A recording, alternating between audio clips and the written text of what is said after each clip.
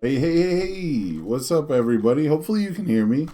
Uh, for some reason, my streaming app didn't want to pick up my microphone all of a sudden, so I had to spend 15 minutes doing that. Wouldn't be an Ace Maneuver stream without some kind of technical difficulty. So, how y'all doing today? How's it going, everybody?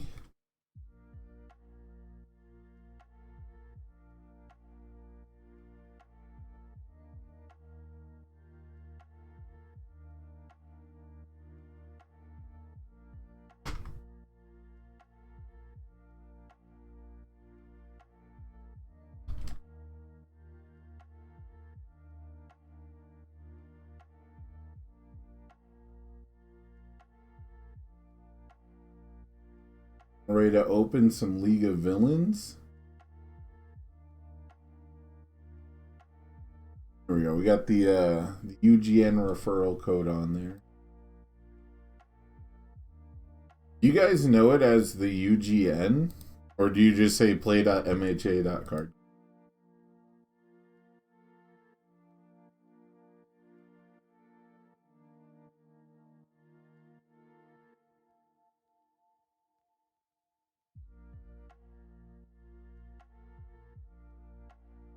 I always just say like the Play MHA website.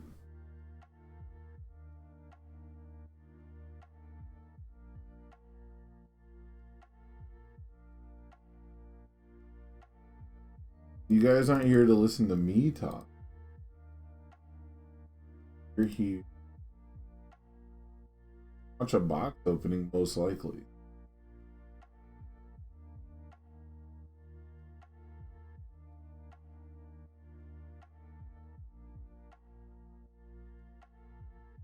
Yeah. Oh, it's because it's... Alright. Yeah, you're so used to Play MHA, right? People say the UGN and I'm like, the what? So... We haven't been able to call it the Universe's Gaming Network throughout most of the time, right?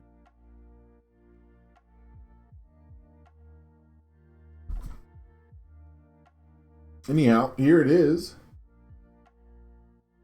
Got the box. It's nice and shiny.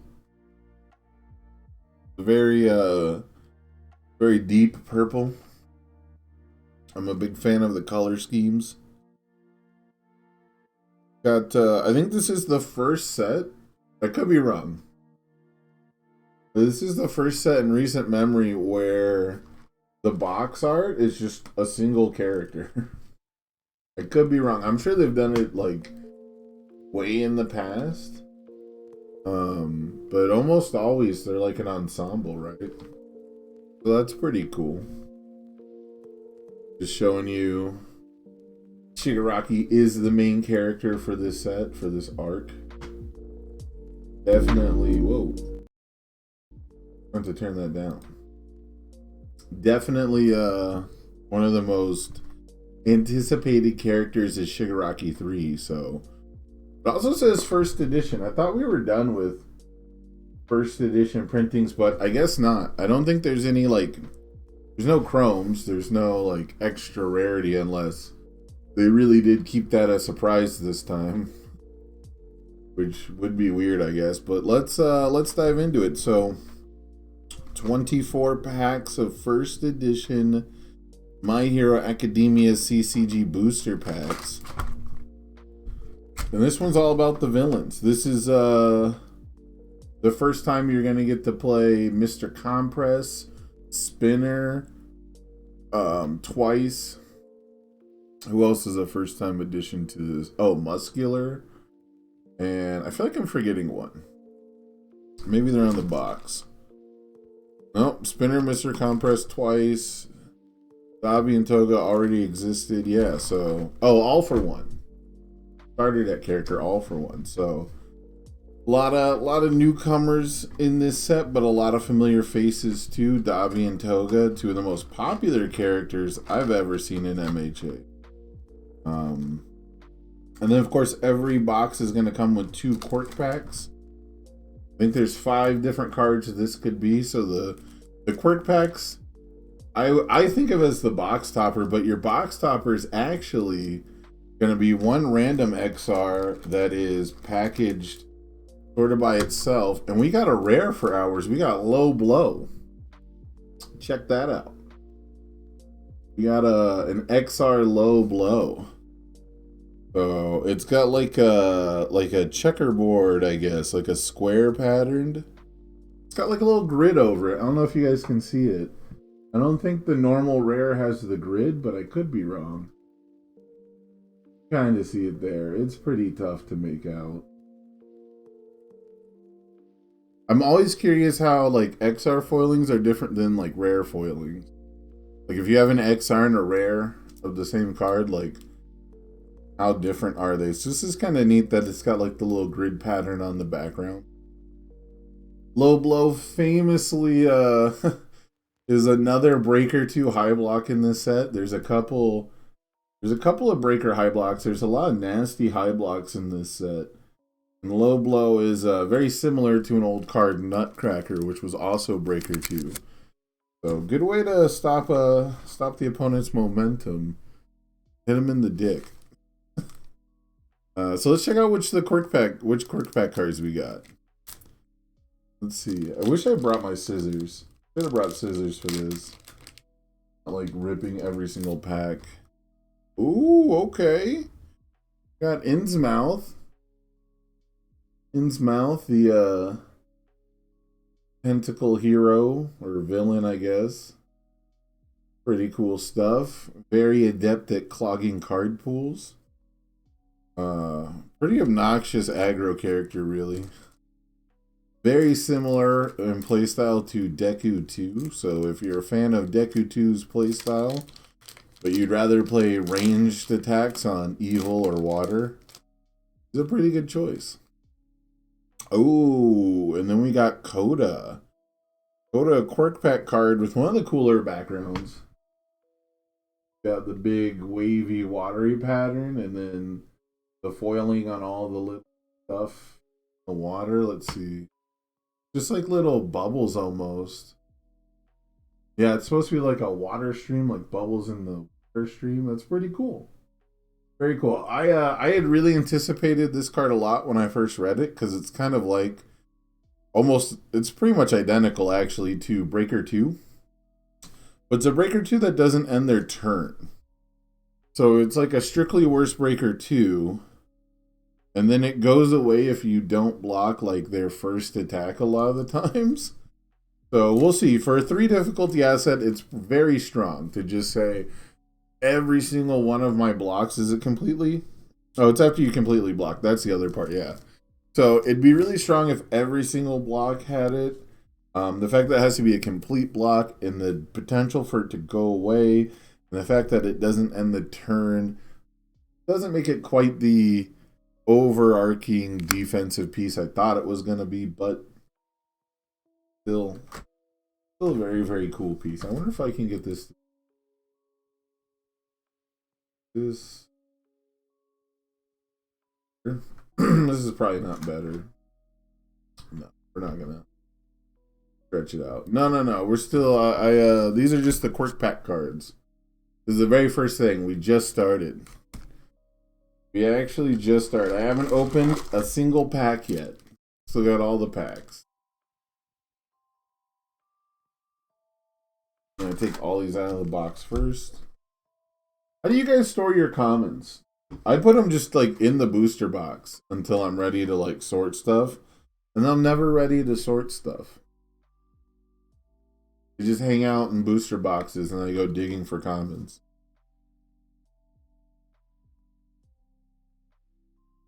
Fat packs. No, fat packs are Monday. Monday, I'm going to have a special guest from the chat, Faylert. He's going to be showing off everything we know about the Clash Reunion box. We're going to try and read the text on all the cards and figure out what all the Clash Reunion box cards do. Box wasn't cut all the way. No wonder it wasn't letting me fold it up like this. Whatever, I'm not going to fool around. But yeah, fat packs I think are the Clash Reunion boxes. You know, first edition for this set is going to be rare. So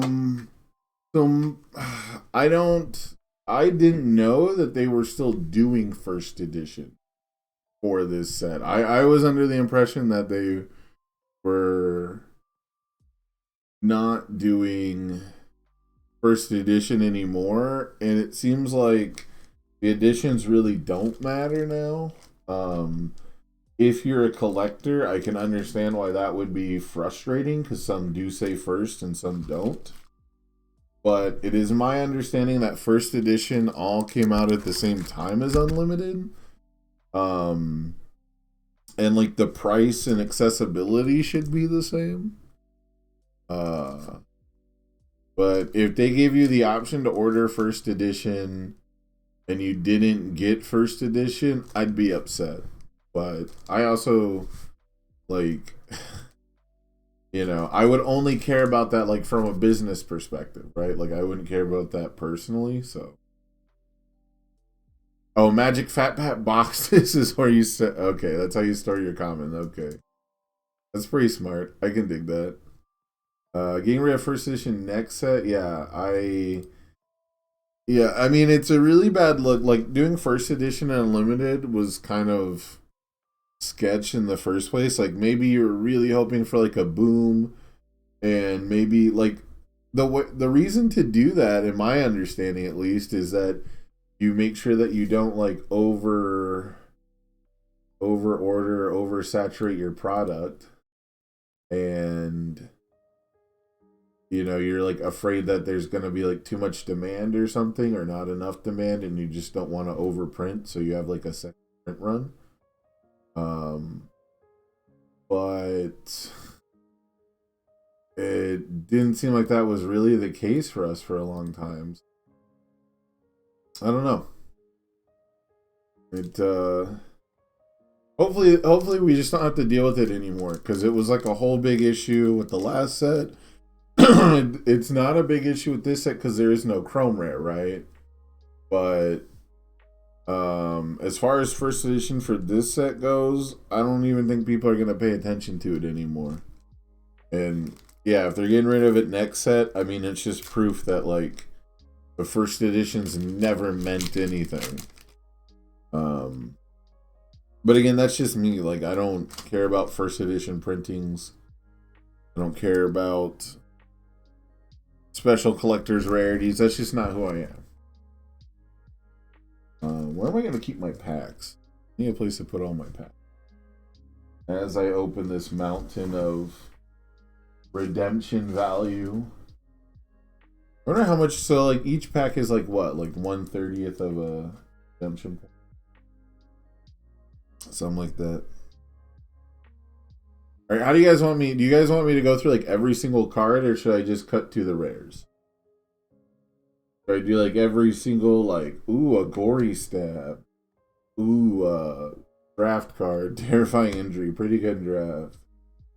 Convenient timing. Yeah. Should I do it like that? Or should I just like cut straight to the rares? I'm already a little bit behind schedule. I want to be doing like the tracking device is uncommon. Okay. Oh. All right. Web of Blades. Very smart choice for the rare style foiling, because it's just got like the outside lining and the actual blades themselves foiled out. Pretty cool. Pretty cool. Well, Unlimited Blades is our first rare. Our first actual foil from the pack. But I think since there's no chrome, I think we're just going to go straight to the rares after a couple packs. We'll go through everything at first, and then probably like halfway through the first stack, I'll just start going to the rares. Because after a while, there's only so many times you guys can see a piercing growl. This card might actually end up being nuts, but I don't think so. Even the Deadlock's not like crazy good. But yeah, I'll get stuck talking about like every single card. Like Gunmetal, or was it, yeah, Gunhead Martial Arts. Sorry, not Gunmetal. Gunhead Martial Arts Takedown, Frame of Mind. Eyes on the Target, Enamored. Blue Flame, Smolder. Pyromania. Wadabi, okay. Then Earth Beast Golem. Oh, alright. Anna Voice. You got the Animal Voice. Another breaker block from the set. And if you block an attack with double its printed damage, it no longer deals damage. Kind of like Throw Hate. Just an Omni block for those Nomu decks. Yeah, Chaos Faith Shield, yeah. Yeah, another reason we had to get rid of Stronger in Darkness, right? If you have Stronger in Darkness out and it's activated, you can just make all your opponent's attacks double their printed damage easily. Oh, it's one of my favorite effects to fool around with, but it's hard to convince myself that Ana Voice will be a meta card. If the form wasn't a first form, absolutely it could be. Absolutely. If I could play multiple Ana Voice on symbols with Dark Shadow Ruin, oh baby, we'd be in there. I'd be playing that all day. So we got Mastermind's Apprentice. Ooh, this is not a rare? What? Muscle Mauler is a common? Bro, no wonder Muscular does so good. Ignite. Firestarter. Oh no, this is Dark Interruption. The other Breaker 2 high block, but character locked at least. Masked Menace. Then we've got Armored Muscles. Polite and Well-Spoken. Sluggish Recovery. And then, it's another Moonfish card. It's Glacier Breaker. Another rare. This card is called Climbing Over It, I think, right? Or is it if you block a low attack? Yeah, it's Climbing Over It. So we got Sliding Under It and Climbing Over It. Ice Slide Tackle is the Slide Under It card. This is the Climb Over It. If you block a low attack, it deals no damage. Pretty handy stuff to have around. I like those kinds of effects. I like the fact that it's not like an omni block for throws and jolts and everything, but I do like the fact that it blocks 2/3 of the zones. So, feels pretty good in a draft deck.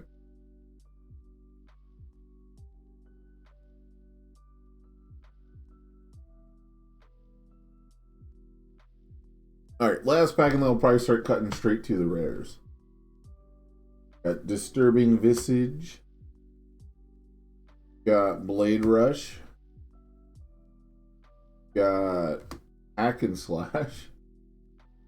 The Terrible Twos. Twice is Measured Violence. Muscle Rush. Bartending. Or Bartender, sorry. Eye of the Tiger. Carpooling. Is Reluctant Retreat. This is our rare actually, and then this is the XR Effortless Movement. So we got a twice XR. Our first XR is Effortless Movement. Okay. Alright. It's just kind of like lightly foiled all over. You can kind of see the foiling on the ice in the corner. And a little bit on the twinkles. There's like some twinkly ice. There you go. You can kind of see it. It's a little muted. It's kind of like the rare foiling. It's just, I don't know if it's because of the specific art, but it's almost like it's just sort of foiled like around the outside. And then we have Reluctant Retreat, which is maybe the most overcosted rare of all time. It makes you remove itself, like you have to remove the foundation and discard a card. And your opponent can't play action cards during the attack. So I don't know. It's a lot. And then the Deadlock Enhance remove is just playable while committed. Your next check to play a card gets +3, which Chaos has all kinds of deadlock effects to give them a check bonus. Very interestingly statted card. Next up, We have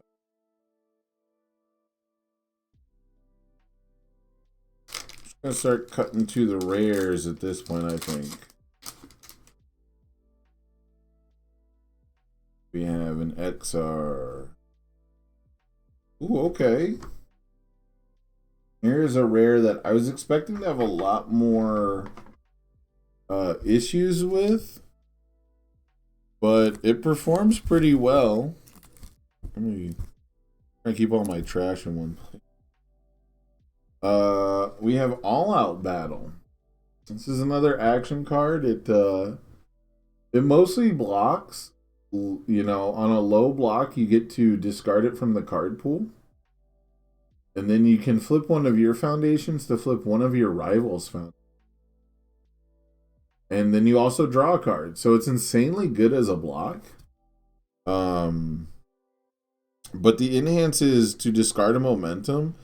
And then you get +1 speed for each attack in both players' card pools. So it's not like cremation good on offense, but that defensive response is nuts.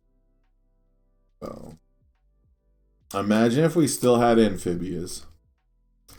Air characters would be eating good.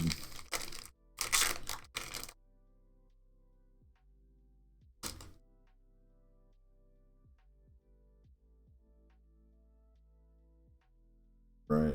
Oh, we did it. We did it. We pulled the SR. Who needs a United States of Smash, baby? It's not the XSR. Did it come in the rare slot, actually? I should double check. I think it came in the rare slot. I thought secret rares. Maybe I'm thinking of XSRs. Yeah, I think I've pulled more XSRs than SRs. Yeah, check it out. Ruling's Nightmare. United States of Smash. Let's go. Who knows how it works? I don't. It's foiled like a rare, though. It's like... It actually doesn't even look foil unless the light hits it perfectly.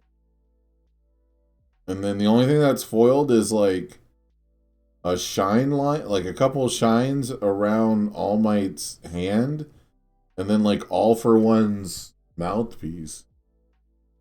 It's kind of wild. I guess maybe the XSR has all the foiling.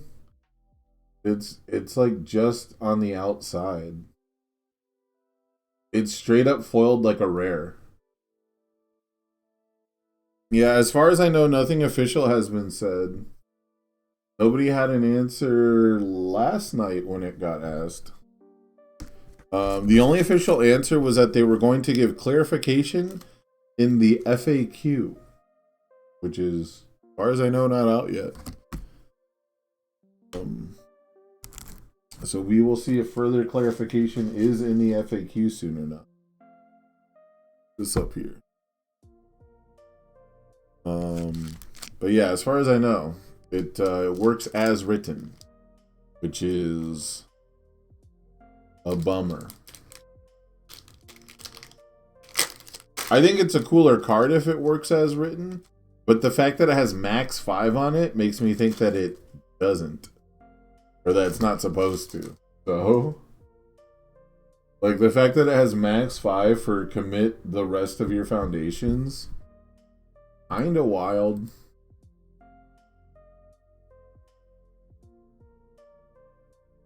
If it let me, like, have 10 foundations and go plus 10 speed and +1,000,000 damage, that would make sense.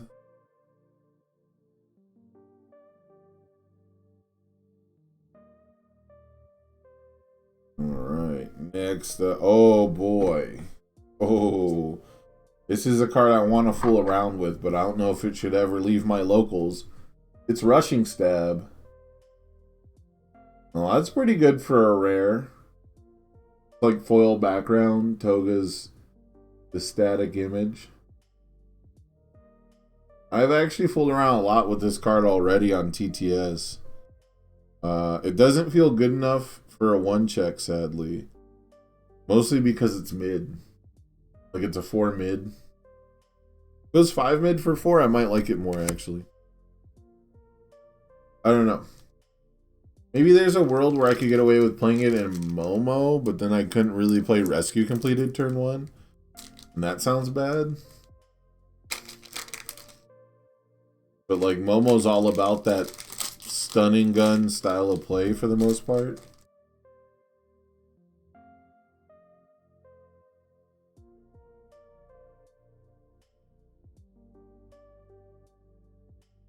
Okay. Ultra rare time. I think this is our first ultra rare. It's the top pro heroes. Check them out. Standing still. Now they're foiled glory.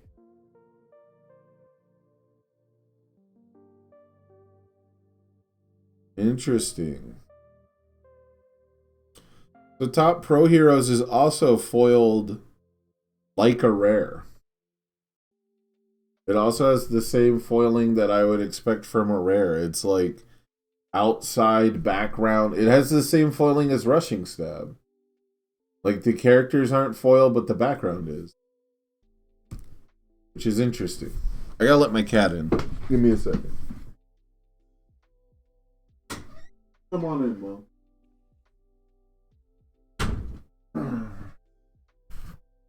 Cat's gonna go sleep in the corner. Not give me any bonus internet points. But yeah, so far the foils have been really low key. Low key is how I'll put it. Foils have been oh, bonus internet points for the cat. You want to sniff the pack, bud? It's all new sniffs. No? Okay. He gave it a big sniff and then said, I'm done. He said it's not food. I think the package, the wrapper sounded like food for him. What's up, bud? Seem to be a menace. If you're going to be a menace, you got to be on stream. I need internet points for having a cat. Don't understand how much the internet likes. Alright, yeah, he's gonna go sleep in the corner. Alright, what's up next? Ooh, okay, we got another XR. Let's do the XR first. XR is bartending. I don't know if you guys can see, there's like a swirly pattern. See that? There's like rare foiling, but now we have a swirly pattern over the art. It's very reminiscent of early Shigaraki cards, if you remember the Evil Gaze foiling. It reminds me a lot of that.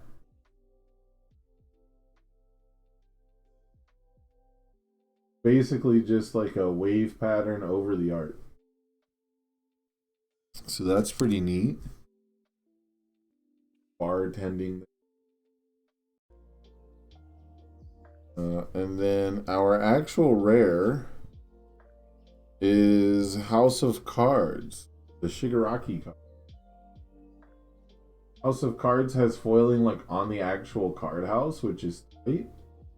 Makes sense. It's like why you would do rare foiling this way, right? So like the point of action, I guess, or like the focus sort of bleeds through, although I guess the focus is really his eye. Still pretty cool. I like this one. I like the House of Cards foiling. I think that's pretty good.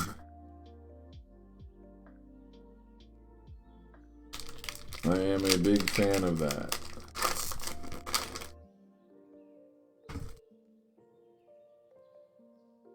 Next up, we've got a rare that a lot of people have talked up to me, but I've not seen actually pull its weight. It's come pretty close in twice decks. It's I mean, it's very obviously made for twice, but it is Agile Drop. Agile Drop also goes really well with the rare foiling. But it's all about the background, right? Just the character hanging out and then like a cool background. He's just dropping in to be like, hey, look at all this funky stuff in the background. That's pretty cool. That's like a good choice for a rare foiling.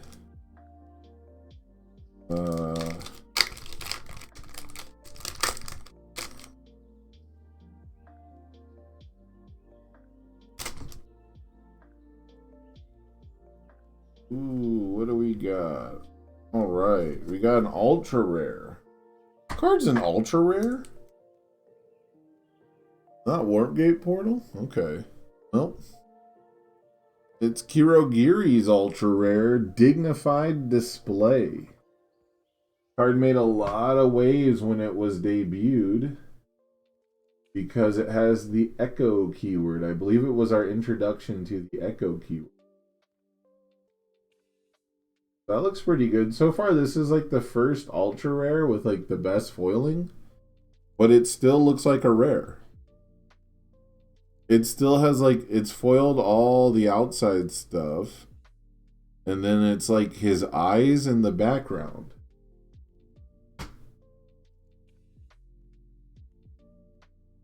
See that? It's just like his eyes and then the background are what's foiled. I don't know. Have you guys opened packs? Do you guys go to your pre-release? How did the foiling look for you guys? So far, if I was going just based off like the way it looks, every card has looked like a rare. They all have like the text box and the game info foiled, and then the background or like one thing foiled on the art.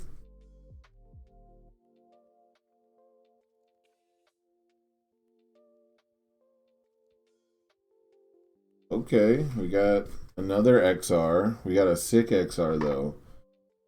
We got. I'll do the rare first. This is Decoy Duplicate. Decoy Duplicate should have been a set 1 effect in my opinion, but at the time there was a standard effect similar to this, so I imagine that's why we didn't get it. Should have been a set 2 effect and a set 3 effect. But here we are. We finally got it. Pay 1 momentum, remove a foundation, and then your opponent discards this attack and they get to draw a card. Decoy is pretty good, but it's still weak to stun. Like, you have to decoy early against heavy stun decks. So far, it hasn't really saved me. I haven't been able to like wall up and hide behind my decoy duplicates a single time. The 1 or 2 times it would have helped me, I had multiple decoy duplicates and my opponent just continued to draw attacks. So that's like worst case scenario, but it sure is a scenario. But now what we're really here for, the main event. The last pack in the first stack had an XR Vile Seizing. Let's go. Bonus ultra rare. Not bad, not bad. Can you guys even like see the foils with my Oh, there goes that card. Lost to the Abyss. Oh, now it's lightly played already. Dropped it.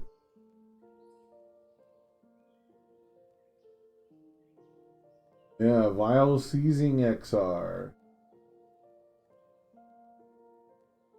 Now I need to see a real Vile X-Seizing. X-Seizing.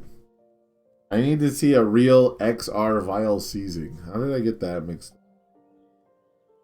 And you see like a normal UR one. So far, it's exactly the same as the other ultra rares, except it's full art. It is, the outside is, the lining is foiled. The background is foiled. Got like the pattern, I guess. Maybe that pattern is new. Maybe that pattern is XR foiling only.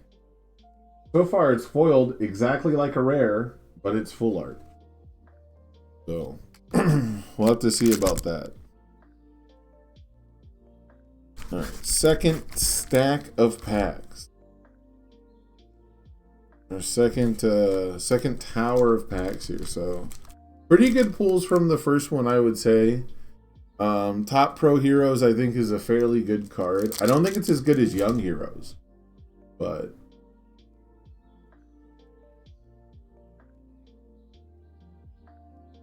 you know, I don't remember having too much of an issue with set 2 XRs, but I also didn't do box opening.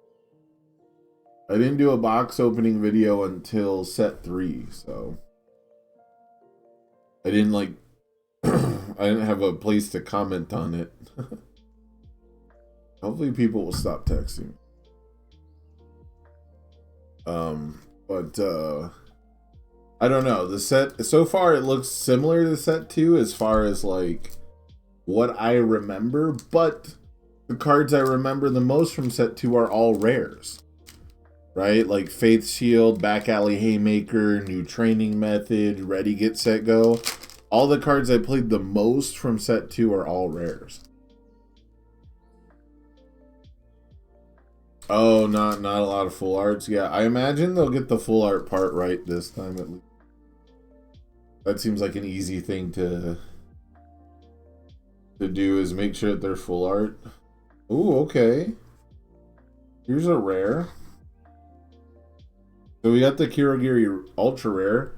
Now we got the Kirigiri Rare. We got Warp Gate Portal. This card, man. I want to think this card is busted, but it sure seems totally fine. Until they make something that obviously... Oh, come on. Until they make something that obviously combos directly after it. Maybe you play this in Ochako too? I don't know. At least it's not conditional on dealing damage, but...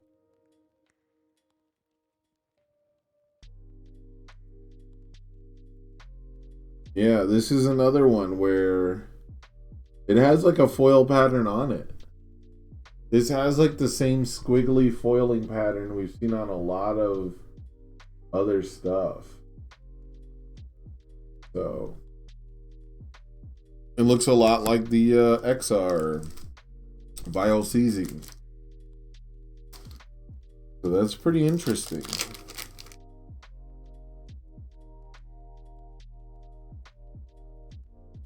So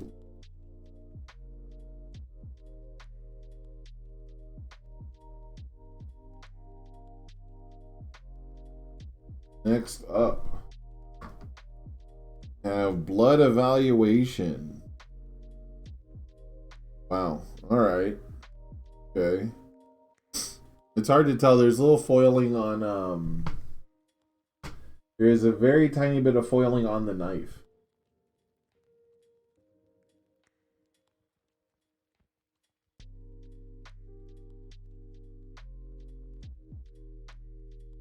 Excuse me, had to sneeze. So yeah, so this one, it's pretty par for the course, right? You can see at that angle, like the metal part of her face mask is foiled. Is that her backpack? Or let's see, her needles on her backpack are foiled, and then the knife is foiled. So this is pretty good. This is like how you would do the rare foiling, right? The points of interest are foiled. You heard XR Shiggy 3 and Twice characters look great XR. Well, I would definitely like to pull a Twice XR. He seems like a very popular character. It seems like people would need multiple XRs to get their fill. Oh, okay. I didn't realize this card was a rare. Alright, this one looks good as fuck. This is Tormenting Glare. This is a card I'd like to see an XR of now. This looks great, actually, because Shigaraki is like in the foreground and he's not foil, but the pattern behind him looks sick.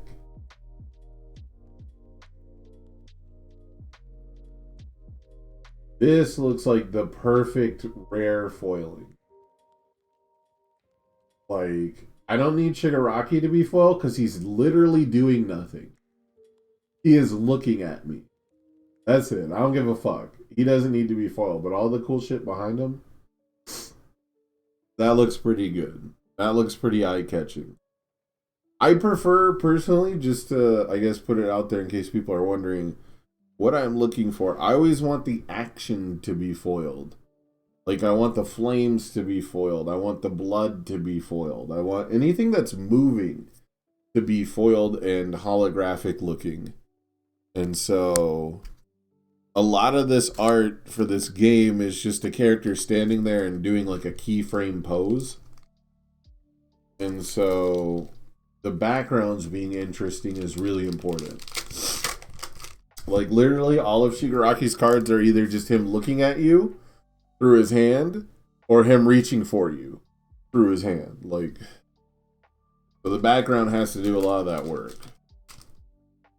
So what are you going to foil? His fingertips? Make it look like he's got nail polish?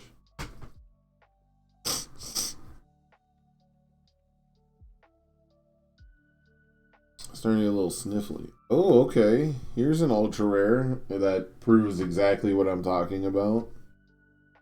Dual Needle Lunge. This card's kind of sick. This card is kind of nice with it. Pay 3 life to be Shitty Chaco 1. I'm here for it. But it's got exactly what I was talking about. It's got... The character is like whatever in the middle. But then all the knives, are they knives or needles? I guess they're needles. It's Dual Needle Lunge. They look like knives with the foil, but like the red blood splatter and the needles are all foiled. And that's really nice. I like that. It's also full art. It's not an XR, right? Yeah. The ultra rare is already full art. But what is the XR going to look like? If the ultra rare is already full art. Can you guys see right there what I'm talking about though? Like all the action-y stuff is foil. And the character is not. So like when the background is really active, the ultra rares look really good. When the background is not very active, the ultra rares look like rares. That's pretty good. We've had, what are our ultra rares so far? I mean, Vial Seizing was an XR pool. But our ultra rares so far are Dignified Display, Dual Needle Lunge. I should probably separate rares and ultra rares and XRs. Dignified Display, Top Pro Heroes, United States of Smash might have taken a UR slot. Yeah, so far we've gotten 3, potentially 4 ultra rares, and we got a bonus off Vial Seizing. So pretty good. Pretty good. We should have 2 or 3 ultra rares left to pull. And we should still have 2 XRs left, I think. Right? No, 1 more XR. Yeah. 1 more XR. We've only got about 6 or 7 packs left. And then in case you guys did not notice, I have a second box that I'm going to open tomorrow night. I'm going to do that later in the night, just in case there's any night owls or anyone working on the Pacific West Coast who did not get to tune in this early. Oh, okay. All right. I'm hyped for this card. I love this effect. I wish it was a 3/4. League of Villains, baby. There's another ultra rare. This XR better look sick as fuck. It better be full art and look tight. League of Villains. It's an ultra rare where, again, only the background is sticking out. Like, it's an ultra rare where the characters aren't doing anything. And so the only thing foiled is, like, Kurogiri's eyes and the background. So it looks exactly like I would expect a rare to look. Yeah, the swirls look sick. Okay. Got confirmation from the chat that the XR is in fact popping off.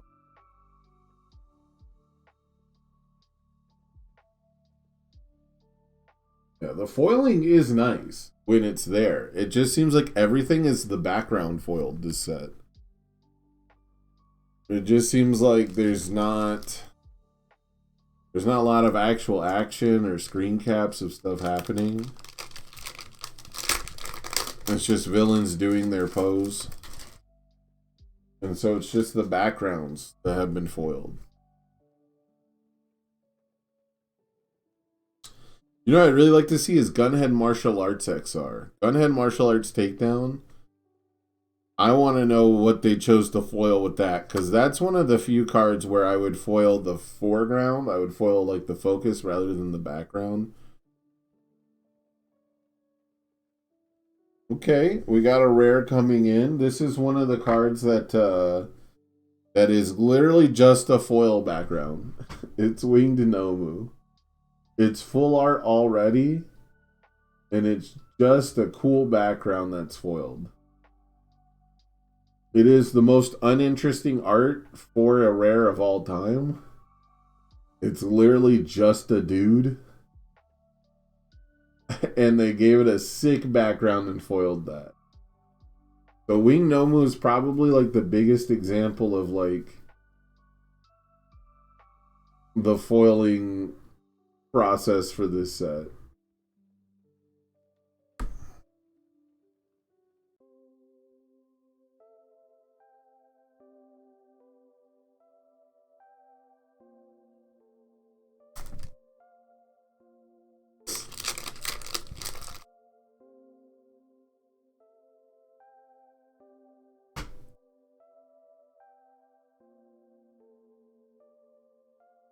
Well, I thought I had a twice XR.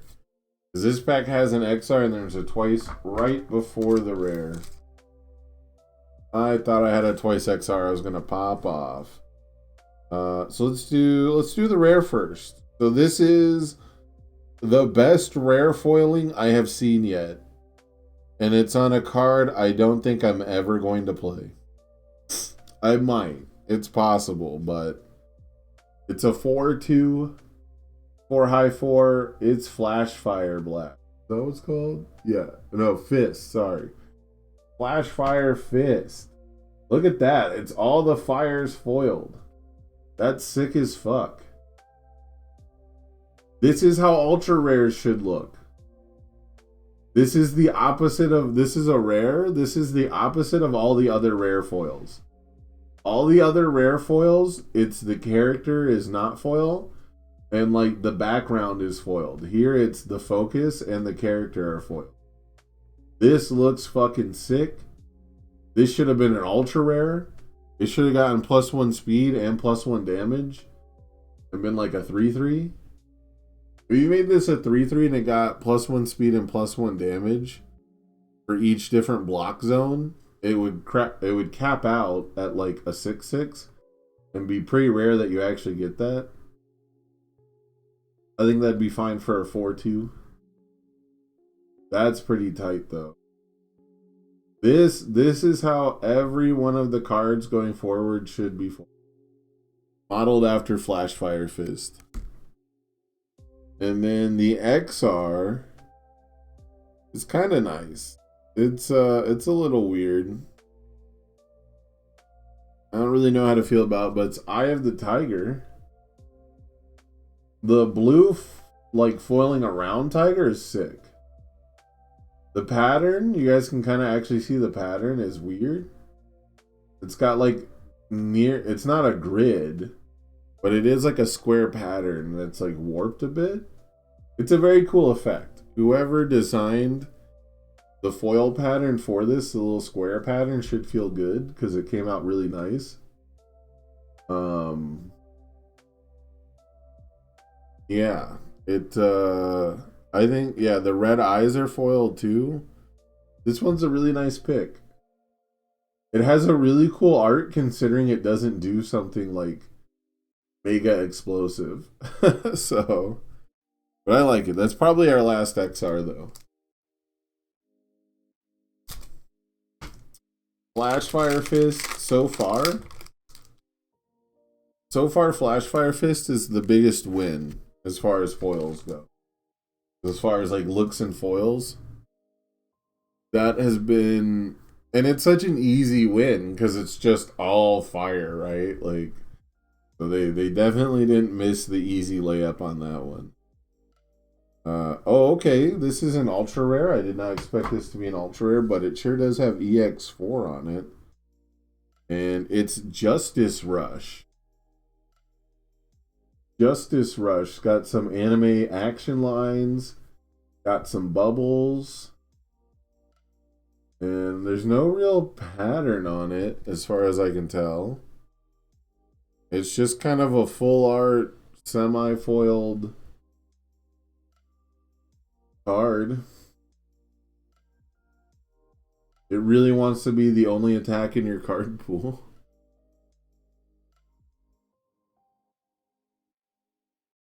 Oh no, it's a little underwhelming for an ultra rare. Both as a card and as a foil. Like the backgrounds are nice. There's just, that's just all there is, right? Like the backgrounds are nice, they're foiled nice. It's just that's what we decided was rare foiling. So to see that on an ultra rare is just a little weird. And it just makes it all seem a little tame.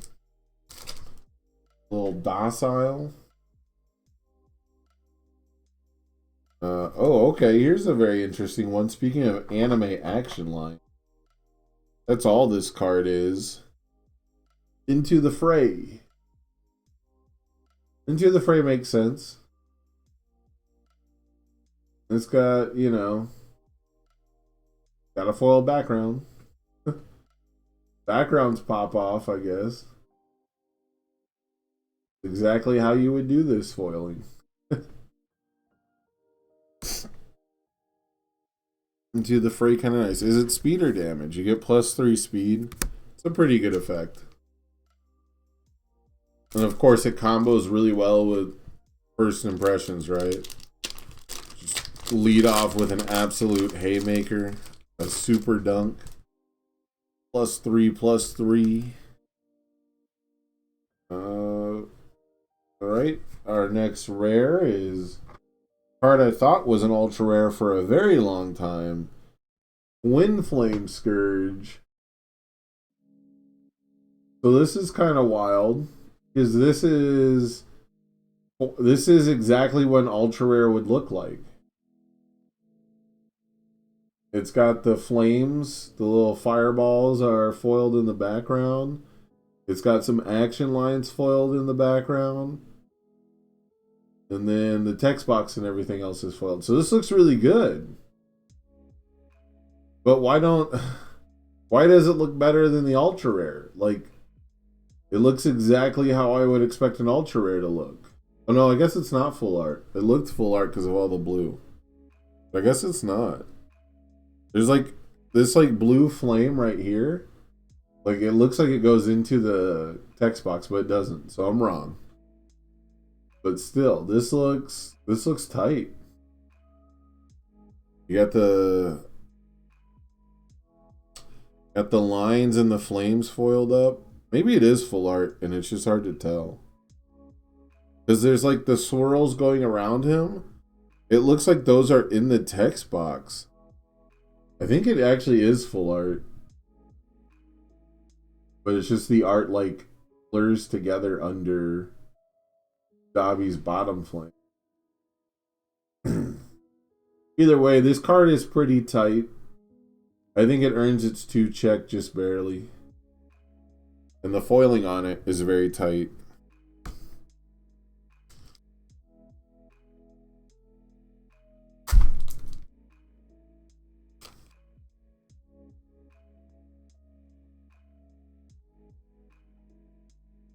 Ooh, next up we have a very interesting card.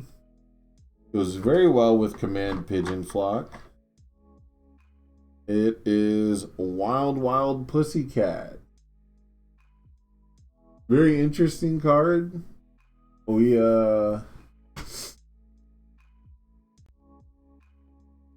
We left off one of the Wild Wild Pussycat symbols, though. Not every pussycat gets to play this. In fact, I think 2 don't. No, Ragdoll has death.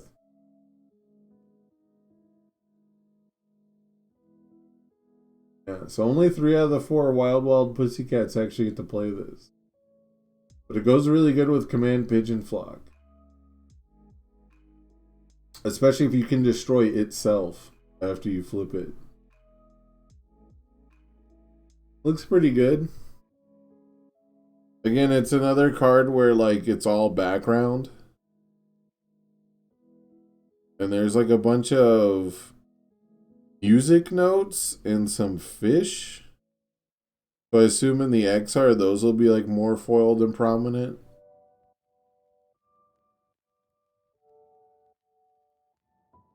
Yeah, I guess they're doing like a Ginyu Force style pose. Pretty cool. It seems very vibrant. Seems very, very loud, but that's mostly just the art, I think. Alright, last pack. Last chance for stuff to go crazy. Get a bonus ultra rare.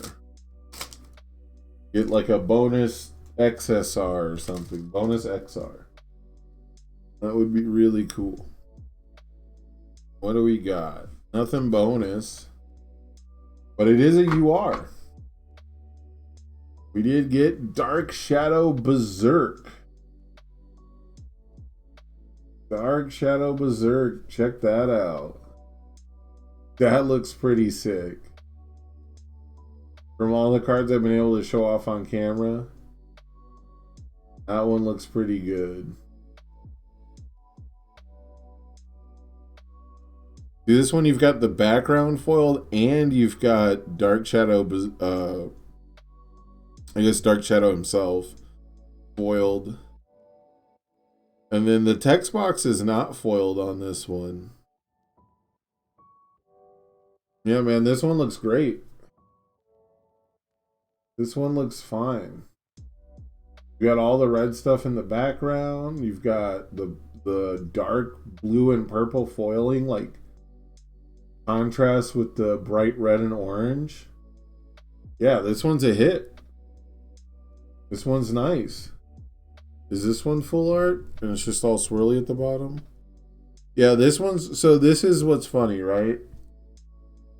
I do think for this one and only card, trying to foil what's in the text box, because it cuts off. It's like this purple foiling cuts off, but this is still purple dark shadow swirly stuff. So if this could have been foil like under the text, might have been hard to read or might have looked bad, and I just don't know. But I would have liked to see that, like all the foil down here, which is still just like the same as this purple stuff. It's still dark shadow in the text box. If they could have foiled that, it would have been an absolute home run. Slam dunk, grand slam, sports reference, home run.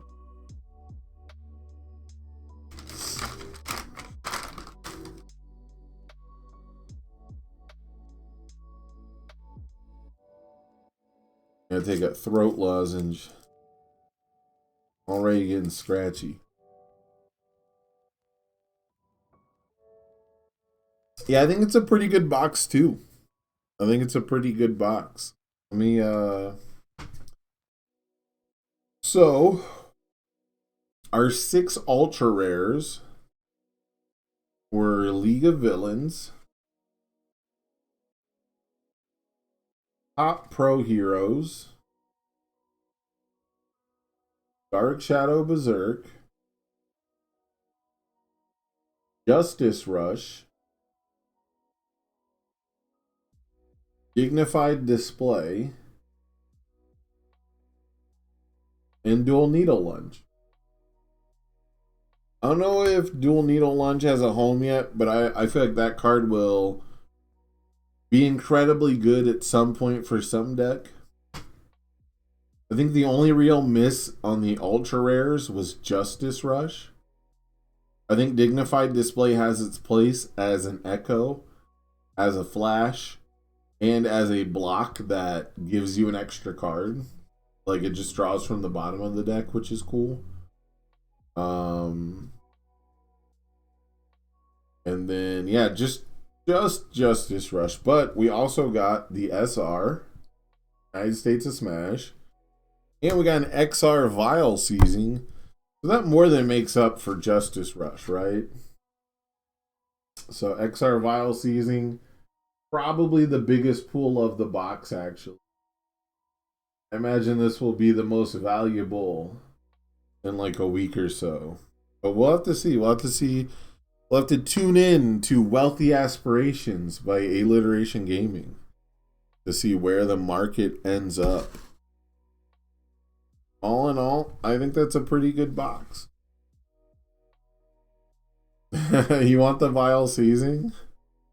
I don't know, maybe I'll do a giveaway. I should do more giveaways to try and boost channel participation, I suppose. I was thinking about giving away the second box, but I couldn't think of like a good giveaway for it. Man. Yeah, I just couldn't think of anything I really wanted to do for a giveaway. Because all the stuff I'd want to do requires way too much participation. Like, I'd want to be like, play a whole tournament.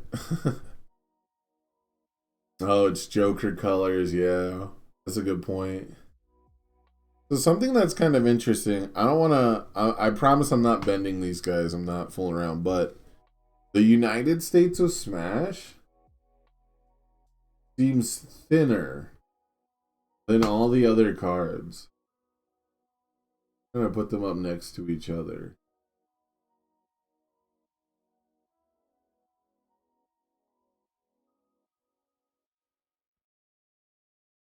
That's so weird. It's like the same size, but like holding it in my hands, like it feels like I can barely put any pressure on the Smash and it starts to bend. I put the same tiny bit of pressure on Dignified Display and it doesn't. Like it just feels very flimsy. But it's just the United States of Smash.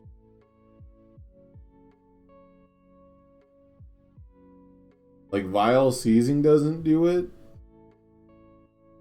None of the XRs do it. I don't know.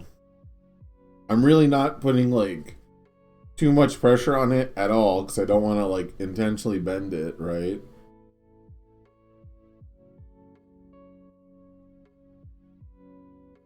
Yeah, it might just be part of the SR printing.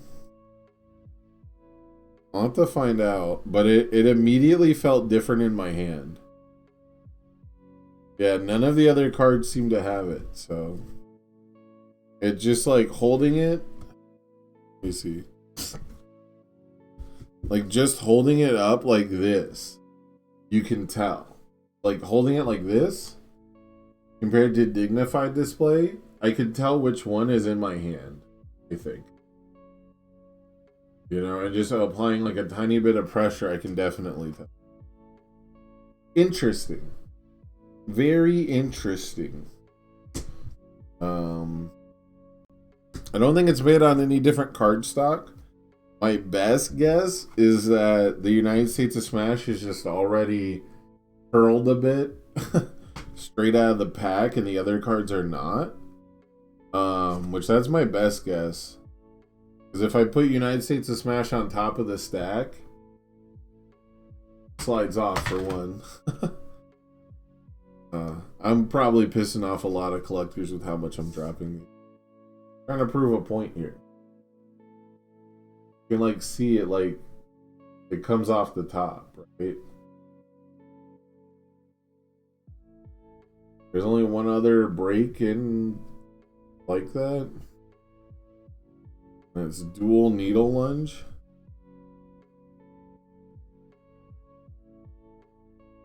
And dual needle lunge is the only other noticeable one. It's not half as bad. Put in water. Okay.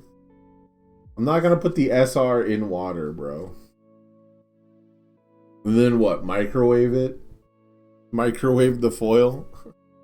Then take a blacksmith hammer and hammer it down flat. Then get a book press and spin the book press till it's real tight. Put it in water.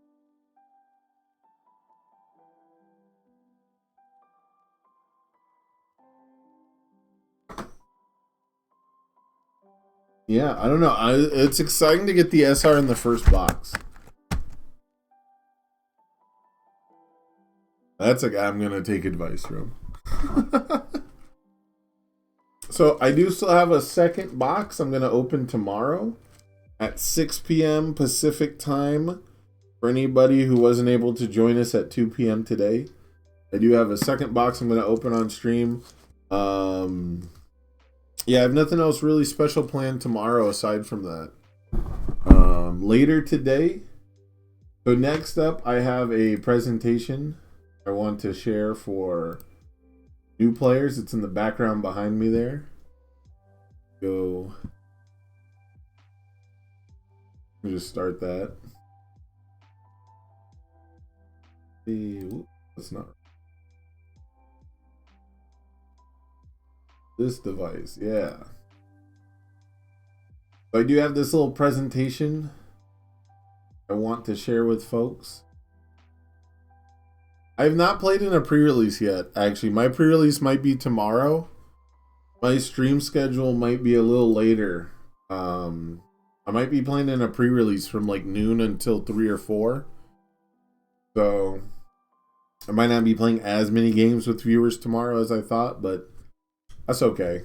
I don't have that many viewers to play games with on an average day, so it's not that different. How did I set this up?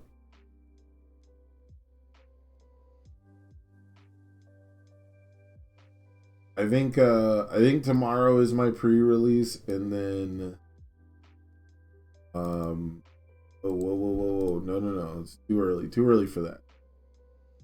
Too early for all that. Trying to see where I have space to move the chat. I'm gonna put chat over here. I just shouldn't do a full screen. I just shouldn't do a full screen presentation. I move all this stuff down here.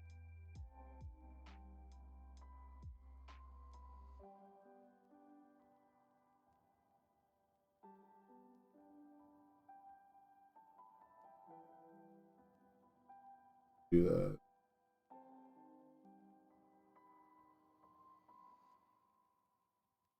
I don't think this looks too bad. Anyways, you guys got new players and they got questions, get them in here. Go find them. Go send them the link. Tell them you got Sam Tate who's going to answer any and all questions they might have. Because now is the time for my little presentation. And I'm going to do a video. I'm going to re-record this off stream. Normally I would just do this on stream and like try to upload it, but I'm going to try and make like an actual less than 5 minutes version of this presentation. But if you guys got new players who have questions, get them in here. And in about 5 minutes, I'm going to start this presentation. I got to go refill my drink. And then we'll do this. This is my 3 tips. 3 tips that overnight changed the way I play this game. 3 things I started doing. I started doing all of them at the same time. And it was very early on in my UFS career that these things upped my win rate. I started to win games almost immediately doing these 3 things. So I think that they are very important things. They're mostly information compartmentalization, mostly compartmentalizing information correctly. So That's a big theme for me when it comes to new player onboarding, but I'm going to go grab a water. I will be right back, and then we will jump right into this presentation. So, this is your last warning. Go get those new players. Bring them in here. This also gives me a chance to clean up all my pack trash, because I hate having trash on my desk.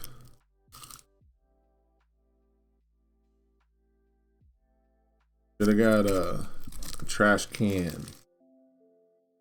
Brought it with me. All right, 5 minutes, guys. Maybe less.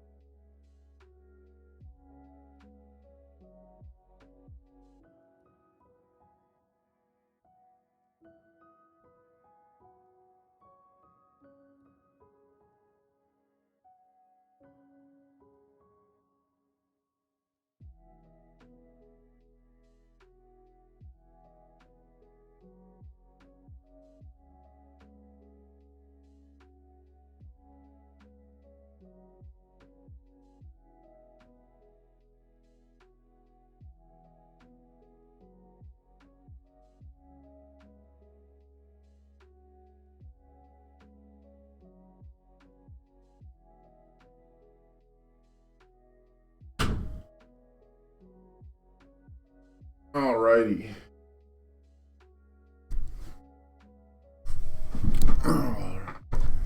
Who's still with me?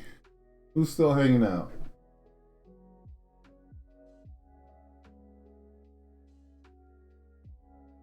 Who's a new player? Do I have any new players? Anyone who feels like they are still a beginner in the chat? Hey, Richard Plummer, what's up?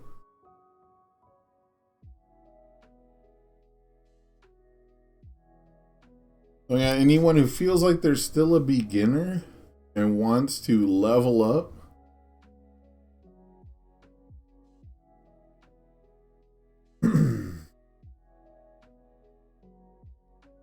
Yeah. So I want you, when I'm done with this presentation, when I'm done with all 3 tips, we've got the thanks for watching card. I need you to give me feedback on whether these things were obvious to you, or if someone explained it and that made it seem obvious, right? Or if these were helpful tips. Because there's a lot of things that I take for granted because I was taught by some of the best, not only players, but like some of the best teachers of this game. And being a good player, being a good teacher, 2 very different things, right? So I feel very lucky that a lot of concepts came quickly to me. In translating those concepts back to people have been very helpful, but like surprising. Like it's always just a little surprising to me, like what is actually helpful. So I need your help. I need your feedback.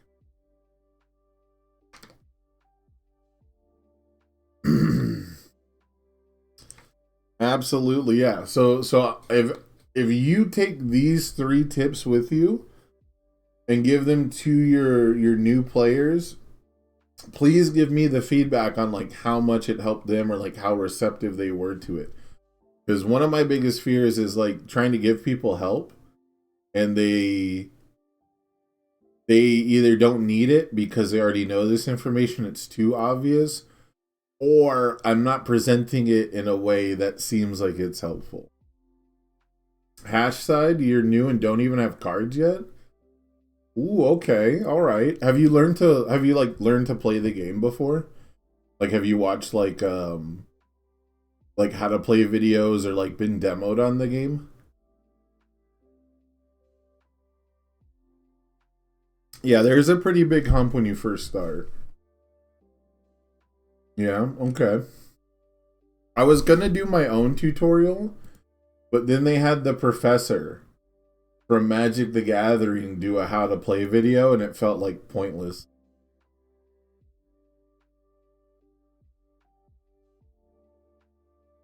Like the professor's tutorial covered like everything in depth, so I was like, all right, I guess I won't. I'm focused primarily on like the game, but you don't know how people play the game. I'd even say it's a lot bigger a hump than other CCGs I've played / tried.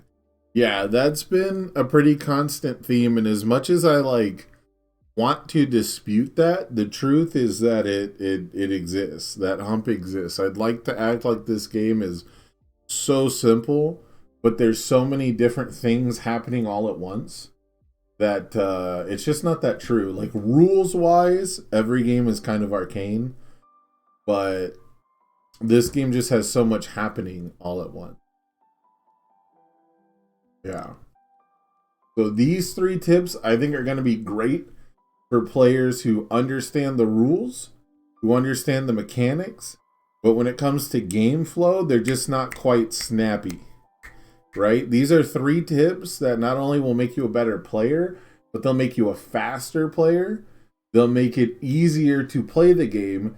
So even if you don't see your win percentage go up, or these aren't necessarily going to help you build better decks, they should make your experience at your locals better. So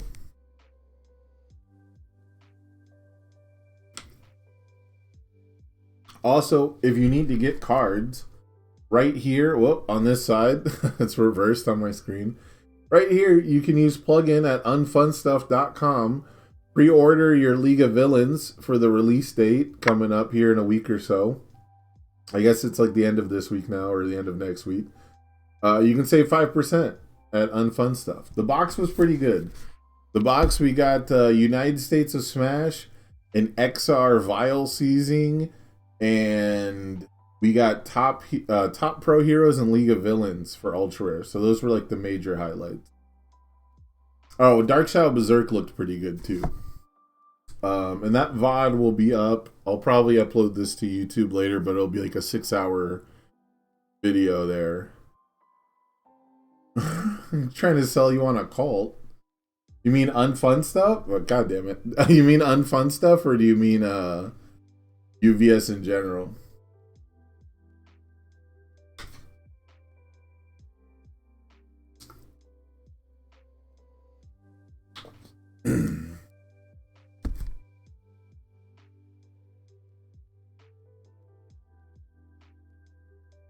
All right, we'll get started in just a moment here.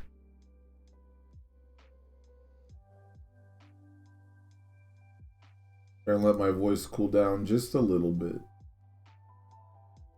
Find that range where I can enunciate and not strain my voice.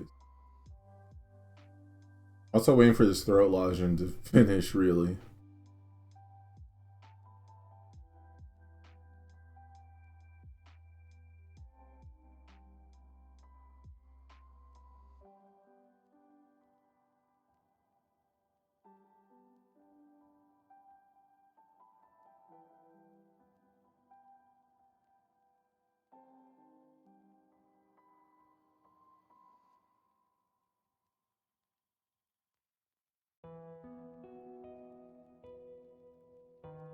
A timeshare. Yeah, Cult is cheaper, by the way.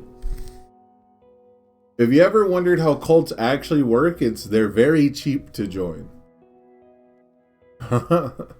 You get a lot of people who don't have money, and then you rope in one person who does.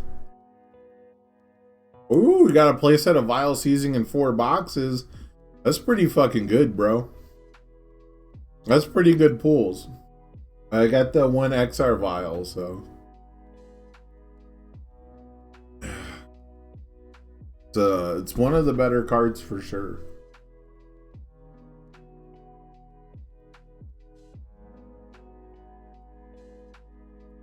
All right.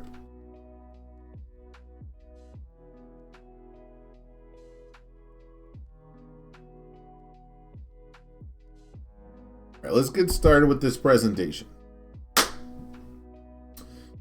So, if you have beginner players, this is 3 things I've noticed that they struggle with that seems just a little obvious to us veteran players. So it might not be something that we bring up to them, but I wanted to make this little presentation to give a succinct place for this information, because these are 3 things that I harp on constantly, and they are 3 things that do not... I don't think veteran players want to say these things to new players, or they don't want to give this advice necessarily as blanket advice, because as you get more experience with the game, it does not remain always true. And so we're afraid that we'll give them advice that leads them astray in the future. But I think these are great general rules. These are things that apply, I would say, 90% of the time. And these are things that I did all 3 of these things all at once. And overnight, my win rate changed. Overnight, I was able to play against better players and finally take games off of them and eventually win matches with like even power level decks. So a lot of the times, the game is way too contextual to actually give this sort of advice, but I think this is a way to level up instantly, to go from a beginner to, at the very least, a seasoned player, maybe not like a veteran, but you know, a journeyman player immediately in my eyes. And the first one is probably the one rule that people actually do give to new players, and it's the 3s and 5s rule. So every foundation you play on your first turn should be on a 3 or lower difficulty, or if you can't do that, aim for a 5. And the way that typically works, and I really should have a visual diorama for this, maybe I will for the YouTube video, but is essentially you play a 3 diff, which is on a 3, you play a 2 diff, which is on a 3, you play a 1 diff, which is on a 3, you play a 0 diff, which is on a 3, and then you play a 1 diff, which is on a 5. The other really common way for this to look is like a 2 diff, and then another 2 diff, so that's on a 3, and then a 1 diff on a 3, and then a 2 difficulty on a 5. And that one's a bit riskier, but sometimes those are the hands that we have. And so that sort of pattern is something that you kind of naturally do in a lot of demo games. A lot of demo decks are set up to like hand you that sort of thing, and it's something you take for granted, I think, as a veteran player a lot, that it comes so naturally to us. Like when you're looking at your opening hand as a veteran player, that's basically what you're looking for. You're looking for how many of these are guaranteed and how many of these do I have to risk on. And for beginners, I would not suggest playing with 2 checks, of course, you know, and like beginner product pretty much never has bad checks in it. So if you have so many guaranteed foundations, the most you can guarantee, you know, following this method, you can guarantee a minimum build of 4 foundations if you have a 1 difficulty, a 0 difficulty, and then 2 foundations that are, you know, a 3 and a 2, right? That don't have combined difficulty of 5 or higher, so, or 6 or higher, really. So you want to aim for 5 foundations. It can be a trap to build too many foundations turn 1, like we saw in the Hero League Championship. Everyone likes to point out that the Jiro built 6 and held 1 card, which in the past they would have held 0 cards to do that. We've actually updated the rules to make it easier for player 2 to build 5 foundations and still defend themselves, right? And we've turned that now into people who want to build 6 foundations. And the only way you can build 6 foundations on turn 1 is by utilizing 0 difficulty foundations. So those 0 diff foundations are super, super important for those early build turns because they help you follow the 3s and 5s rule, right? That 6th foundation can never be on a 5 difficulty unless it's a 0 diff pretty much all the time. I can't think of any other way to build that many turn 1. I don't think there's any cards that immediately build themselves or anything that reduces difficulty. So of course we do have 6 checks in the game and things like that, but on average 90% of the time your check is going to be a 3 or a 5. And so if you plan your turn out ahead of time and you always try to think, okay, guaranteed, then I might have some risk, right? Like we will see better earlier build turns, and building 5 foundations turn 1 is the foundation for most decks to do really well. So yeah, odds are Kevin doesn't run that hot. Odds are Kevin checks an extra 3, and doesn't get to actually just steamroll his opponent, right? So, but that's the thing. That's how important this early build turn is that it was worth the risk at the highest level to build all 6 foundations and hold the 1 attack, the 1 card we couldn't build turn 1. Okay? So the 3s and 5s rule is something that I do think people bring up to newer players, but it can be hard to sort of conceptualize. But if you're opening hands, and I've seen this too, where like other card games kind of interfere with the thought process where players don't want 0 difficulty foundations turn 1. And so they think that they want more higher powered foundation.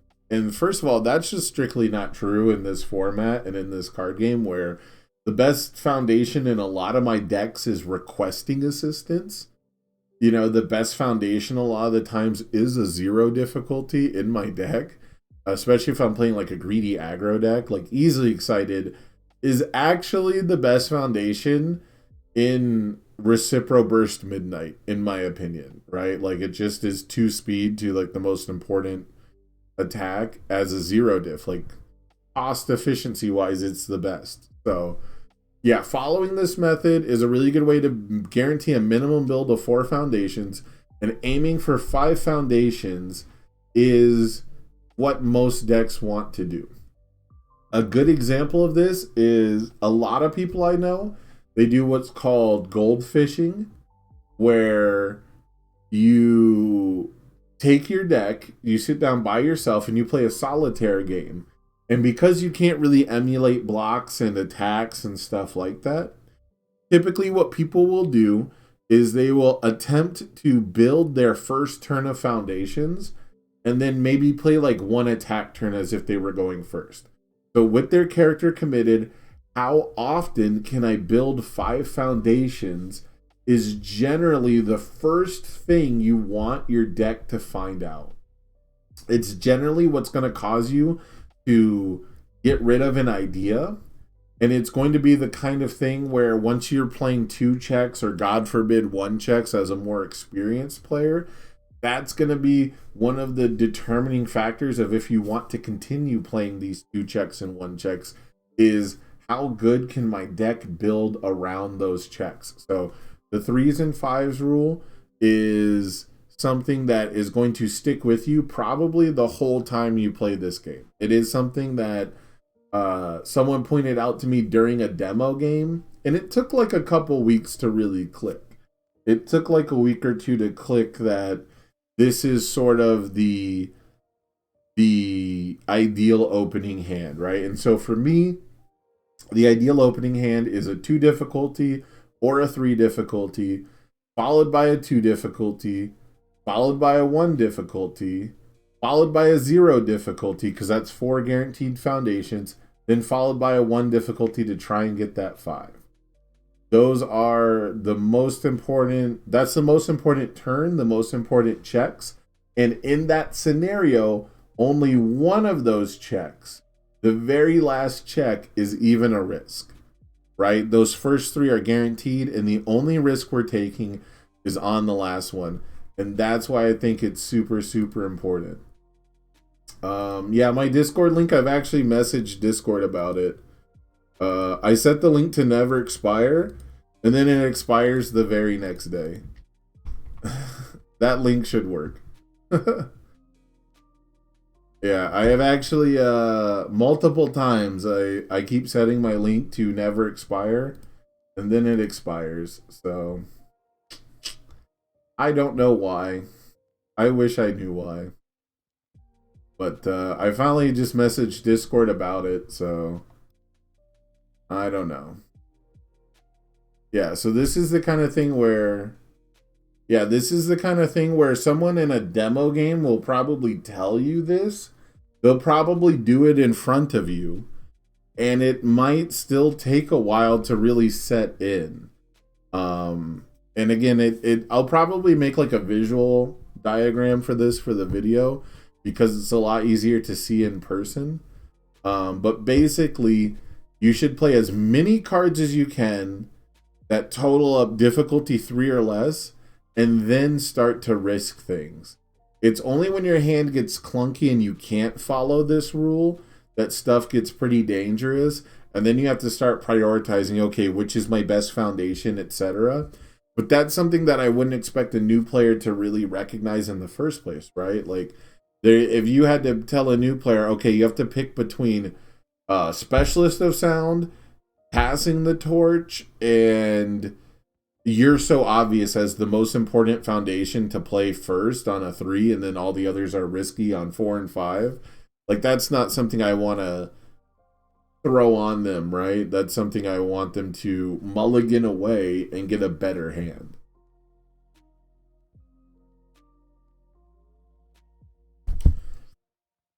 So yeah, this is this is the best way to guarantee at least 4. It's a good way to guarantee at least 3.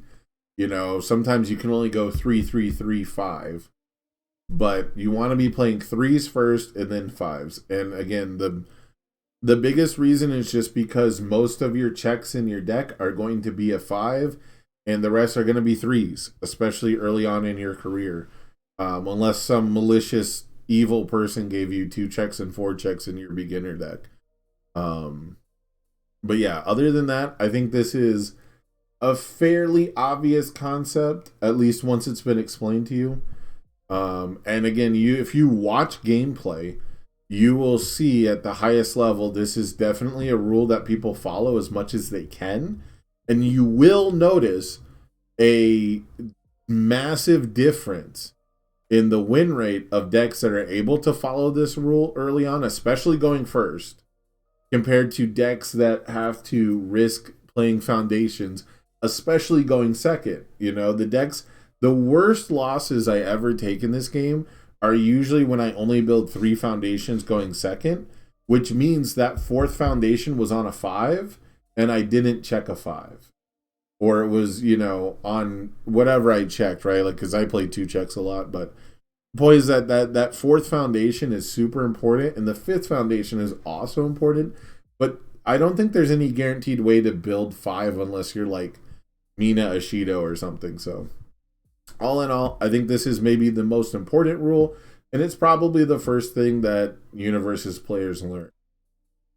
The second rule, this was inspired by an actual local player, right? We have a brand new player at our locals, and I mean, I think that they've played like 2 weeks now, right? And so they were playing Bakugo, I'm pretty sure.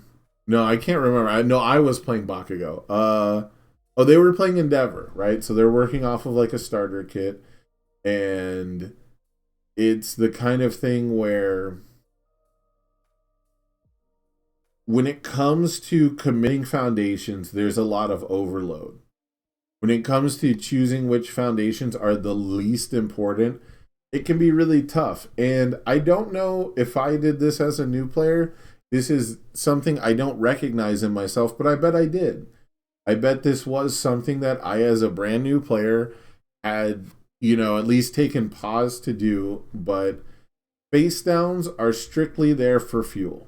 They are there to pass checks. They don't have effects. They are generally the first thing you want to commit in any given scenario, whether it's stun, whether it's to play a card, whether it's to pass a check, any kind of cost, whatever. You want to commit face downs first.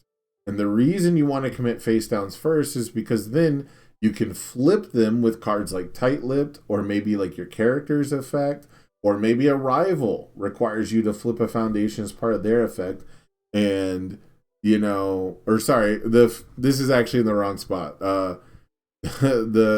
This part should actually be in the second one. All right, I'm glad I did this on stream instead of recording it first. This should be down here. But so you commit your face downs first because they're effectively blank.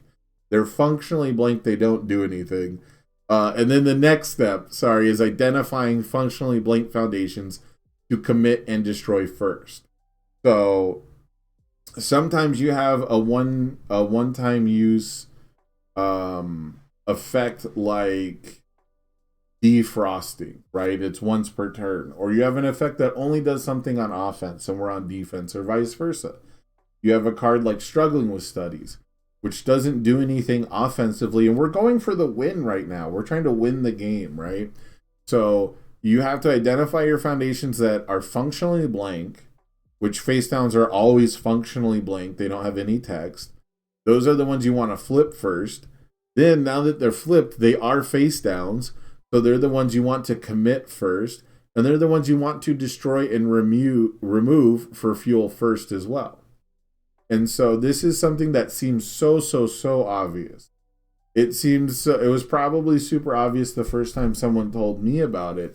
But when it comes to that analysis paralysis, when it comes to actually making that decision, it takes new players a couple seconds to, look at their stage and decide, okay, what should I commit? Because in your head, there's probably things that do something when you commit them, or if you played with like the Bakugo introductory starter product, they have cards that want you to actually commit them first. So this is the exception to the rule, right? If you're playing Bakugo, you might actually want to commit Aggressive Temper first. You might want to commit Burst Speed first. And this is probably my biggest gripe with the introductory product. The starter, the Bakugo and Midoriya starters, I think, are really good. But I hate that Bakugo destroys a foundation for the sole purpose of, like, the sole reason I hate it is because he makes you make decisions to evaluate which foundations are the best. And I think that that's not good for new player product, given that the idea of the destroy the foundation is nice because it reduces the amount of things in their stage they have to read and keep track of. And it's a very thematic cost. It is a good product overall, but I hate that new players have to sit there and decide which foundation do I destroy. Even when you give them targets like Aggressive Temper and Burst Speed that say, hey, destroy me first, that might not be super obvious to a new player. So this is the biggest slowdown in the set 1 introductory product. And I think they did a great job with the set 2 product in regards to that, because Eraserhead and Endeavor don't really have those issues. Endeavor's like, okay, well, I'm going to block, so I reduce speed. I'm not going to block, I reduce damage. That's a really easy basic concept for people to pick up. And then Eraserhead can be tough to choose which attack to remove an ability from, but as long as you use it, it's probably fine. Which Turbo starter deck would you recommend? I would probably recommend the newest one, actually. I would recommend like All Might and All for One, just because the other cards you can probably get easier. You can probably get other starter product later at a better price, I guess, and they might not be as relevant. I haven't played around with that product yet, though, so that's not an informed decision. They just look like they might actually be the most fun. All for One is an incredibly fun character, and All Might has a lot of card advantage and stuff, and they do a lot of things that don't require you to recognize which card is the best card in my stage. All for One has a little bit of that issue, and I think All for One is an incredibly in-depth starter deck character compared to the others, but I think once you understand the mechanics of the game, I think that will be the most fun you'll have learning. Other than that, I would actually go with set 1 because it has the best cards. Set 1 has like the most staples, so yeah, the Bakugo Deku box is a very solid baseline. Learn the game, lots of blank cards, lots of this is just a starter card. And it has the best staples that people still play in competitive decks. But as far as like wanting to learn the game and have fun with the product, I think All for One and All might be better. But I think the newer products are like standalone decks. I don't know, they're not like a 2-player thing. So it really comes down to if you have a friend who you want to get into the game with, get the 2-player starter decks. Thanks for the follow, Hashside. I appreciate that.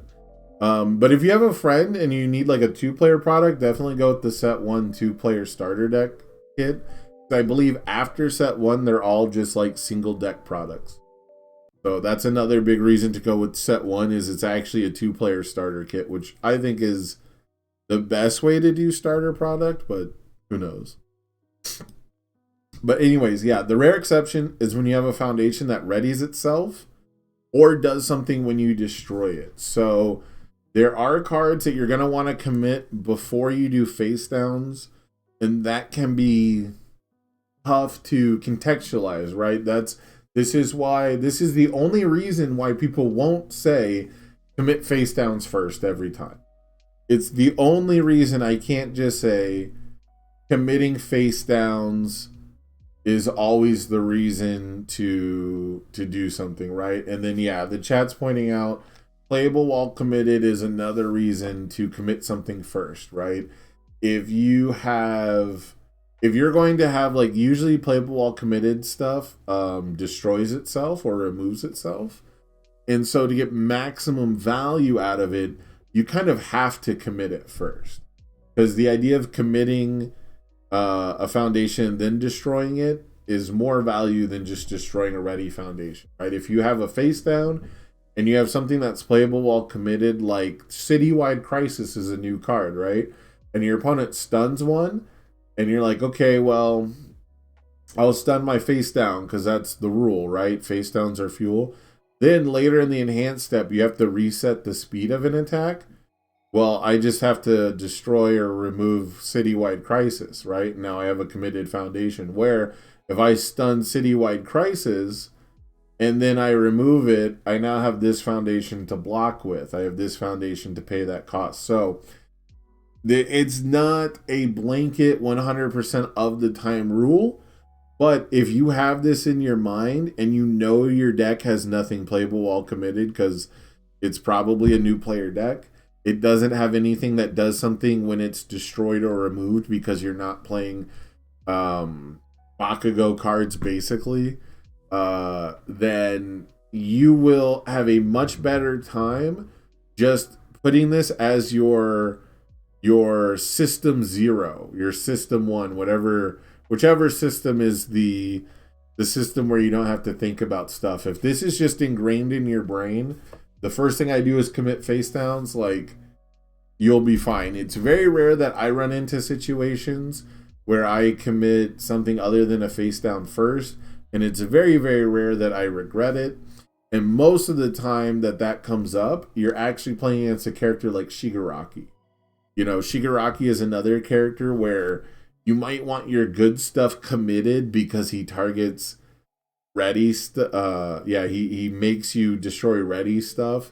So There are a few times, but we are not focused on like the higher levels of the 4D chess of competitive universes.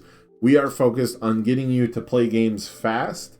We're getting you to play games well, and these are things you will learn as you go, right? There's a lot of things you're only going to learn from experience anyways. And so I think this is a very, very solid rule to just keep in mind. And again, it's all about taking away the stress of making decisions. So anytime you have a face down, just know that it should be, Tim Keefe does have a video recently where he talks about arranging your stage, right?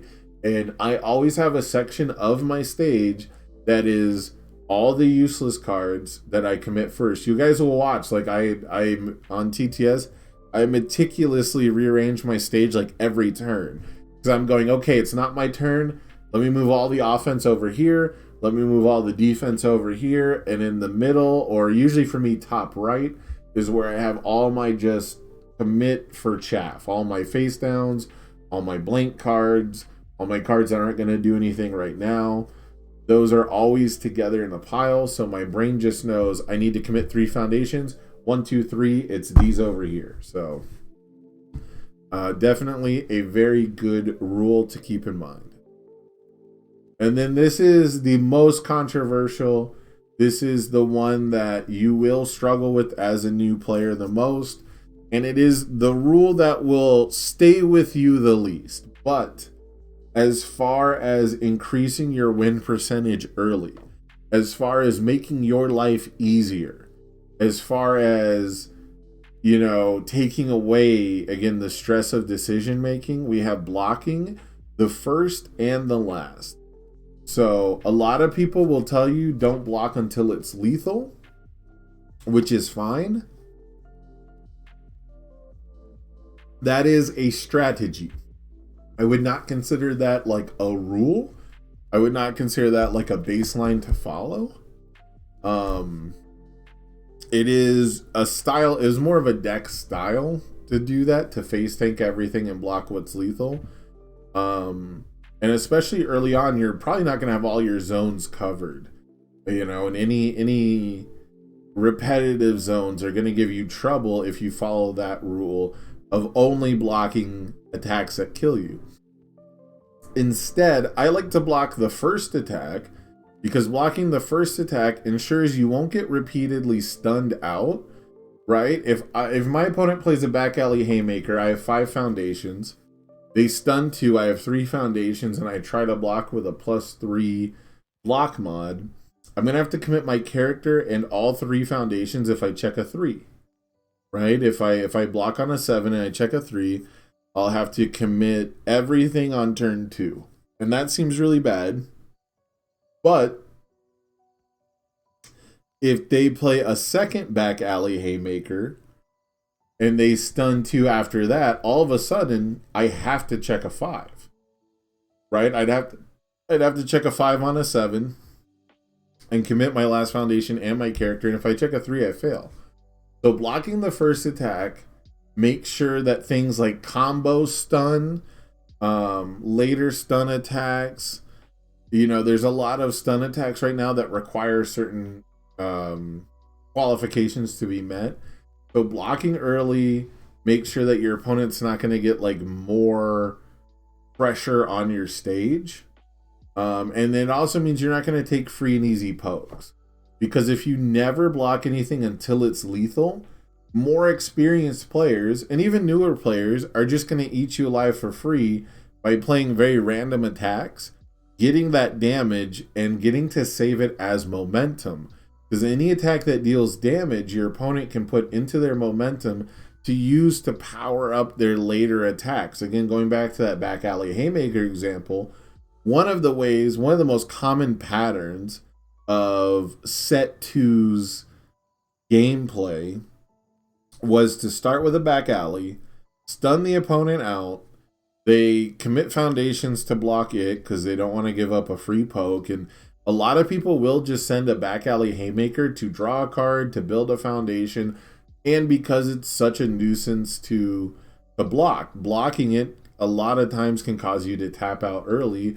and that follow-up tapped out attacks give them momentum, but at least they have to take some risks to get there. But once they get that momentum, a follow-up back alley has EX2 on it, which means you can spend that momentum to increase the speed by 2, and now all of a sudden this back alley is unblockable. We don't even have the option, right? So blocking the first attack assures you're not going to give up free pokes, free momentum, and blocking early forces the rival to take more risks. But when it comes to blocking the last means any lethal attack, or if you know your rival isn't likely to pass any more checks. And this is why I like to call it blocking the first and the last, and not just face tanking until lethal, because there's times where your opponent is going to commit every single thing to play their second or their third attack. And at that point, you know that you don't have to block anything after this. So if you have a card that you're planning to review, or anything that's not an attack that you're going to need for later, you're essentially free to block this attack now. Your opponent probably still has to pass the check so they can continue their turn and build more foundations for a later turn.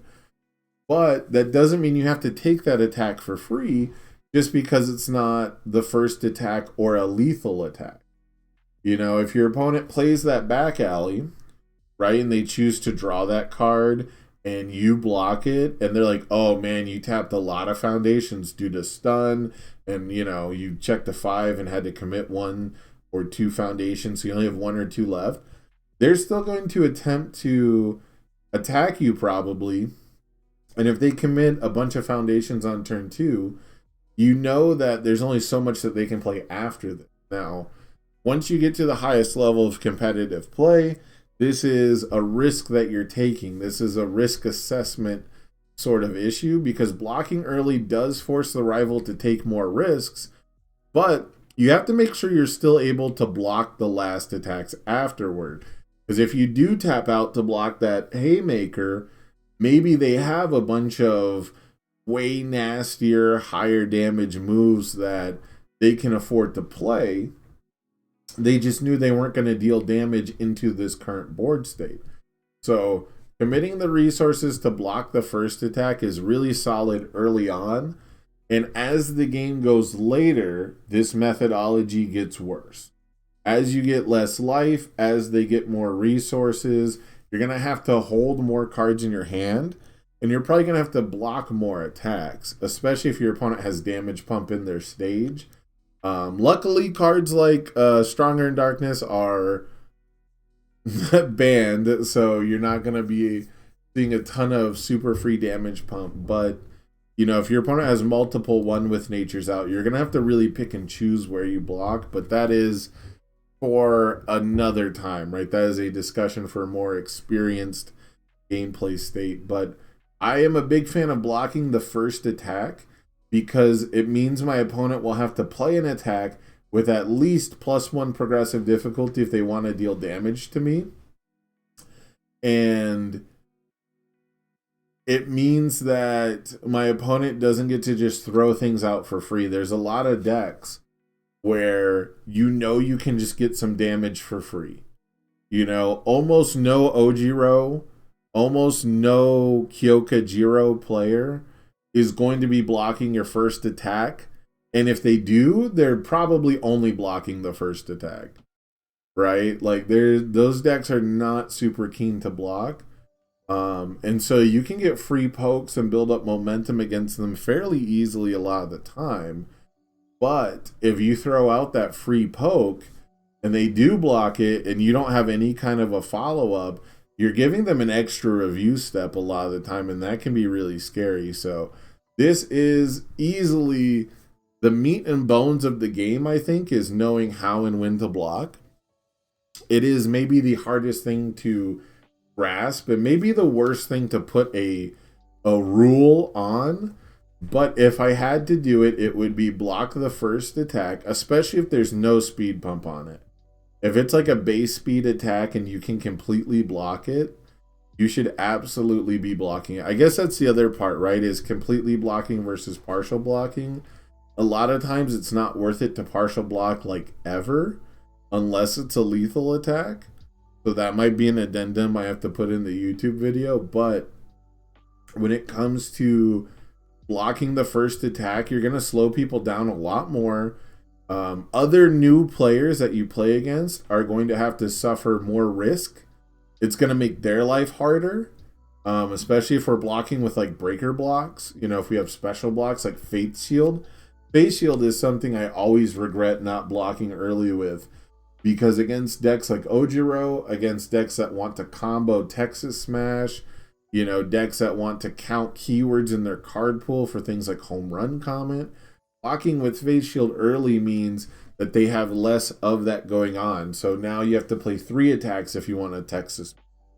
You know, you get -1 to your Home Run Comment powerful rating by removing that high attack or that charge attack from the card pool by flipping it face down. So a lot of the special blocks that you have reward you for blocking early too, especially in the early game. So definitely keep this in mind. This, less so than the other 2 rules, is something that you can really control, right? Like you can mulligan and you only have so much control over your opening hand for the 3s and 5s rule, but it's still like the choices that you get to make turn 1. When it comes to committing your own foundations, right? Those are something you have control over for a stun effect or for passing checks. You get to choose that. When it comes to blocking, a lot of it is just trying to match what's in your hand to the right attacks. And for me personally, when I adopted this rule at the same time as the other 2 rules, that's when I started to see myself do a lot better, survive a lot longer into games, and not waste as many resources blocking the wrong attacks. And I would be really excited to hear if anyone out there has new players that adopts this rule and see if they notice a change as quickly as I did. Because I noticed a change basically overnight, pretty much immediately. You know, it was only like my 3rd or 4th trip to the card shop to play UFS at the time, Universal Fighting System. And I just noticed that if I stop taking damage early on in a turn because I'm waiting for like a attack with bonus damage on it, I survived a lot longer. If I didn't give my opponent momentum on their first attack, I noticed that they had to attack me more and they had to commit more foundations to do so, which gave me better openings to get my attacks in. And so that has been maybe the most helpful rule, or the most helpful, I guess, mindset, but also the one that can be the hardest to shake, because boy, do I like blocking that first attack, but it does sometimes leave me completely wide open. And in this current format, if you're playing at a really competitive level, or if you find people are play testing, or you're watching tournament level play, this is not the rule for that. Like tournament level play, you don't get to block very often at all. So oh, we got a question from the chat. Thanks for the tips. Sorry, I'm so new. What does face down in tip 2 mean? So let me see if I can exit this. So tip 2, face downs are fuel. So when it comes to this card game, you have some foundations that flip themselves or get flipped by a rival effect. What are you familiar with any of the product at all, Hashside? You said you don't own any cards, but like, what have you watched? Have you like seen the starter decks at all? I want to see if I can find a good example.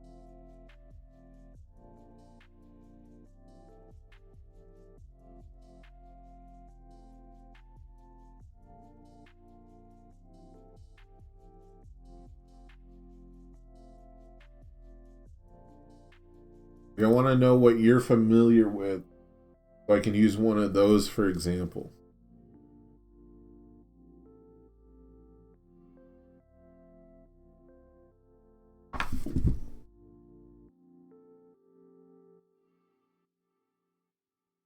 Okay, how to play tutorials. Okay. Let me find a real life example for you. Actually, let me see if I can just find. Oh, that's my own stream. Haha.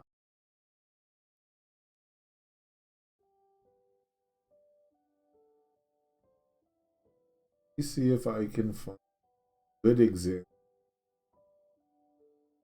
I'm gonna use my own channel.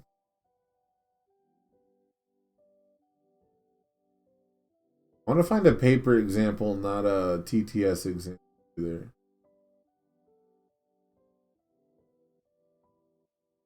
Here we go. You know what? Hey, it's me. It's me myself. Let me see if I can get to where these are face up. So this is a funny edited video I did on my channel. Yeah, if you actually play while someone explains it, it's a million times easier, right? So in this example, we're playing on webcam. So this is my hand. I'm gonna zoom this in again. Oop. Fix this up.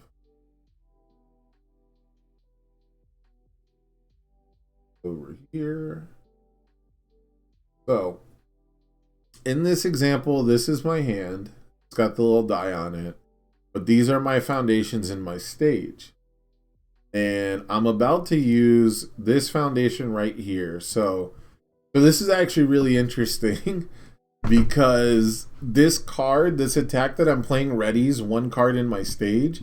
So if you notice, I check a 3 to play a 5 difficulty attack. And the first thing I do is I commit my face down foundation. This is just a blank foundation that got flipped. I don't even know what it originally was. Yeah, it's from before the edit started. So I commit a face down foundation and I commit my character because I can ready my character with this attack. And so now the only thing I have committed is a blank face down foundation. There's nothing else that's going to like ready my character. And so having like redundant ready effects usually doesn't work. All right, good night, Richard. Hopefully I'll see you in tomorrow's stream. Have a good one. But so I committed my character because I'm not gonna have any other way to ready my character. I'll have other ways to ready foundations, but usually those effects say you can't ready the same card multiple times. So that was a good reason to commit my character. It's basically only for this combo, and this card got banned. So don't commit your character very often. But you can see I commit the face down, and then I'm going to use this foundation right here. It's off. It's actually not in this video, but this foundation has an ability. Let me bring it up here. This is way too complicated of an explanation for cards flip for cost, but it's kind of a weird thing that not many card games have, I think. So Chivalrous Competitor says enhance flip : that means the cost for this ability is to turn it face down. It goes from face up to face down. And both players draw a card as the effect. So if I flip this foundation face down, both players draw one card. And then for the rest of the game, this foundation has no text. They don't start face down. They start face up, and then you turn them face down for cost, most likely. And some effects will flip them, like seizing the advantage. So this card says after you play an attack, flip one rival foundation, and then you build this card face down.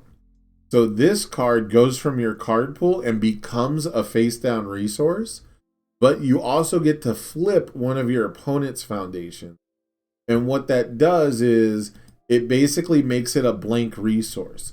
So I can still commit it to pay the cost of my cards, but it doesn't have any effects anymore. It's me, the devil.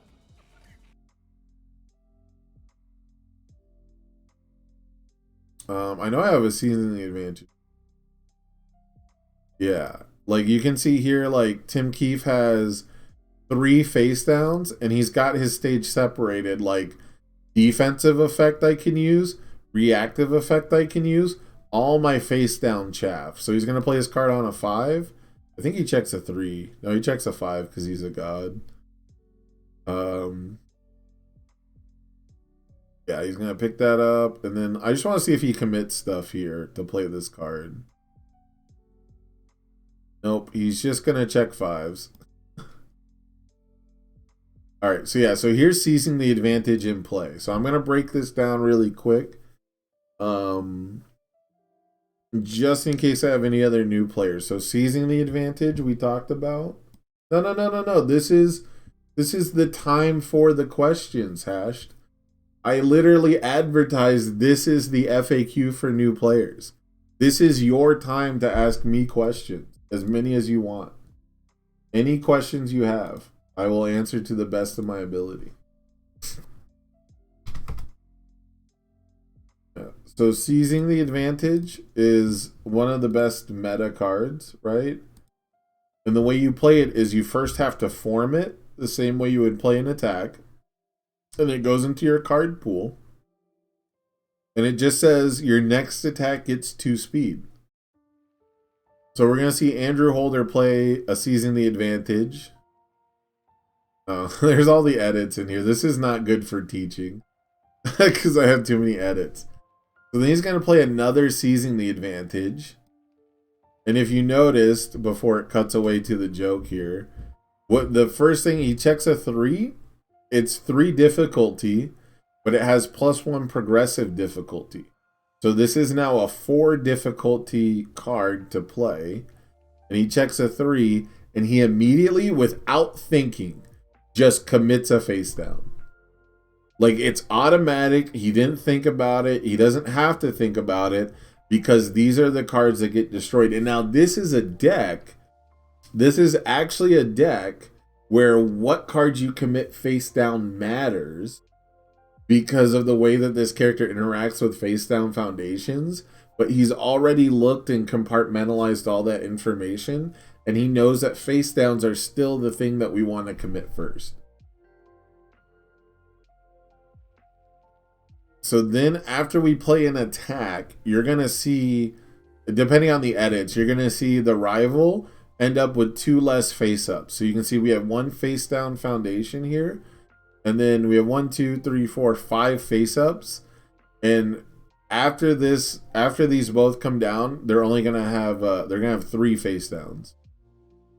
So we check a 5, we commit these 2 face downs. We had already done this math, right? We already knew we're gonna commit 2 cards on this because it's a 7 difficulty. But it's fine because we're going to build 2 foundations. So this was essentially free for right now and better for later. It also gets 4 speed, which is crazy. So this builds down. It becomes a resource. It goes from our card pool and becomes a card we can commit to pass checks now. And then it's going to flip our rival's foundation. It now just has no text. And then we're going to flip the second copy of it. So this is one of the most powerful cards in the game, and it's strictly because it permanently removes the text. It basically blanks a foundation for the rest of the game. Now the opponent can still, of course, commit them to pass checks and use it like any other, like a mana source for Magic or any other kind of resource from any other kind of game, pretty much. But yeah, but it's what was I gonna say? Yeah, so it's, you can use it pretty much like any other resource. It just doesn't have effects anymore. And so now you can see that this stage is super face down, but Kirishima didn't care about that. He just plays a million cards. So having a million resources, blank or not, was just the way to go. And then this character is really good at readying these face downs. So he's going to check a 5 here. And by the end of this string, this foundation destroyed a face down and built one. This foundation picked up a face down and built one. we are now completely ready on everything. So we started back here by committing 3 foundations to play 3 cards, right? By the end of this, we had 1 committed. We commit 2 here. And then by the end of this string, we are actually just plus 2 resources on the entire turn. Where is it?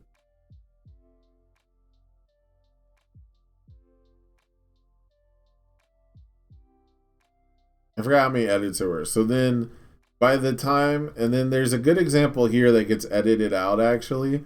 But when he goes to play Texas Smash, he checks a 4, which means he has to commit 2 foundations.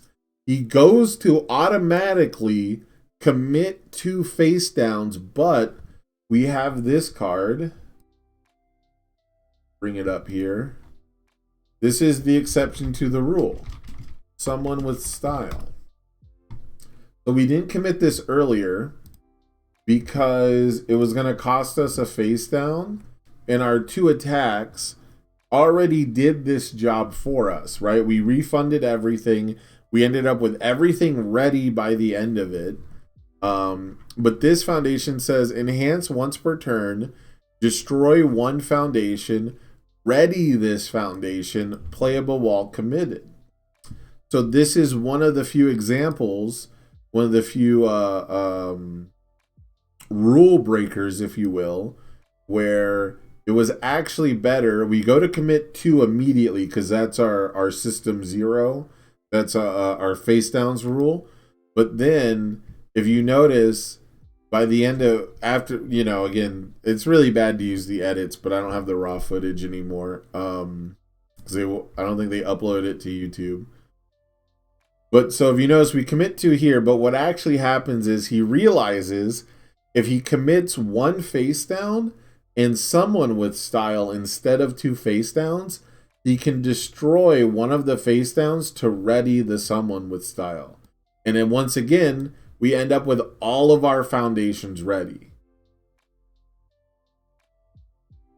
And so this is on an 8, and we're able to just commit 3 foundations, which we commit someone with style again, because if somehow by some miracle our rival survives this turn, we can destroy one of these other face downs that we have in our stage to ready on the next turn.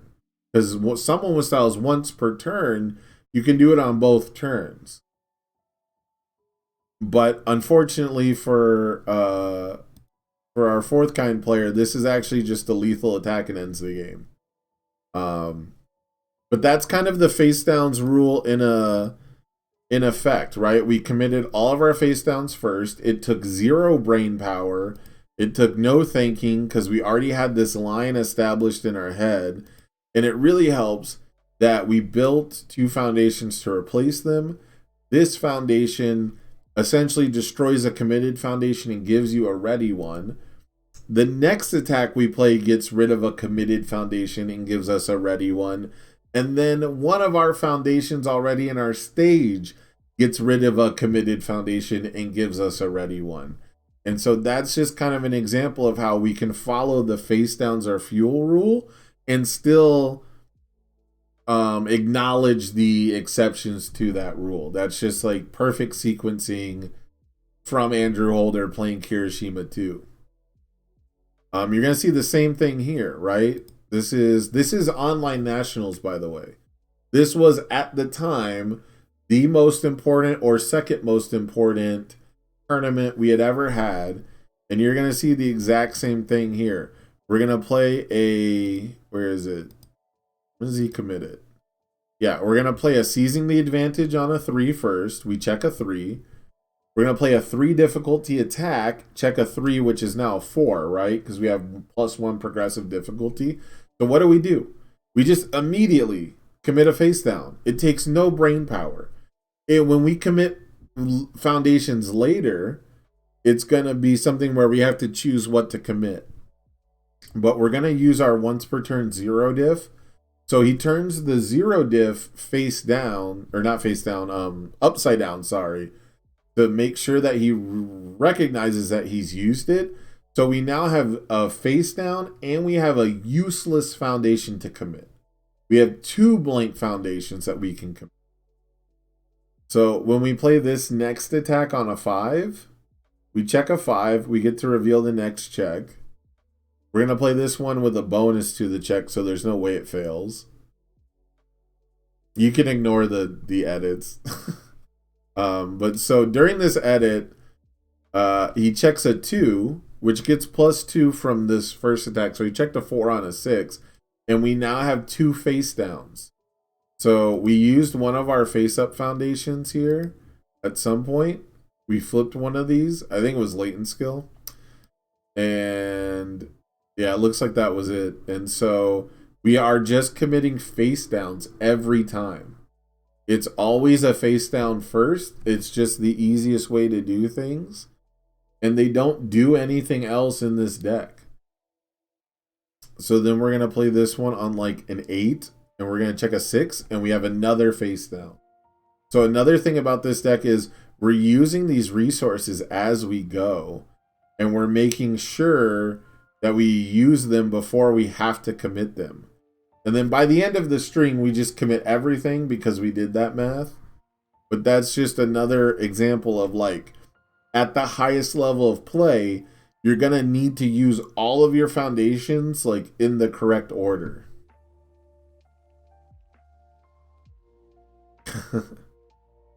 Got the naked Mirio edit. I don't think there's any examples in this one, but oh, this is an example of blocking the first and the last. Because we blocked the first one here. It's like, so where is it? Is this the first attack? Yeah. The back alley haymaker comes in. It's going to stun 2 of these foundations. Boom. Zeros. We immediately know which ones to commit. These are 2 offensive foundations. So this is automatic. All of these are pretty much useless. So they're easy to pick from, but the stun 2 happens. And then he's going to block here on like a 7 with breaker. And he checks a 3, but he knows the math. He knows I can pass this even if I check a 3, but I'm going to have to commit everything. And so everything gets committed. We hit the breaker 2, but it doesn't matter because Ojiro is fucked up. And he's just going to continue to play all of his attacks. So we're going to commit these 2 0 diffs that are playable while committed. And then we're just going to keep running it out. So this is an example where as soon as Jose blocks here and taps out, the Ojiro player can do the math. And he knows that nothing else is getting blocked. All he has to do is pass checks at this point. So the game became very easy for him. But this was still the right call, was to block the mid. The only chance you're ever going to get to block with this breaker 2 block is on that first attack. Because if you wait any longer, you know in Ojiro, because he plays all, his whole gimmick is he has to play all 3 zones. He has to play like high, mid, and low. So you know the next 2 are going to be high and low. So this is not going to be a full block. It's not going to be a complete block. And then the second time that he plays the back alley haymaker as a mid, it's going to stun you out even more. And then you can't pass that check. Right? So if you, at some point he picks up the back, or I think he picks up Missouri Smash to get more resources. But if we waited to block back alley the second time it gets played, there's no chance of us blocking it. So we have to block the first one.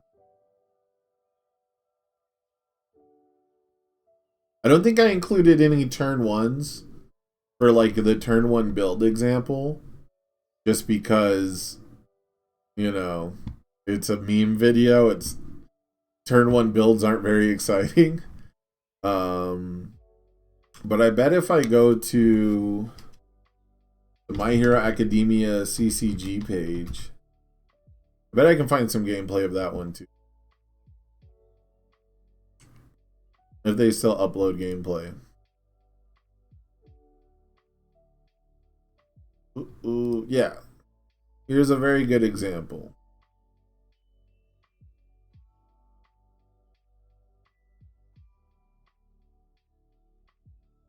He's got Asui with a gun just chilling, bro. Love to see it.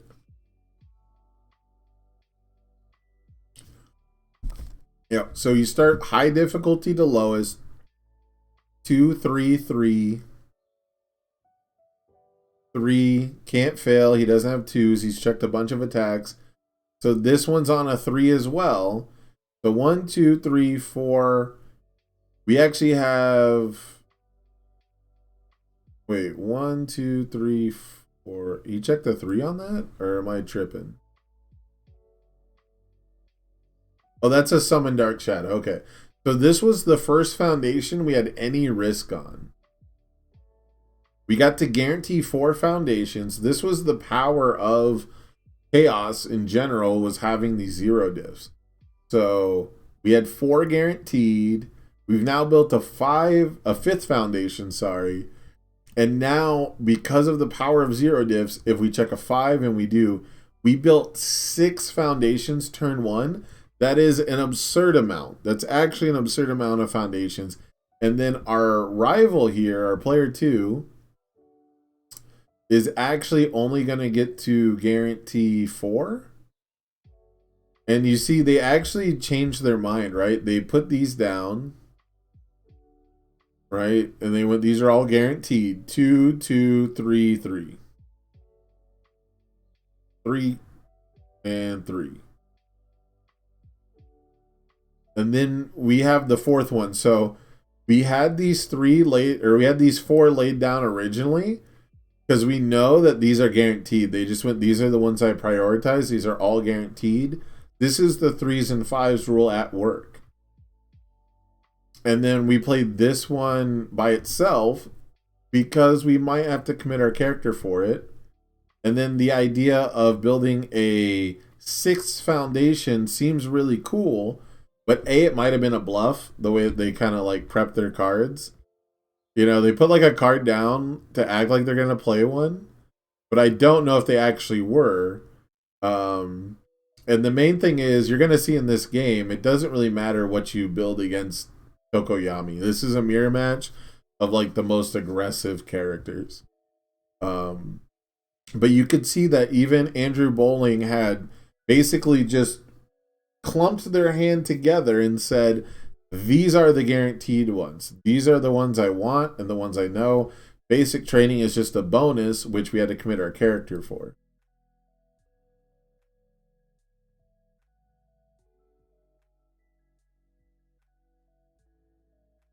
And then I'm just going to watch, can I put this at 2 times speed? Yeah, I'm just going to watch Jose whack somebody really quick, because this is not a long game at all. It might be a long turn, but you know, here we can commit our character. See, where this is the same character I played in that first example. He commits a foundation he doesn't need, which right now we don't need our opponent to draw a card, and we ready our character because there's nothing that's going to ready our character later. And then we get to use our character to pick up the action. And this card doesn't actually count towards progressive difficulty. It's one of the reasons it got banned. So it's always going to be your leadoff attack.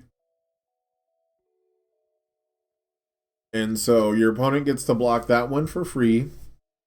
But this attack is Twisting Azure Inferno. It might be the next card to get banned. It's certainly incredibly frustrating to play against. Because when you play Summon Dark Shadow during it, you're going to get a bunch of bonus damage. And then once it gets bonus damage, you get bonuses to your checks. So effectively, this card doesn't count towards progressive, and neither does this card. And I'm pretty sure the next card he plays after Summon Dark Shadow is going to make Summon Dark Shadow not count towards progressive. And so everything we've played has basically been like on a 4. Because this refunded a foundation and then didn't count towards this one playing on a 4. Yep, and then Dark Shadow Ruin is on a 6, but we have +4 to our check. So we can't fail that. Or no, sorry, it's on a 7. But still, we have like +4 to the check. So now because of this card, Summon Dark Shadow doesn't count towards progressive. So we got all of our stuff that gives us bonuses to our checks or readies things first. And then we play our massive dunk attacks later. because that's just the best way to get the resources. And that's all it took. It took 2 attacks. Because this one dealt like 8 damage, right? Or no, this one ended up dealing 11 because of all these bonuses. And then this one is for 12. And we checked a 3 and we failed the block. It's just that easy, guys. That's how easy the game is. At the highest level, that's all you have to do. 1 attack, 2 attack, action, attack.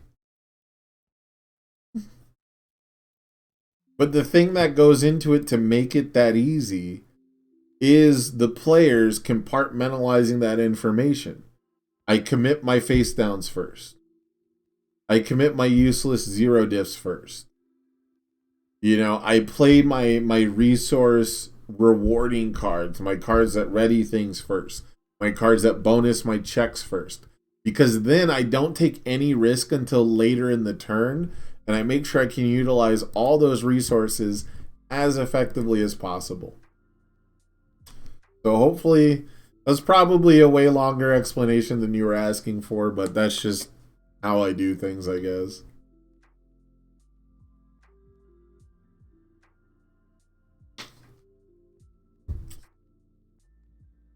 Let's see, it's 4:45.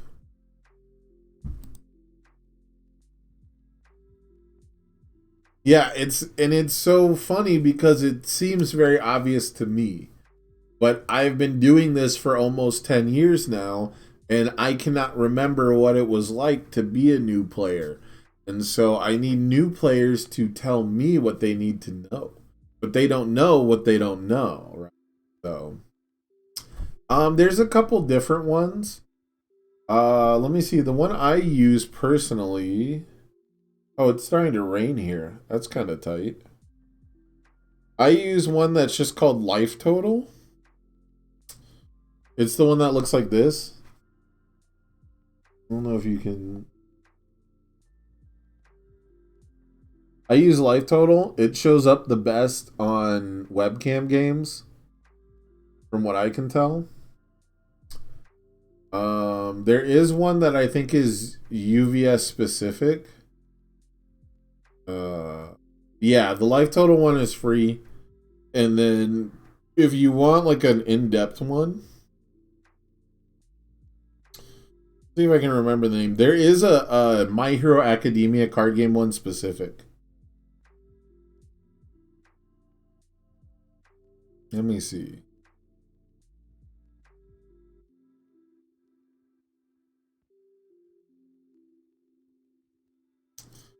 I can't remember, but there is a really nice one that's really good for new players. And the thing is that it has tracking for speed and damage of a move. So it has health trackers. It has tracking speed. It has tracking damage. It has zones. Like you can track the zone of the move in case you're playing against Sero, and it changes zones. And then it has a really convenient button for taking half damage. So you can hit completely blocked, or you can hit half blocked, partial blocked, and it will automatically update the life totals for you. Oh, it's called My Hero Calc. I'm going to download this right now, actually. This is the one that most people use and has been really good for new players. It's called My Hero Calc. Yeah, if you look at, I'm just going to open it. Oh, it already downloaded. Yeah, so My Hero Calc, you've got your basic life totals, right? It rolls a die too, which is nice. And yeah. So you can see here it's got the speed and damage. You can hold it here. You can up the speed, lower the speed, up the damage, right? And you can change the zone. So now it's a low attack. I changed it to a high. Use tape, make it a mid, so you can keep track of that. And then at the bottom, you can hit unblocked, half block, or full block. If you hit half block, it just takes you back to the health totals, and it automatically applies the damage. So you don't even have to do the math. It actually does the math for you.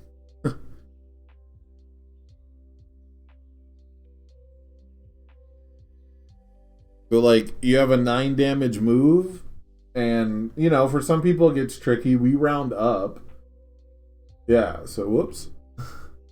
Where'd it go? Yeah, if you notice on a 9 damage move, right?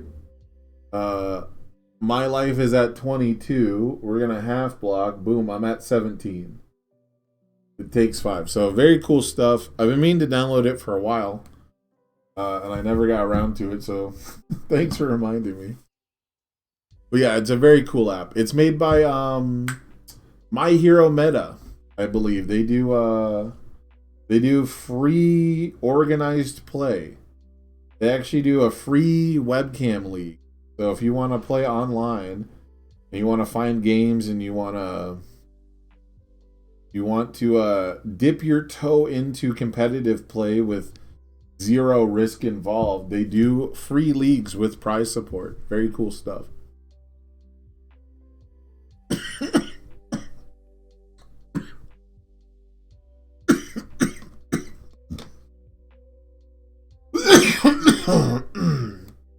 Oh. All my all for one for sale. Well, I don't have a site personally. Unfun Stuff is my sponsor. Unfun Stuff is Christopher Bromley and the Miami boys. They should have it. Let me check. The website is still very new. Unfun Stuff is a brand new store. Yeah. Oh, so they are a 2-player Clash deck. Yeah. Universes, League of Villains, All Might versus All for One 2-player Clash deck. And then we also have Heroes Clash boosters marked down. They've got the Endeavor starter. They've got all kinds of stuff. Pre-order for League of Villains marked down. Yeah, Crimson Rampage is marked down. So a lot of cool sales. Not like the biggest sale, but they do have the 2-player starter. The Clash decks, as they're called officially. Does it come with the playmats? I believe so. I still have my big ass camera. Whoops. Couldn't see it this whole time. I believe they should have a paper playmat inside, yeah. They should have a paper playmat. Let me see if I can find an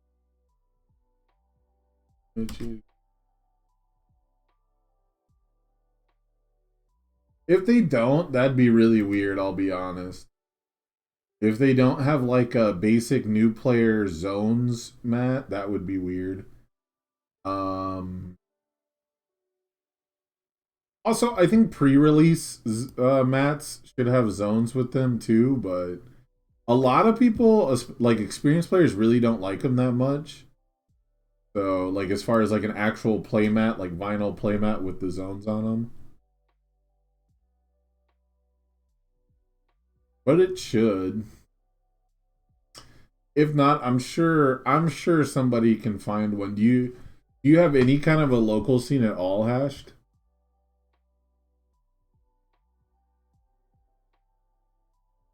Where are you looking to buy online? Quality ones? Like a playmat with zones? Huh.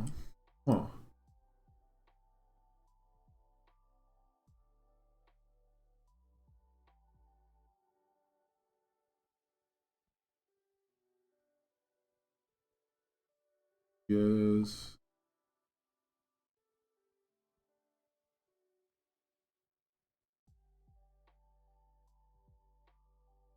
Ah, he has a. Oh, these are all out of stock. There's a lot of mats listed.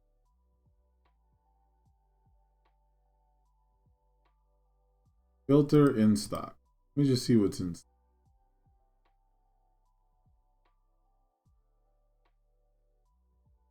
Ooh.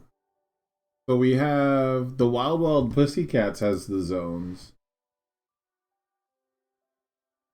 Yeah, okay. Crown Axe just yeah, it's a retail mat with zones. Um which is kind of nice. I would so when it comes to playing in events, especially for universes, they give out a lot of playmat. I think almost every event has a participation playmat. They like have a they or at least they used to. I don't know if they still do. They used to have like a machine that just prints them in house. So if you play at like a pre-release, I think you get a playmat. I could be wrong. They change it a lot too, though. So it's kind of hard to keep stuff together. I'm trying to find a picture of the paper playmat.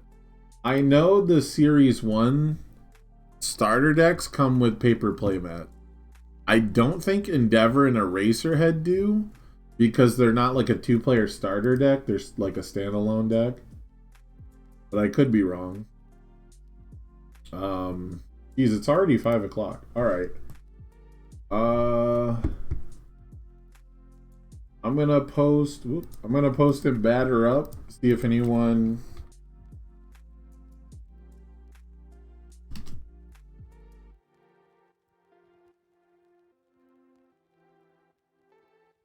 So I'm gonna open up the queue for TTS viewers. If you guys want to play games, I'm gonna take a quick break. I gotta grab another water bottle, and it's raining, so I'm gonna take a smoke break and enjoy the rain because we don't get much in Vegas. But I will be back in like 5-10 minutes, guys. Yeah, no problem. And if you have any more questions, Hash, leave them in the chat. I'll answer them as soon as I get back. I just have to give my voice a small rest. It's giving me some issues today, and we're gonna be doing a review of every single card in set 4, which is 164 cards. So we're gonna be doing a full set review in about an hour here, and hopefully I can play some games for you guys on TTS with any of my wonderful followers who are in the Discord. So if you guys want to, I guess I have to post a manual Discord link actually because the link that is set to never expire expires all the time. But there's the actual Discord link. People want to play some games and have not joined the Discord yet. Oh, you're from Vegas too. Okay, well. If you're ever at Dark Side Games Sundays and Tuesdays or War Room Games on Fridays, there's definitely plenty of people who would be glad to help you out. But I'm gonna take a quick break. Thank you for joining me in the chat, Hash. I had a ton of fun. I hope to see you at locals. But I'll be right back, everyone. Don't go anywhere.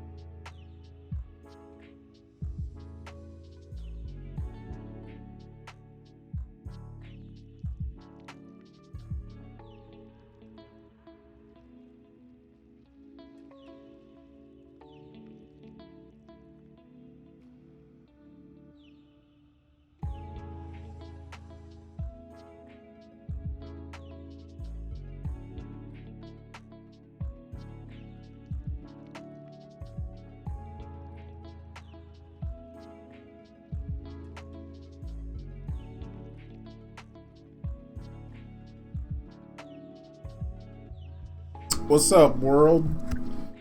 Should probably turn my fan off. Blowing some of that nice, cold, rainy weather in. Your boy likes to be chilly, alright? Part of that bear ancestor. I was raised by bears.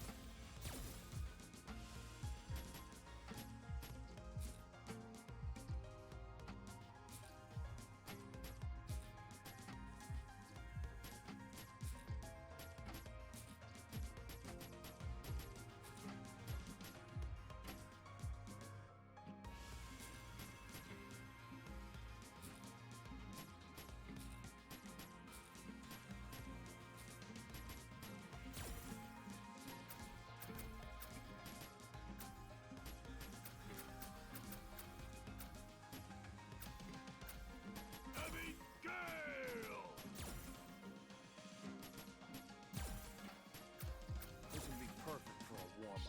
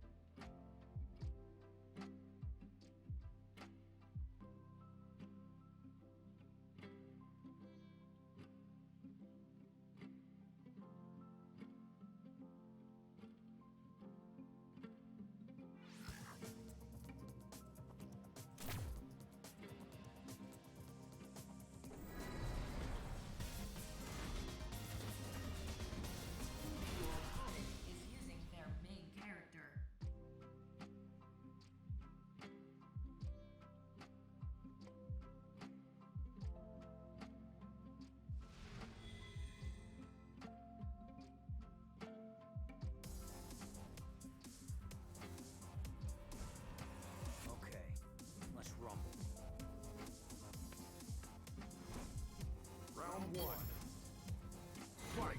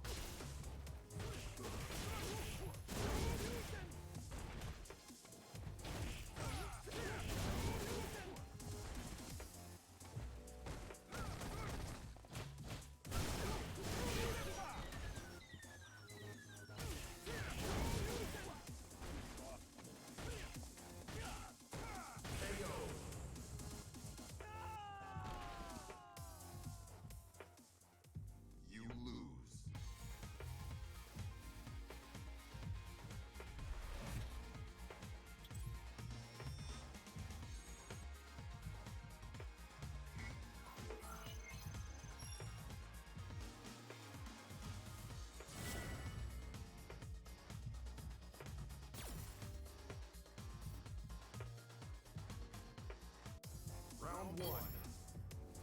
Fight!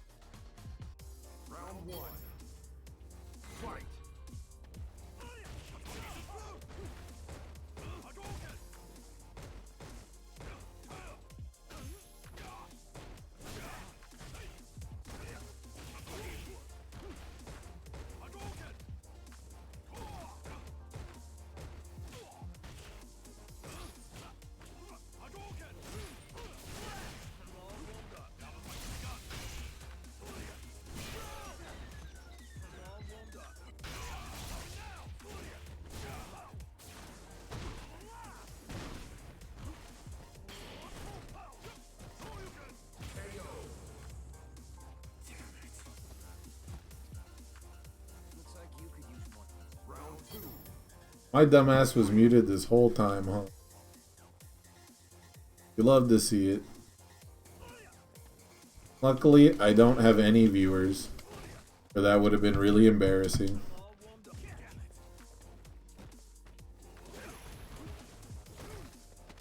Alright, if you're just gonna block, bro.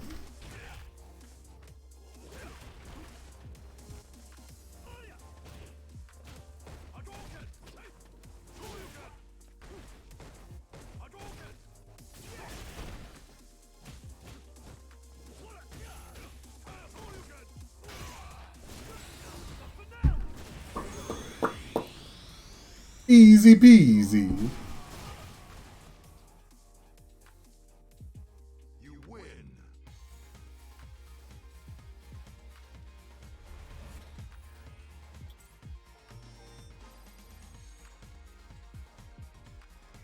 Easiest of peasiest.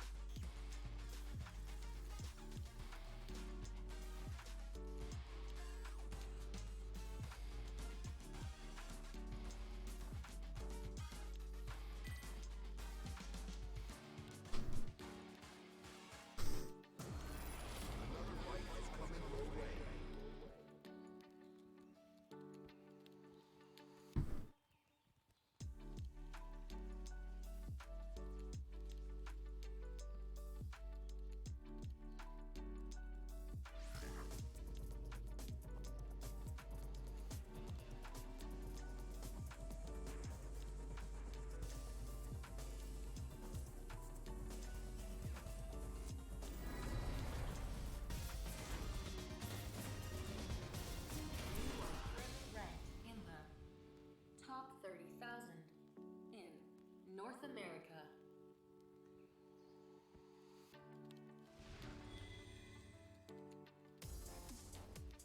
Round one. Fight.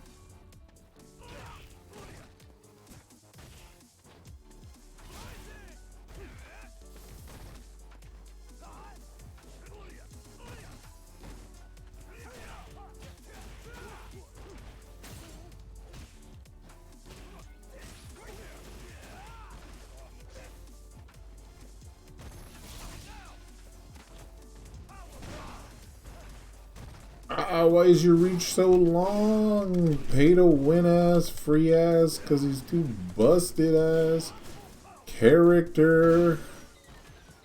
Get out of my face.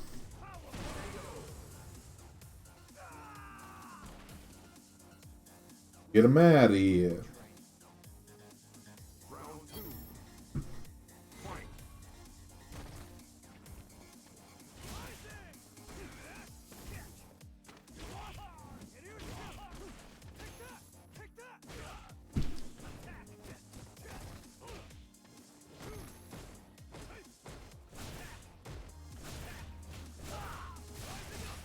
You got tired of that shit, huh? I meant to throw out a medium kick and then activate. That's not what happened, huh? Oh, homie. Okay. I'm dead? No? Look, man, I know all about that V-trigger activation. Or not V-trigger, sorry. V-skill activation life. The workup. The pump up. I get it. Gotta get swole. But brother, you can't do that to me.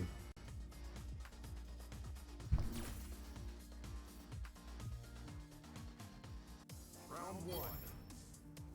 Fight. Oh, oh, oh, oh, oh, oh, oh, oh.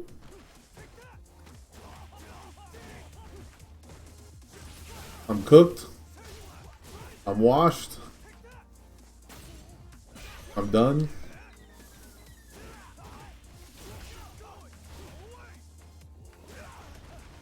I wish I had priority on like any move. A single move.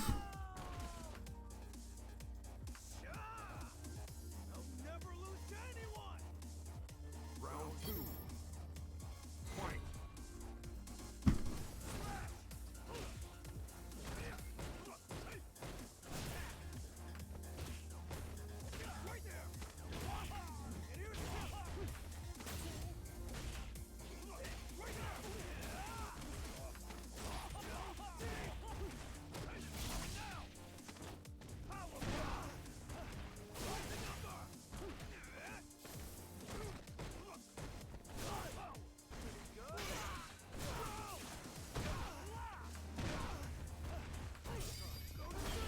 Got him.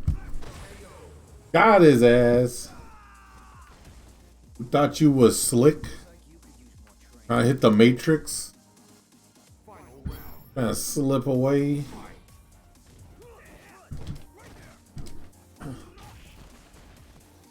That's what's up.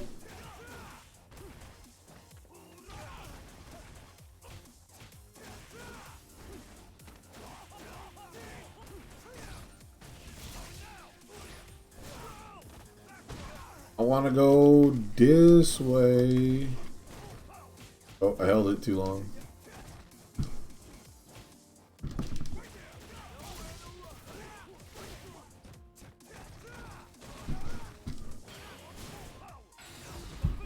Get him out of here.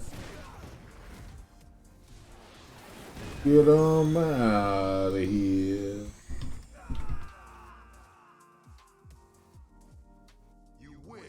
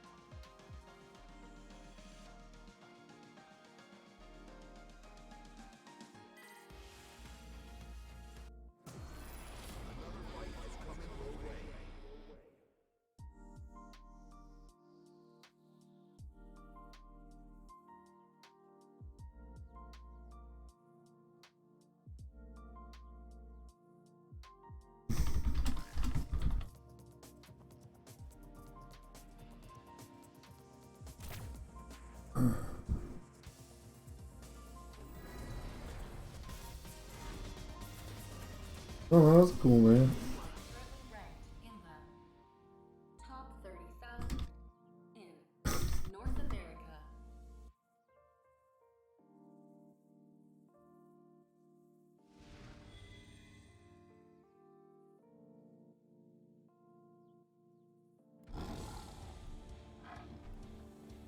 Your words are not needed. Round one. Fight.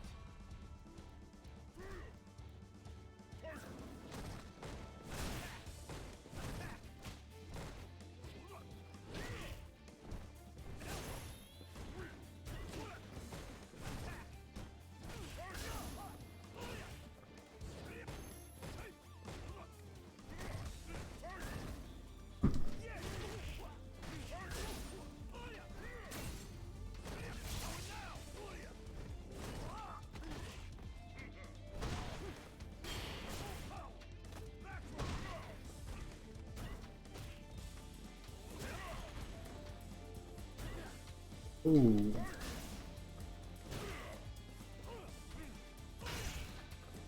Damn, bro. I am trash.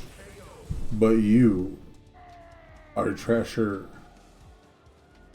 Round two. Fight.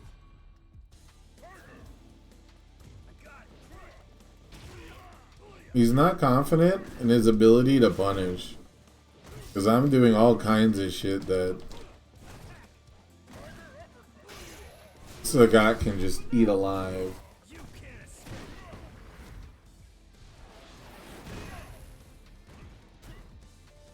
Oh. And messages. Got him with the bait.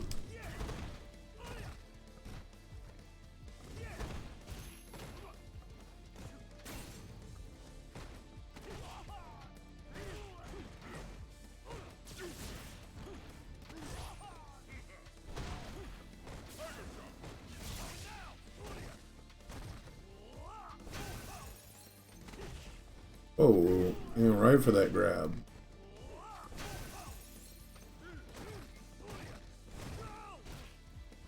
I wanted to do an unscaled command grab, but I'm just being greedy. Oh, I went over him? Fuck.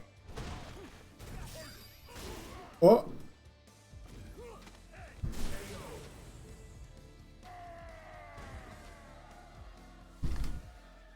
You win.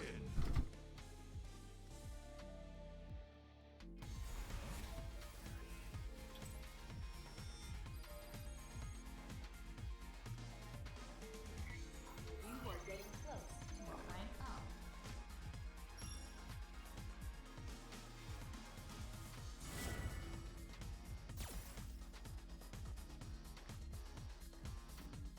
Round one. Fight.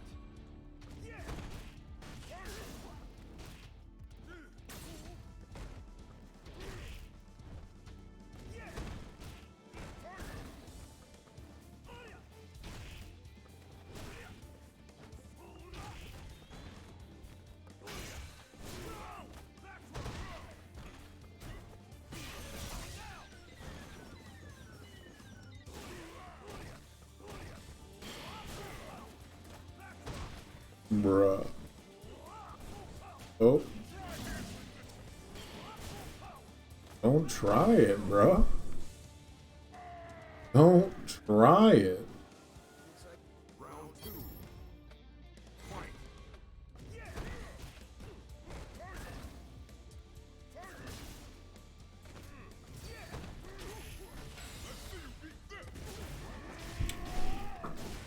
Alright, I'm getting sauced on this round, but it's fine.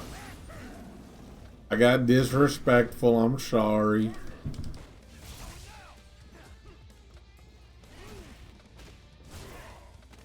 That was also a little disrespectful, I'm sorry. Ooh, you got me with that one. Alright. Alright, one more and we got him. Oh, I autopilot. That should have been super. I wasn't teabagging. I was just setting up the power bomb motion. I mess it up. You know, I was like practicing.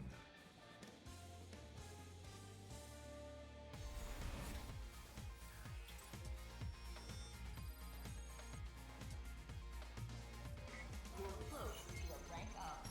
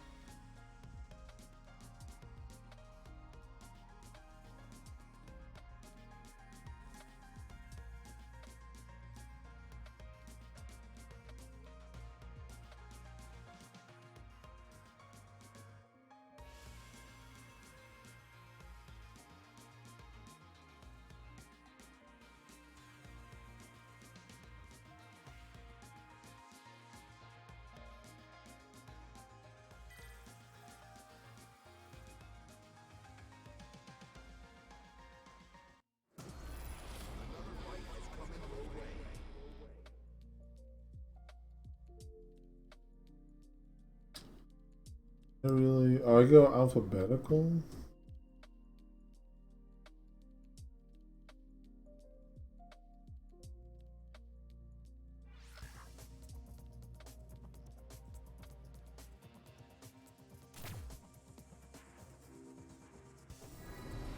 Oh, but it's just like per page. But...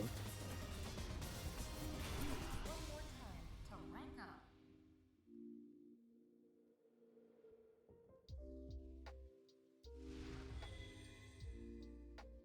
It's a weird way to do an alphabet. Actually.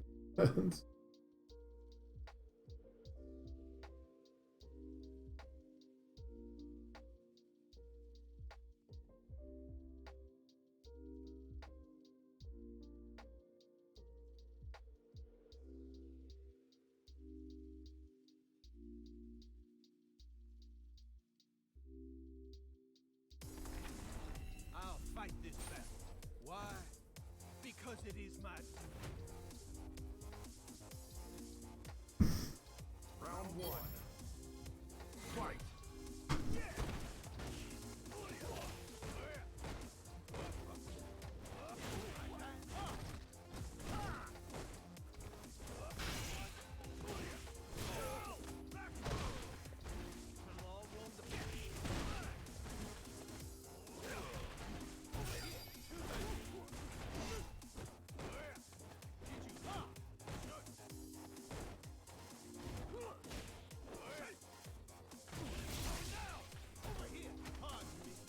Okay, I got the dash up, but my throw didn't come out.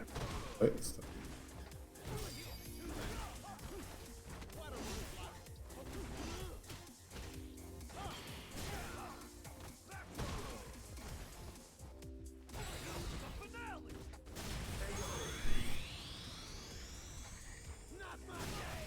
I didn't have to once I saw the V shift, but it was too late. We were going for the chip out no matter what.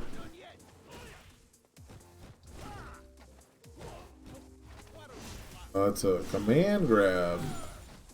My gimmick. What? Oh, I'm getting fucked up. Oh.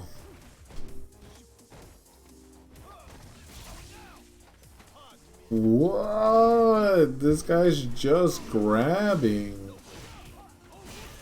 Bro.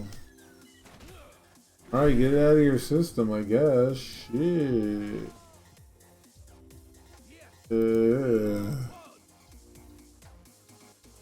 Final round. Fight. I got it. Head. Right here.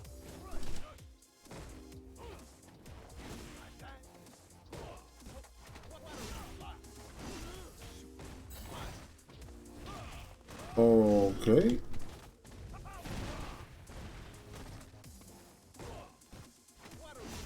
Bro, how do I interrupt that tick throw? I tried jumping, I tried 5A.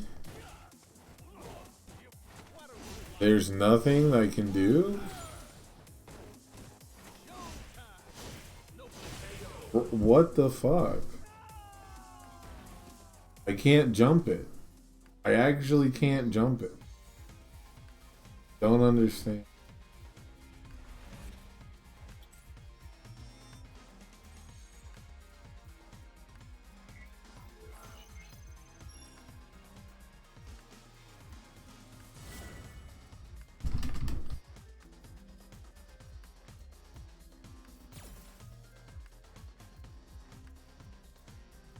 Round one. Fight.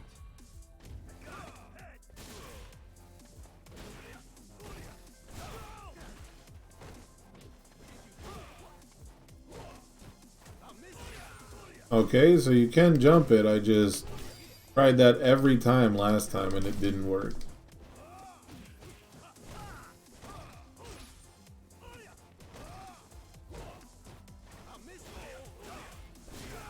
Alright.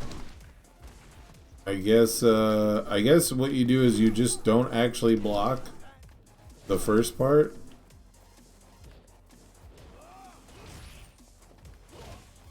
And you just start jumping. See, I got it that time. I was trying to grab most of the time, and then I started jumping, and that didn't work.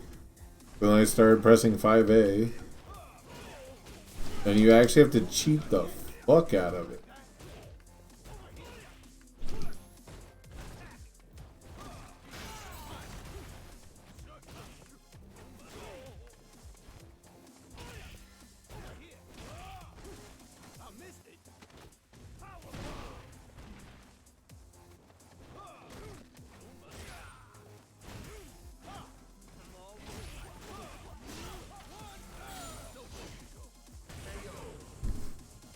Get them kicks.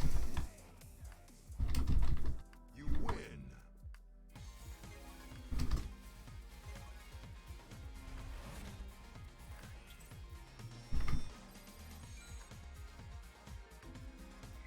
You are getting close to a rank up.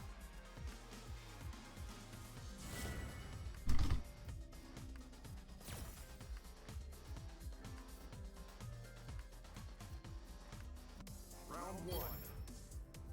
Fight. Got his ass. Oh.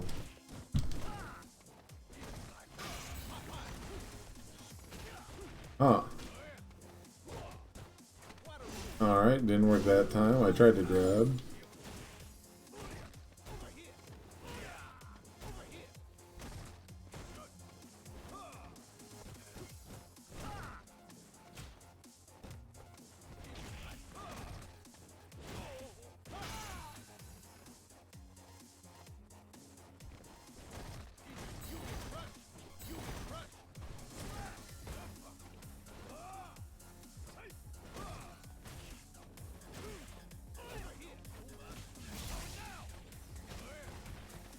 Oh, I can't beat that in the air at all. Is he gonna spend it? He did. Okay, he spent some meter.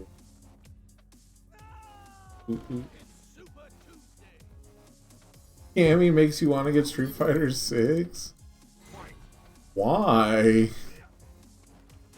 Just because she's got them hips? Just because now instead of her costume focusing on her butt, it focuses on her hips?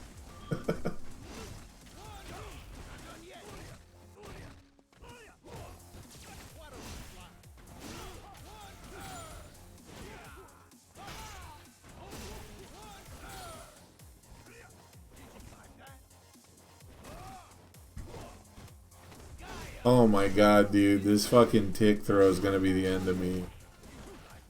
I swear to God. The timing is so weird to me. It like wants you to be a bad player.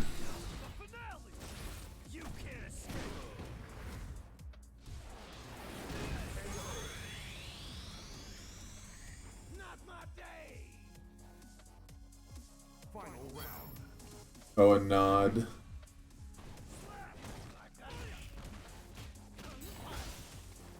It's super funny. She had a super in Street Fighter 4 that I actually really liked, but it was also just like insane fetish bait because it was involving like all the Krav Maga style martial arts stuff she does. And I'd like to see more of that actually. More like Dragunov from Tekken vibes.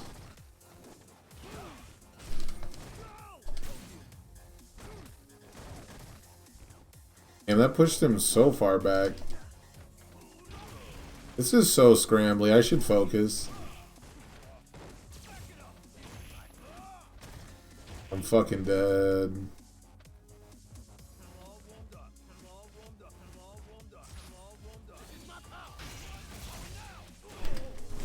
You dumb bitch. You thought I was gonna sit there. Oh shit, what? I'm dead? Nope. Ah, you dumb bitch. You thought I was gonna sit there and let you charge up your dumbass V skill just because I sat there and tried. Ooh, no. No.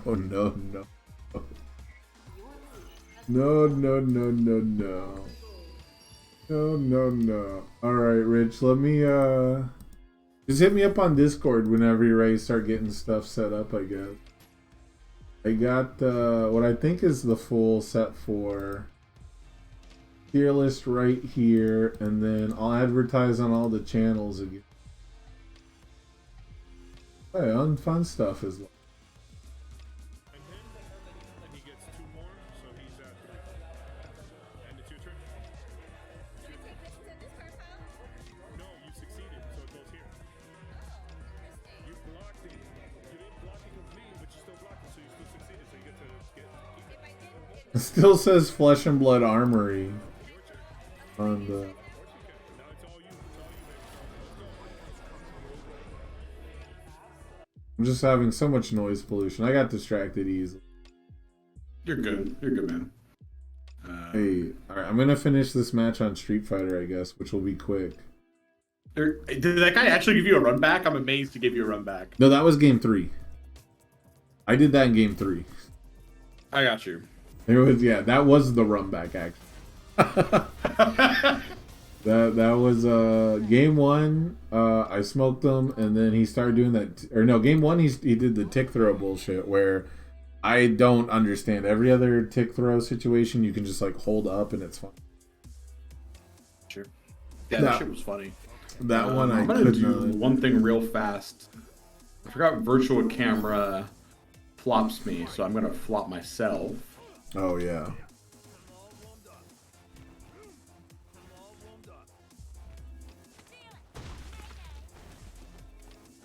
And now I'm on the left.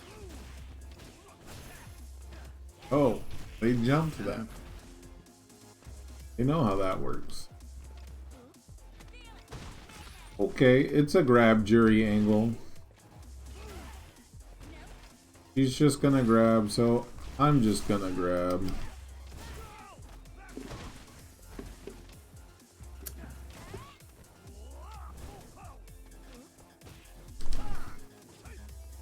How many times does this player get to just walk up and grab people because it's... Apparently quite a bit. Yeah, like that. Got that stupid dash. You're afraid of the dash up combo. I'll be honest, I played like a game of Street Fighter 5. Like literally one, I didn't like it. Street Fighter 5 was jarring to me at first. There was not a lot of options for characters, and as a new player, the majority of the system being based around landing a heavy attack as a counter hit just seems fucking it's crush counters, I think is what they're called, right? Yeah, they're called crush counters in this game, and like that just being so like that. Ow, fuck. Yeah, and you get one and you lose like half your life for it. Like, Yeah, like it's actually a ton of life at like high levels of play, and it's basically nothing at low levels. And so I had already experienced that with King of Fighters 12. King of Fighters 12 had basically the exact same thing, but you had to have a meter. Damn it. I'm not focused. You had to have a... Also, you're like ahead of the fucking stream delay now, so... It's cool. I'll be reacting to stuff like a Before couple it happens, seconds. yeah. I got to see you like, damn it, and then like a second later you blew up. Yeah, I can't believe they just fucking backrolled that whole way from... Anyway, King of Fighters 15 had basically the same system, but their drive gauge, you know, they always have a second meter system. And so once that meter was filled up, basically, if you got a crush counter, you got a custom combo mode. It was like crush counters, but activating the V-ism custom combo from Street Fighter Alpha / CVS. And so it was just insanely rewarding and fairly easy to optimize. And it only happens like once a match because of the Jesus life. Yeah, because of the requirement around it, yeah. Yeah, so this person's not getting a rematch, I'm sorry. I got stuff to do and that not playable. So yeah, so set 4 League of Villains review. So I've got my virtual cam running with just me, because I know you have like a background. I don't know how I'll look on. We can spend a minute to optimize it. Yeah, I stopped using the good old green screen because I don't have the right lighting for it. I didn't want to look fuzzy anymore. I got you. In which case, I guess I can pick a background real fast. Yeah, I'm gonna go plug us on all the socials because I'm pretty sure you're the only person in chat right now. Yeah, here one. Actually, let's. I had a decent turnout. I had a decent turnout for the box. It's like 2 days too late for the box opening. I got you. If I go to I got my box on Thursday. I'll just do listening. So if I'd gotten the box like a day earlier, I probably could have done the box opening.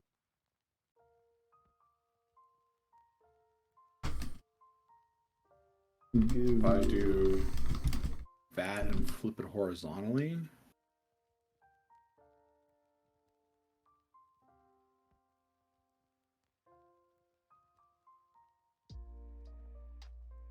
And then I make it smaller. I'm thinking about AOF 12 and how cool that game was supposed to be. How it didn't have any fucking features. Be like that. How cool. It used to feel really good. Alright, so I've got something set up on the cam. We'll have to finagle it while you're setting this up. According to Tam, by the way, apparently there is a way to upload a whole folder. Fearless Maker. There is a way to do it, but you still have to physically build the folder first.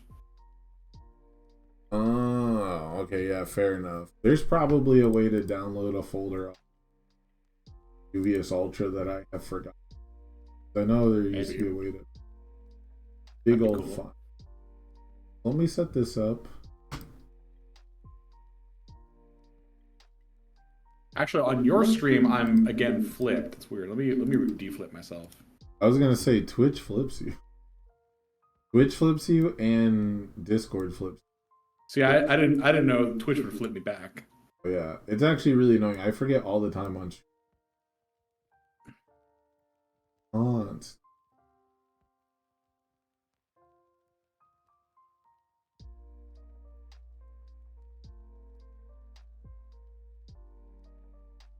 You are such a small part of where.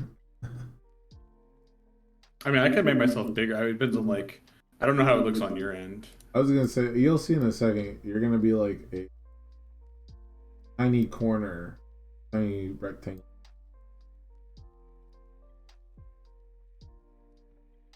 And that is okay by me. They're like a tiny you're like a tiny corner of what's going to be part of a tiny corner. It's just me by myself, just hanging out.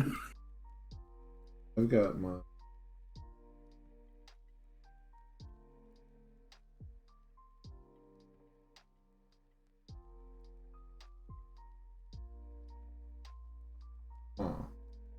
it's under the media source. There we go. Okay, so this is what it'll look like. I'll bring up the tier list. Make you know what I'm saying? You're like tiny little. You're a tiny guy. I can. Let's see here. Yeah, the background won't be super important with this kind of a. Oh no, you already have a background, so I can just leave it. So hold on, let me go to go to mine. I can. Yeah, I'm always rocking just some generic video. I can just like remove this. I actually want to recolor this. I want to hit this with my colors. I always do like the purples. I may have clicked the wrong thing. 1 second. Purples and the pastels. Shit, does OBS have a back button? Can I undo deleting a source? Control Z should work with it. Oh, thank God. Good call. Yeah. When in doubt, brother, Control Z out. That is typically the way to go. Fair. We're gonna remove the image and then make me bigger.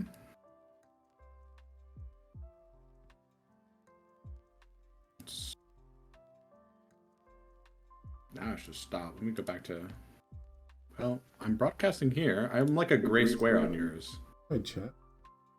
Yeah, you are like a gray square. Why am I a gray square? I should be.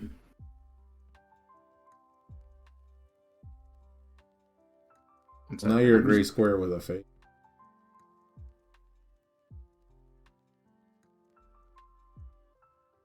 The stream chat doesn't.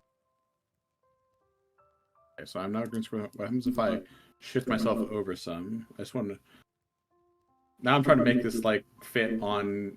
Okay, so I guess that's how I'll have to look. I just have like a black on the side, and then if I can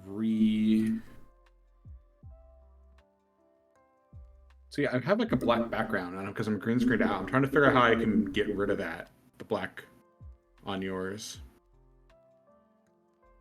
A good question. These days I'm gonna have to have a professional. Yeah, right. Because right now, see, like my chat disappears. Because like my logo looks weird if I. Maybe we could do something that's like, where's the just the League of Villains? Like the thing with like the hands, you know, like. Yeah. So is your background supposed to be like green screened out? Yeah, because I usually do like pictures and stuff. Here we go. Yeah, I was gonna say it's not gonna work because my thing isn't set up to green. I can do that. Oh, yeah, that would be like the easy. Because the green screen is set up for. I just.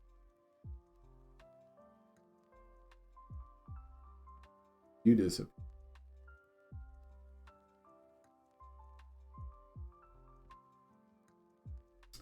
Huh, I so thought close that was it so far. Yeah, it's because I guess now picking up.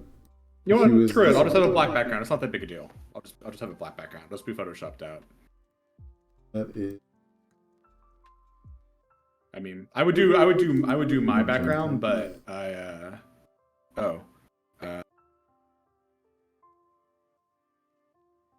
yeah, we'll just rock it like that. It's fine.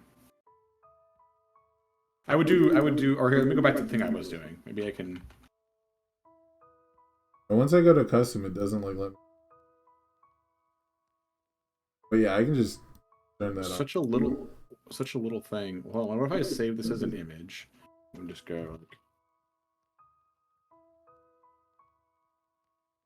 like. I'm surprised that just. I'm surprised hitting it with the. Well, it's because my lighting and your lighting are different, right? Like we'd have to like finesse. Well, it no, and make but it, like I'm picking the color but it's from so the tiny. screen. What I don't understand is I'm picking the black that's next to your video. Wait, what if? And it blanks everything out. Hold on. What if I'm gonna go to my video and go to my filters. What if I turn on my chroma key? Okay. Oh, okay. It's working now, but only behind you, not on the other half of the screen. Blocked out. Oh, you're right. I I would can have just- to. I can do this. Yeah.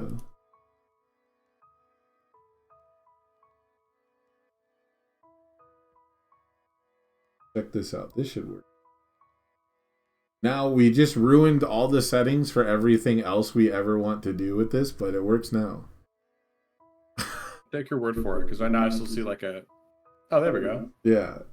Which is hilarious because now it makes me want to get rid of my background, so I actually have the green screen.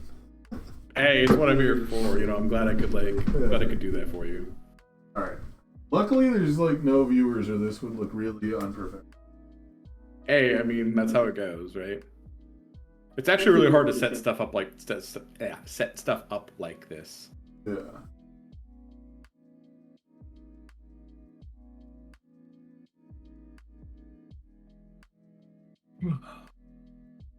I got Velcro straps coming in. I'm probably gonna put the Pro Hero National banner. Oh, now my green screen's nuts.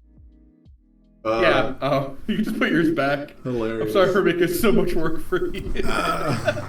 No. I'm pretty sure I got this. Oh, Jasco has entered the chat. Do what? I was kidding because we have like a couple viewers. I was like, Jasco has entered the chat. Yeah. We're over here like figuring out technical difficulties before we start. There. Sick. It's all good. We had time. Hopefully, people were gonna show up Yeah. and join us. Now's you know? now's probably the best time to plug socials and. I already Blah, blah, did. blah. So Cool. it takes a couple minutes. Again, most of the time, I'm down to just record what I'm doing for YouTube later, right? Like, I'm gonna capture this specifically and then upload it later. But now I have to upload a spiel for my referral code for ACE. If you have new players for the UGN, they can use the code ACE. Yeah. And it really helps me out. So I have to make like a plug for that. And then I also have to do the PowerPoint presentation I had for new players. I'm going to do like a video on that. And then I'll probably, because I want to keep that stuff like under 5 minutes. As a new player, I don't want to like heavily invest your time. You know what I mean? Sure. Like I want you to be able to like pop in, get the info you need, pop out. And we actually had a new player asking questions, which was really cool. Yeah, so hopefully that helped them out. They seemed very happy That's with good. the results. So that was cool. But most of the time I'm just doing stuff here to upload to YouTube because it's easier to export off Twitch than it is my computer.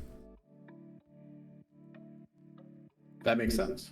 It uses their resources, not mine. Yeah. But then I don't get to like edit stuff or put the hey guys, if you're new, use my code thing. So I don't know what I'm gonna do. But I'm ready to do this set review. Are you ready to do the set review? I am also ready to do the set review. How exactly do you want to do this? Do you want to just take turns picking? Because I did this with my tier list for set 1, where we just took turns putting stuff in different places, and if we disagreed, it was like talked about, but it didn't really matter. I mean, that's probably fair. Yeah. I know when Andrew and Tam did this, I think they did it as a draft thing. They were like, how good would it be in limited, which is, you know, a different sort of a tier list thing. Yeah, it's definitely a different conversation. Yeah. We could also tier them by, like, I can change the tiers to be like tech piece versus staple versus stinker versus, you know what I mean? Yeah. I mean, what are the twos right now? Let's start with that. Like, what are the? Because like on yours, I just see like a red background. Oh, yep, that is a good call. That is not that is not even on the screen yet. Don't know what. If all the green screen stuff makes it tough, like I said, I can just be black. No. It's literally it doesn't have. It just actually doesn't have the source. It doesn't have the window capture. On this screen, I would have thought that I'd have a window capture. Oh, I can change this one. Oh, it does have a window. Set up for a slideshow. Boom. I'm gonna try one last thing before we get started. If I'm gonna transform this and stretch this to screen.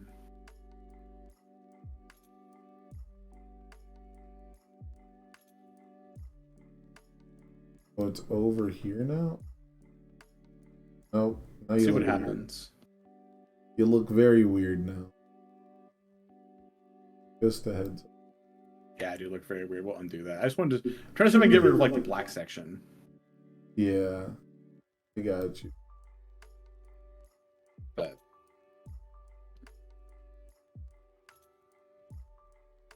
yeah, can't be fixed. Much like All Might, it just can't be fixed, I guess. What if I? Much like set one. Yeah, much like set one balance issues, it just can't be fixed. Oh, wait, hold on. I can bump myself over just a little bit. That should work. There, that looks way better.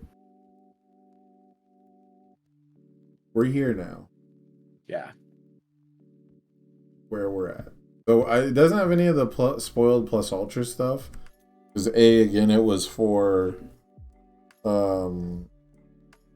like this was originally made for sealed play, like limited play. On top of that, just not everything was spoiled from all the extra stuff yet. I got you. Hold on. What if I'm trying to... But it still has the color. Turn the filter off. This filter is chrome.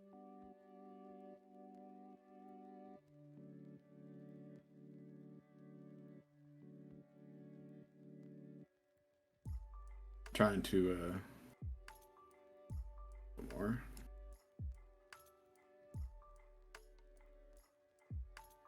Alright, so the two basic ways we can do this is we can just rank a card like 1 out of 5, how good we think it is.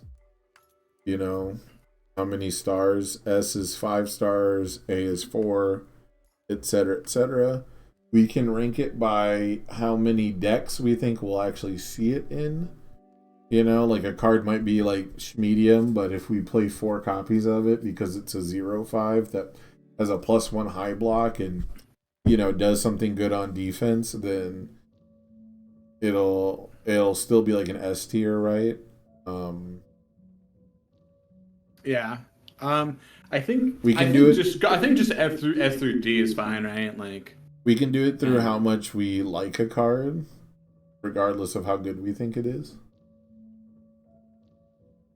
I mean, that's similar categories, right? They are, but you know, if you're someone, I mean, I guess we could do like S tier is like meta staple, A tier is like busted in like 2 decks or whatever, but like not great otherwise, like, or busted in a lot of decks. B is like busted in a couple decks, but not great otherwise. C is like a locals card, and D is a stinker. We could do something like that, like competitive staple, like we'll see healthy amount of play, good in a couple of decks, and that's it. Like a locals card and garbage. Yeah, that's typically how I do it. Like an S is something that I would take to a competitive event and like staple it on almost every deck and its symbols. So like Stronger in Darkness is is like a good example because that card was good enough to get banned, but it doesn't go in every deck. It just goes in like 3 decks that were so good it needed to be taken care of. So like, where would you put Stronger in Dark? I mean, that's a good question, right? Just even like based on like, and I'm sorry, I'm just trying to like fix and get myself centered and get rid of these black bars so I look good. I'm so close, man. Trust me, I understand the struggle. It's fine. We're just gonna have to have like a. I mean, this is the stuff you don't see in the YouTube compilation. Every stream is like this. Every For streamer is moving shit around live. If I just like. Just figuring stuff out on the fly. But yeah, so like Stronger in Darkness, I would put like an A tier. It'd be like a low A kind of a thing, like nowhere near B tier, because it is so good in the decks that it goes in, right? And it becomes a staple for any character that like commits itself, basically. But it's not S tier because you can't put it in every. Yeah, I think that's fair. That's like the. But at the same time, it's like thought it was the problem. So Summon Dark Shadow. Not Summon Dark Shadow. Not anything else they could have hit. No, that Crow and Frog had to die for our sins. Yeah. Really just hurts Tokoyami 2. So sad, man. Tokoyami 2 is fucking casualty. He is absolutely a casualty of war. Like, but yeah, I would agree with Strong Darkness because, like I said, like S tier is like a competitive staple. A tier is like really good in like decks that can use it. right. Like B tier is like messed up only like in a deck or two. Yeah. Dude, like for me, I usually do like S tier like will most likely win an event. A tier is will top an event, could win an event. B is you might see it top tier sometimes, but it won't win an event. C tier is like it's really cool at locals and you might see it at a competition, but it won't. It probably won't even top. And then D tier is like locals only. It kind of sucks. You're just playing it for fun. That's kind of like that's where my breakdowns usually are. Yeah, for me, it's like S tier is a format staple, something you need to have a solution for. A tier is like playing, yeah. Yeah, A tier is just like a card you always like to see. B tier is like a solid workhorse card, but probably is archetype dependent. And then C tier is like you might do something cool at locals, and D tier is you can't do anything. Yeah, I think our definitions are like close enough that we can run it. All right, cool. So I'm gonna start the recording in just a minute here. And then I figured something out. I'm happy. So okay, you're good. You're good to go. I am. Get comfortable actually, because I'm gonna be in the seat for a few hours. Okay. Rocket. Yeah, I had to get comfy myself. I'm gonna adjust the whole lot. Yeah, I'll do the quick little rundown intro for YouTube, and I'll give you a chance to plug stuff. Then, oh, you disappeared. How did I disappear? The window went away. Why do I keep disappearing? The Discord window minimized. Oh, I got you. Yeah, that was on me. Anyway, I'll do the YouTube intro, give you a chance to plug everything, then just do that as part of your like hello, right, when I pass it to you, and then I'll explain all the different tiers, and then we'll just jump into it and go top to bottom. How do you think? Sure. All right, cool. Starting in 3 seconds. Hey there, everybody. The pre-release events for League of Villains are officially out. So I decided I'd get my good friend TheChamberTCG here to join me, and we would do a Set 4 League of Villains review here live on Twitch. You might be watching this on YouTube, but this was streamed live over on twitch.tv/Ace Maneuvers. And I'm really glad to be joined by Rich. How are you feeling? I'm really happy to be here. I've been doing some coverage before the set leading up. I haven't done as much as I wanted because I actually went to Australia for a week and change. But I'm glad to be doing some catch up here, reviewing the entire set with you. Yeah, and you have articles over on Patreon, is that right? Yeah, we'll be sure to have those in the description. But if anyone's around right now, I'll just plug it real fast in our chat. I have a few of the character set reviews up. I'm going to be transparent. I'm not the world's biggest fan of this set. I think there's some cool cards, but I mean, we'll get into it. But I definitely have a more tepid opinion than some people do for all the cards. Yeah, I'll say I like a lot of the effects, but like we've been under the competitive microscope for so long now because of the way that national season work and because of the way that people are trying to just sort of ramp up for competitive events coming out soon, you know, the start of Organized Play 2023. I think we're going to see a lot of fun be had for like this first month, but by the end of March, I think people are going to be taking a magnifying glass to this set, if you will. Yeah, that's where I think so too, and it's not going to measure up. But we've got like 150 or so cards to get into, so we should get this ball rolling, eh? Yeah, absolutely. So a quick breakdown of our scoring system, because everyone's tiers are different, everyone's ideas are different.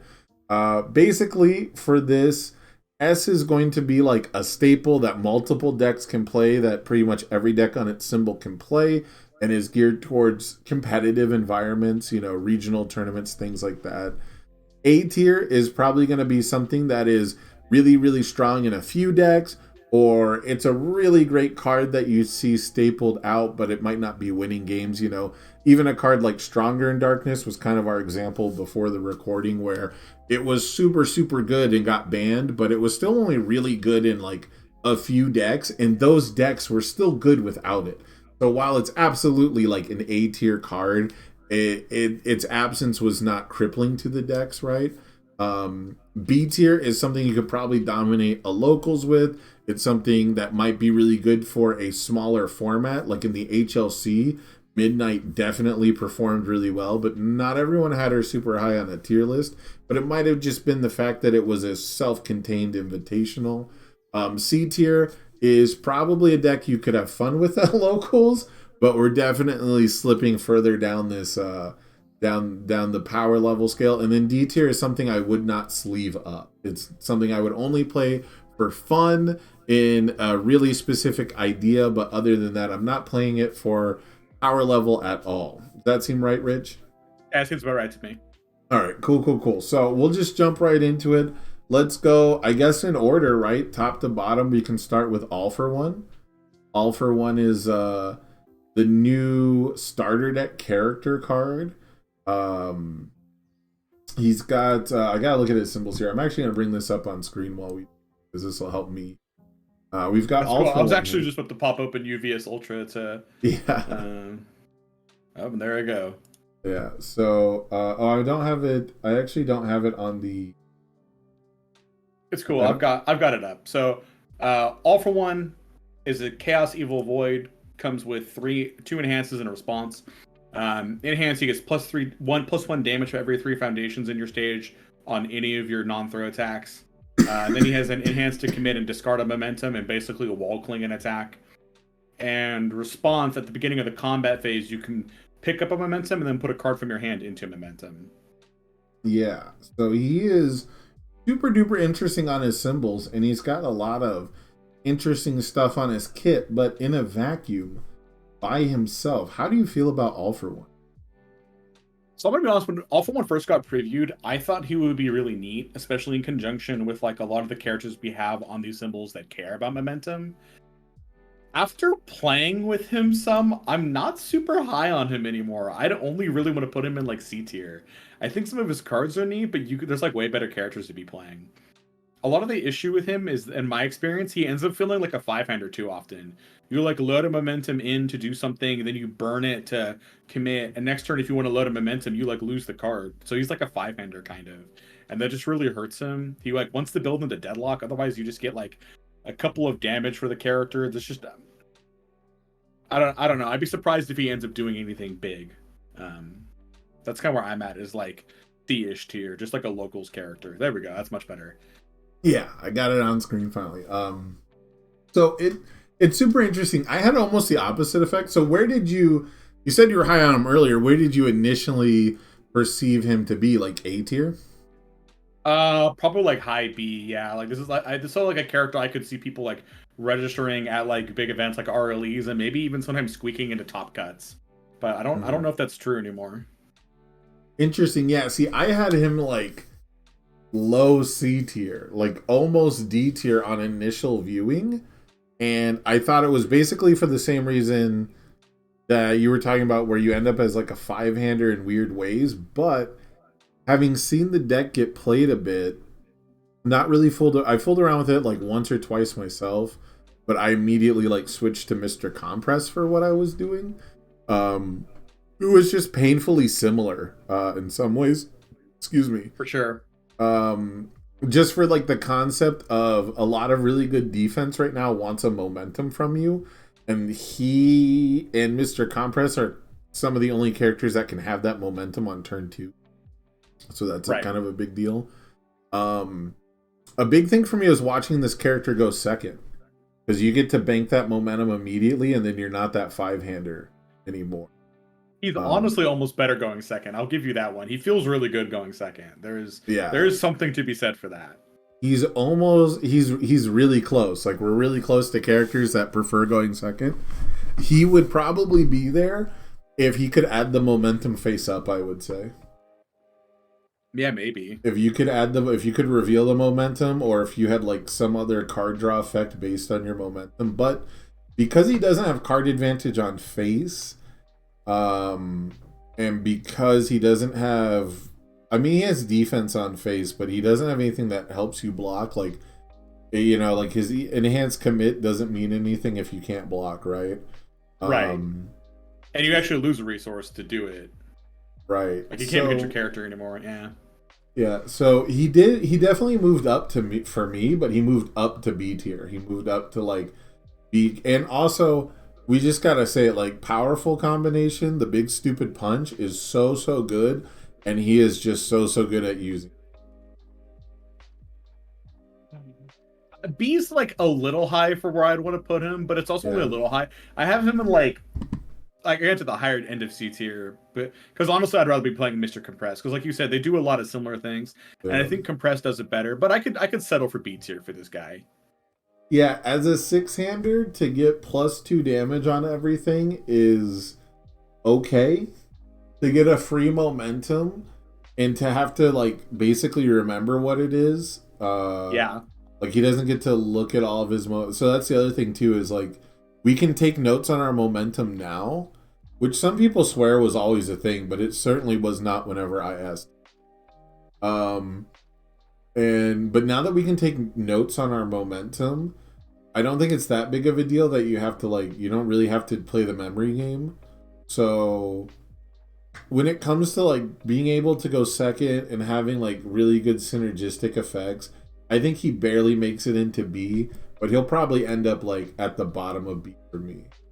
Yeah, for sure. And like I said, I have him as kind of like the upper middle of C, so we're not too far off. But we'll let him chill right in the middle of B tier. We'll let him chill at B, and if our B starts to look better than him, we'll move him down. But I believe in his ability to fuel fucked up effects with Chaos Symbol. Is really, he might be a one symbol wonder.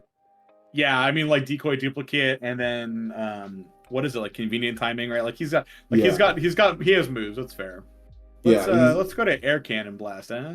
Yeah, let's move on to Air Cannon Blast. I'm gonna move them all the way. I'll move this up to S tier. I'll move everything up to S tier to like start off. So while we're talking about it, yeah, so we can just kind of see it. But then I'm also gonna bring it up on screen because it's all in order.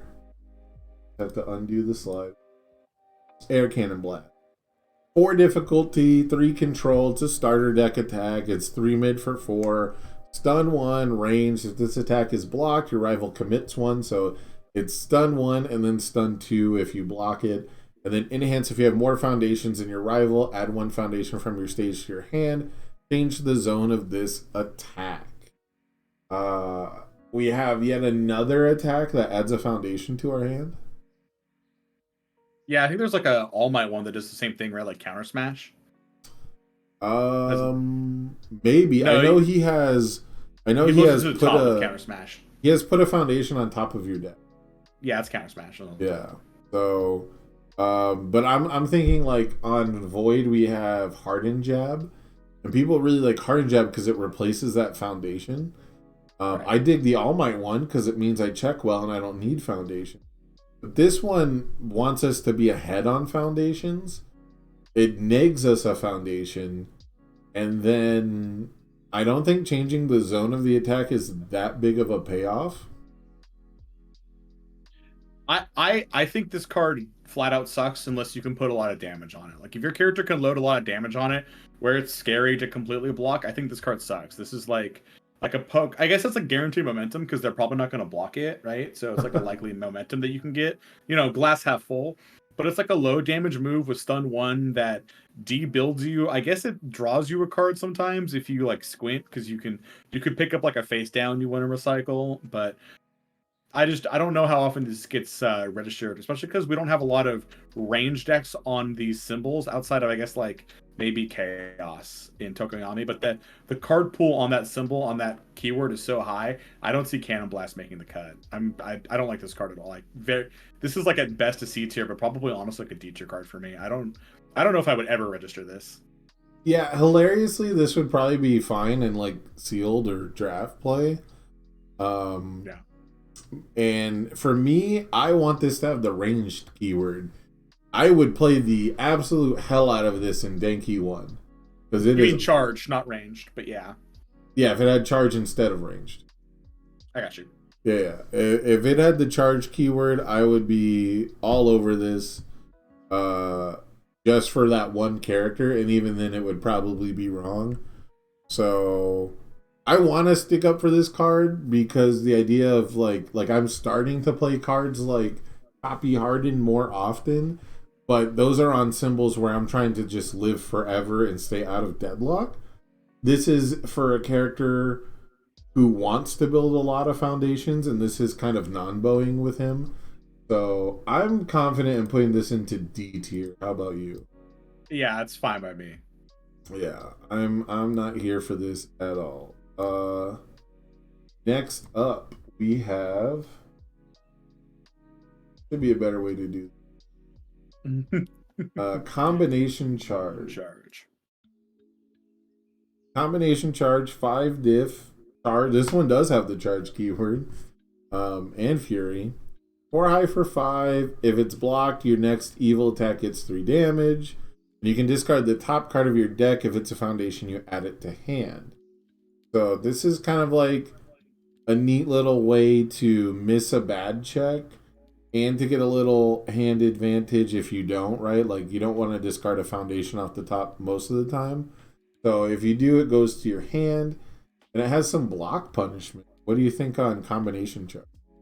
I actually like this card. Like the second enhance to me is kind of a reverse Destined for mainstream success, where Destined either draws you an attack or confirms a 5. This either draws you a foundation or clears a bad check.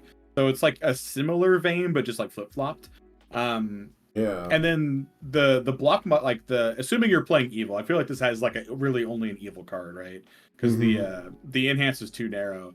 But Evil Fury is a thing that's kind of almost been there. So if you have ways to make your moves faster, and Evil's got a couple tools for that this set. Like, I actually think this card could see like a little bit of play, albeit on like specific characters. So yeah, I actually kind of like this card. I just don't think it's going to fit in a lot of decks is the problem. Yeah, I think my only beef is I'm missing like one piece of synergy with it. Like if it was on a Bakugo symbol where we cared about a card that enters our discard pile, if we had some of that going on, that'd be kind of cool. Like, oh, I discarded. I think All Might has one actually that says when it enters the discard pile, your attack gets 1/1. So Yeah. like, if I milled that card, then added it to my hand, and then I could like discard it for 1 with nature or something, like that could be a very surprising play from an otherwise unassuming attack, right? Yeah, it'd be brutal. Yeah, other than that, you like you said, reverse Destined for mainstream is kind of neat. The top part being symbol locked is kind of frustrating, but at the same time, I guess it makes it less generic. So I think for me, if this card wasn't symbol locked, I'd put it like on the low end of B. But because it's Right. really just like evil card, it's very symbol locked. I kind of have to put it in C tier. yeah, like Relentless Barrage kind of exists in the same space, right? Like the top enhance is just slightly better or worse Relentless Barrage depending on your deck symbol. And then the bottom part is not an attack. So, and it's a higher div. So, I think this ends up honestly in a D tier for me despite being very close to something I want.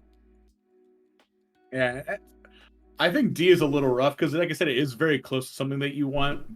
So, like for me, I'd have it like I think C. If you're like a hard stickler for D, you can go in there. But like I actually like this card. I just think it doesn't really have like a good home.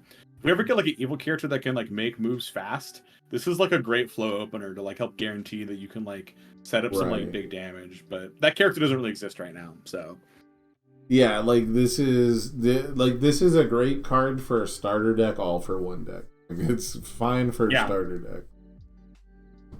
I get. Oh, we'll put it in C tier. It might end up somewhere else, but we can go C tier. Next up should be Impact Recoil.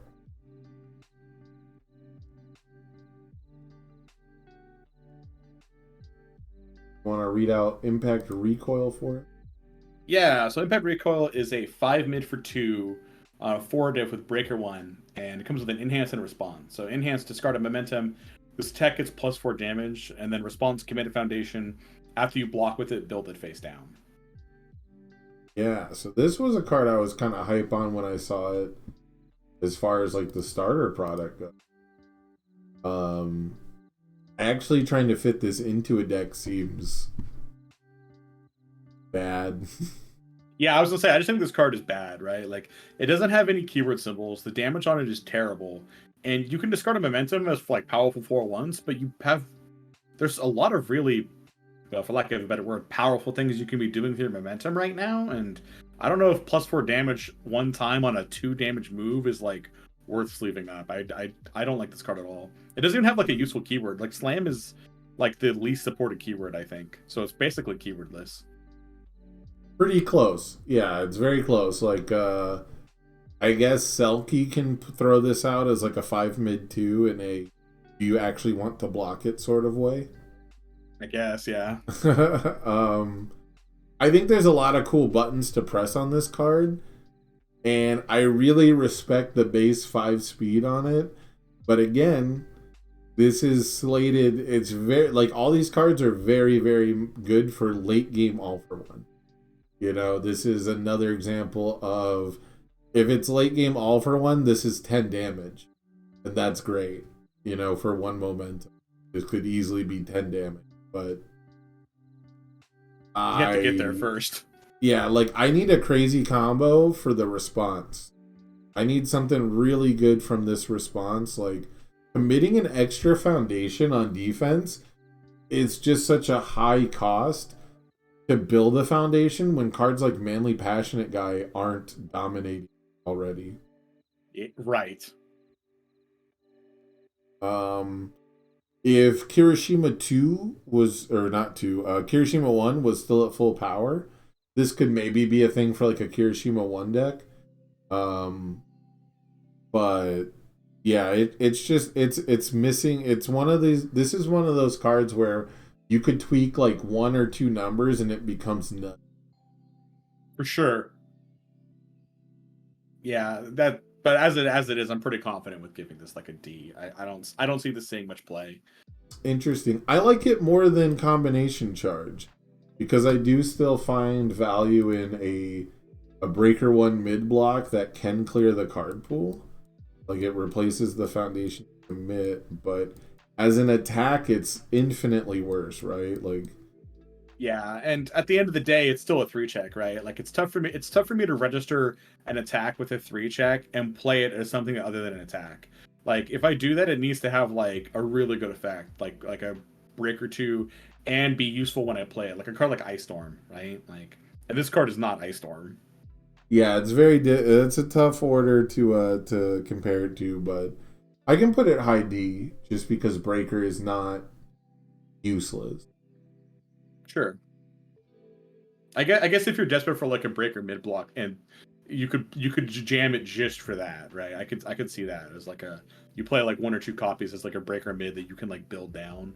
I could maybe see that. Or if there was some really cool synergistic cost you could play off of, maybe.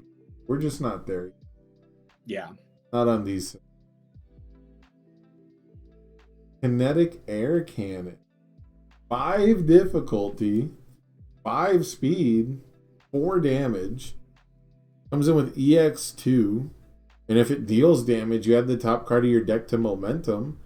And then you can enhance or move 1 momentum, add 1 card from your discard pile to momentum. A little unassuming, but I have high hopes for this card. I do too. I think there's a lot of little things going with this card that make it very good. Yeah, the biggest thing is that it has the chaos symbol. Yeah, right. The other thing is, I think the biggest crime for this card is they did not let it share a Toga 2 symbol. I think that's a feature and not a bug. I think they could have let it loose. 1 attack, I don't know. Yeah, I mean, I'm not saying that Toga 2 would be busted if they did that. I'm just saying I think they intended to not. That was like a deliberate choice that they made. Yeah. I love the design of this card because every button on it just sort of works. Like, yeah, you have to have the momentum, right? But, for the most part, like, every button on it just sort of works. It has stats in the right place for the type of effects that it has. Like, it has a higher speed than damage, and then it has, if it deals damage, do stuff. You can EX it to, like, replace that momentum, which is super cool to me. This could be like a non-kick that you see played in, like, which one is it? Is it Ida 3 that replaces momentum for EX? That replaces momentum for EX. No, Ida 3 gets to ready something. Oh, yeah. That's the other thing Ida 3 does. Yeah, so you could maybe see them with this with Ida. Yeah, so, like, you could see this as something where you already have 1 momentum, and you're like, all right, it's 7 high for 4. I'm going to replace that momentum and get 1. Just little stuff like that can make this card a way bigger nuisance than it might seem on face. This kind of like All for One, I was very down on at first, but then the idea of toolboxing my momentum, I'm a big fan of, especially right now. Like, the more face-up momentum stuff we get, like, more ways to get face-up jolts and face-up gravity lifts are what I'm about. And face-up meteor showers. This card can, like, if you have a meteor shower, like, in your bin, like, you can start a meteor shower chain without having, like, a meteor shower live. This card also enables meteor shower. Yeah, and it's something we're going to see later on in this kit as well. And, of course, because it's All for One, he gets to tutor up something to pick up during the when the combat phase starts. So, yeah, there's a lot of nice upside to this card. It doesn't seem strictly worse than any other card. Fast momentum is a good thing. This card could have been a real stud for me if it was a +1 low block in this format. Yeah, the 3 low block hurts it, but I think this card's like B tier category, right? Like, yeah, I think I think so. I was low on it before, but yeah, I think it could make a B tier appearance. I think its biggest issue is these symbols aren't super great right now, except Chaos. And Chaos has a plethora of options to choose from that are just better statted than. Yeah, it's got some competition for sure. Yeah. But as far as having a toolbox element to it, I think we could put it in B.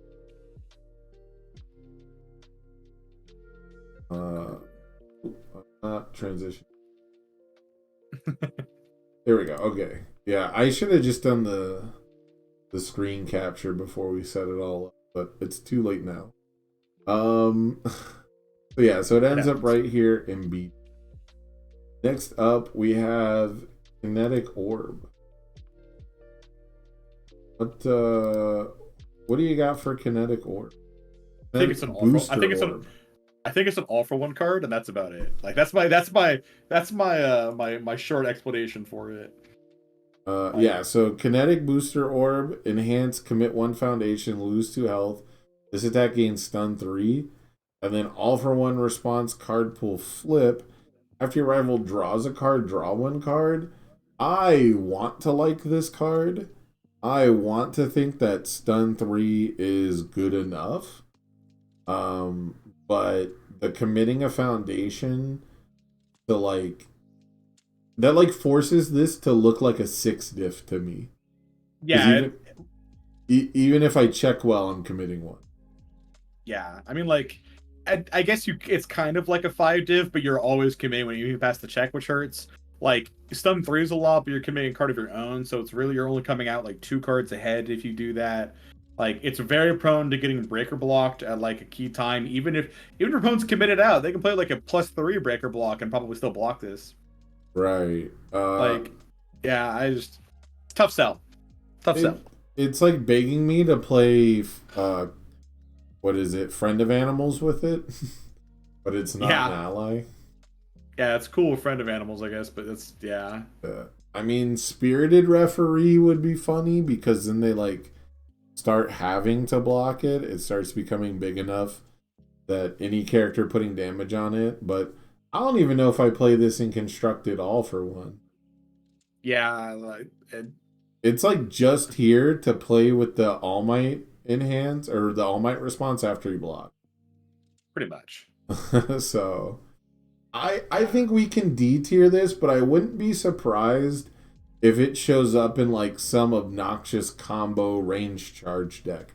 Because it does have the same keywords as Twisting Azure Inferno, and this can clear the way of specific interactions. I just don't know who's going to look at this and play this over like Giant Ice Wall in that. Yeah, me either. You know, like what evil deck wants to commit this foundation? Gotcha's not good enough to make it 2-speed. You know, I don't see the synergy just yet. I'm comfortable with a D tier placing as well. Which hurts for All For One because we're like harsh on a lot of his attacks, man. Like, well, we'll see. Well, we'll see when we get to the All Might one. Might be the same. Yeah. Next up, we have Quirk Combination. You want to read that one? Sure. So Quirk Combination is a 3 low for 4 on a 4 difficulty move. Comes with 2 enhances. 1 enhance if you have more foundations than your rival. This attack gets +2 speed, and your next attack gets +2 speed. And then Deadlock enhance, draw 3 cards. Mm-hmm. I have never seen a card that I've wanted to like so much, but cannot ever see myself registering like this card. Like, I want to absolutely love and jam this card, but I know I'm never going to do it. Like, it's just that the first enhance is too unreliable. It's not the most reliable thing for like turn 2 when that enhance would be most applicable. It's not super reliable if your opponent's in deadlock. I mean, we're starting off with starter deck stuff, so you know you got to give it a little grain of salt. But I would imagine that set 1 foundations and set 1 attack, or like Bakugo Midoriya stuff would be doing a lot better here. Yeah, I mean maybe. I mean to be fair, at least some of their cards see play, but I don't see a ton. This one wounds me, but I think this is like a D tier card. It's just too inconsistent. Yeah, it's very close. It's very close. A 5 low 4 that gives your next attack +2 speed. Very, very playable. The fact that it has to get to that point through some hoops, even with a +1 high block, I could put this in D tier. Yeah. All right, here's an interesting one though. It's Rivet Stab. Rivet Stab is a 3 diff, 2 low 2, getting some twice numbers in there. Commit 1 foundation. This attack gets +X damage. X equals the difficulty of the committed foundation. And then if this attack's damage is 5 or more, draw 1 card. It's interesting. I don't think I'm ever committing a 3 diff for this unless it is Friend of Animal. In which case, this is a very nice 3 diff. But I think this is actually a very solid flow card for 6 hand size characters who pump damage. Yeah, I think this card only fits in a couple of homes because you need to put. Ideally, you get it to 5 damage without committing a foundation, because at that point it's like a 4 difficulty move, Right. And maybe worse depending on what you checked for and how deep in your string you played it. But I think if you can get it to where it draws a card, like it's neat. It plays. You're right. It plays very well with like Friend of Animals. Like it's gotta look better than Future Charge. Future Charge has created a baseline for 4 difficulty draw card. It's got to look better than Reciprocal Extend, and I don't think it quite gets to that level. But you're right. It finds like a really specific home in Innsmouth. Evil Innsmouth can discard a card, make it 5 damage, draw a card, and it's all about getting like one big string in to just OTK. So this card is fucked up in Innsmouth. Yeah, that's a good shout out. I didn't think about Innsmouth, but that's a good shout out. Like, yeah. But I don't know if we can put this card higher up because it's good in like one character that we don't even know if that character is going to be good enough yet, right? We'll talk about it when we get there, but that's true. This card is best up in Innsmouth. That's true. Yeah, this is definitely a card that is looking for really specific pieces on its symbols, and I think this could have been a slam dunk if it was like a 4-low 2, or even just gave itself speed and or damage, some modular. Yeah, ability. if it was like a 2-low for 3 or like a 4-low for 2, like 2-low for 2 is just too garbage of a baseline, even as a 3 difficulty move to like really look at. Yeah, so very interesting. Where are you putting it? Where are we ended up? C or D? For now I have to put it in D because I mean, like I said, like if it fits in one character that we don't even know if it's good enough yet, like that's a card you're not sleeving up. Like. Yeah, I can't think of a second character. Like it'll shine in Innsmouth if that's the build that people end up on, but I can't think of a second character off the top of my head. So, damn, it would be funny if Tokoyami's dunked people with it though. That would be funny. I mean, Tokoyami can play anything, right? He just puts stats on stuff, so you can put any card is good in Tokoyami. It doesn't need like abilities. You're just like, he's finally done attacking, and you're like, I don't know, man. Rivet stab on a 7. Yeah, with like +2 to my check.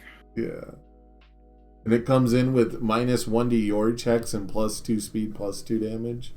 Yeah. Character ability draws a card. Hey, look, I drew sugar. Oh, look, you're dead. Yeah, or but drew, like, I guess cremation. Yeah. All right. Let's move on. This is the big one, the big stupidest punch, ultimate combination. So I'm going to catch a lot of flack for this. I'm going to say this now. I actually like this card more than Final Smash. A lot of people like Final Smash over this card. I actually like this card more than Final Smash. Okay, well, let's talk about the card. 6 difficulty, 4 high for 7, 3 control, +1 mid block. It's got Fury Punch, powerful 4, so not really super relevant keywords, but Fury is kind of like the evil symbol keyword. That powerful 4 is big because you build all foundations discarded to pay the cost of this attack's powerful ability, and then enhance this attack gets +1 speed for every 3 foundations, in your stage. So it's kind of obvious what it's trying to do, and it pumps both its speed and damage. I think this card's a winner. Yeah, I definitely agree with you on that one. I think this card's very good. It kind of warps your deck a little bit. I think you kind of have to at least try to get a couple like ways to get foundations in your momentum. And some decks do that naturally, right? But if your deck doesn't, you have to like look for ways to do that. But even if you like don't have a lot of foundations to build, this is still like a reasonably fast move late in a game for just like all of the damage. Like you'll explode people. And if you hit them with like a high and they block it and then play this, if they don't have 2 highs, you're gonna get at least like 10 or 11 damage off this, even if they like half block it. And that might just kill them. I think this card is very good. Yeah, I think what I'm looking for from this card, more so than like the foundation synergy from the momentum, is passing the check. Because I think the only thing holding this card back is its 6 difficulty that you want to play as your 3rd, 4th, 5th attack. And these symbols are pretty good at that. Void, maybe not so much, but these other symbols are pretty good at it. And of course, it wants you to build up like a massive stage to be able to afford it anyways. So the only issue with this card is that it might be like mega late game unless you're the chaos symbol doing really fucked up combo shit super early on. Right. That being said, it's actually very easy to get foundations into your momentum if they are the very specific foundations that add themselves to momentum. Other than that, you've got charged up. Like, I think I think buying into the combo might make people build like subpar decks, but just being a massive stat stick that sometimes gives you like a huge bonus later, because like wealthy aspirations, engine rush or engine boost, the 3/6 ETA attack gives it from the top. Like I'm adding cards from the top of my deck to momentum more than ever, and the likelihood that their foundations is pretty good. It's pretty good, yeah. So Yeah, this is like a high B, low A tier category card for me. Like I'm definitely putting this in A tier. It's ending games, and I think people are going to try it on the competitive scale. And if it doesn't find success, it's probably the issues with the characters and the fact that like the chaos symbol's just absolutely fucking cranked. yeah, and there's just too much. Yeah, I would agree with that assessment. This if it doesn't start showing up in lists a lot, it doesn't have a home yet. It's not an issue with the card itself in this case. Right. Yeah. The biggest issue for a lot of these all for one cards is chaos is easily the best symbol on it, and those decks are eating well already. But I'm gonna put this A tier. Yeah, that checks out. Now we've got a Master's Pride.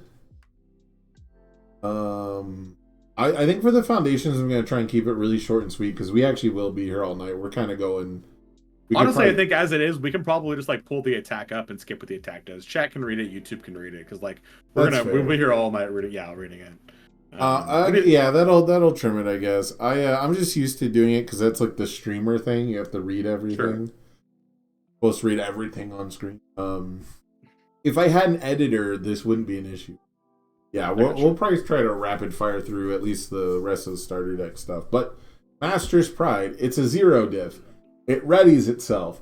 This is a fucking S tier card. I see. I don't. S tier is only tough for me because like I feel like in this like format that we're in, where I think people are gonna be playing a lot of like really fast aggressive decks, and I think if you have ways to snap momentum, like okay, it's like in chaos symbols, it's gonna be good. But I think on like its other two symbols, like it's good on like random characters that snap momentum. But I don't know. I have this as like A-ish tier for me. Like, but again, like I know there's not a lot of S tier. Like, how can I put this? Requesting assistance is an S tier card for me. That card readies anything. Like, right. Yeah, this card readies like itself, which is like it's still an extra resource, and it's good for going in hard. So I've run into this issue with successful results where I'm like it's strictly worse than requesting assistance, but if you're getting stunned out, the ability to ready itself is technically better than the ability to ready other things, right? You can't target hate it down. I would always play them together, which is part of the problem. But I think that the ability to commit this on an early poke turn, get momentum, and then at the end of my turn during the end phase ready it just from naturally getting momentum is insane. This would be like C tier if it said during the combat phase, but it's after you add a card to your momentum at any time I get to ready it. I think it's S. Well, I guess we'll see how it shakes out. It's S tier from this set for sure. Yeah, that's a separate discussion. You're right. I'd probably go a lot higher. Yeah, I would put this in like I don't know. I guess I worry about homes for it, but you know, I guess I'll have to sleeve this up sometime and get back to you. But for now, we'll leave it in S. The hardest part is that it's competing with Easily Excited and Basic Training and Requesting on the same symbol. But that is also part of where I'm coming from. But I'm seeing people pick this over like Easily Excited or Basic Training, whichever one, like whichever stat their deck doesn't need more. And that brings us to like the match, like behind the screen or something like that. Behind the curtain. Yep. Yeah. Yeah, behind the curtain. You get to look at the top cards of your deck very rarely, and then after you discard a momentum once per enhanced step, you get +1 damage. This card sucks. They played it really safe. This card is one of those cards that like absolutely sucks, but there's gonna be someone in community who's like, bro, my opponent built like 3s in the first turn, and I just couldn't play the game because they always checked 5s, like, and then they drew for their turn and they drew like 4 attacks. But yeah, I think this card sucks. If this was on like a stronger draw symbol where I get to like actually draw the cards I want, Like, instead of having to deal damage or whatever first, if this was an E flip even, which would be funny as it would get worse, but you know what I mean? Like, it could have been E once per turn colon or something to make it like really functionable. And then the once per enhanced step after you discard one or more momentum, that just seems like they played it way too safe. So for me, this is a D tier. Yeah, no further comments. Which I kind of expect that from starter deck cards. Set one starter deck cards are of course just overtuned, but Crushing Truth. I think this is a sideboard staple. It's like maybe a sideboard. I don't know if it's like a staple. I think it's a side card if these attack symbols ever take off, or there's like an attack on these symbols, that's a huge problem. You start sideboarding it, but I mean, like most of the best decks in the game right now that are slam dunking you aren't jamming a ton of this symbol.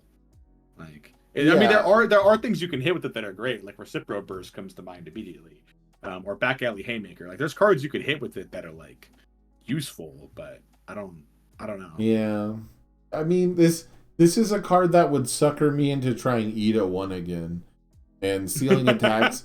Sealing Attacks is pretty strong, but how many attacks out there really need more than one enhance on? Yeah. Like, how many attacks you really can't do the first enhance on?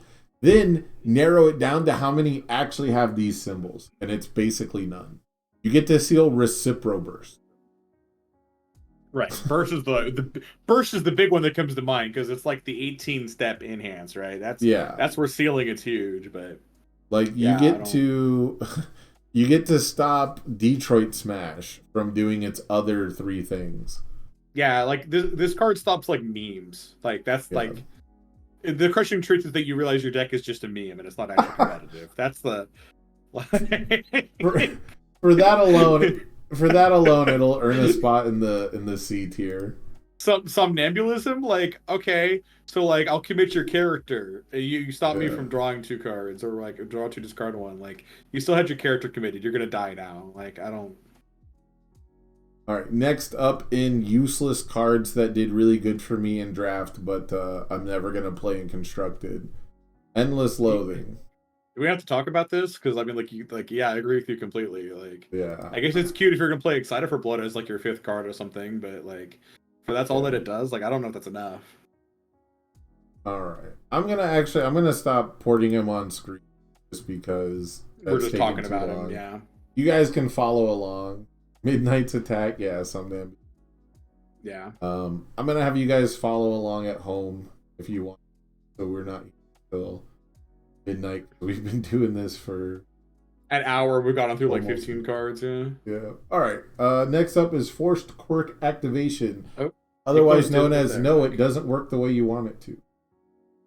I think this card's like an S tier card, just because, like, I mean, we already see Apathetic see a bunch of play, right? And this card is like Apathetic with an extra upside to it. I mean, like, you can't. The targeting on the Apathetic style effect is a little narrower because you have to hit something that they can't use. But like, anything with a deadlock is fair game. Anything committed is basically fair game. Anything that's not advantageous to them right now is fair game. There's still like a broad range of stuff you can tag with this. And then it also just like, I just need a momentum. Like, I'll just grab, I don't know, this card. Like, I think this is like an S tier card for me. This card is only getting played for the top enhance. And I still don't know how many decks outside of like specifically Chaos Tutoring decks or, Meme Shadows Aid decks. Yeah, because you just pick it doesn't require you to pick a Reddit foundation. It requires you to pick a foundation. So you pick a foundation. If it's not a legal activation, then it sucks for them. It blows up. Same thing if you pick like a Deadlock. If they have like 8 foundations, the Deadlock enhance is still there. They just can't legally declare the enhance. Yeah. What really sucks is it's similar design to an old card that used to be really good because it would make your opponent pass their enhance. And you could end the enhance step if they didn't use it. But because they can, I think they can just pass and not blow it up. You could do that, Zeter God, in which case this is enhanced just end the enhance step. This is like, that's still super useful. I mean, we've already seen that as a card as a 4-diff. Yeah, I was just gonna say, I think you can. That's still like a great effect, right? Like, Yeah, I think they can pass and not blow it up, but that's the effect I want this to have. This doesn't force that too much. So yeah. I could settle for A, but I can't see it any lower than that. I think this card's incredible. Wild. I think this card is a C. Really? Yeah, Wow. I'm gonna neg myself one to maybe, hopefully, neg you a ready one. Maybe. I've tried this card out quite a bit, and I haven't found it land a meaningful destruction a single time. Wow, we've had very different experiences with this card. I jam it in every deck I build on the symbols. Because you said the most important thing you said is they have to destroy something that's committed or something that's not advantageous to them right now. Or has a deadlock, yeah. Which means it's not helping me right now. So I never get the bottom effect to go off. So I think so if you said A and I said C, it ends up in B. Is that how that works? That wounds me, but I guess that's how that works, yeah. I think that's how it works. I'll put it top of B though. Okay. Yeah, I've never had the destruction effect actually slow anyone down. I use it only for the top enhanced. C tier is like a locals card. I just the idea that like 0 competitive players would ever sleeve this up. I mean, like I've been wrong before, right? But I'll be very surprised if we don't see this somewhere. Well, I think C tier cards can end up in competitive decks, but they would be at that unique one of slot or like very specific to this character that is good in this format. Gotcha. But yeah, I don't know.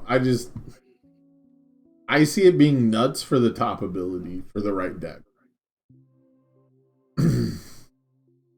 I mean, that's a good use of it. Yeah, that would be a good use. On to helping Tomura. Helping Tomura. Man, this card should have been a 5 check. Yeah, I think if this card was a 5 check, then like maybe in some fringe greedy, I need all the momentum, perhaps. I don't.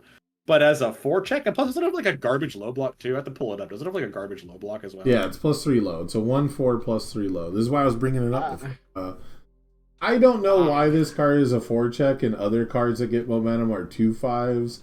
I don't know where the line is drawn for ramp you momentum, because characters sure do it for fucking free. You know, we've got synergistic effects on 2 checks that replace themselves and get you momentum. You know, like it's not hard to get momentum, but this has to be ready.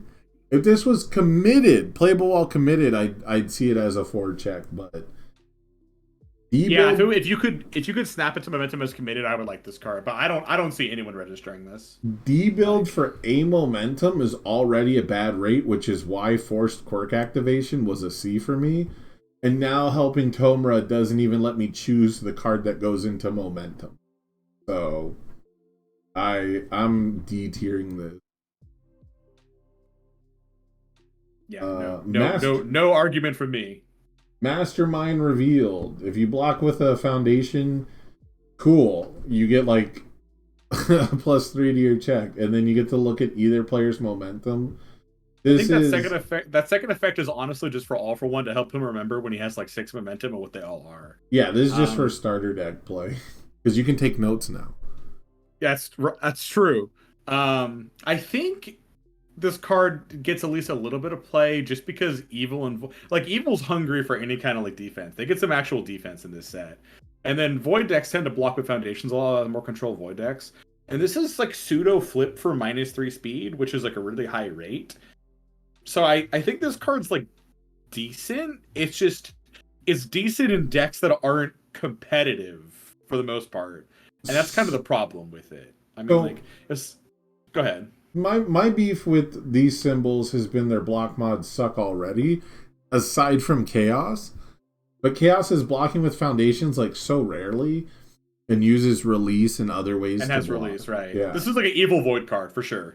If this was a 1/5, this is very considerable. I imagine a lot of manly, passionate guy players and enthusiasts are going to sleeve up 4 of those and 4 of these together. But I think this is actually. I want this to be C tier. I think it's going to end up more like D tier, but I'm down to put it in C. I think we have to put it in C only because like the two other because this is not a chaos card. There's no shot. Like chaos has way better things to be doing. But like Evil Void, kind of like slower control decks that do block with their foundation sometimes. Like flip for -3 speed is a good exchange, and that's all it does. I mean, like a lot of Racerhead Voidlists play. Oh, what's its bucket? Unexpected Hero, right? And that's -3/+3. Well, granted, which is a little more flexible, but yeah, I think this card will see at least a little bit of play. Yeah, just not in the most competitive decks. So I think C's the home for it. Yeah, and now the most tone deaf card in the entire starter deck, Taunt the Hero. Wait, why is this tone deaf? What am I missing? Enhanced Commit. If this attack has greater damage than the speed, it gets -2 damage. Sure. You could have printed that effect on a 0 diff. And then all for one. Yeah, this card sucks. All for one response removed, lose 2 health. After your rival plays a deadlock ability, cancel it. You could have put that on a 0 diff. Yeah, this. And yeah, I would not sucks. play it. If this is the foil in the starter deck, which it is, it almost certainly is. If it's not, it's Force Quirk activation, right? I'm pretty sure it's gonna be Force Quirk. It better be Force Quirk because this card just fucking sucks. I don't know who they like ran out of text. There's words missing from this card that are supposed to be here. I don't know. Yeah. Maybe it was -4 damage at one point, and they were like, "Well, that's too much." And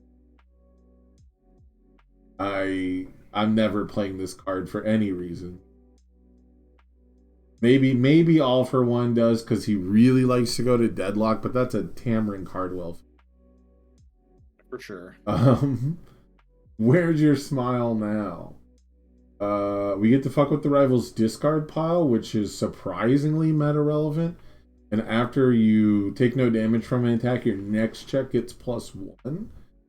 I think this could be surprisingly useful in sideboard. Yeah, when I first saw this card, I was like, I don't think it's very good. I don't see how often it'll see play. But then, like, I stopped to like think about it after I had done the review, and I was like, man, like this messes up specialized Soundwave stacks at least to some degree. Like, this can mess up an Ojiro player if they only have like one copy of like a zone. This can get rid of like a Summon Dark Shadow. Like, it hits like a lot of meta relevant decks, but a lot of and you just dumpster Eraserhead, right? Like early on, like hit their early if they only have one erase. If it's like early in the game, like. Yeah. You go turn 1 and build this, like the Eraserhead player loses. Yeah, exactly. Like, so like I think it's a good sideboard card. It also might be meta relevant against Dabi too. Oh, it could be relevant against. That's true. It's way less likely, but you might get some mileage out of him not turning Hold Hostage into a cremation or something. Yeah. Before we get into the rest of this, Sam, I'm going to take the world's quickest bathroom break because we've actually already been at this for like an hour and a half. I'll be very fast. All right, I'm going to grab a drink then while you do that. Since we just finished the first character. All right, I'm going to grab a drink and I'll be right back. I'll turn the music up. What do you guys think? How are we doing so far? You think this is accurate? What do you guys think?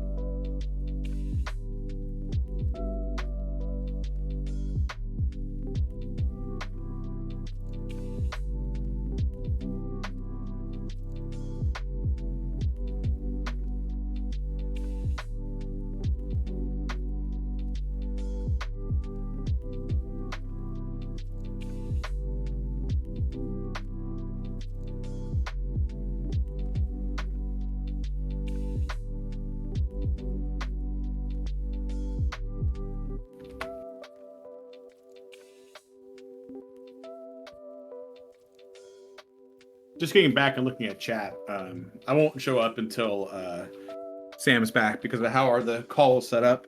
I actually really like Kinetic Air Cannon 2. That one was a bit of a wobbler for us. We ended up settling on B because it needs like a bit of a home in Evil and Void, and on Chaos it has so much competition with other good cards. That being said, it is a good card, and in particular, I like it in Meteor Shower decks because you can set up Meteor Showers without playing a Meteor Shower to start like your loops. So I think this card like will see some play, and that's the thing I'll want to experiment with in the future.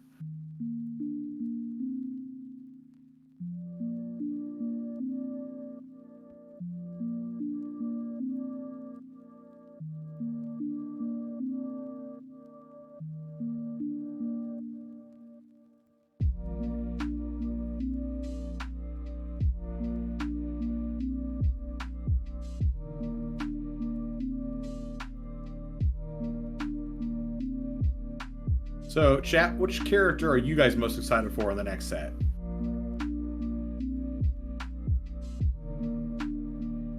Oh, Meteor Shower, like, all for one? I mean, it makes sense, right? You can, like the issue with Meteor Shower is that's, like, a 5 damage move, but Meteor Shower, you just, like, put damage on it with all for one. And it's, Meteor like, Shower like sucks. That card is ass. Anybody who's ever won a game off a Meteor Shower was playing against a bad player. I said it. I played that card in Air Denki. It's the best character you can play it in. Still ass. Wow, that's harsh. I've tried to do it a couple of times.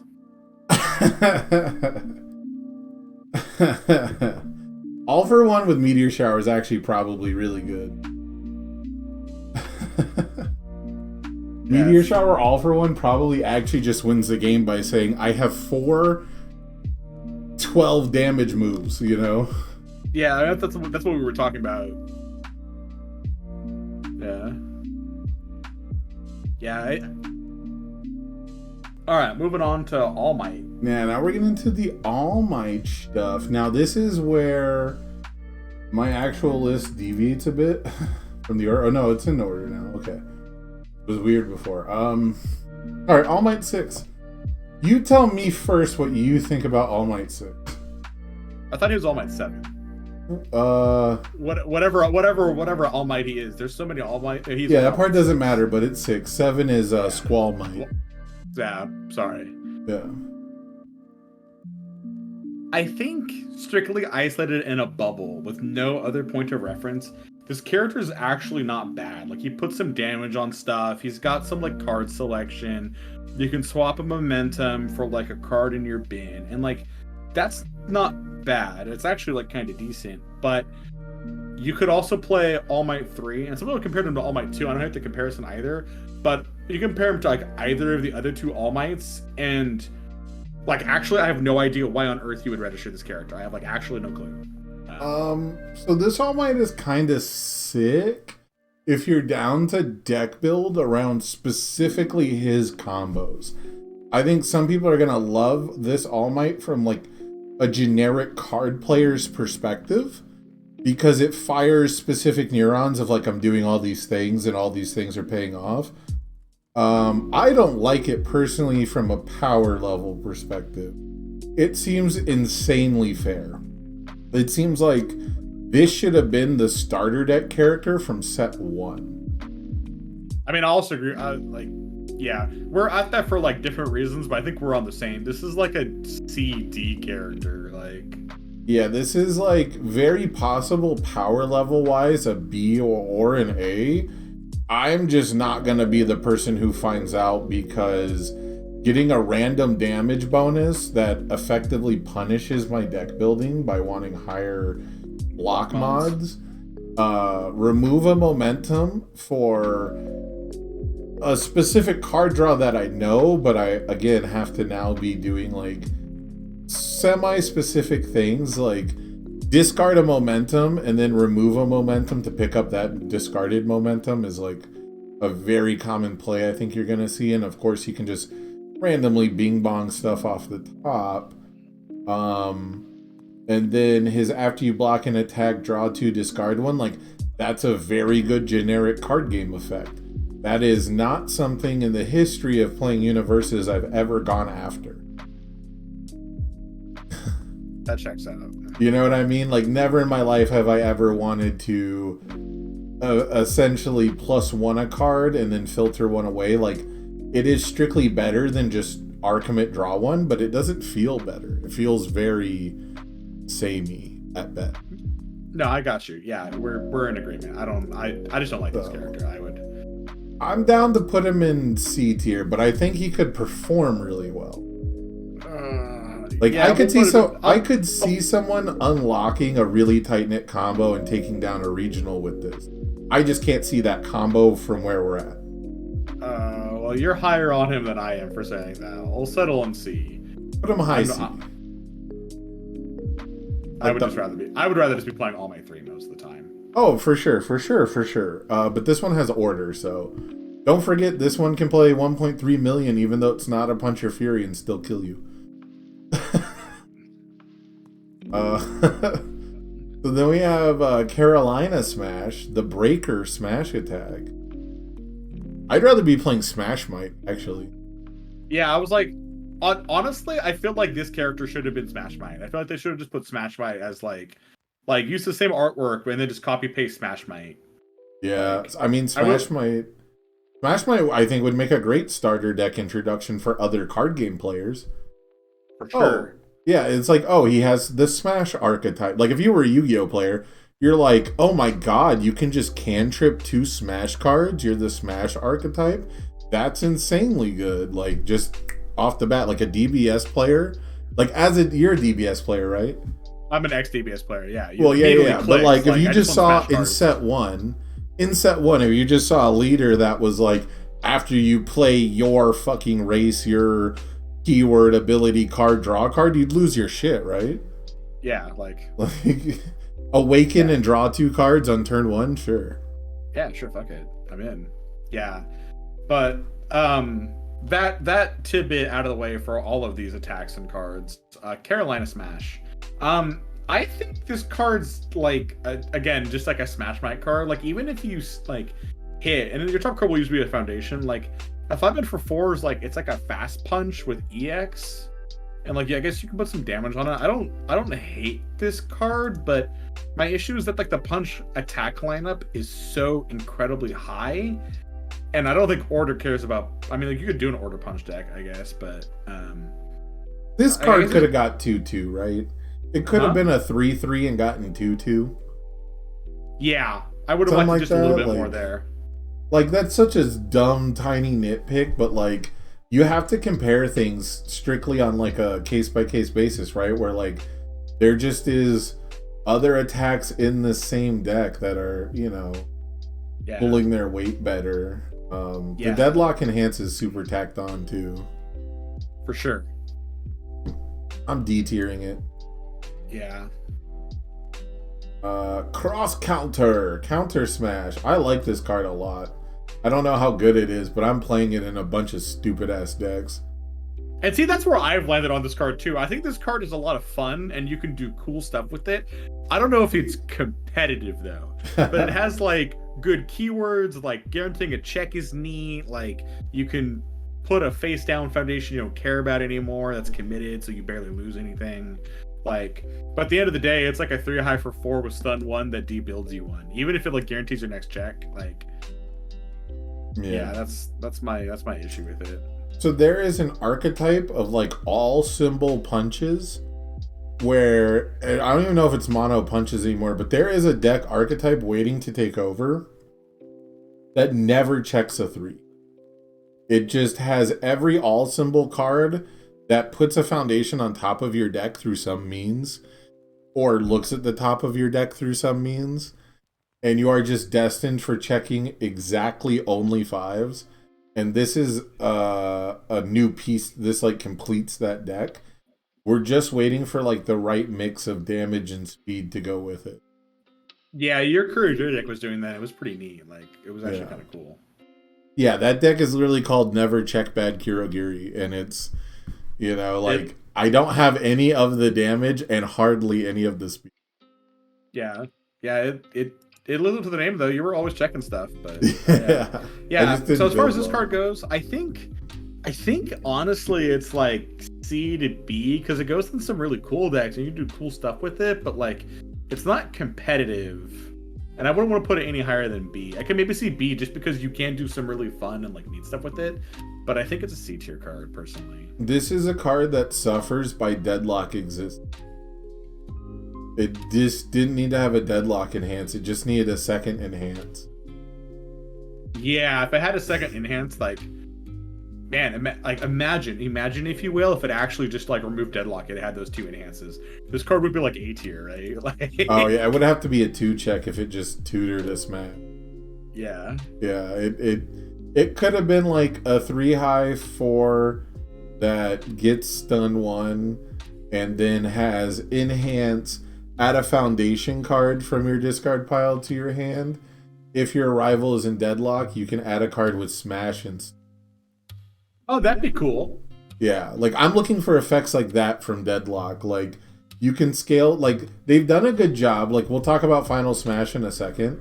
They've done a good job with changing like the number of foundations to scale effects. Typically it's about difficulty reduction, which is really fucking weird to me, but at least it's something. And this is one that like I don't know how you would scale it, but you'd have to use Magic the Gathering wording instead, where it's like you can do something, or if you do the hoop, if you jump through the hoop, in this case it's your rival is in deadlock, you get a better reward instead. Yeah. But I'm Yeah, gonna C that's tier fine. this for now. Yeah, I agree with that. Yeah. But then next up is Final Smash, and this is basically like, okay, we didn't want this to be deadlock -2 difficulty, right? So we just put the text in, if your rival has blank or more foundations, we just changed where deadlock is, which is just more proof that deadlock should not exist, because now I have to remember 3 different foundation counts at which I'll get boned by my opponent, right?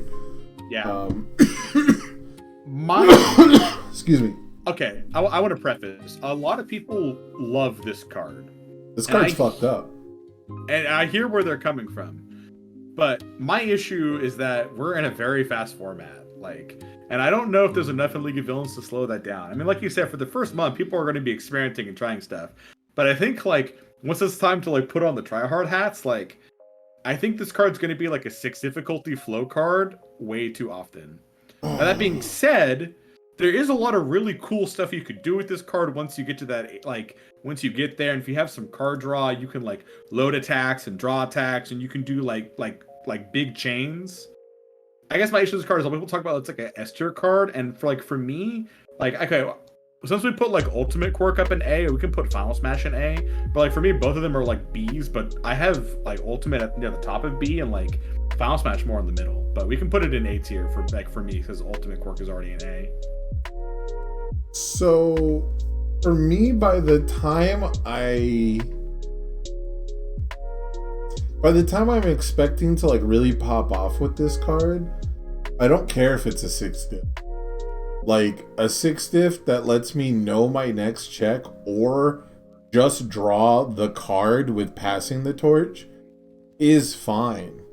And it has a +1 mid block. If this was a +3 block, it would be a way different story. If this was a +3 block, I could be like, this card will be dead in your hand, you'll never block with it. I think it's positioned well enough that if you're keeping your opponent at 7 foundations, and you're probably on a 1.3 million or a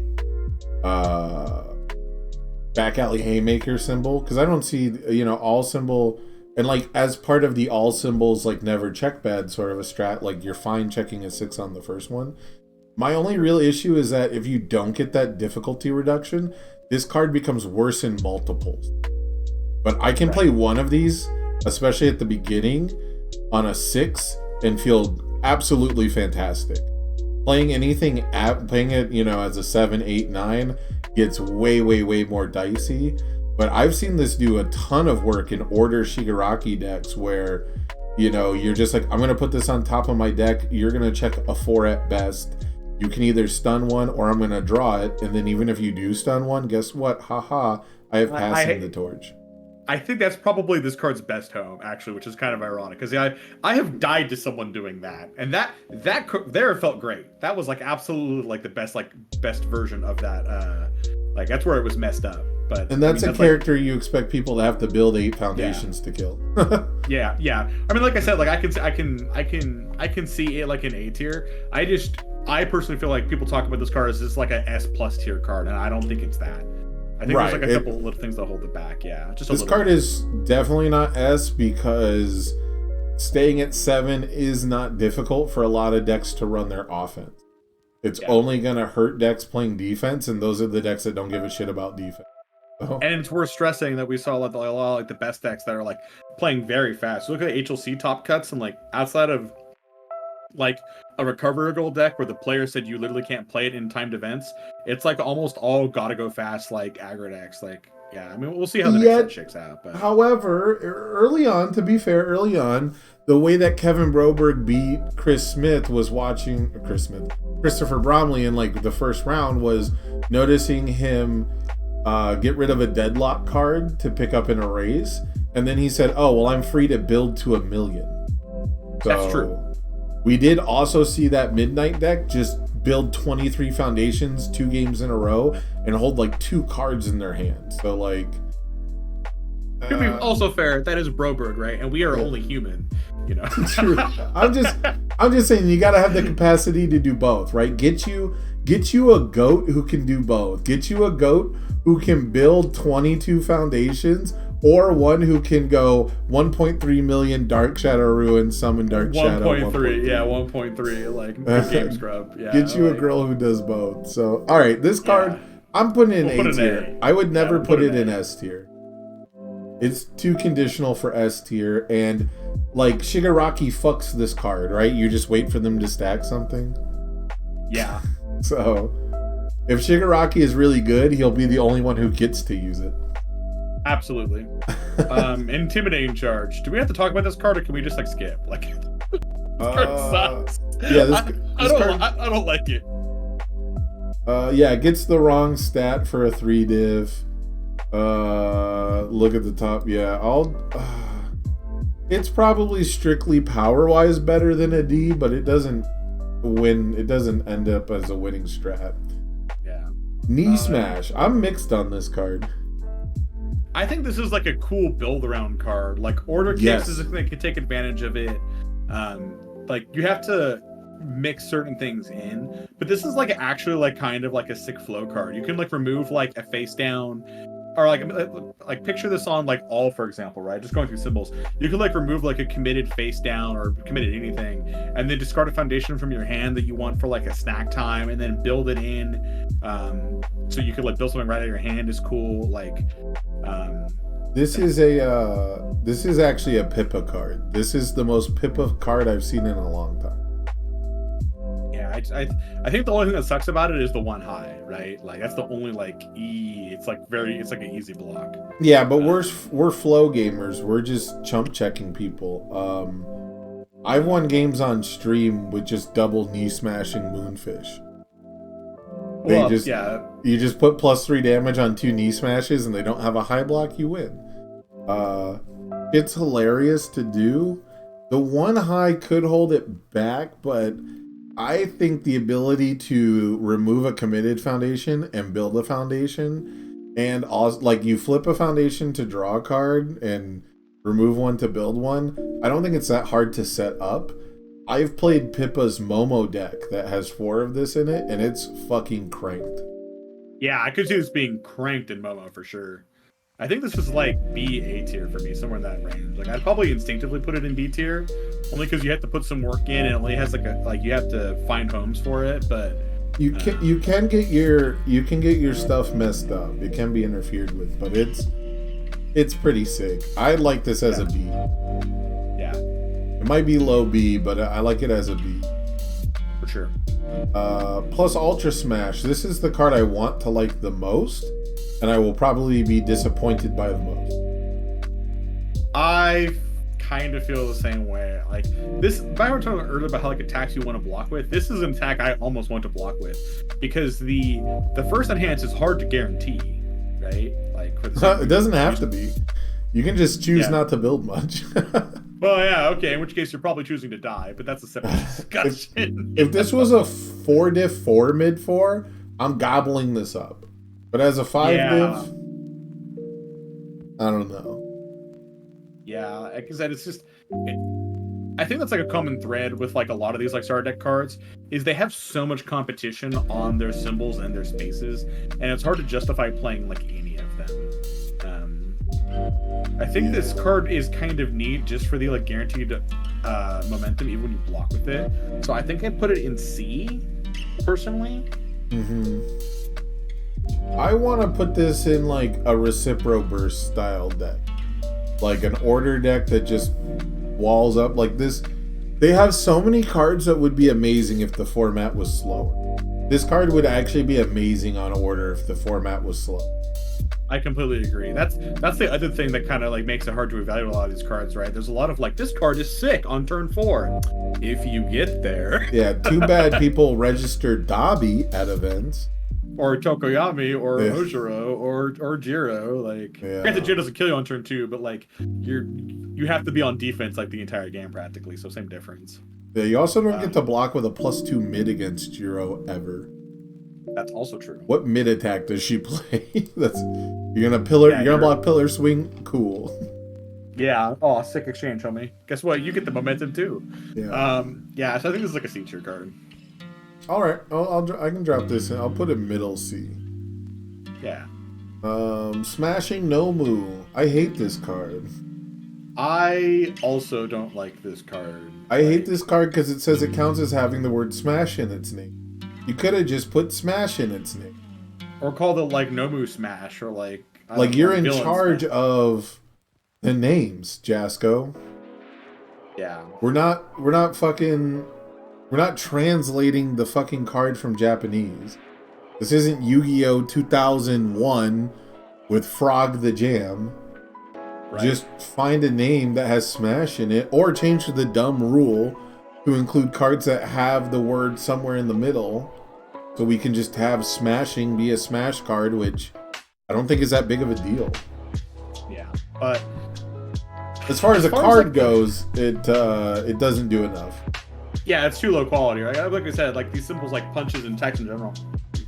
Or like honestly, a lot of attacks, like attack lineups in the game now, like the attack lineups in this game are very high quality. There's not many symbols that have like mid attack, so it's very hard to play anything that's not at least like a decent card. It is very close to a 4 difficulty stun 2 attack, so I can put it in C tier though. I guess. It's very close to stun 1, and then you don't want to block this, stun another one. Yeah. It's better than the kinetic one, because the kinetic one you can just take. This one you have to block, and it has better stats. Yeah, I guess that's fair. So, Vanquishing Punch. I think this card's like sick as like a 1 or 2 of, or maybe like in the sideboard as momentum hate against decks that aren't trying to blow you up right away. But like my issue is that if you play this card, like if you find this like in your like turn 2 hand, this card is actually just like a 3-low for 6 with stun 1 with no effects. Yeah, actually no effects. Like Final Smash was a card I feel good jamming this as a 5 of. Or as a, sorry, not as a 5 of, what am I saying? It was as long as I check a 5, you play it on a 6. Vanquishing Punch is not something I ever feel good about playing as a 3-low. Yeah, it's like maybe, like, I've seen people talk about Toru too, and like maybe, because she puts like soft speed on it, right, by messing with block modifiers, but even then, I feel like you have better stuff to be doing. I have seen All Might 3 do really well with this card, because when you do get it to be a 5 diff 6/6, because All Might 3 is pretty good at slowing the game down and like taking it to like that mid-range place where you're like, man, I really want to hold 4 cards in hand, but I really shouldn't, right? So I've seen All Might 3 do good stuff with this card. I have high hopes for this card, but it, you know, as far as compared to Final Smash, like your opponent has to have 8 or more foundations, or else this just kind of sucks. The bottom enhance is probably better than I'm giving it credit for, but this is 100% like a mid-game flow card. Yeah, it's like a C tier-ish card for me. Like, yeah. Next up, we have the Foundations, charging 1 for all. This should have been a blue card, right? Like, yes, but also, I like this card in one deck only so far, and I don't know if it's even like good for it. But I like this in Spinner. I don't have to trash it. It is a pretty good effect for an enhance remove, but it's not earth-shattering. yeah, I mean, like, remove for 5 damage or remove for like this lethal attack can't be blocked. Basically, is like, I mean, those are good, but again, like, my issue is like, how often do you guarantee? I think this is like a great one of. Like, I think you could like slam like one of this and build it if you like get there, and like maybe if you have like a way to like blow up your stage some, or you notice you're behind, you can just like, oops, this card gets you there. But I couldn't see ever registering more than 2 of it, and frankly, I could probably pass on registering it at all. Yeah, Spinner's one of the only decks I could register more than 1 of it, because I can use it and then fast build it with Spinner and do it as my next enhance. So like, that's really neat. What this card actually does is better than it looks. What this card says is you can't tap out to block my pokes. Because if I can put +5 damage on something for free after you know, you tap out and I have less foundations than you, then you're gonna get mega punished. So I could put this as high as a B tier, but I'd have to play with it a lot more. Like, I'm kind of sitting at C myself. Like, I'll put it, we'll go middle C. Middle C. Because this could be a total dud ass card. Like, if you're just getting into a fight with someone who has release on board, like, they're gonna plus while you're trying to self sack away to charge. Like, it's just not gonna go well. Yeah. Determined. This card's nuts, right? Like, this card helps solve like one with nature and a lot of other issues. Like, you have to kind of build around it because you have to have 2 symbols, but this card's great. Like, the deadlock is just like icing on the cake that all your attacks are like crazy lethal. I've been super underwhelmed. A lot of the characters I want to build on these symbols don't share 2 symbols with all the really good cards. And most of the time, if I'm not playing against literally one with nature, it's E-commit for -2 at best. But on these symbols, you have so many good +1 blocks that I'm actually just never using it. And I'm really happy it has a 6 check. It does incidentally have a 6 check. I think this card's going to see some amount of play just in case, because like I said, Earth and Chaos, right? Chaos best symbol. Chaos is playing one with nature. I feel like at least like in the short term meta, this card's got to see some amount of play just for that. Like, you're maybe as a sideboard card just for like characters that are pumping block mods or that like are playing one with nature. And you do have to build around it or have like targets for it. So there are things that hold it back, right? But I do think it's like a good card. Yeah, if there was a way to protect me from like Shigaraki's check hacking and like all check hacking, because Eye of the Tiger says non-character because Jasko hates people.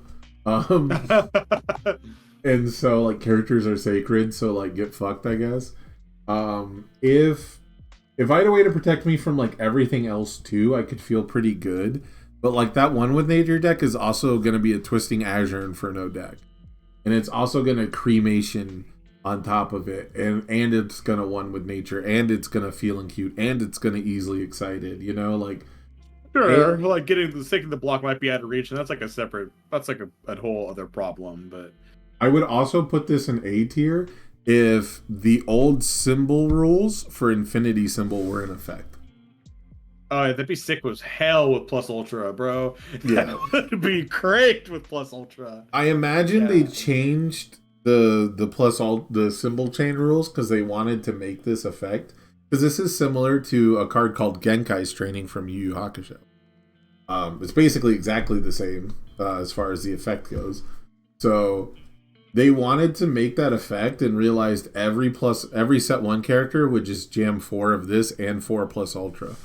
So, And just like you just can't register at mid attacks anymore. They just don't like back alley haymaker is not good enough anymore. Like, yeah, you're just always gonna get partialed on whatever you're trying to do. So Yeah. I like this card. I could put it B tier, but only I because it has think a B 6 is a good check. home for it. Only because it has a 6 check. Yeah, I think if it had a 5, it'd go down. But the fact that it incidentally also has a 6 check is cool. Yeah. It also doesn't have Ice Storm symbols, so it had Ice Storm symbols. Well, you know.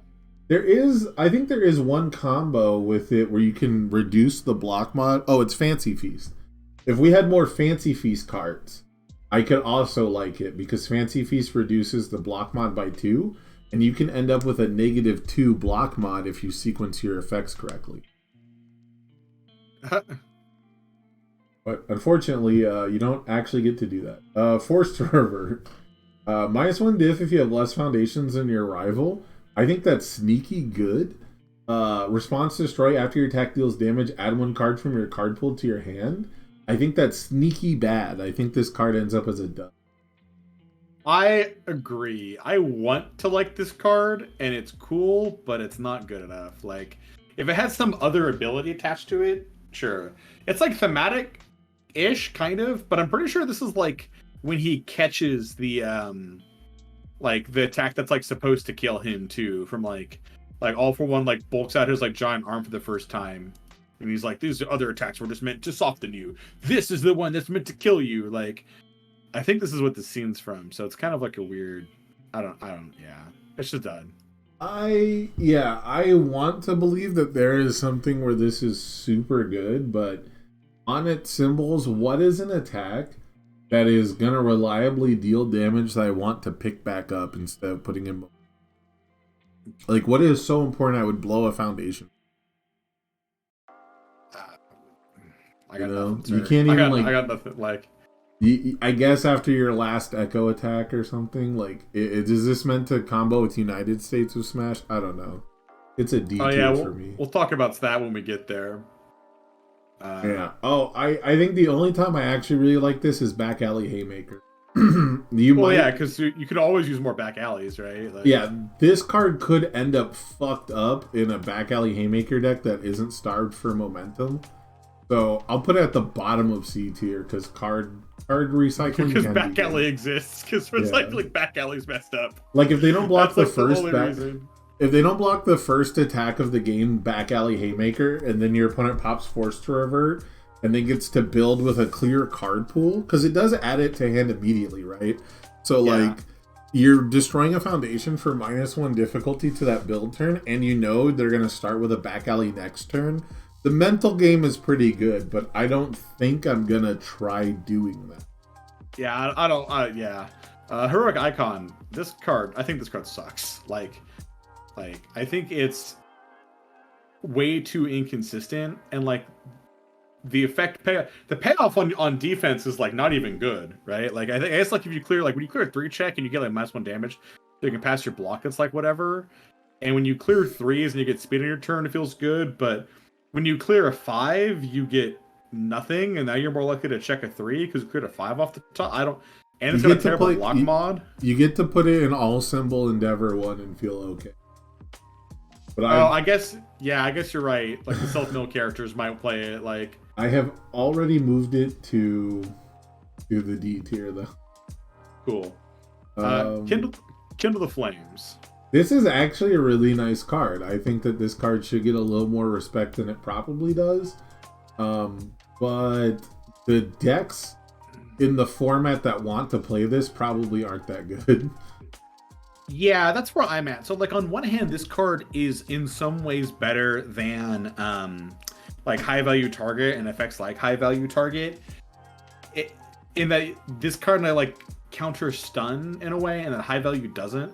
But the issue is that, like, when you're being stunned out and they're putting speed on stuff, it's so hard for you to, like, stick a block at that point. And if you do, writing a card or 2 probably won't save you because you can stun again. Like, yeah. Okay, that's a good shout out. This card probably is sick with Midnight. There's, like, some random cards this deck is good in. That's a good shout out. I was going to say that All Might 3, like, someone with a commit cost can make good use of it, but you're probably better off running packages that rely on Precious Lesson right now, because you can like commit it and then self-sack it and rebuild it, right?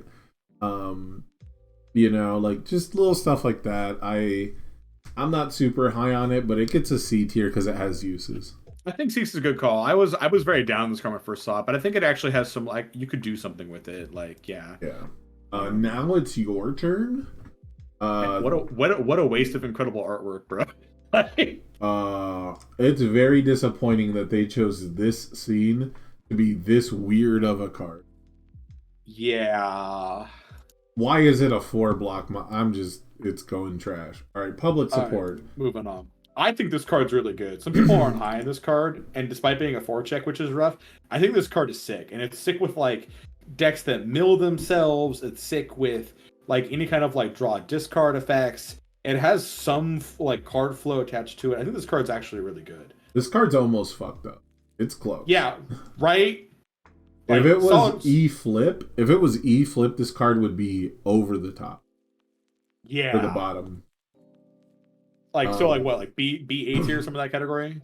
I could put this in A tier, if only because for the decks that want this effect, God, did they want this effect. Yeah, it's like both... I mean, we're just talking about like Endeavor like milling himself, right? Like imagine just like Marvel at his masterpiece and just like, oh, now I get like +2/+1 just kind of incidentally because I milled this public support off the top. Like, yeah. The fact that its speed and damage is super relevant. The fact that it doesn't matter where it comes from means you can actually do some really neat stuff with this card. So you remember the All for One card that was like discard the top card if it's a foundation? Like, why is that attack not in this fucking deck? Right? Like this is the foundation I'm gonna want to discard to one with nature, right? So like this goes with new training method. So like if you can check this to play an action, you can get multiple uses, right? Because this works anytime it enters during the enhanced step. So if you like capture evildoers, check a public support, that's +1/+1. And it doesn't remove, which is the weirdest part to me. It's not respond, remove. So then you can do training method to add it to your hand. I am so ready for next set between this card, Valiant Assault, and like some of the other like good support, like to jam Deku 2 and have it actually be like not like a so-so deck. I actually think like Deku 2 is like a kind of real ass character now. Like check this card, pick like get +1/+1, pick it up with new training method, pitch for my character, get +1/+1, give it +1/+3. Like, oops, like my like focus attack. My it's a 5 diff, becomes a 4 diff if you've got 8 or more foundations. Sun Tzu who discarded a card. It's wind a up forceful punch. blow. Wind up punch. Yeah, my wind up punch just ends your life now. Like you're just dead. Like yeah, I think this card's sick. And the fact that while I would prefer if it was a flip, the fact that it's an enhanced destroy means it's basically a 1/4 that has E destroy +1/+1, which is a rate we haven't quite seen yet. So +1/+1. E +1/+1 guarantee your next check or help guarantee your next check. And get some peak, yeah. So definitely a big fan of this one. It might not be a good fit for the meta decks on its symbols, but it's going to go a long way to making stuff like All Might 2 look really good. Right. Rating the villain hideout. I think good decks needed this card because good decks, I feel like when I play good decks in particular, I have kind of a hard time actually surviving and sticking my blocks. And being able to just like flip, I immediately like effectively -1 speed on everything, basically. Like can go such a long way to surviving. I think this card's really good. It's actually just for that. It's fucked up that it's a 3 diff and it's got kind of a redundant effect with 1 with nature on the bottom, but yeah, I am super glad that this top enhance exists. It fights with so many 3 diff slots though, dude. For sure. I think this is a C tier card, even though I really like it. I mean, I'll settle with you on B. It's got some thick ass competition. I'm not gonna lie to you there. Like it counters. Okay, we'll put on the high end to C. How about that? It'll be the first C. Yeah. All right. My chat had some interesting opinions about the 0 diff. You're finished. How do you feel it fits? I think this card is practically always a blank card. That's my issue with it. I think it's occasionally. I mean, like we can run math, right? And it gets better if you're playing a deck where you can constantly like mill stuff and try to hit for it. But I mean, the reality is that if you're playing like a 4 of, right, best case scenario, Card's fucked up in All Might too. Because you get to pick the order that they go into the discard pile. Oh, okay, that's cool. That's like a specific See that when you mill multiple. Now that makes it consistent. Now we're talking. Right, when you mill multiple cards at once, like with Tokoyami's once per turn, you choose the order that they enter the discard pile, so you know which one's on top. Oh, okay. You so get that to means pick which one. This means this card is good in specifically decks that have large self-mill elements. Outside of that, I think this card is crazy inconsistent. You're gambling on just praying. But I think if you're playing, given that's a detail I didn't know actually, because I don't really play self-mill strategies ever. Well, they don't have too many cards that mill more than one at a time. Yeah, I mean it's Tokoyami, All Might 2. I'm sure there's a couple more that Todoroki would not be sure. They don't share symbols, but Todoroki 1. There's a couple things, but yeah, not a ton on the same symbol. You have stun grenade style shit. Yeah, that's true. I guess if you're in specifically one of those decks that can actually mill 3 or 4 cards, you actually have a decent chance of turning this into a zero that's flip for a dart is pretty good. But I think outside of that, if you sit down and run the math, a huge amount of the time, this card is just going to be an actually blank zero. Yeah, outside of the deadlock. I think it's pretty specific for what it does, but I think that's fine because what it does is bonkers for a zero div. So I could put it in B tier, but it probably is more C tier just because you really need a character ability to reliably pull this off. I'll say C. See, when I read this card, I said it was terrible because I actually didn't know that bit. Yeah, about being able to pick the order. If you couldn't pick the order, it'd be wildly inconsistent and totally shit. Yeah. Which is right where I was coming from. But I'm a big fan of discarding a momentum to set up the top of my discard pile as a play. And there's very few things you're going to get a better payoff for than drawing a card. And then the exact game that everyone was telling me this card sucks, it would have won me the game if I had realized my opponent was in deadlock. So I think the deadlock is one of the more okay deadlock effects, the stronger ones that isn't oh my god, I just win the game. Yeah, I mean commit my zero to commit your one with nature or rescue completed or blah blah blah totally game winning effect. And also normally the deadlock abilities are to have the foundations leave the stage. The fact that these commit the rival foundation means you get to do all your deadlocks. For sure. So Dobby 2, we don't even have to talk about Bruno. I have one small, no pun intended, hot take with this character. I think this is the fire. If you want to play Fire Tokoyami, I think you play this character. Yes. If you play him on Chaos, I actually still think Tokoyami is the better Chaos character. Nope, I agree 100%. I think if you play Chaos, you're probably slightly better as Tokoyami. If you want to play Fire Tokoyami, you're slightly better as Dobby. Yeah, so we completely agree. But I think he's going to be a very, you're going to see him all over the place. And it's really just a matter of does he shake out at the top of A or the bottom of S, right? That's the only, it's just another angry, I'm going to delete you in 2 turns and you better buckle in because you're going for a ride. It's bracketology. It's going to come down to 2 things. How many times do you get paired into card pool clogging decks? And how many times are they Mineta 2s that actually get hosed by Capture Evildoer? Because I can tell you right now, I am not planning to play a deck that requires momentum. Not a single fucking time. Not a single deck am I playing in competitive going to want to rely on just having a single momentum. Shigaraki 3 says he needs momentum. That's not true.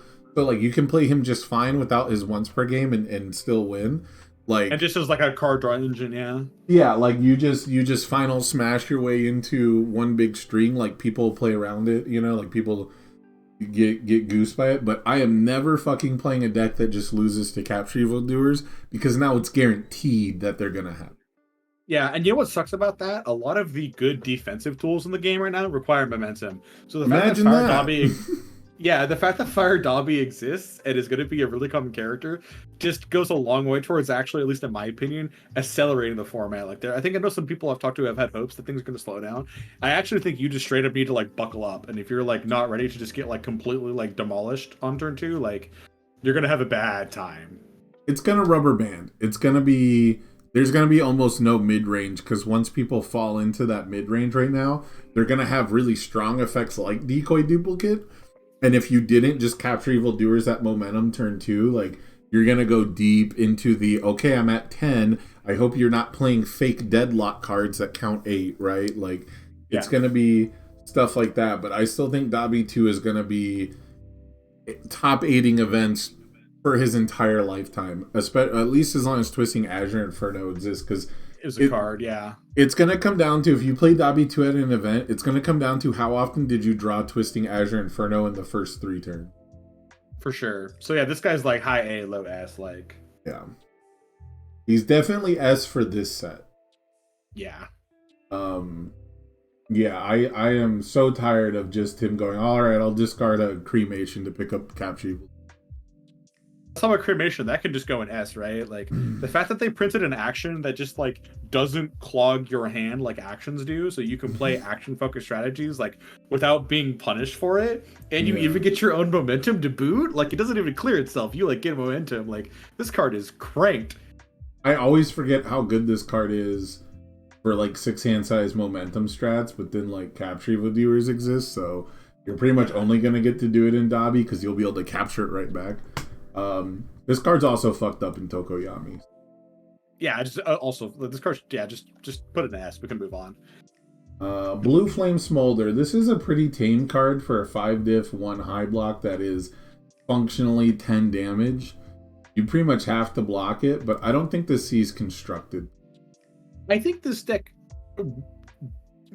I think this deck sees a little bit of constructed play specifically for people that want to like try Dobby out or that are just getting into the game. I think it's actually like a really good dirt cheap budget 5 diff.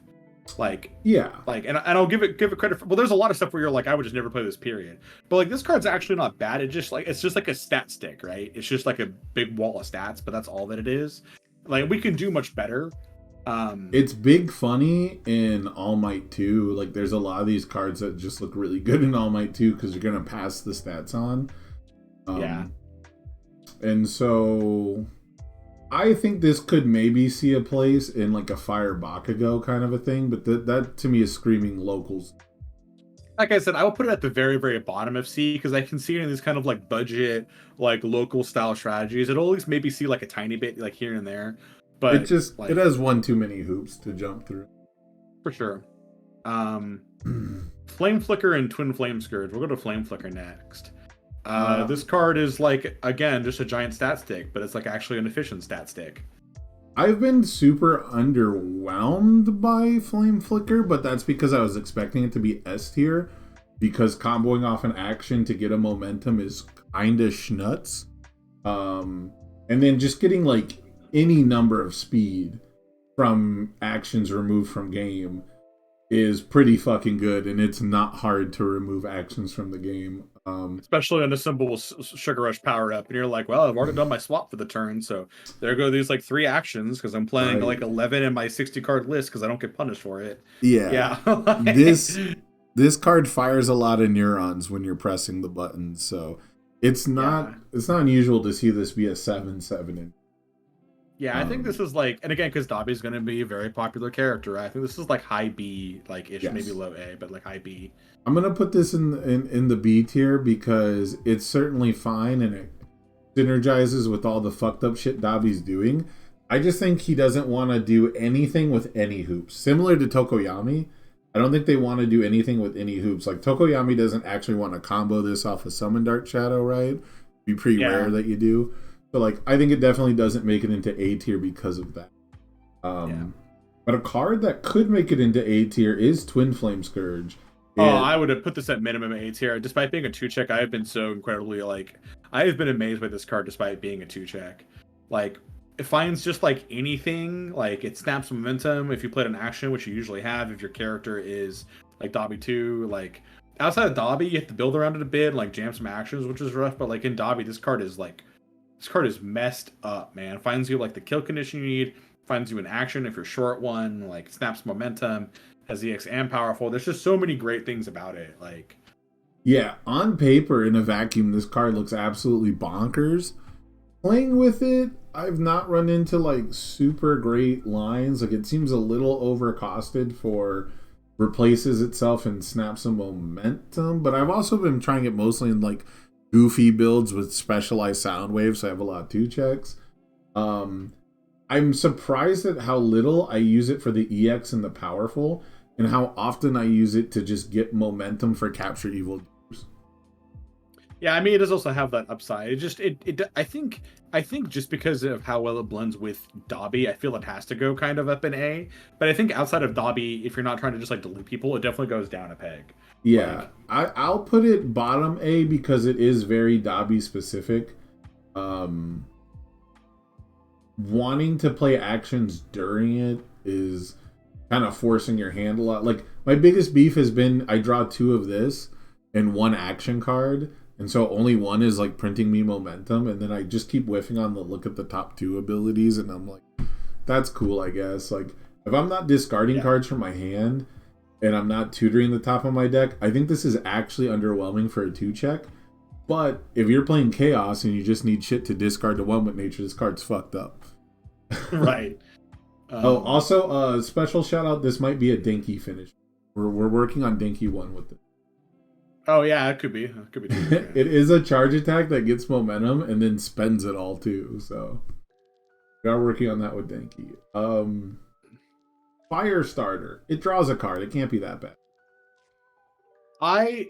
Okay, so I have one complaint about his like whole foundation lineup is that it plays with remove from game stuff too much. Like, I get that you can just too. I get that you can just play like a Sugar Rush power up and turn these cards on. I still don't like playing cards that don't work unless I'm playing Sugar Rush power up and draw it. Now, that being said, Dobby exists, and if you're playing a bunch of Sugar Rush power ups or you're playing Dobby, a 1 difficulty foundation that just flips to draw a card, really good. There's no, right? I mean, we see people play Calling for Backup all the time, and Calling for Backup has to be the first thing you do. It has to be the first thing done in the enhanced step. Like, it's almost unusable on defense. This card is just flip for draw a card. It's great. Deadlock Enhance, also great. Deadlock Enhance fucked up. Yeah, Deadlock Enhance is fucked up, yeah. It's super funny. I have replaced most copies of this with my Dobby decks the more I work and iterate on the deck and like practice it for competition and stuff. The more I work on competitive Dobby, the less Firestarter I run and the more Calling for Backup. I had it at 2-2. I had it at 4-4. Then I went down to 2-2 to like slim the deck so I'd actually see shit that I want off Twin Flame Scourge. And now I'm at the point where I think I run 1 Firestarter and 4 Calling for Backup because we still want to be attacking people like super early. And you know what's funny is I've noticed the exact same problem with the games I play with Dobby 2, where I'm like, man, this card is sick on turn 3, and here I am on turn 2 trying to kill you. I've had the exact same problem. So the big thing is I can get this turned on by like my 3rd attack, but I want to have face downs to commit for my 2nd and 3rd attack. Right. So like getting the Calling for Backup out earlier, and then if my whole stage is just cantrip foundations, like that's not the best thing. So in the Fire version, I've definitely tuned it down. In the Chaos version, you need 4 of this. So yeah, because you don't have as much draw, and you're like, yeah, for sure. Yeah, and if you're playing the all symbol version, you're probably wrong because you don't have Twisting Azure in front. 100%. So what do you think? High C, put this in like B? I was gonna say like B, yeah. B, card draw with a deadlock relevant effect is pretty, like, if you do get the Dobby who's like actually blocking and like you don't have a good offense and he's sitting on 3 Firestarters just waiting for you to build the 11th foundation, like you're freaking out. Yeah, you get pretty bad. Yeah. Ignite, on the other hand, this card is like A or S tier, right? Like it's an A, bro.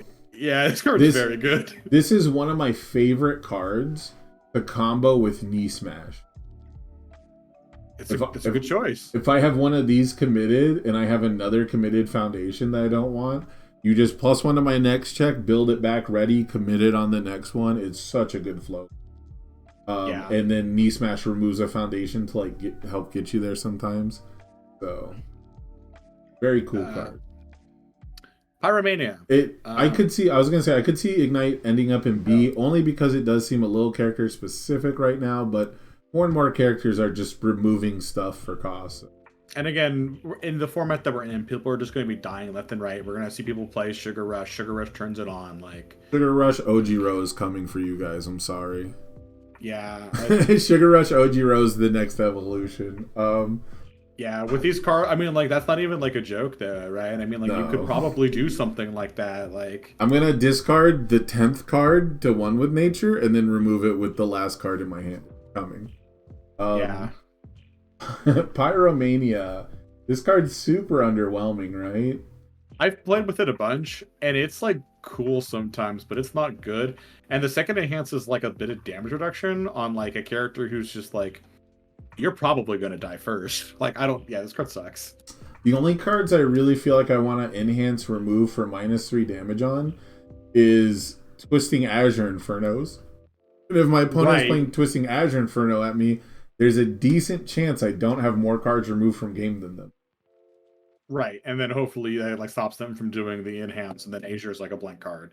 Yeah. One day I'll find a way to run this in Muscular, but it will require them to ban Dobby 2. So for now, this is a low C, D tier to me.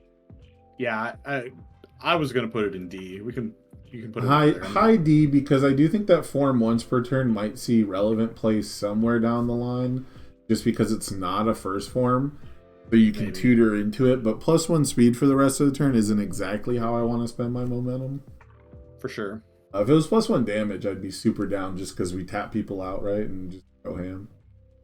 For sure. Reluctant Retreat. This is the most is like a cyborg overcosted. card. Yeah.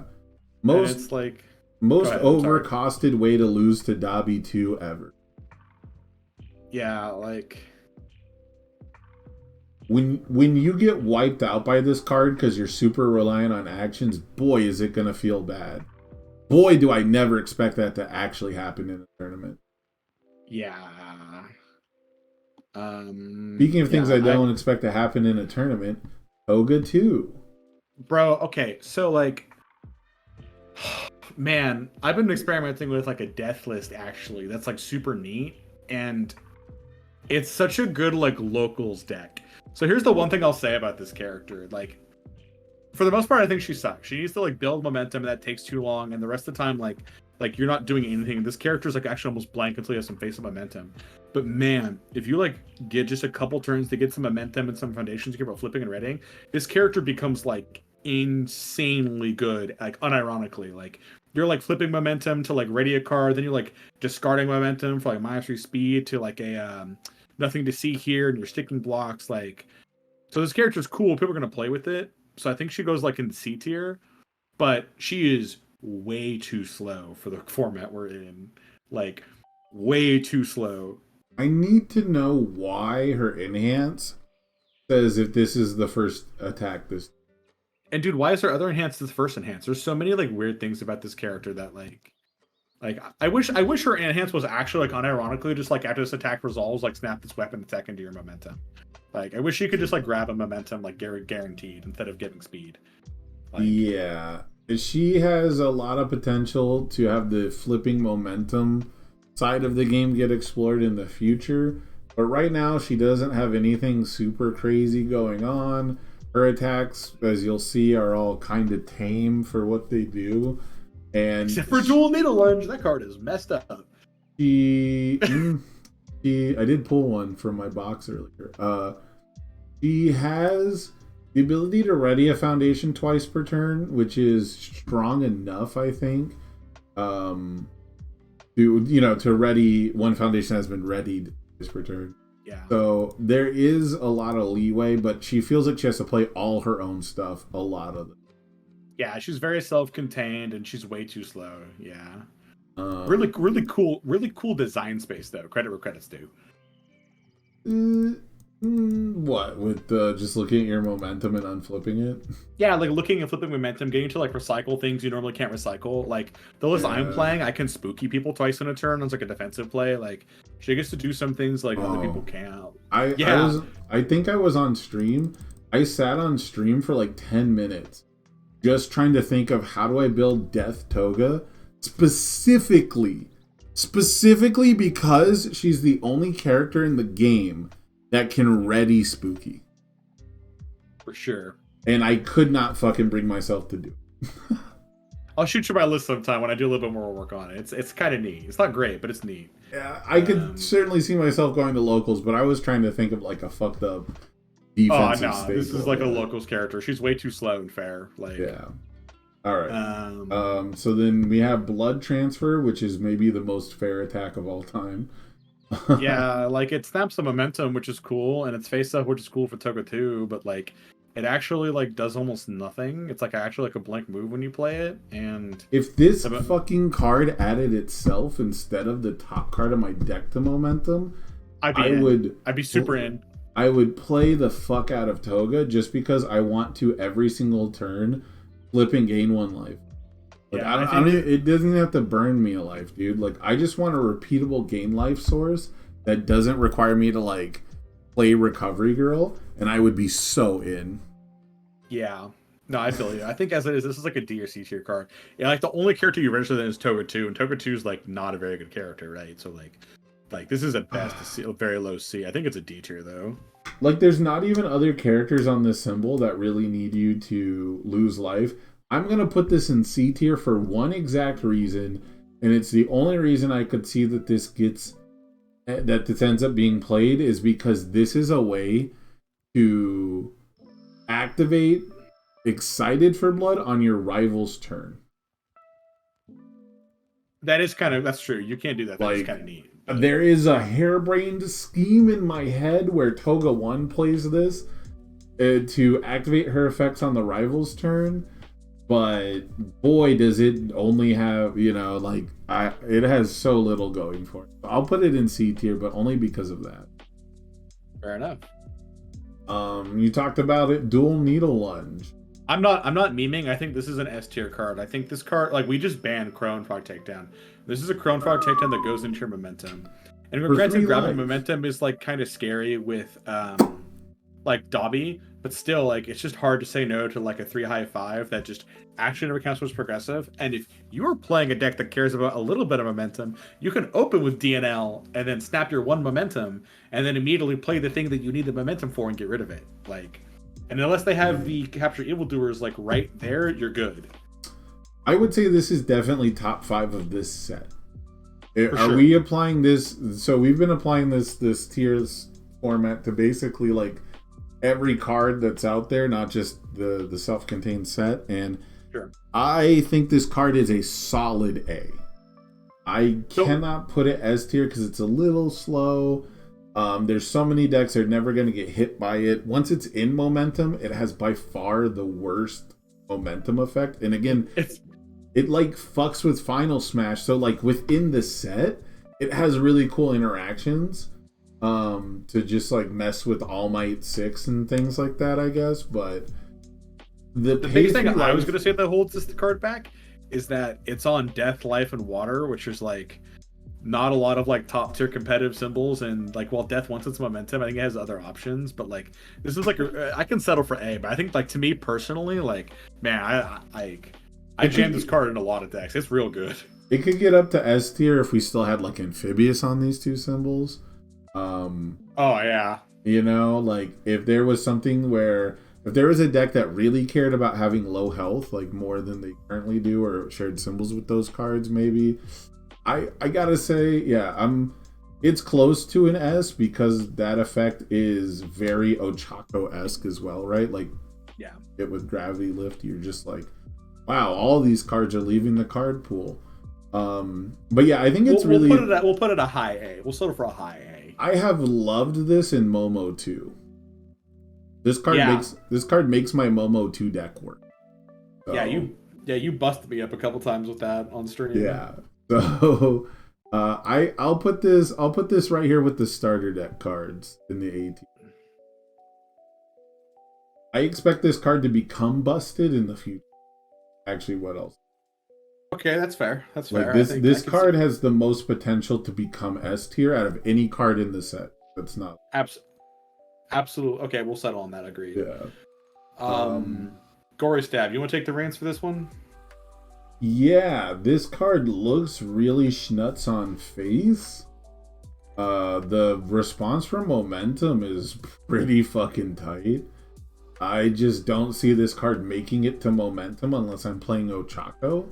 And if I'm playing Ochako 1 control on the life symbol, I'm probably playing a really bad control deck. This seems like it's very situational. Like if we were at an invitational where everyone needed momentum, you know, for their defense, and there's only 32 people, and you know, yeah. I had a way to guarantee this, I'm down, but this seems like a stinker to me.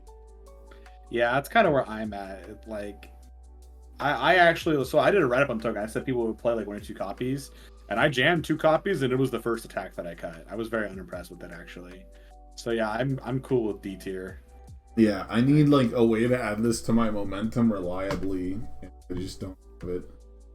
Yeah. It'll be like the best card in D tier though, because that response is pretty strong. For sure. Again, different format, right? Rushing Stab. Rushing Stab is a 1-check, and it's not quite deserving of it. Yeah, I think compared to the other 1-checks in the game, I like this better than most of them. But I just don't know if we can play 1-checks in this format. That's like the bigger thing. Like, at least like seriously, right? Like, it's getting there, and in Toga, where you can unflip this, I bet it's so fucking cool. But like, getting to unflip it is so tough. I mean, you've seen me play it in that Momo deck, same with Dual Needle Lunge, where I'm like, it's stun 5, and it still doesn't feel good. Well, yeah, I mean, like, yeah, some of the games you drew it, you killed me, and there was a couple games where you checked it, and it killed you. Like, yeah. I think it's like C or B tier. Like, someone might find a home for it to make it like a strong B, but it's just tough to. It's so tough to recommend a 1-check. Like would you rather play this or Specialized Soundwave? I mean, like, setting aside the fact that they like don't share symbols, right? Yeah, that's what I'm saying. Like, would you rather play a deck that relies on this as its bad check, or one that would rather Soundwaves is my benchmark. Soundwaves is way more fucked. Yeah, if I would not rather play a card more than Specialized Soundwaves, it doesn't deserve a 1-check. That's just how it works. Like, and I'll even go as far to say a Specialized Soundwaves not in Jiro specifically, because people think that card sucks outside of Jiro. No, that card is great. That card is great as long as you can compensate for it. Like, so yeah, I can put this low B again with like the potential in the fact that when you do draw this and you do hit with it, it is pretty fucking good. But man, that 1-check holds it way, way back. It probably one when you check it, it's C tier. When you play it, it's like A tier. So like, that's what B tier is. Yeah. It's on symbols that are good for bad checks for the most. No, Water and Death actually love their 3 diffs. That's the other issue is the symbols. Like if it was an air card, we could sell out, but yeah, not happening. Speaking of 3 diffs on Water, Blood Evaluation. This card has actually been really good for me in Toga 2, but I don't know if I'd play it like outside of that. Like, because again, it requires you to have like a lot of momentum and be willing to throw the momentum away to do its thing. Either that, or you need some other way to like consistently ready it. And I think in those like Pacific Homes, it's not bad, but I don't think it's very good like across the board. Yeah, it fights for Excited for Blood in Snipe, or else Snipe might play this. But it's pretty C tier in my opinion. Yeah, I'll take that. It's draw card and it goes above your finished. Yeah. Enamored. This is called Got Me. This card is actually just blank, right? Like it only has text in like Toga. Yeah, it's a 0 div. It even has a symbol with Got D or C. D for me. Okay, yeah, you're the Toga player. Even in my Toga list that I'm playing, where I'm trying to make it work, I think I play like 1 copy just because I wanted another 0. I saw people arguing about taking out Struggling with Studies for this card because they wanted like better stats for low block and diff, and I was like, you're fucking nuts. You're insane. You're nuts. You're like, actually they nuts. literally had no way to ready it, and they're like, yeah, I just end up blocking with Struggling, and I was like, man, that's crazy. Yeah, It's crazy that you could just block with a different low block and then pick it up. But hey, you know, we're not here to judge. Play both. Block with Enamored and then pick it back up. You've doubled your low block. Eyes on the target. So this is how we actually get Rushing Stab into our momentum. And guess what? You can't fucking play this card with Rushing Stab because it's a 2-diff. Unless you feel like gambling. Yeah, I think this card... This card, I feel like only Toga 2 plays, and she plays like 1 or 2 copies of it, maybe. I can't tell you how much I wanted this card to have a keyword for that Momo 2 deck. Oh, I'm sure. Yeah, it'd be sick if you could just build it out the gate. But yeah, no, this card sucks. It's actually so fair. The Deadlock ability is a first form commit, which makes it super fair. And then it also is Enhance Remove to add only weapon attacks to momentum only during the end phase when you would be doing it anyway. It's just slow. Yeah. Easy D-tier pick. Yeah. If you're playing the all 3 checks Toga deck, do you play this in Toga? I started at 2 and I've since cut it. Yeah. Because actually all the weapon attacks I play, I play Pillar Swings and DNLs. They just go to momentum anyways. A Blood Transfer grabs me momentum. I'm like, what do I actually care about grabbing here? Like someday they'll print an attack that cares about your rival having momentum, and then this will be a funny meme card because it'll force your rival's weapon attack to go to momentum when they don't want it. It exists. There's a Bakugo 1 card that burns your opponent for the amount of momentum they have. It's just not good. Yeah, but it's not. Yeah, no. It's not. Hey, you didn't say the card had to be good. You said it had to say it had to exist. Well, I did think of that, but yeah, it's not. That's not quite the meme I'm thinking of. I guess you're good, man. I'm just messing with you. Let's go on to Stalking Her Prey. What? I think Stalking Her Prey is the next card. Is what the name of this card. After your rival increases the speed of their attack, it gets -3 speed. That's pretty nice. It's okay. And then the second ability is Toga only. And you have to remove a momentum to tutor a moment. Okay, so they basically gave forced quirk activation to only Toga. This is the other way you get Rushing Stab into your moment. Weird tangent, but I legit think that Toga won with some of these cards, and specifically this card, has some serious legs next set. Like the fact that like I can suck in, like, for example, like a Blood Transfer and ready carbo loading on my turn, and then on your turn I can flip and drain you for 1 and activate my Excited for Blood and my carbo loadings on your turn.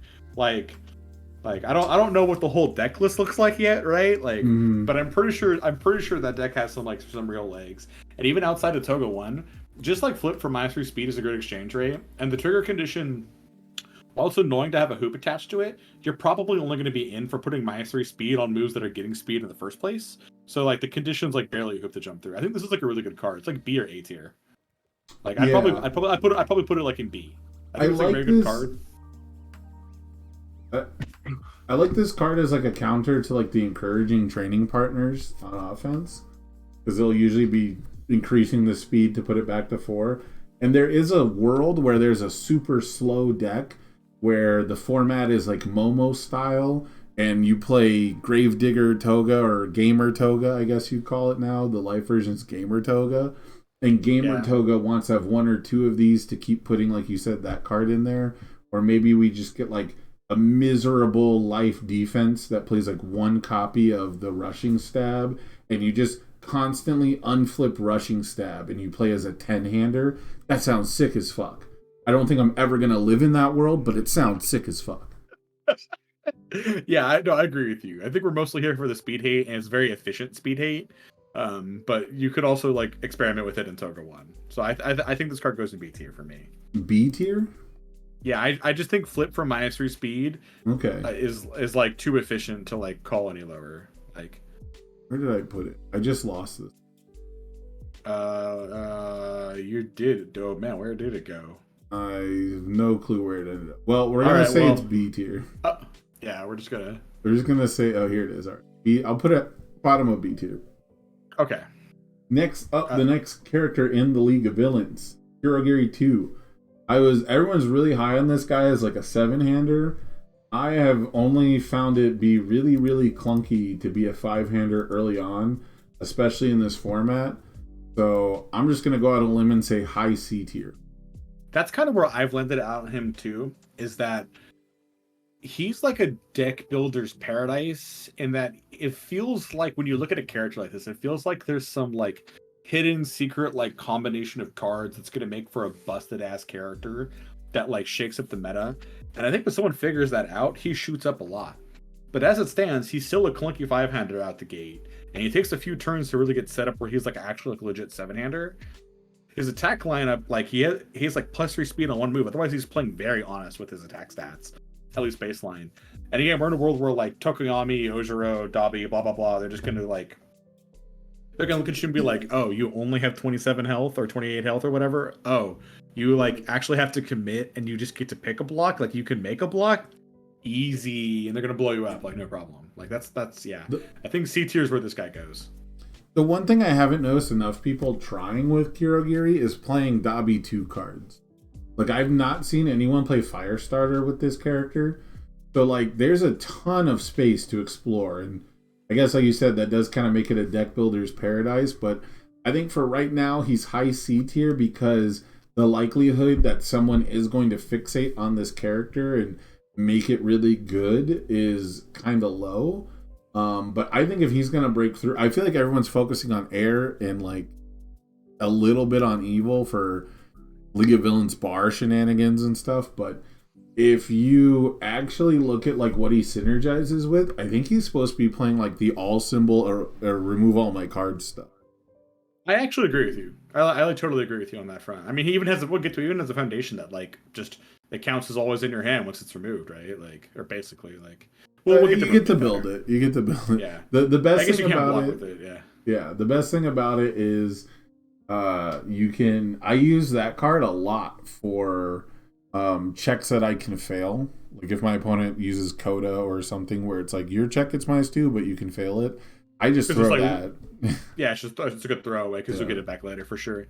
Dark Interruption. This is like a Kurogiri card only, right? Like I don't even know how many other 5-handers might want this card. Like I mean, you can always say it's cool in Nomu because Nomu puts damage on it, but I just think it's like very uninteresting as stats, and I just don't know if I'm in to play an attack just to like draw a card and discard a card to get like a free check, basically. Like, then still have to deal with the progressive forever. I don't know if I'm in for that. I think the biggest issue I have with this is that the Kirogiri Breaker 2 was just unnecessary. If the card just had Breaker 2, I'd like it a lot more for sure.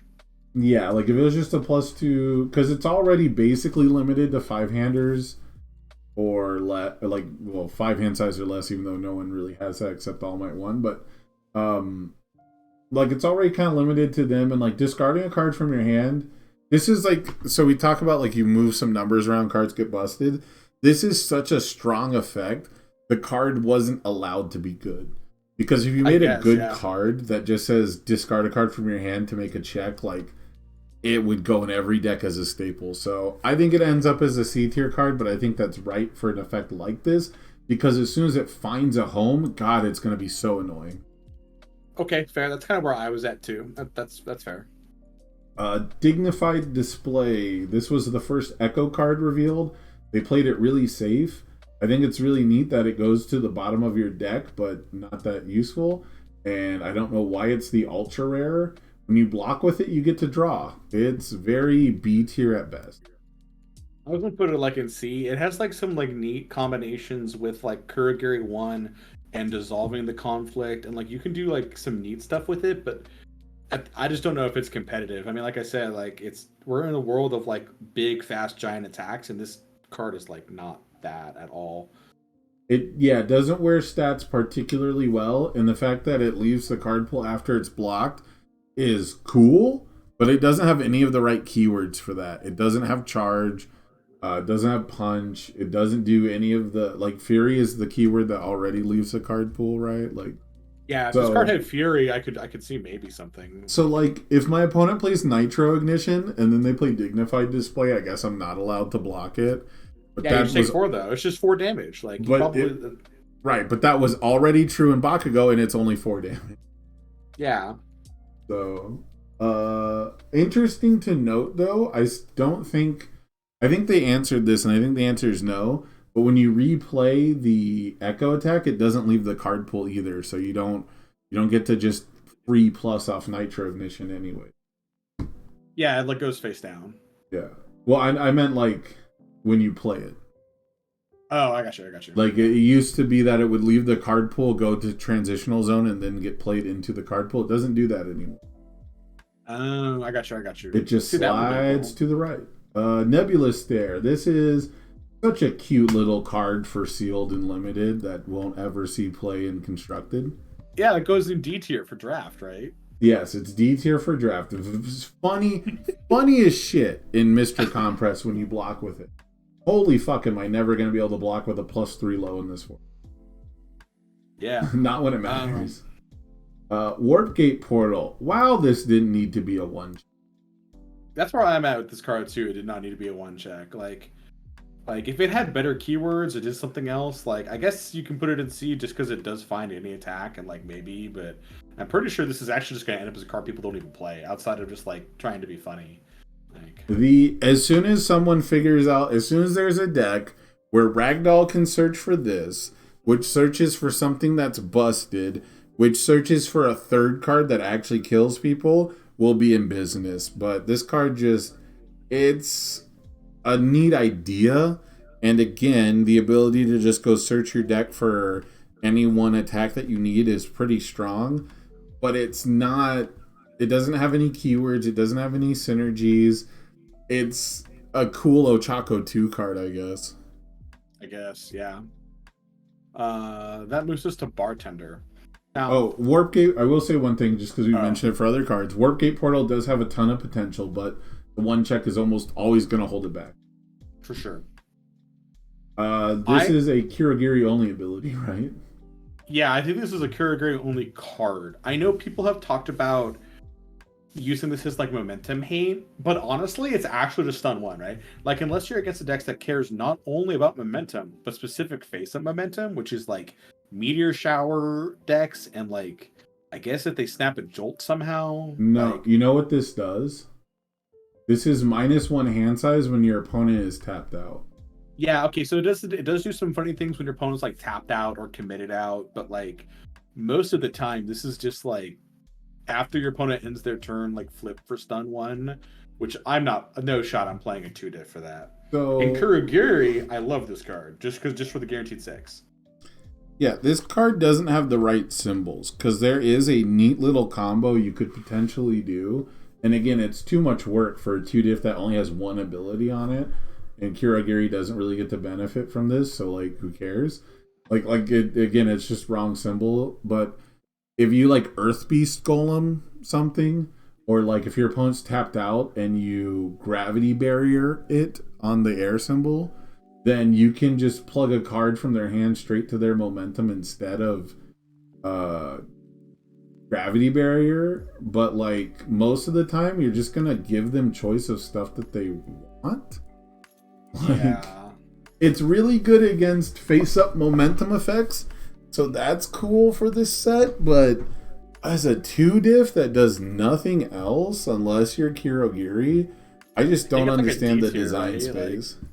Yeah, and I know some people love this card, and I don't get it. Like, they think it's cool because it does a bunch of stuff. Like, it requires your opponent to make a bunch of choices, and it slows play down. Garrett Brett likes this because it makes you go to time. Convenient. Speaking of time, convenient timing. This is the easiest S I've ever seen.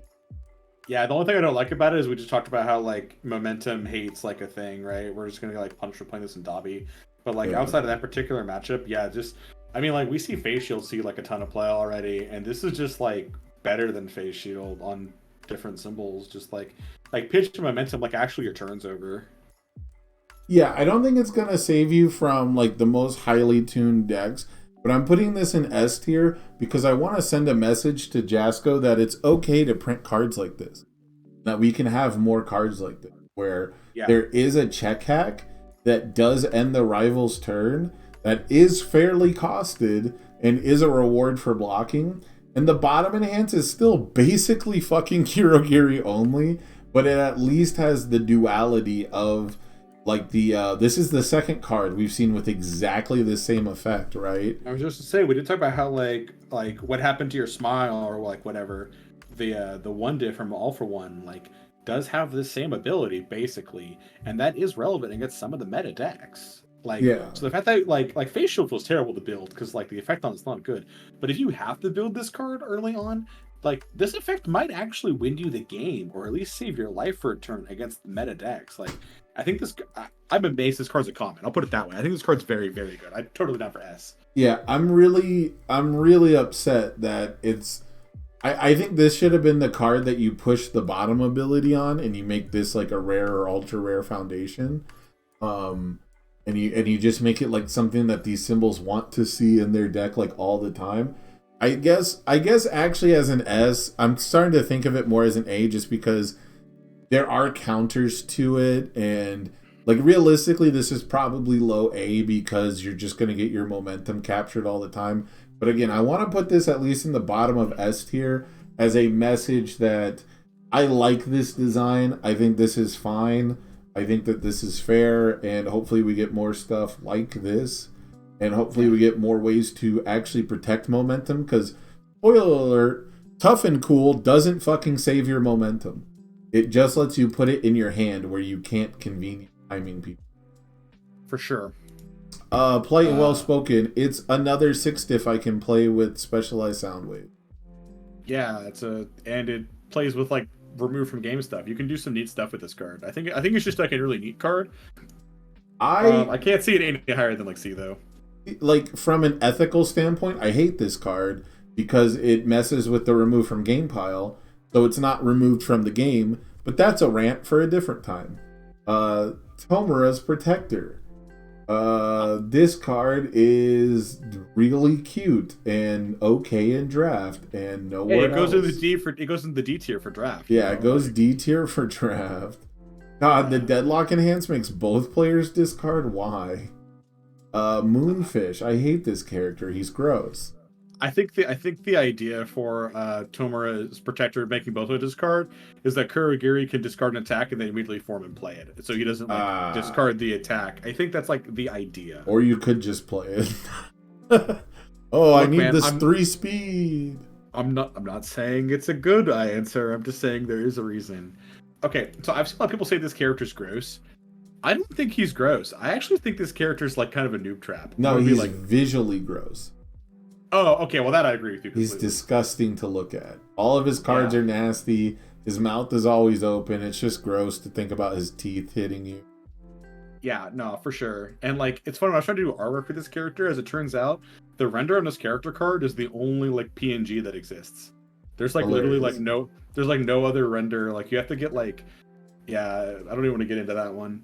I think my issue with this character is that he has the form. Not MHA use the term. I mean like the actual English use of the term. He has the form of a character that should be good in a format like this. We're trying to go in and hammer people and kill them. But he doesn't have like that same like ferocious like high damage nature. Like he's like pinging you to death. And you have to play these cards that make them like not pings. And I guess it's cool you can try to blow people up on symbols that don't usually do it, but I would rather just play a character that just blows people up, man. Like I'm sure there's stuff you can do with this character that's fun. But I don't think he's good. I would be astounded if this guy makes top cuts in Worlds with like all the stuff we've talked about. I mean, he's actually just like a 7-hander that has to go all in, has no defense on his hit face and 18 health. Like I feel like a lot of the time he's just gonna get blown up on return.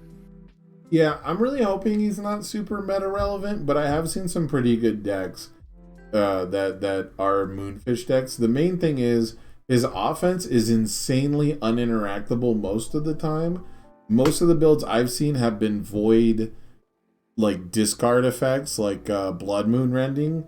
It seems like an obvious place to go against Moonfish, and Blood Moon Rending Moonfish is actually pretty fucking annoying.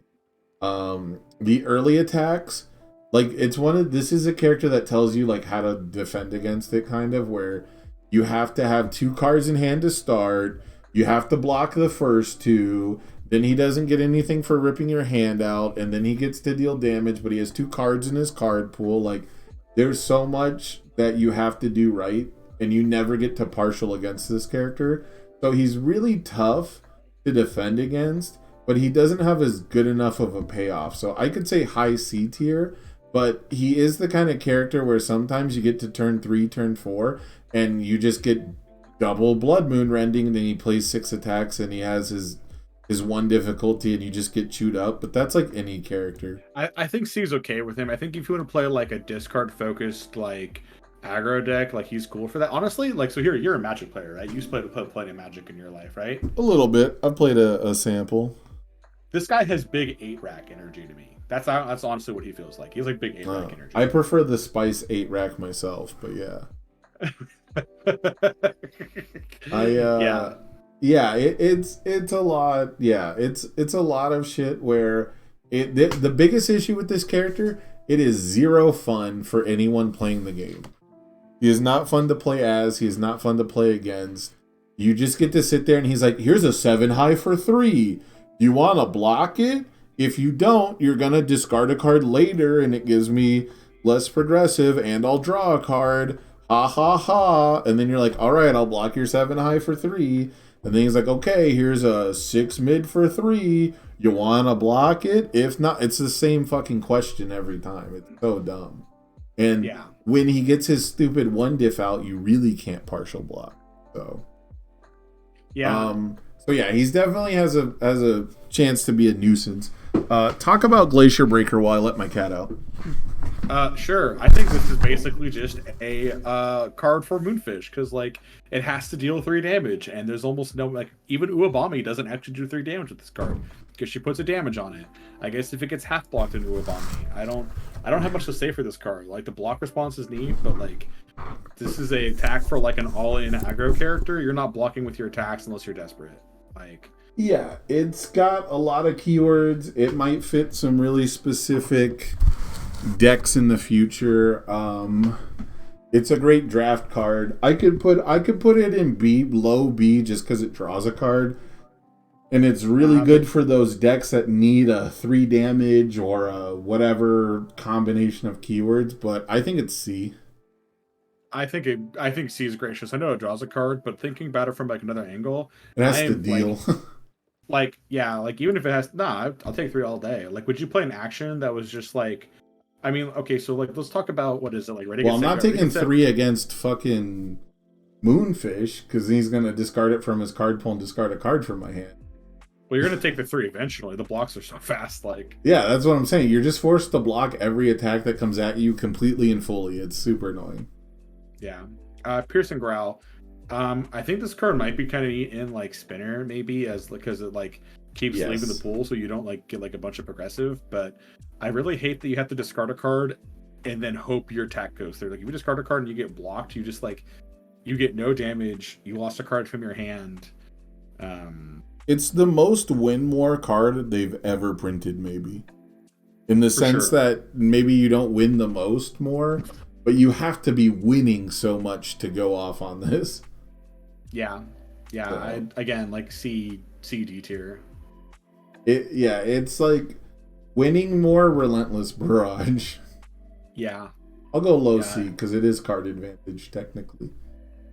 Razor Deluge. If I've ever seen an ultra rare that nombos with itself, boy, is it Razor Deluge. Yeah, this is like another like this top enhance or this bottom enhance really just says your opponent discards a card, right? Like you only get this if they don't have a card left. And I don't know, man. I know people are really high on this card and they're really high on Moonfish, but it's so hard for me to like actually be like into any of what he's doing. Block my 3 high for 3 or take 5. I'm just not that interested. Yeah. It fits in Moonfish.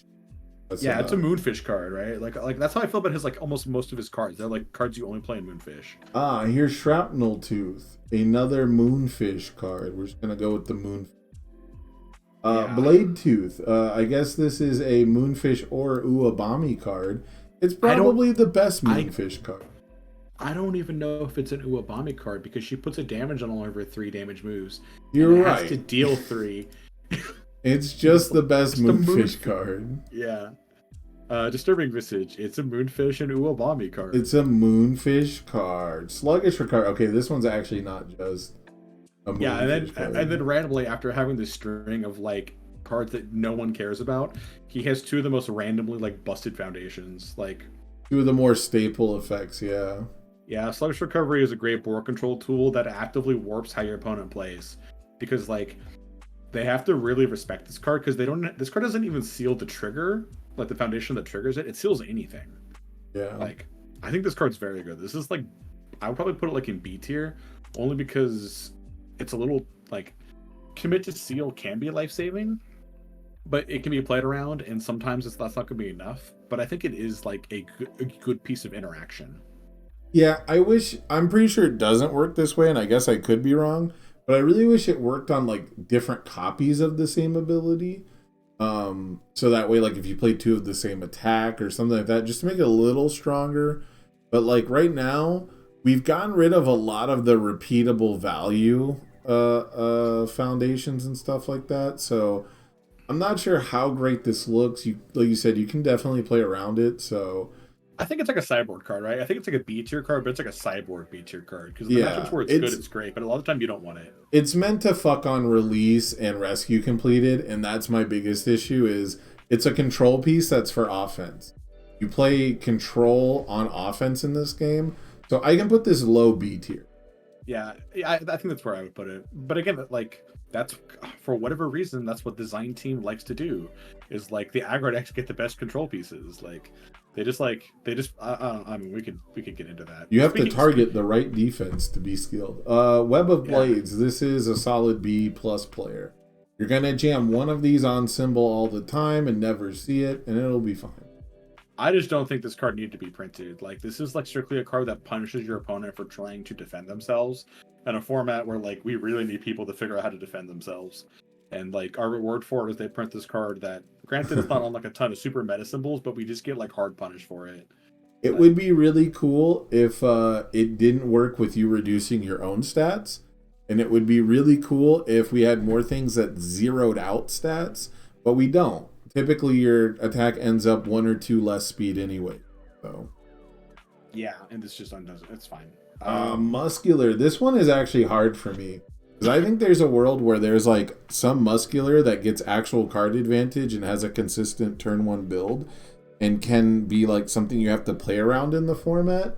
But then I also get blown the fuck out by Tokoyami and Dabi, so it doesn't matter.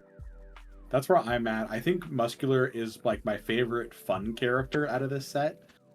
And I think you can do a lot more. Like I've only ever tried to do Determined Victory Smash stuff because like I just think that's incredibly funny. But unironically, I think you can do a lot of stuff with this character outside of Tournament Victory Smash. But the issue is, again, you're playing onto a turn that's way too late. I think this guy's like... The problem is you never... Here if you squint. You never stop taking damage. That's the problem, is like... If you want to... Like, I was playing against Tam on stream, and I won those games only because Tam, like, checked bad, drew bad, and paid 15 life. You know, like I was trying to play like an honest Earth Muscular build that isn't just doing the infinite, and I was just a fucking beach ball. I was a sandbag for him to combo off of.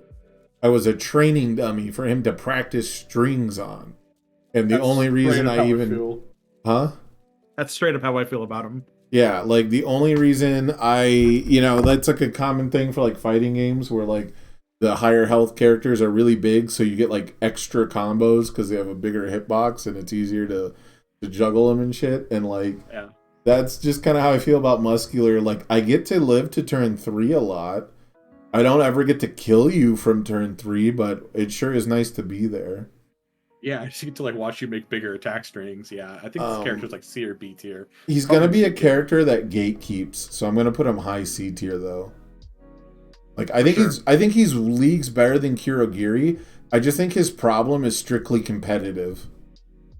Okay, fair. I think if we get like into a slower format, this character shoots up a lot. Like absolutely. Yeah, like if he gets one extra, like Muscle Mauler in him, and we'll talk about that in a minute. But like he's got a lot of sauce, and there's a lot of plays I love to make in Muscular. they're just losing plays. They're plays that slow down me losing, not plays that turn into me winning. But that's what we got to figure out. Yeah, 100%. Double overhead hammer fist. Can we say Ojiro 1 stonks? I love this card. I just don't know if it's good. But it's like reverse Recipro Burst. Yeah, you give it 1,000,000 damage and you give it 1,000,000 speed. Seems pretty tight. It gives you a muscle counter even on block, which is similar to Muscle Rush, so it's something you play in him. I hate that design personally, but I guess if you had to have one, you get to have two. Yeah, and I guess like Muscle Rush guarantees you get the momentum, right? Because you need a momentum to like. So I dig this card a lot. I wish I had drawn it against Tam because then it wouldn't look so obvious that he had just done all the work for me. Because this thing, when you put plus 10 damage on it, plus 10 speed on it, this card's fucked up, right? Yeah, I mean, it's like Reciprocal Burst, right? Like when Reciprocal Burst gets there, you're just like, oh, I just actually died from full health. Like, well, and Reciprocal Burst needs a lot more work than Character Enhance, 1 momentum. Yeah. So can we put this A tier or B tier? Oh, I was gonna say B or C. Oh, I guess we'll settle on B. Yeah, B sounds right then. Well, I think A tier is cool because other characters can put a bunch of damage on it, but it does take a long time to ramp up. So it's definitely not S tier, but I'll go like medium B. It's got to be better than Rushing Stab. This is where the tier list starts to fall apart because I feel like these cards are leagues apart. But it is a 0 high for 5 for most of the game. Muscle Mauler. I think this card is great. I think it's really cool for higher health characters. I just don't think that anyone really needs this effect aside from 5-handers. That one. And again, like, redrawing an attack because you got a momentum is cool, but like that requires you to like stick an attack as a 5-hander and then hold the momentum and hope your opponent doesn't punish you for it. And then you're using momentum that you would spend on defensive pieces because a lot of the defensive pieces require momentum. And you just redrawing the attack. I mean, it's not bad. It's got a good deadlock enhance, and this is destroy a face down for draw 2 at the end of the day. Like it's got some moves. I just don't. Oh, go ahead. I just don't know what I put it in. I mean, like, you know, Nomu, I guess. Right. Yeah, it's funny. It's like Kirishima 1 could have really liked this card if he had a higher base health. You know, if he was printed like as he is now, he probably would have been like 30-31. You know, and I could see this being like a dope card in you know, Earth decks that generate tons of face downs. But it seems just a little like generic-y value, so it's like a little C tier-ish. Yeah, I think C tier is where I would put this card. Like, this will appear in meta decks, I almost guarantee it. It just won't be the star of this. That's fair. Muscle Rush. This is kind of muscular only, I think. It cantrips on block, but it's just not fucked up. I've tried this with instant explosive release on fire. I think it's funny, but it's very character specific still somehow. Yeah, kind of character specific. I think like Fire Sugar Rocky 1 gets use out of this, but like I don't know if Fire Sugar Rocky 1's good enough either. Like, otherwise, I do kind of think that. Yeah, Chad brought that up too. Okay, I didn't even think about Fire Shiggy 1.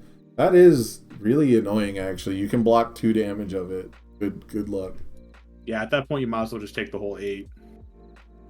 Yeah, that's kind of wild. I do like that it activates Excited for Blood on life for these characters. So, high C tier? Are we thinking high? It cantrips on block. I think high C tier. Yeah, I can't see it I can't see it in this category at It's super specific, though. Yeah, but it's at the high end of C.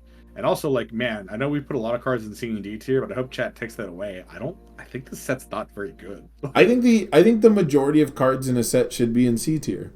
And I think that B tier is where cards start to be good, and then it should, you know, funnel out from up there. I think the issue is that it's not funneling down at D tier either. You know? It's just kind of right now D tier is more than B. So. Yeah. Nightmare Physique. This is just a muscular card. This is And not it's a- even a muscular card. This is a shoji card. Yeah, but then you're playing Shoji. Like, this is an Ojiro 1 shoji card. Like, Wait, what does Ojiro 1 get counters? he doesn't, but he wants your opponent to flip a foundation when they block it. Oh, I guess you could do that. Its targeted flip is the only reason this card gets to exist. If it wasn't, honestly, I'd put it like in D, but if you would have put it in C for like Ojiro 1, then I no, guess I'll we put could it do high that. D. It's a high D because it's target flip, but it's overcosted in a world with seizing the advantage. Oh yeah. I actually do have to run and take care of something really quick. If you want to talk about armored muscles, it shouldn't take me too long. Sure. Armored Muscles. I mean, we've seen a couple of people register Super Rejuvenation. I think there was even a Earth Ojiro deck in HLC that plays Super Rejuvenation. And this is like Super Rejuvenation with a possible upside that you have more control over triggering. I think this card's cool. I don't entirely know what homes I would jam it in. I'm kind of inclined towards, like, obviously, like, big damage pumps. And I don't know if big damage pump characters are gonna want an effect like this, but if you can register Super Rejuvenation, you can register this card. At least the block mod isn't completely atrocious. But like for me, again, this is another like kind of C-ish tier category card. And now we wait as Sam doesn't come back. Out of curiosity, those hanging out with us, is there anything in here you like flat out don't agree with? Any cards that you're like, man, this is in tier X, it should be in tier Y, or vice versa? Just interested to hear what you guys think.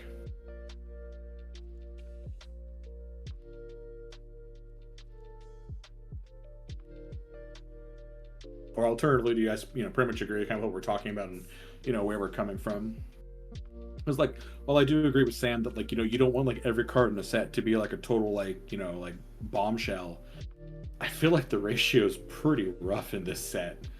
Like, it's a very low percentage I think are going to be like big constructed influences, and most of the ones that are like they help you kill people. There's not a lot of like great defensive stuff. I mean, there's a couple things here and there.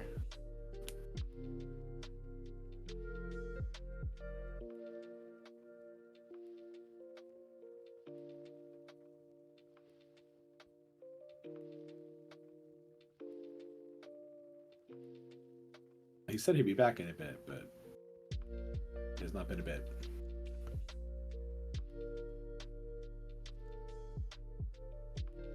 If you ignore the 3 damage tribal and just pump speed on stuff, but he only pumps things on printed 3s, or are you talking about like if your opponent just holds? Because if you're just playing like random attacks, you're only getting like +1 speed. Your opponent has like 3 or more cards in their hand. Like if you could just pump, if he was just like +2 speed, +3 opponent holds a card, I'd be in. I'd be super in. See, now you're gonna be looking at Moonfish again. I'm actually like looking at the character. Yeah, type of printed damage of 3 or less gets +2 speed. If your ally has 3 or more cards, that attack gets +1. I'm actually really interested to hear more about that, Crown. Like, not trying to like poke fun, just trying to understand. Okay, I'm back. Welcome. I asked chat if there was anything they disagree with, and someone in chat said they thought Moonfish was pretty good. Earth Beast and Texas Man. Oh yeah, okay. So there's like a couple moves that are 3, and they put damage on it later as like a Earthless. You can't do that. Well, you can pump the speed and then pump the damage, and you just can't rip it from your card pool. But you don't get access to Blade Tooth. No, you can't pump the speed on anything. You can only pump the speed on printed damage of 3 or less. That's why you play like Texas Smash and Earth Beast. Those are moves that have printed 3. Well, yeah, but I'm saying, I thought you said if you ignore the 3 damage tribal. Well, it's a soft ignore. You play 3 damage moves that aren't really 3 damage moves. You can play like Hardened Frenzy or the Tetsu. I guess if you just ignore the requirement of dealing 3 or less with the bottom in hands. Yeah. That's what I said. Yeah. At that point, I'd still rather be playing like Ojiro 2 in that case, or playing like Like if you play an Earth Beast and you get each person momentum, it gets +2 damage, and they partial it. It dealt 3 anyways, and you're fine. Like, but that's what I was talking about earlier. Like, you just can't partial anything against Moonfish, and the gameplay is just really stale and boring and stupid, but I do think he has potential. It's just like you have to restrict yourself so much. Yeah. That's my and then beef. For Armored Muscles, I just said this card is like slightly power crept super rejuvenation. Like you have a little bit more, I guess less and more in some ways control over activating it, but then it comes with a slightly better block mod and actually kind of a neat option where you can commit something that grants a damage penalty. Like damage penalties, rules wise, is actually kind of a broad category. So like I think this card's actually like not terrible. What do you think damage penalty is? This comes into what counts as granting, but my understanding is that like something that like resets damage counts as like granting it a damage penalty equal to like you're lowering it, but that doesn't. I thought that is not. Nope. You're so obvious is not a damage penalty. A damage penalty is only an effect that says minus a number damage. So this commits resistance and defrosting and like nothing else that a fucking human being actually plays. That's just gotta be like a game terminology thing.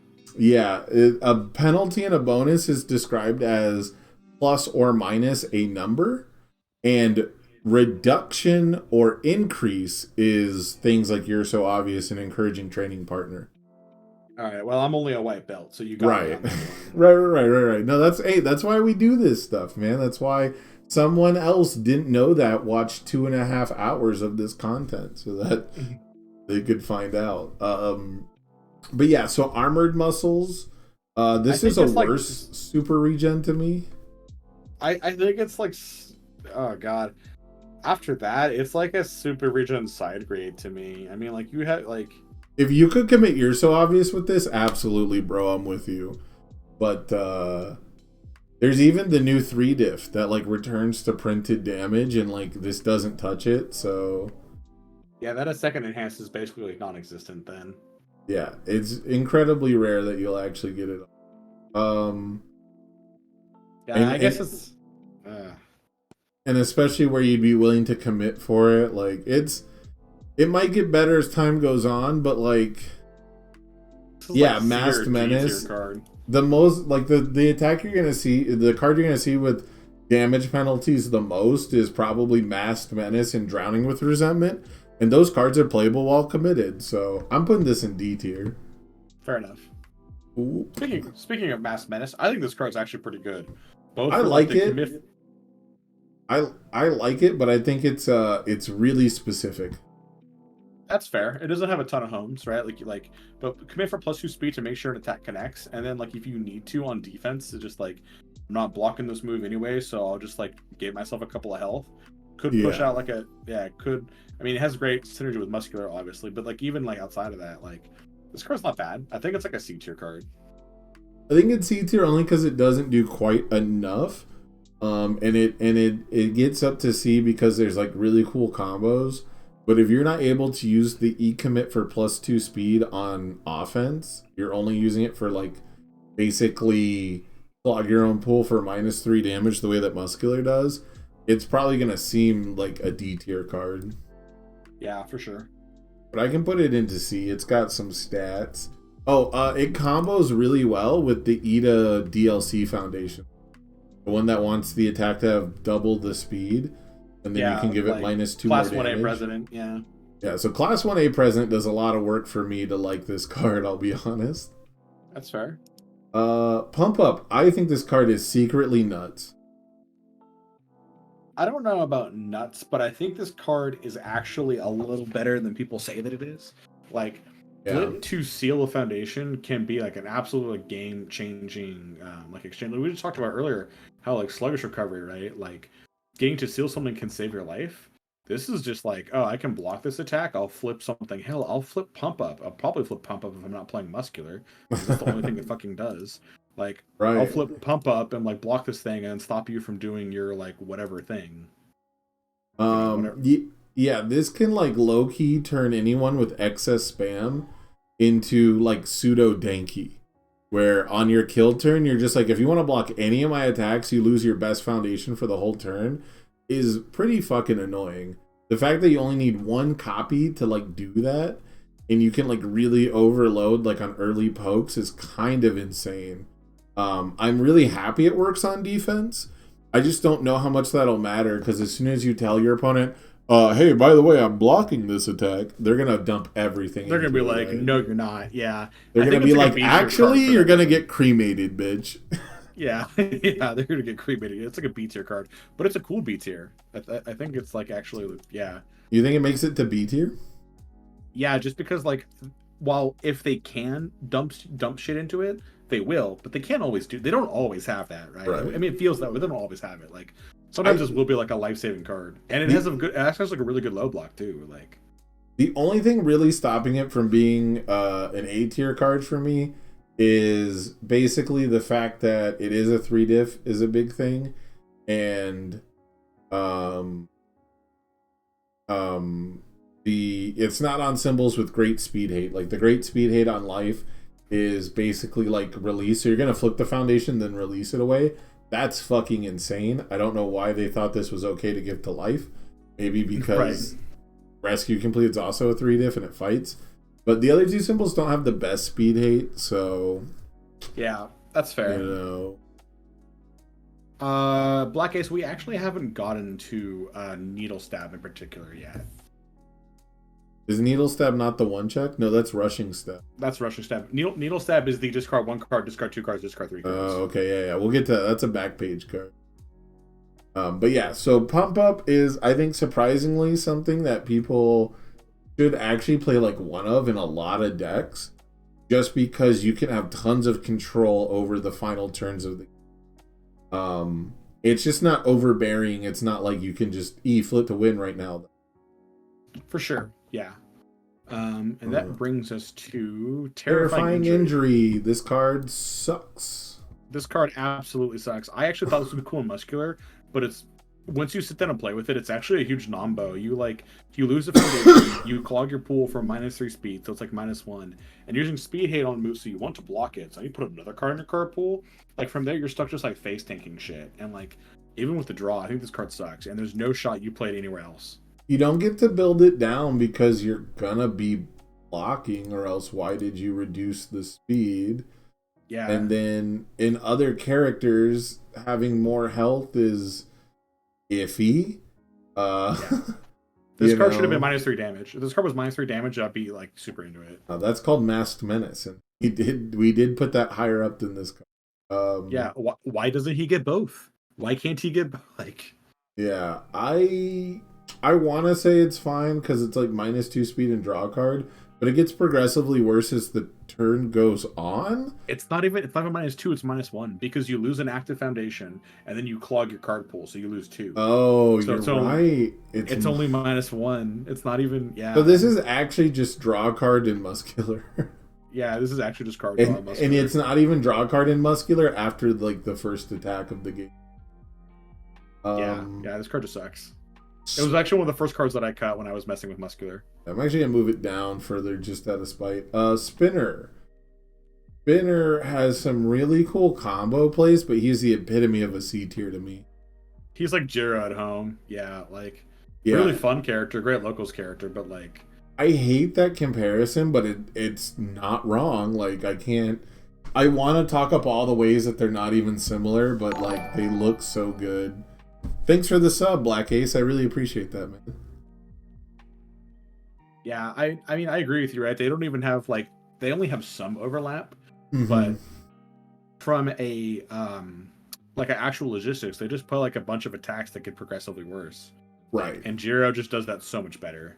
Right. I really want to like focus on the enhance once per turn fast build, but there's so many hands where you can't even like fast build for the bonus stats because that is one less card you're gonna have in your hand, and so you're getting like 2 speed, but in that turn, if you're not winning the game, you could have just built it later, so like you're not really that plus. Yeah. Does that make sense? Like you get to be really greedy with 3 diffs. That's about it.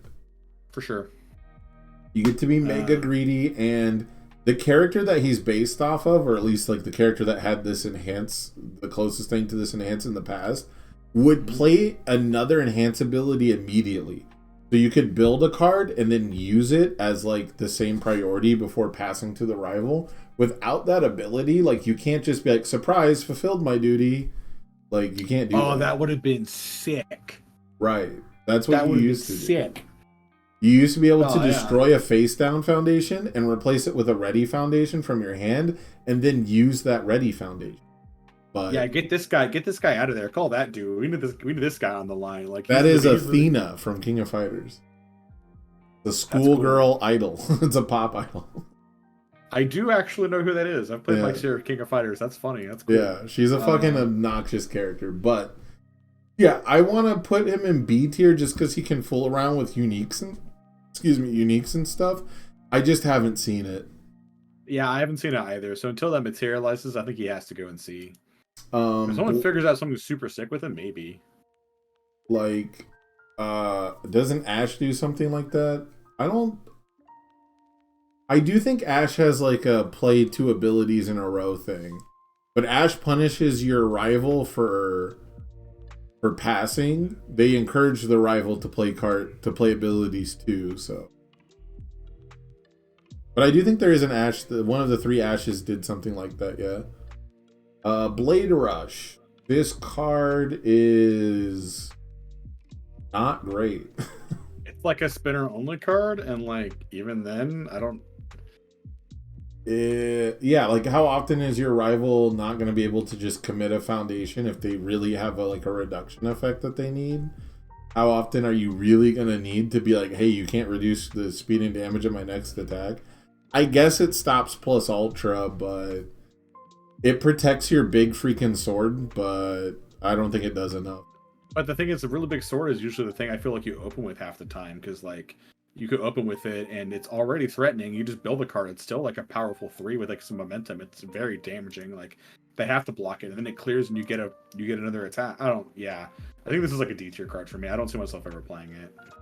Yeah, that's true. If Really Big Sword, Really Big Sword is the classic UFS design of it's a good opener and a good closer. I don't know why they do that. I guess it's because too many cards are already good at both, so people are like, oh, well, I'll just play a different card because it does both. But anyways, Blade Rush is spinner only. It's a really good spinner attack, so it'll be like middle C tier. I guess, yeah, but that's the only person who plays like spinner probably. I should have grouped these by like what character they are in the same tier. Like all the spinner cards are together, not like. Oh, that would have been cool. Oh well. Except that only works with the characters in the same tier, but that would have been cool. Yeah, Gecko Stomp. This card didn't need a deadlock enhance. It just needed a second enhance. Real quick to Black Ace, like maybe he's still ultimately a 6-hander, and he will have like 6-hander problems. He doesn't have something crazy and cranked like again the main 6-hander aggro character Jira, right? Once he gets momentum, then he's cranked. Yeah, like once he gets the momentum play to capture evildoers and clear that card pool, he'll go ignorant. But he's not doing that. yeah. Like you have to do so much work to be like Dobby 2 at that instance. Yeah, pretty much. You should play Dobby 2 at that point. Yeah, Gecko Stomp. I firmly agree. This card could have like any other enhance. This card could have had enhance your next attack gets 3 speed. If your rival is in deadlock, this attack gets 3 speed, right? Yeah, that would have been like something. And then it would just be like a good stat stick. Or just be like your next weapon or something to like make it not just set up strike but better. Which it's not set up strike but better, because I'd rather play a 3-diff 3-5 than a 5-diff 3-6. Yeah. Yeah, but as it currently stands, I don't like this card. Like I will say I like the fact that it gives me like a storm count kind of thing with Really Big Sword. I like that style of design. But it's putting the fate of my Really Big Sword in the hands of my rival. I don't like that. Yeah, and even then, like Really Big Sword is like it's kind of a weird dunk to me because it's so easy to block. Right. It's like actually a 2 like you have to just like pump speed all day to get it fast enough. Yeah, it's mostly there for the take 7 or response.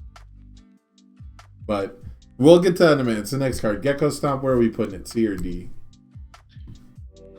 I feel like I would put it in D. It's pretty good in draft. We'll say that. Yeah, it's good in draft. Really big sword. This card is practically fucking useless. It's so cool, and then it's a 2-check. Like, this card just didn't need to be a 2-check is how I feel about it. Like, this card is perfect for the ideal world of universes where people play attacks to get momentum and the game lasts 4 or 5 turns, and if you leave yourself completely open and you have 15 found, like, this is a 2015 card. If this was a card from like the year 2015, this card would be fucking awesome. But because we live in a fucked up world where you don't get to turn 3 like ever, this card doesn't have the things that cheat all of its properties, because it needs to cheat foundations, it needs to cheat momentum, and it needs to get speed pump. So it needs to be late in a string, which means you need to cheat difficulty. There's just too much going on that makes this card like a goofy, funny build-around card and not something to take to your more serious events. I could not agree more. You're almost better off playing this as an opener and just hoping your opponent blocks, so you just get like no progressive and you get like a free attack. So it's like a free quote unquote enhance with spinner. It's like honestly like I think the best use for it. A 7 damage move that lets me pick up a 4 difficulty move is okay. I'll put it high C because it replaces itself most of the time. Yeah. Oh, it removes after it resolves. That's even funnier. Yeah, it does also remove. It's like neat in spinner because you can like play it. Your opponent has to block it basically. All right, yeah, it's high C because it always leaves the card pool. I'll give it that. Chaining really big swords together now looks much more impressive in spinner. Okay. Yeah. I think somehow I read this card like 10 times and I've never realized it always removes. I thought it only removed if it got blocked. Hey, I learned the difference between a penalty and a reduction. You learned how to read. We all learn things on ace maneuvers, you know? Like, yeah, I've been doing a lot of educational content recently. Twin Sword Slicer. This card is almost good. It just needed like stun 1 to be. Yeah. I feel like that's his entire, like, honestly, his entire package is like, I could say that for every card in the package almost. It's like almost good enough. Yeah. It's almost good enough. Ooh. It almost. Flex Your Might. It's a Flex Your Might deck. Oh, that's true. It is a good Flex Your Might. That's, yeah. Yeah, Twin Sword is just another one that, like, again, also, I just like that he has a momentum dump when he has, like, a momentum dump Haymaker. Like, the only thing I do like about Slicer is that it's at least decent in him because it does count as 2 attacks, so you get 2 uses of the pump for the turn. It's just kind of wild. He shares no symbols with Toga, right? It is, and I'm kind of glad that he doesn't. Would dual needle lunge really send him over the top? I guess because really big sword also leaves, but I don't know. You could do some crazy stuff with him if it was on like life and you had like really big sword and dual needle lunge and they all left all the time. Like you could do something crazy. Like I think yes. All right, I think Sword Slicer. I think it's one of his better attacks at least, despite like the combo works on itself kind of, which is cool. And if you play it late in a string for the speed pump, it's neat. Like I think it's like a C tier attack at least. I don't hate it. Like 2 low 6 that can come at you twice is pretty good. Needing the speed to be 5 or more is like a really nice way to be like, okay, I'm gonna give speed on the first attack. Then I'll fast build on the second attack and freeze something. Then I'll give speed for the next one. So it's like, at that point it's like a 6 low 6. And then by the time you play the third copy or the third attack, which is this attack again, you just choose speed and now it's a 5 low. Like you get a 6 low 6 and a 5 low 6 for like 1 momentum. Like it still seems very spinner specific though. It's just a spinner card. Yeah, or that's Momo. That's my other. Momo uses it pretty good too, actually. Yeah, I think that's my other complaint with this set is that, like, I feel like a huge percentage of the cards are like only good in their own character. I mean, like you'd expect that to like some degree, but I feel like it's a lot worse here. Like there's a lot of these cards where I'm like, man, if I'm not playing this character, no shot I register it. It felt like that for set 3 a lot too, but set 3 was like every character gets their own stuff, so yeah. And then the generically useful stuff broke the format. Yeah, I guess there's no student of the arts. So that's true. Yeah. Let's go to blade expertise. Speaking of spinner specific, Yeah, you have to play a bunch of weapon foundations. I mean, there's not even that many that exist, including the ones that exist for him. Even on his character, only half of his foundations, counting blade expertise, are weapons. Like, and after this set, they'll never print weapon foundations on these symbols again. yeah, because they don't want anything busted to come out of nowhere. And then the response to Flip to hand out Breaker, EX, or Stun is like, I mean, You're that's Momo okay. too, but worse. Yeah. Yeah. Like if I'm spinner, do I want to flip this or destroy it more? I feel like you want to flip it because that way it does things. I feel like you don't have enough targets when you destroy it. Yeah, I feel like the likelihood I have 2 weapon foundations to build from my hand on a turn isn't. Yeah. Yeah, I think this card sucks. I think it's like, again, it's a spinner only card, but even then it's like iffy. I think it goes in the D for draft tier. I really like the fact that I can give EX to an attack like really big sword, but the fact that it's gated behind spinner just makes it very narrow. Contempt for heroes. How do you feel about this card? This card's kind of neat, at least, right? I think I like this the most out of all of his foundations. Like, you do get some random card draw from it when you build it, so it's like neat with like his kit or like any other effects that build, and then you can flip it later to get more card draw. It's like a good card advantage tool, but Good and Order already have a ton of card advantage tools. Like Void maybe might be interested in this, but then it's like another 3 diff foundation on Void. Like, I think if you're desperate for card draw, you have better choices most of the time. This card is kind of fucked up with new training method, but it's really tame everywhere else.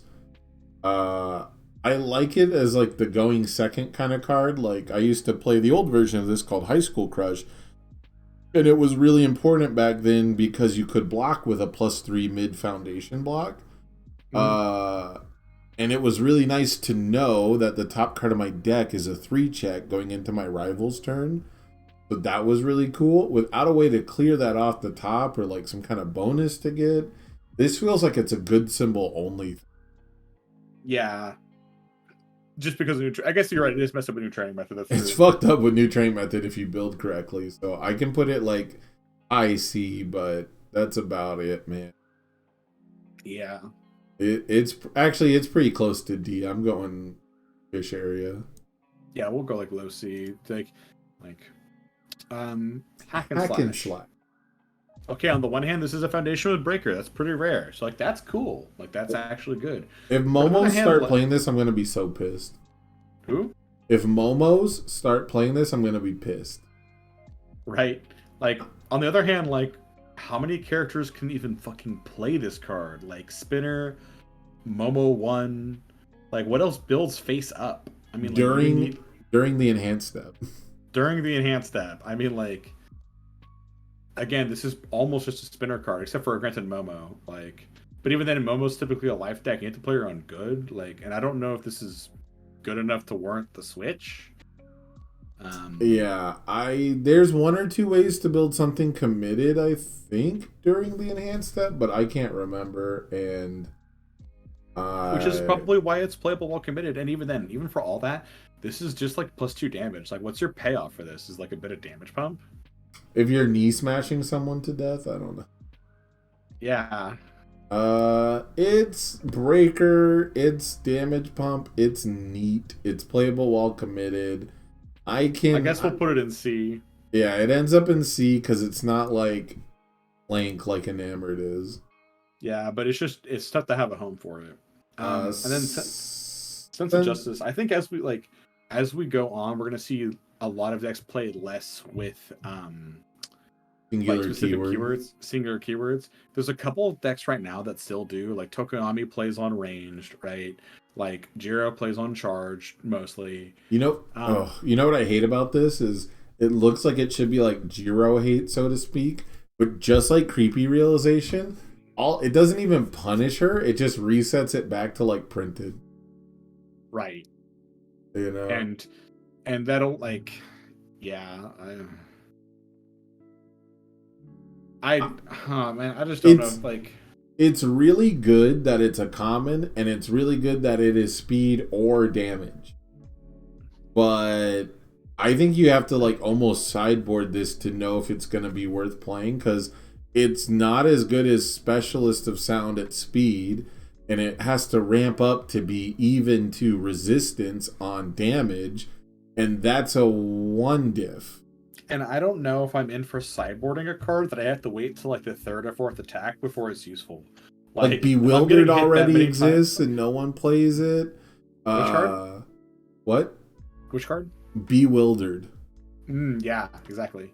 Like, this card is on par with Bewildered before it gets stunned out. Like, this is an incredibly great late game card, and it's pretty good with card pool clearing, or card pool stuffing. I don't think we get to do either of those things on these symbols yet, so I'm going to tentatively put this in low B, just because I do think it is a very good effect. I just don't know if it's going to be meta relevant.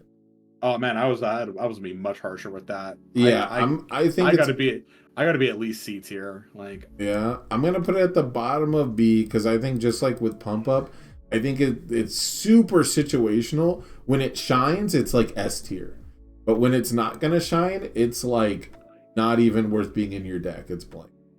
all right, well, just for the record of chat, I was gonna put that card in D tier to be perfectly transparent. But Okay, but yeah. Shiggy 3. we just have so much in C tier, and again, I think that its speed or damage is super relevant, because getting -2 speed out of something can be really clutch, even though it doesn't feel like it. Sure, I mean it's like graceful maneuvers, right? Like, except Yeah. it barely gets bigger. Like, if it was just damage, this card would be D tier for sure. That brings us to Shiggy though. Shigaraki 3. Yeah, where do you put him? Because I've waffled on this character a lot. All right, I think this character is super cool. I think everyone's going to want to play him. I think he is doing some genuinely powerful things. I also think you're going to get a hard-ass reality check when you realize that you're a 7-hander with your only defense basically being stun 1. I think you're going to get, like, just wrapped up and put in a box by a lot of, like, the really fast decks out there. And that makes it tough to be super in on this character. Like, but I do like him, and I think he's got to go at least in B tier. He's going to get played like he's an A or S tier character. Right. I just don't know if he's going to have a conversion rate of an A or S tier character. I think these symbols were begging for a 7-hander to be played that wasn't Toga. Like, Denki on Order is a one-trick pony. Toga on Death and Evil are kind of schmeh. Eraserhead on Death is just like the defensive front to brute strength deck, and so I think people are really just looking for like a different way to play than those characters. And he does give that. That's fair. And he's generically powerful at that, right? Like, Denki is pretty much all in on Recipro Burst on Order, or maybe Extendo Hair, but no, it's pretty much just Burst.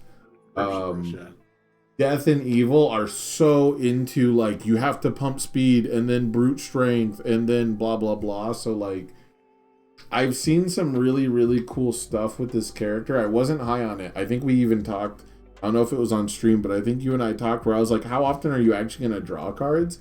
And it turns out that you draw a pretty good amount.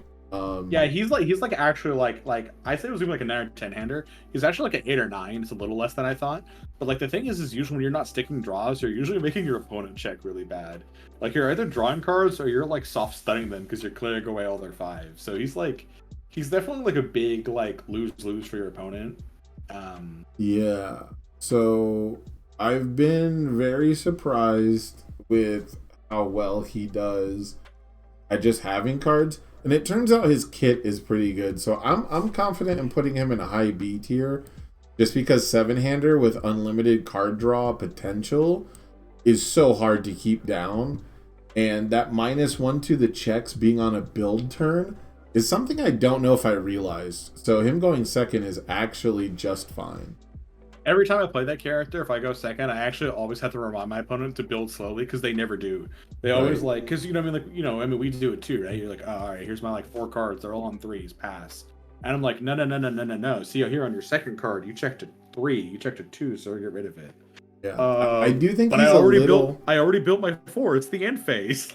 Yeah, I do think he's a little carried by his support, but I think high B tier is where I would put him too. yeah, I think if someone figures out like the list, this is like a character that like is begging to be like figured out, right? Like I think if someone figures out the list, he could get up there, but he's a little on the fragile side for me to put him in A or S in the world we live in. But he's a very strong B tier character. I think people are gonna play the shit out of him though.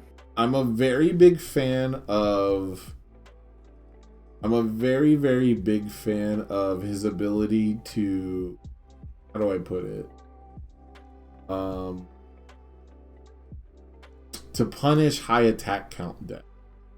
And I think that's if he's meta relevant and people see him a lot, and you're just like a super high attack count deck and he's able to play out his whole hand and draw back up reliably, like that could be an issue. So I've seen a lot of low attack count decks coming out, and Shigaraki is one of them, and he might reinforce that play style.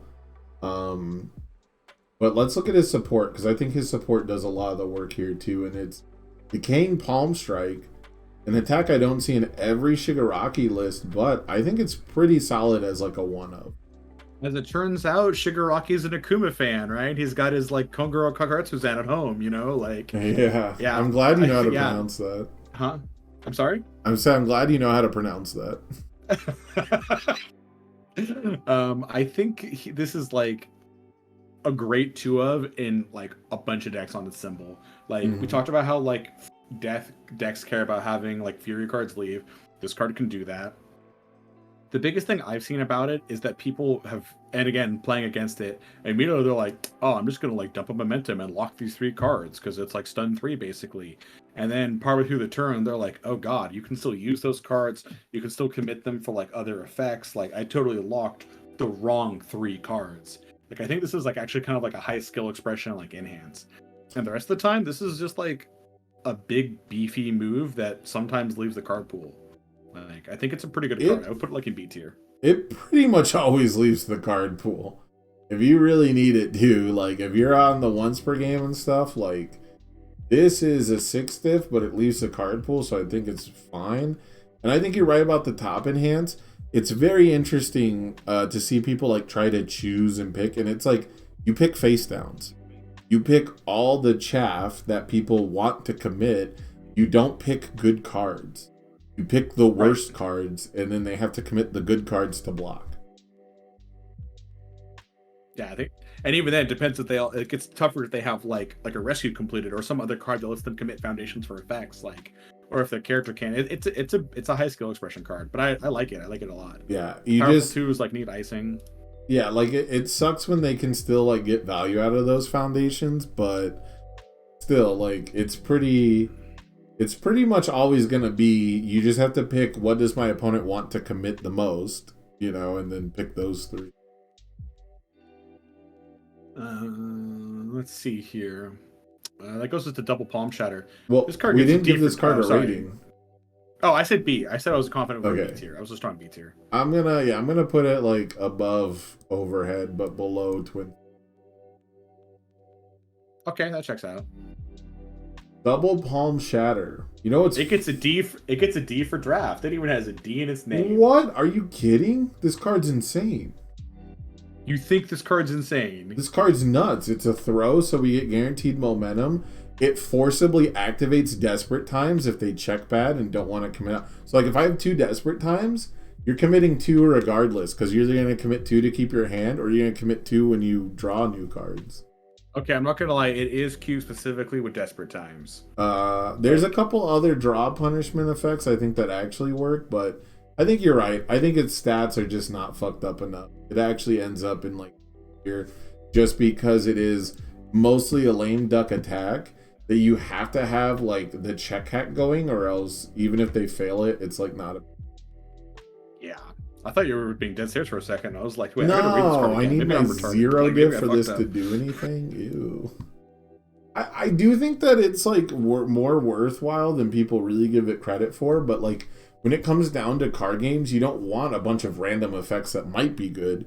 You want good effects that you can build around. Yeah, for 100% for that one. So maybe Order Nezu. Order Nezu kind of gets his jollies off. Oh yeah, that's true. Tormenting Glare. This card, just on its own, makes me want to play like an order, like Shiggy list that plays literally like probably like 12 or 13 attacks, and it's literally like this card, Final Smash, and Searing Glacial Storm. And use this card in conjunction with Final Exam Failures, and be like, Final Exam Failures, your checks suck. Like, oh, okay. Yeah. Yeah, you don't play Final Exam Failures with 1.3 Glacial million. Storm. Yeah, you don't play Final Exam Failures with 1.3 million, unfortunately. No, yeah, it would be like a low attack count, and like the win con would probably just be like stick a momentum somewhere and then like Final Smash Chain. Yeah, I mean, the best Shigaraki decks I've seen are like 16 attacks with like 70 fucking cards, and they'll always mill you out first, and they play all the good order defense and all the card draw, and eventually you have to get to 8 foundations, and then they just Final Smash chain you with passing the torch. And Tormenting Glare, I don't even know if makes it into those lists, but I'm a big fan of your rival's checks during this attack get -1 in case there's stuff I want to do. And it really reinforces stuff like when I'm going to use League Invitation to go for the win. Right. And I think that like if your rival has 3 or more cards in hand, -2 difficulty, I think that's actually crazy good. Yeah, I think this is a card that probably only Shiggy 3 plays, but I do think it's a card Shiggy 3 should have a couple counts of. I know people talk about cutting it right away, but I've consistently liked this card. It also has it's basically like a 4-mana for 6 that draws a card, like in Shiggy 3, right? Like, or stuns, right? Like you have to translate all your draw into draw or stun at worst. Yeah, at worst. I think this card's like, again, this is like a common theme. A lot of his cards are very, very good. Like, and we'll actually see some level of play compared to everything else. I'd again put this in like B tier. I think this is like a solid like B tier. Like, even though it's just in Shiggy, I think it's like a really good Shiggy card. I think one of my favorite plays that actually came from this is my opponent was like pretty much tapped out. I hit the once per game. I hit the Tormenting Glare, -1 to the checks as the first enhance. And my rival's first enhance was Capture Evildoers. And they checked a 1 on Capture Evildoers and failed it. And for that, I gotta put this card in high C tier at worst. But I could go bottom of B tier. That's kind of where I'm at. It's like bottom, because it also doesn't see much play anywhere else. So it's like high C, bottom. Yeah, it's very character specific. So I guess C tier is like... And it's not in many Shigaraki decks I see. It's only in like half at most. So yeah. I think it's undervalued by Shiggy players, but that's a whole discussion. Well, that's because playing order. I'm playing order with all kinds of 5 diffs, and I'm playing death with all kinds of 5 diffs too. So that's fair. You know what's not undervalued though is this card, Vial Seizing. This card is insane. This card is overrated by a tiny, tiny bit. It's by a tiny bit. I think in Shiggy it's cranked. I think it's absolutely cranked. I think in anyone else, it's still like a pretty good card. I think a 3 high for 6 that draws a card is a little overrated, because if they really need to, you don't draw the card, and like occasionally they check a 6 and they stun 1 instead, and it just feels bad. They don't even have to block it. It feels bad into 6 checks for sure that they're playing 6 checks. Yeah, it's a showdown target. It is a breaker 1 high block, but like high zone is getting worse and worse. But the biggest thing is you actually win the game in deadlock. You just straight win the fucking game. Yeah, this card, like... I think this card would be a staple on some level on all of its symbols. Like, I think you play it somewhere, period, just for the deadlock. This is... for the, like... yeah, this is the Nate DeWalt killer. Yeah, just for the, like, oh, like, you thought you could play, like... Yeah, and again, this is what we were talking about before, right? Like, it's so tough now to play, like if you want to play, like, a slower defensive deck, in addition to all the stuff we talked about, you also need incredible stage control, so you can find ways to throw your foundations to avoid going to deadlock, because, like, I've played against Shiggy, or characters on these symbols, and I've been like, I'm at 11, and I have a card to clear, they'll get, like, 1 deadlock, and they're like, alright, Vial Seizing, and I just pack up. I don't even bother, just, like, I just pack up. Yeah, this is the kind of card where Shigaraki does struggle. He's great at the backswing. He's great at killing people early once he has like a resource advantage, or he's got like you know, the once per game going and he draws all the right stuff. I think that it's hard to get away from this card, but I really don't like it every time I play it. It's like if my opponent's in a really bad position, I don't have a follow-up and they just tap out and I don't draw during it.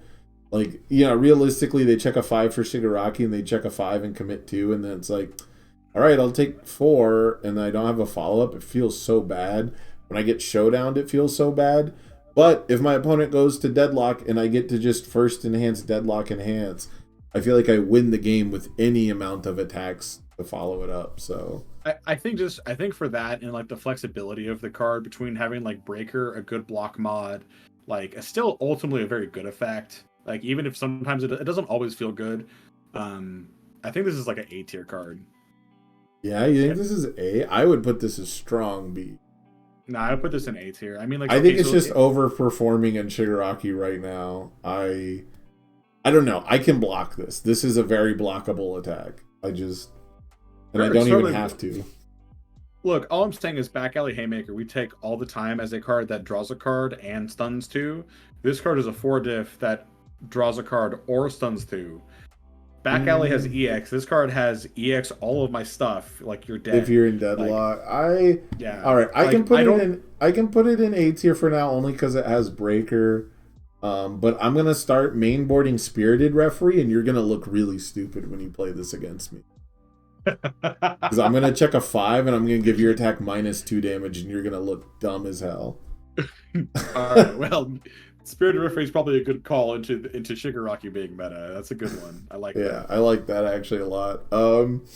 House of Cards. Speaking of overrated just a little bit. See, that's funny you said because most people I talk to aren't high on this card, and I really like it. Interesting. I think people think this is like meta defining, but I think it's very good.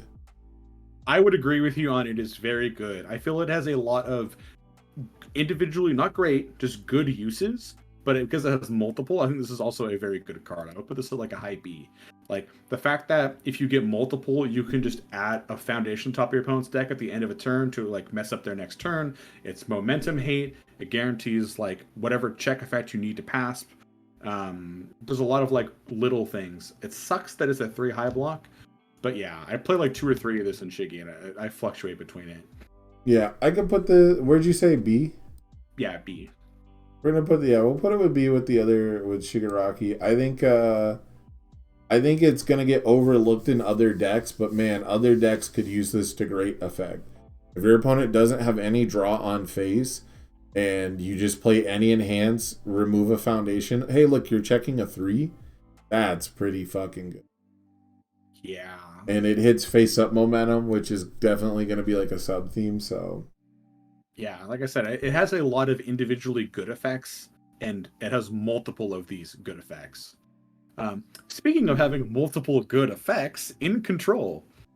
Yeah, it's amazing. A 2/4 that is basically just flipped for +2 or -2 speed is surprisingly playable on these symbols. Yeah. And then it just has random throw hate, and it's strong throw hate at that. Like, Do you consider that strong throw hate? I would consider that fake throw hate. I mean, I think it's like not good. It's like not real throw hate. I was playing someone earlier today, and they hit me with a grav lift, and I wasn't playing Shiki 3. I was playing Toga 2 actually, and I hit them with this just one time, and they let the gravity lift go, and I was able to block everything else instead of them hitting me with the gravity lift and connecting with and getting the momentum. Granted, that's like a small sample size, right? But like, also, that's a big skill issue to throw a grav lift into an In Control and not just kill them through it. Yeah. Okay. Fair. But yeah, no, I don't know if I would sideboard this card as throw hate, but it's like incidental throw hate, and you get to respond to it after your opponent makes the check. It's gonna goose somebody when they try to block with a throw or something for sure. Yeah, like I'm a big fan of this card. Again, it has lots of, I think, good uses individually. I just wish it wasn't a 4-check.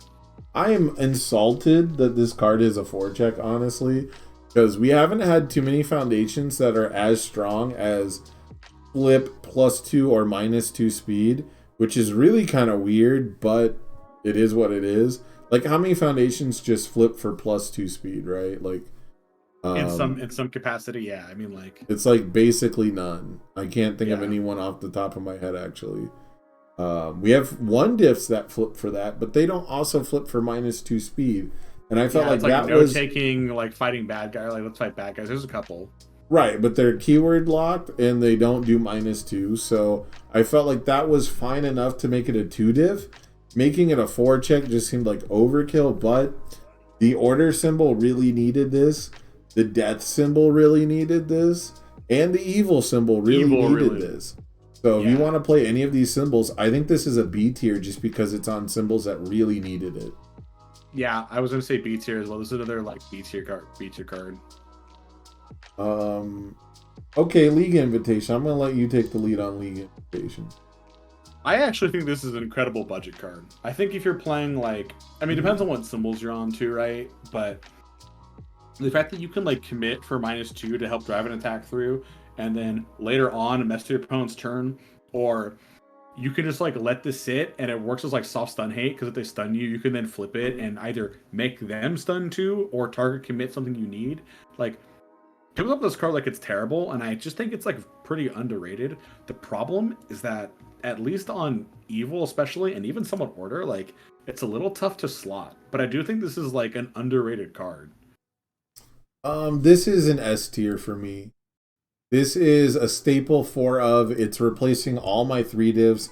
I'm playing this card over Excited for Blood.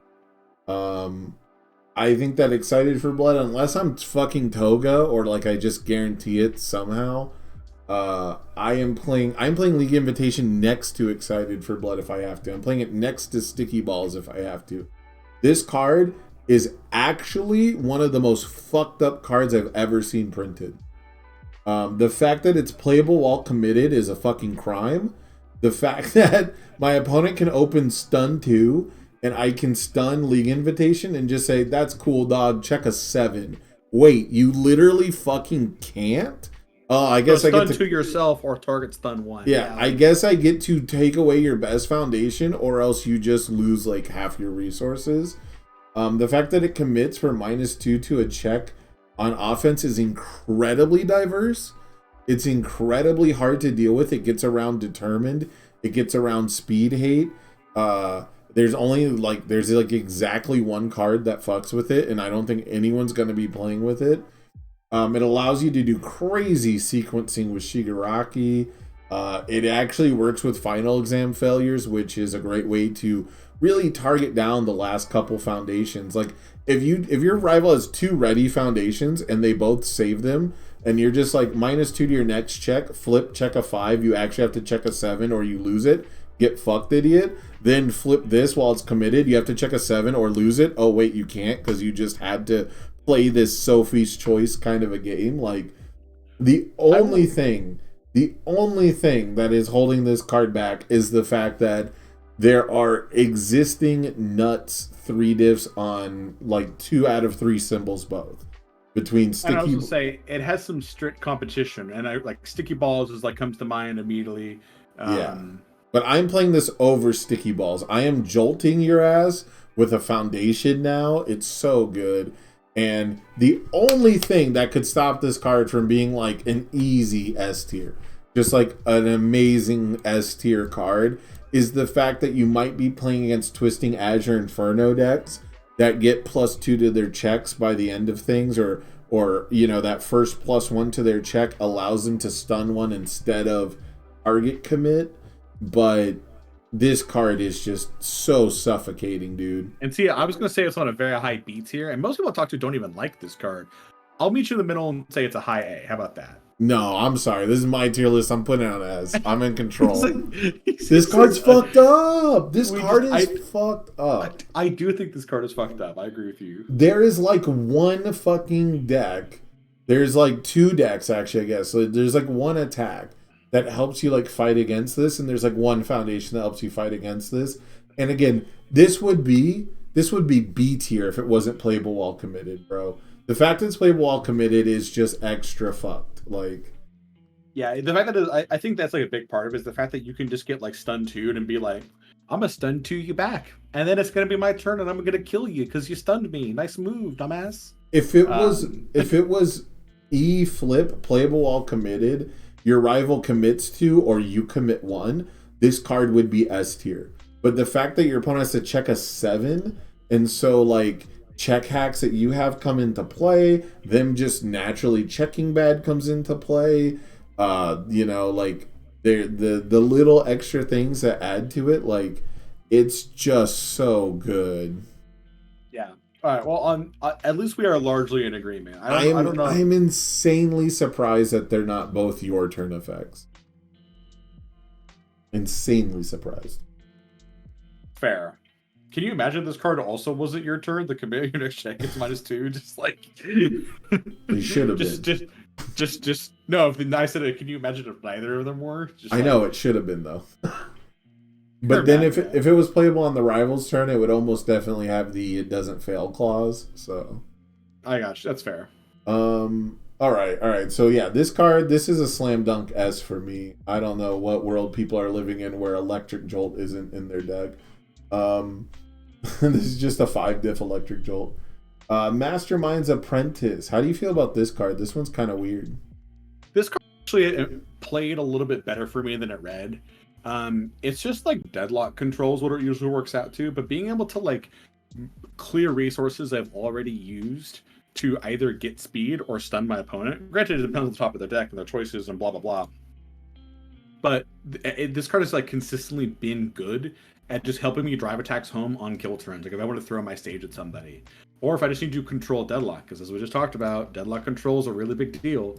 So I think this is actually like a pretty decent card just for like stage management, and you're gonna want at least a couple copies, in maybe 3, but I usually like 2 somewhere. And for me, again, this is another like high B-ish like tier card. The speed reduction is not great, but it's something. The fact that you can also use it like in a pinch to clear like a committed card to maybe get -1 or stun 1, but like I usually use it to drive kill turns home. This card should have been +2 or -2 speed, but then it would be way too close to In Control. And that's kind of my beef with it, is we can either play a 2/5 that is almost as good as In Control, or we can play a 2/4 that like is safe, you know, that we know is -2 speed, but it's only once per turn. I think this card gets really fucked up once you get to that late game and you are driving for the win.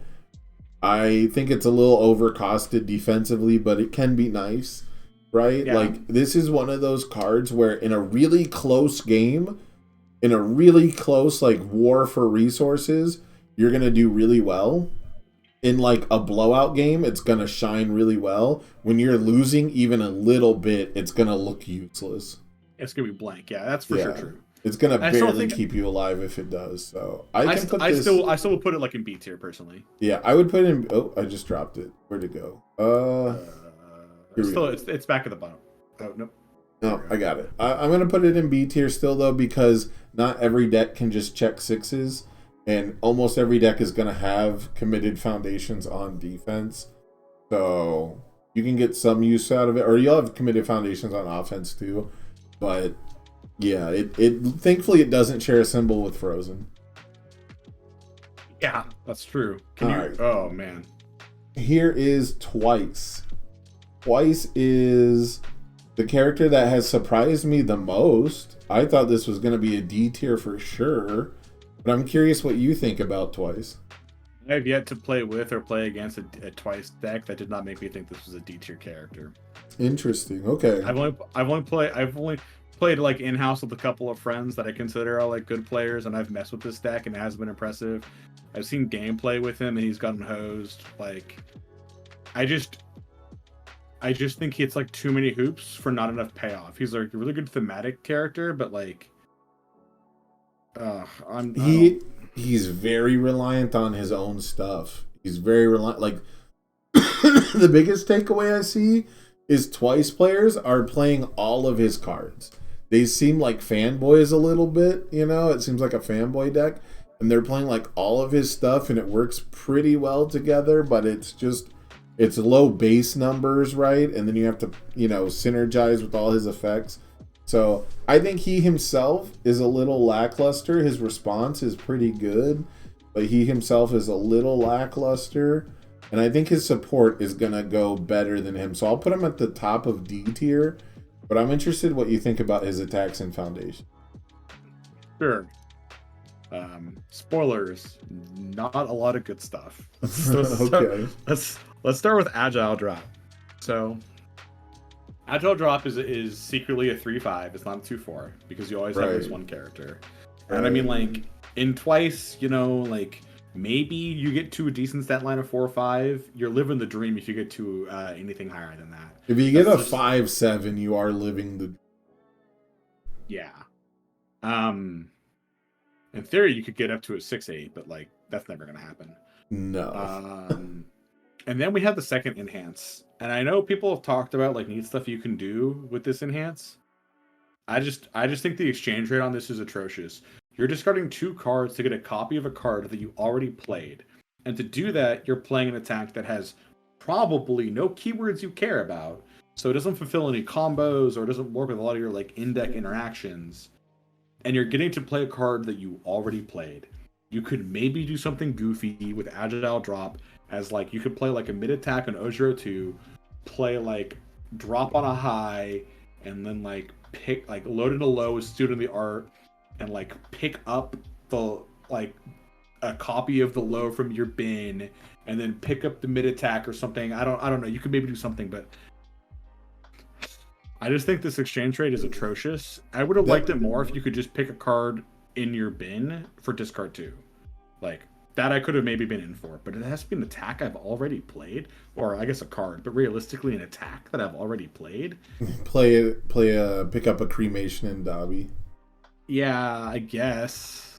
But even then, are you going to be down to discard 2 cards to get a cremation when you can discard 1 card to get a cremation?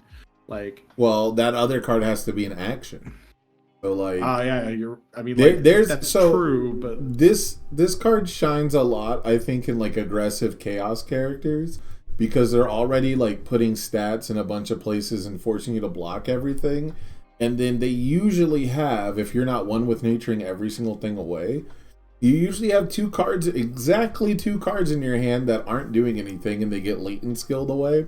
And so this seems like a really late game sort of a card, except you also need it to be in a situation where you don't need, like, a crazy over the top turn. I haven't seen, like, crazy production from it because of that rate, and because all 3 of these symbols want to discard cards for damage, whether it's prone to dry eyes or one with nature. These symbols are a little tough for just being able to discard 2 cards.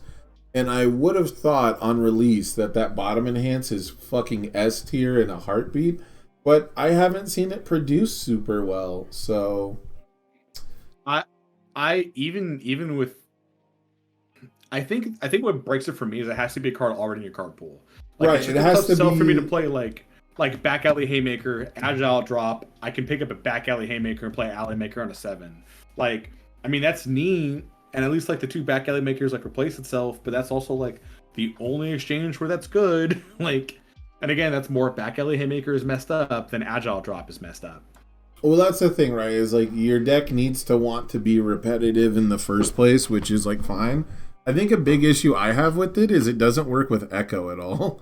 Like, you have to, like, play, you have to have, like, one, like, if you have 2 momentum, you're like, well, I only get to Echo 1 if I want to pick up the Echo attack again. So, I think this card is gonna shine as soon as someone finds, like, the 7-hander who, like, I am terrified that Tokoyami is gonna play this card and pick up a second Summon Dark Shadow. You know, like, I don't know. We might see it. I just don't know if it's going to materialize because this isn't a range card. Like, it makes his, like, Frigid Heat Waves worse. Oh, we're not playing Frigid Heatwave anymore, baby. We don't need that. It's too. So that's the thing, right? Like, you need too many pieces. You need Frigid Heatwave for the card draw, to draw the 2 cards, to discard the 2 cards. But sequencing wise, you're probably only going to have 1 target for this. So I think it is a surprisingly good card that is surprisingly bad. Like, is surprisingly not useful. I'll be honest, I would have personally just put this in D tier. If you want to put it, like, in the bottom of C, I can, but, like, I can't see it any higher than that. Discard 2 cards to double up on a card you already wanted to play can't be D tier. I can't do that.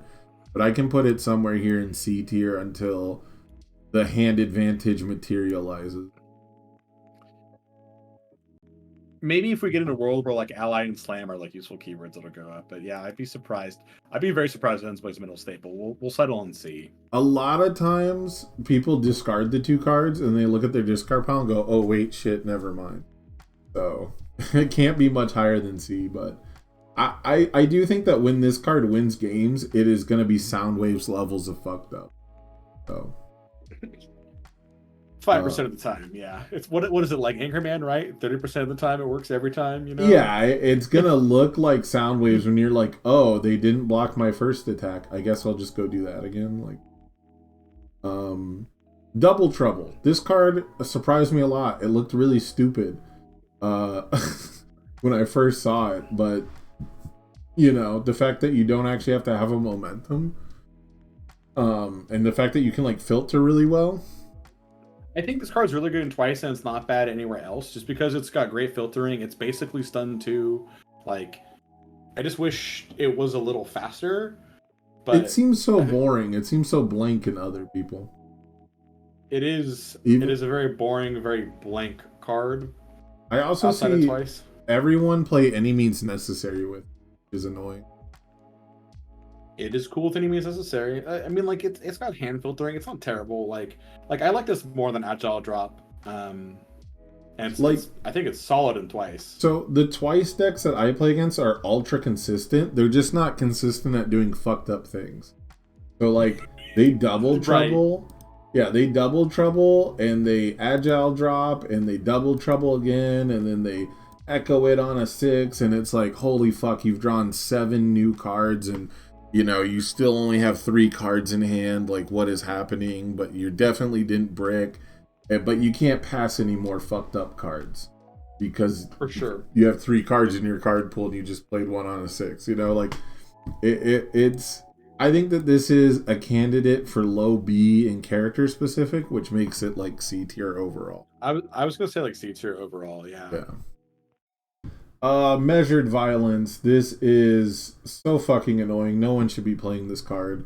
This could have been an action, right? This is a Mongoloid aggro turn 2 card if I've ever seen one, and I fucking hate it. Every time anyone ever tries to hit me with this card, I feel so disrespected. I'm putting it in D tier. I hope it's not good. Yeah, I agree with you completely. I can't see like it just has like as a card, it's too low quality, I think, to like it's very good in like insanely specific situations, and those situations make you want to quit the game. Right. So and then we have Whiplash. Whiplash. It's a pretty sick deadlock effect, but it is looking for really specific combos. I like this card in True Form All Might. I have seen the talk about True Form All Might. Yeah, that's true. This is like actually like a 4 mid for 9, right? He gets like +3 damage and then like filter, yeah.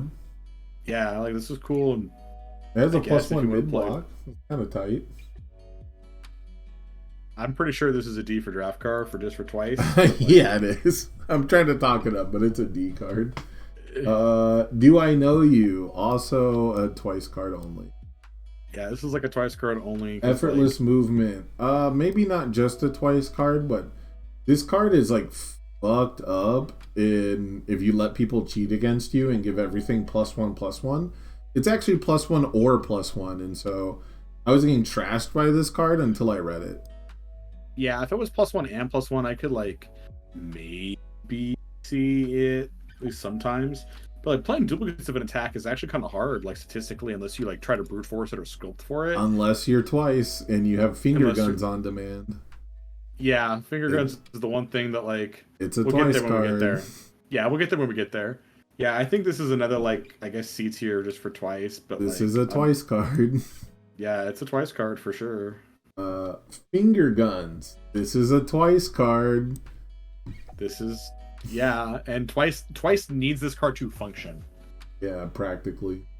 Yeah. It just sucks that he has to like basically always have a foundation he just like commits. Like yeah, I mean, yeah, with all the filter and draw, like it's mostly about just getting stats earlier and getting effortless movement turned on for sure. So Frame of Mind. This is maybe the only Twice card I don't see people play all over Twice. So that means it's definitely a D. Yeah, I mean, like, it snaps momentum, but it doesn't have a lot of momentum uses, and, like... It's not even a Twice card. Yeah, and it's got, like, some incidental speed hate. It could maybe be, like, a Mount Lady card in the future, but it's... Yeah. Before we get to officially the back page stuff, can we take another, like, 1 minute break so I can go grab a drink? Yeah, absolutely. I'm actually out of my drink, too, so that'll be good. Then we have... How many cards left? Like 30 or so, because we're at 72. It's at 108 plus 2 for 10, so it's going to be 38. 1, 2, 3, 4, 5, 6, 7, 11, 12, 13, 26, 27, 28, 37. Unless we want to get into like promos and stuff, but no, those aren't on here, so we're not going to do that. But yeah, let me turn the music up, and then let's get a drink, and we'll be right back, folks. Yeah, we'll be back in like 1 minute. Yeah, we've been at this for 4 hours. Yeah, this will definitely have to get edited down. This might not make it to YouTube unless it's part of the full export. Got you.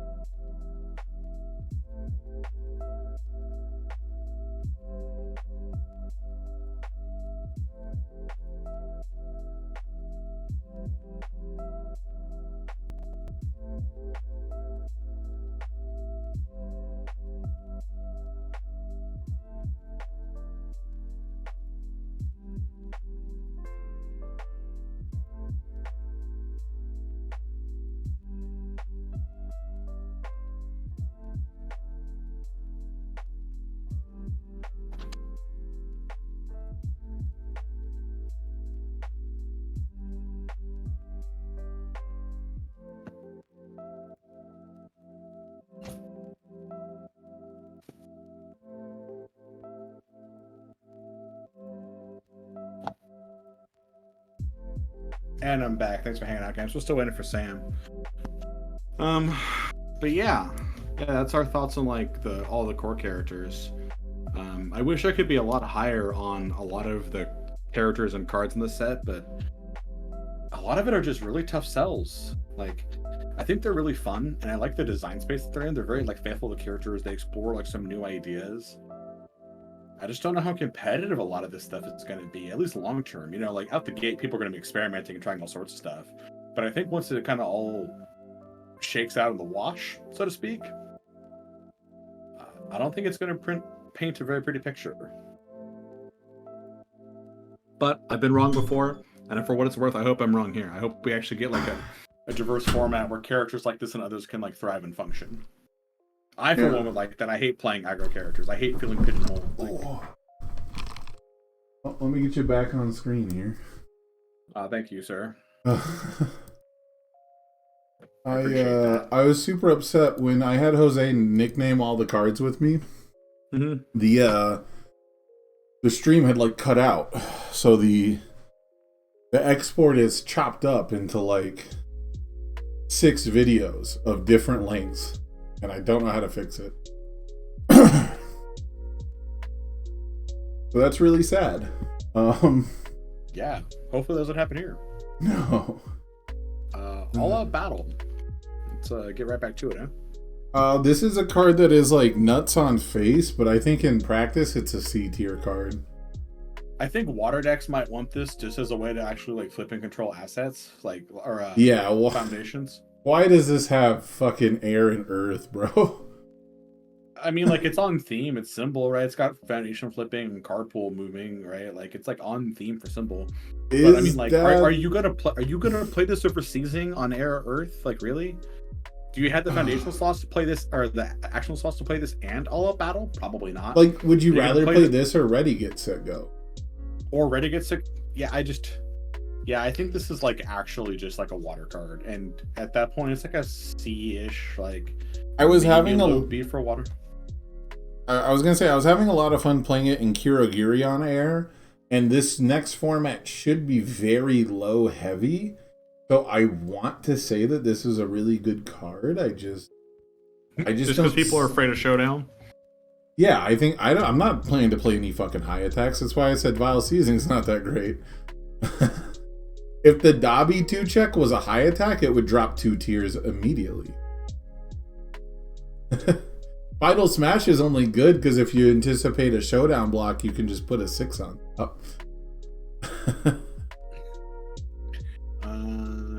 But yeah, that being said, yeah, all out battle.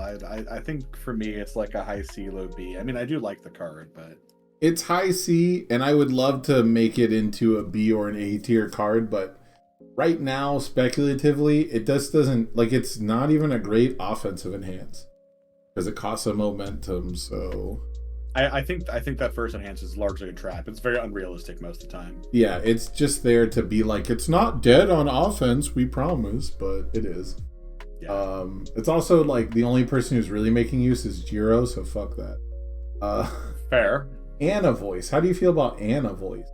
I think Anna Voice is like a 6 sideboard card because like there's a lot of attacks that are pumping damage, but a lot of moves are based like 5 damage in this game, and like getting to 10 is a tall order.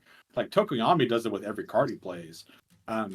Even Dobby, like Dobby puts a lot of damage on stuff, but like if he's playing like a 5 damage move, like getting to 10 takes at least a little effort from him, like because he only gives like 3 of it, right? So I think this is like a sideboard card, but it's a really good sideboard card. Yeah, like, I really just need one more character who's good at putting damage on my rival's attacks to feel great about it. But the first form on this kills it for me. Why doesn't it remove? Like, well, for one, it doesn't remove. 2, it's a first form instead of just a form. So, like, drawing it later in a turn is like, cool, I hope I live next turn. And then I hope I'm also Coda. And then I hope that card leaves my card pool. Like, yeah, no, for sure. I want to say that this will probably have more real estate for blocking 1.3 millions than it should, but I don't know if that's going to be the case. So I'm going high C. Yeah, I could take that. I Going could take citrus just because it's like a good sideboard card. Here's the most overrated action I've ever seen: Ruthless Mockery. So when I saw this card, I thought it was just like terrible, and after playing with it against, it's like okay. It is a fun ass card in Muscular if you're playing Copy Hardened to pick it up. Yeah. And if your opponent is dumb enough to attack you a second time, I guess. But yeah, I mean, like, it might save your life against long kill strings, but my issue is that like these aggro decks that are killing you super fast, they're putting you to like negative like 16. That's like, going to negative 6 save you? No. You can't even cycle it. You can't even actually cycle it with Muscular, my bad. And then the second enhance is like actually just a mono effect, right? Like there's almost like no taunts in the game. You play it with Easily Excited. That's about it. I guess. Easily, I see a lot of people running this with Easily Excited, and yeah, it feels like a trap. Yeah, I feel like I guess you can do that to like I'm not playing this without Taunt on all my attacks and shit. Like I don't know. This is a D tier for me. Honestly. I was gonna say C for me because like it might save your life sometimes, but like a lot of times it won't. And the second enhance is narrow, but I'm not gonna like fight you on the D. It'd be like at the top of D, low of C for me. Like yeah, like you can sell out and block with it turn 1, and I guess you probably don't get turn 2'd. Yeah, it at least does that, but at the same time, it feels bad to run a card just so you don't have to deal with that, but it's something. Yeah. Showdown. Now, I'm going to take the stage here because I know you're an old head, and I know that Showdown is actually a reprint. Yes. I have no idea what Showdown or how good Showdown was in like its heyday, so to speak, the last time it was printed. No idea whatsoever. I've been really impressed by this card at like just 1 or 2 copies. Just as like I hate seeing more than one of it, but I love having one in my hand. It has like saved my life multiple times. I think like it's a card if you can play it on these symbols, you play like 1 or 2 copies of, maybe like unless you're like hyper defensive, and then maybe you play 3, maybe, or you have like a way to get rid of it. But man, this card has been incredibly good for me. And I think if there's any hope we see like these symbols rise up, it's got to be this card plus like Shigaraki, because like none of these symbols right now are like hyper competitive, like going into set 4. So like for me, I would put this at like probably like A tier. Albeit an A tier, I think you play like 2 copies of. I think it's hilarious that this card just has Shigaraki 3 symbols, because it goes so well with him. I think what's really fucked up is it has a tape symbol. So even my plan of just only playing lows is still gonna cause order decks to like partial block and commit my. So I think this card is an easy A. It'd be higher. It'd be an S tier if like there wasn't so many good low attacks. If there wasn't cards like Think Fast on symbol with the best low attacks. And if the bottom enhance wasn't, or the bottom response wasn't a tiny bit overcosted, because this effect, if it didn't cause me to commit 2 foundations, would be pretty good in a Dobby heavy field to just be like, no, actually cancel Capture Evil Doers that stays in your card pool. Like, yeah, but the fact that that Showdown sticks around afterwards and you commit 2 means you're just like a sitting duck. Yeah, it means they're like, oh, well, I guess I'll play this on a 7 and kill you. Like, so, yeah, I could easily put this higher up if it had a mid block or if it didn't only have, like, tape on one symbol. Like, as soon as Evil or Death gets a defensive zone change, like, we're fucking scared. But right now, I think Order defensive decks are, like, right on the cusp. They need, like, one piece of legitimate speed hate, which is why I think Sense of Justice might actually help us get there, but this is a card that's causing me to not play any fucking high attacks for the entire format. Well, I'm not that scared of it, but I do think it's an A check. I do. It would also be an S if cards like It Can't Be Fixed didn't exist, right? Like, there's a couple ways to deal with committing, right? Yeah, but yeah, it is a very, very, very good card. As far as its historical significance, it spent a lot of time not being played. Just because it wasn't really like it wasn't setting you up to get killed on the next turn, because decks were like able to, I don't know, decks were just kind of able to play around it. It might have rotated sooner than I think, and the symbols it was on were probably garbage. But when you did get hit by a Showdown from out of nowhere, it was kind of like, oh, I fucked up. Like, so I think it was a combination of it rotated. We've been going since like 6:20. It's been Andrew. 4 hours and 3 minutes on the recording. I've been live for 8.5 hours. Yeah, that's true. But you know what? For what it's worth, we've been a lot like not to talk shit about people who aren't here can't defend themselves. Like I watched like because we're borrowing Tim Cardwell's and Andrew Holder's, like they had made this, I guess. Like I watched their tier list, and a lot of the cards they were like, this card is S tier, this card is A tier, and they kept going. And I mean, like we've done like a couple times with like D tier cards, but there was some stuff like I wanted them to defend. Like I just didn't get like why they put stuff places. They said League Invitation was like a terrible card, and I was like, I don't get it. But yeah, so we've been at this for a long time, but I think we're a lot more thorough. Well, that's my biggest problem. We even disagreed, you know. I'd probably have more subscribers on Twitch if I didn't spend 4 hours, but you know. What it is. It depends on what you're in for. Right? If I spent more time talking about penises and less time talking about cards, I'd probably have more traction. Speaking of not talking about cards, do we have to talk about Fancy Feast or can we move on? Yeah, Fancy Feast is a D. It's a sick pun. Yeah, it's the All Might Zero Diff made it into high C tier. Like yeah, so the All Might Zero Diff is flip if the attack that you're currently playing is also on the top of your discard pile, draw a card. And my issue with that is that's very inconsistent. But there's a couple decks that can kind of like finagle it, so it gets like a C. It's a C because it's a 0 diff that draws a card, so it can't be a D. Even if it's like a really conditional draw. Yeah, a lot of the C tier is just character specific stuff. Yeah. League of Villains. Now, I love this effect, but I don't think it's competitive. Okay, Like, so I just ignore the bottom here's my issue with- response. The here's my bottom issue response doesn't fucking exist. The bottom response barely exists. As a 4 difficulty foundation, this card is actually just completely a dud in your hand under opening turn. Just like flat out. Like Or diff unless you're just asset, like yeah. unless you just like want to gamble. Like you're a hardcore gambler. And because it's a 4 difficulty foundation, you kind of have to take a turn off of attacking to play it. Which means you can really only stuff this in like a couple of decks. Like you can't really play this, in my opinion, in like a really aggressively slanted deck. Because to play it, you have to like play one less attack, and you're not here to like commit stuff.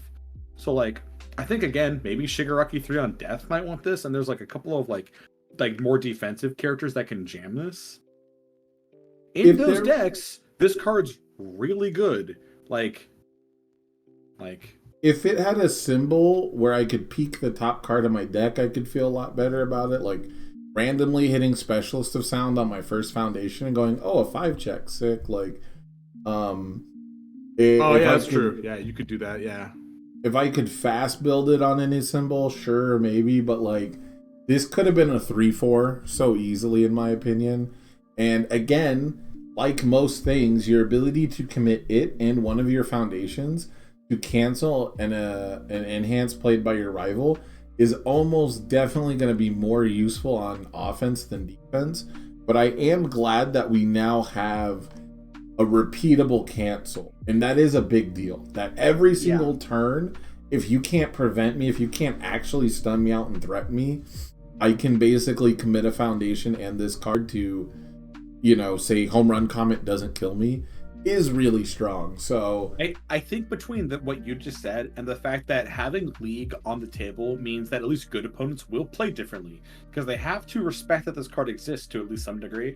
I think that gets it an A for me, or maybe like a very high B. I want to put this in A, but it's a very it's a weird A, and that only a couple of decks can even play this card. But the decks that can play it, it's like an S tier card for them, because they're gonna like abuse the hell out of it, because they're gonna love taking a turn off to build some foundations, and then cancel like 6 of your moves over the next like 6 turns. But for everyone else, I don't know if this gets registered. So I guess it's like a B or an A, somewhere in that range for me. I think this is a high C because it gets pushed out by the difficulty, but I could put it in B. Yeah, we'll settle for B. I think if this was a 3 difficulty move, it would go higher. Yeah, if it was a 3, I'd put it in B in a heartbeat. The fact that it's a 4/4 just makes it so clunky. Like, the best thing about it is it has ally, and it still doesn't really actually synergize with them. But yeah, I think this is a card you're gonna die with in your hand a lot. That's the other thing. You're gonna be looking at this card as you're gonna get turn 2'd by Tokoyami, who actually didn't play 1.3 million and just killed you with Dark Shadow Ruins all the time. Yep. Next up is what? Top Pro Heroes? Top Pro Heroes. How do you like this one? I think out of this asset lineup, I think this is the worst one. Out of League, Top Pro, Young Heroes, I think this is the worst one. Interesting. The removing of 10 cards or less is cranked, but there's only a couple of characters that could enable, consistently enable that, because getting to 10 is a mission in a game Dobby? like this. Yeah, Dobby comes to mind, right? Fucked up and 2 Dobby symbols? But even then, Dobby has to play this in place of an attack and kill you on another turn. It is a little too late gamey for, it's a 4 div, so it's always going to be late gamey. Yeah. I think we're still in a world where losing a keyword is kind of a big deal, and flipping instead of committing a foundation is a bigger deal. So, if losing League of a keyword Villains is not negligible, for sure. If League of Villains was a 4/5 that flipped instead of committed, I'd put it in B tier. With Top Pro Heroes, excuse me, it is a slightly less impactful effect, but the cost is so good, I could almost see myself putting it in B tier. But because it is still a little character specific, I think I could see it being high C. I think high C is where I would put this one too. All right, let's go high C. It is, so the thing is, actually, you know what the reason it's C tier? Decks that really want this effect don't need to play it. They can play other cards. Also that's also a very valid, like, I never tracking turned the device. music This down. gets D for draft. Oh, wait, what, I think What tracking are- device is next. oh, tracking device is absolutely cranked. This card is Kidding. nut. This card is actually, like, one of the best assets they've ever printed. There's no shot I'm registering this card. Really? You wouldn't Like- look at the top 4 cards of your deck and rearrange the order? On symbols that can target draw it? Absolutely. On symbols that, like, okay, so we already talked about how, like, on All in Order, we're playing Final Smash now at this point for most of these cards. So, like, to do This that. card was made for calling for backup, I'm just saying. Admittedly, it is kind of neat with calling for backup, right? Because you could, like, Or you know, passing it's also- the torch, or like- any it's of the All Mights, or what's the Eraserhead card that's just E-commit draw card? I'm just it's such a tough sell for me. It's like all it is just like for the rearrange. This card is an S tier in the Momo format. This card is an S tier if we get back to like games being as slow as Momo. It is currently only a high B tier for me because games are over so quickly that I don't think you get to play this turn 1 or turn 2. Like if you build this turn 1, you're one less foundation, right? And then if you build it turn 2, you're just dead on turn 3. So like, but this effect itself, once per game, just rearrange the top 4, and it's not a first form, is fucked up, dude. I agree with you on that last bit completely, and that's kind of my issue with it, is that it's too slow. Yeah, but I don't think that that's bad enough. I don't think it's like glacially slow like a lot of these cards are. I think it's just slow enough that it's like the bottom of B tier, because when you do get to rip this off, holy shit.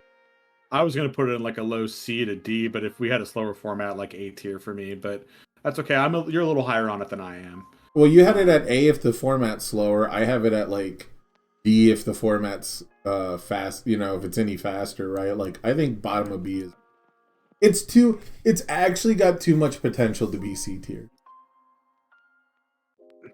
This card actually has too much potential to just win you the game. Admittedly, you could do something really goofy with it, then you know, it's possible. Young Heroes. I think this card's sick if you have enough card draw to fuel it. But again, that goes back to our previous discussion about like having time to play cards like this. But like Life Momo, for example, who has access to like a lot of card draw and like card movement, like could actually get something out of this. And the just lock anything down is pretty good. There's no cost to it on your turn. You just get like a spot commit. Like you don't get this card anymore. Like, but again, my issue is that this is a slow card. Right. Once per turn, you get to just commit a rival asset or foundation is huge, I think. The fact I can't play this turn 1 makes it not a slam dunk. I do think it's as good as tracking device. I think it's about exactly the same, where my beef with the top response is I have to have the card draw to be able to utilize the response and the health. So it's like not great in a 7-hander, it's not great in a 5-hander, and it only has one symbol where I feel like I could play it in a 6-hander. So this is an amazing sideboard card against Recipro Burst decks. It's a great sideboard against, you know, any attack that's fueling itself, like ultimate combination. But a lot of times your big damage bonus does come from your character right now, if I'm not wrong. Or it comes from multiple little sources, right? Oh yeah, exactly. It's usually lots of small bumps. So I like this as an engine in Life Muscular. I don't know if you saw my deck. I did see that. It was like you were just on the like, I'm actually never gonna take more than 1 damage.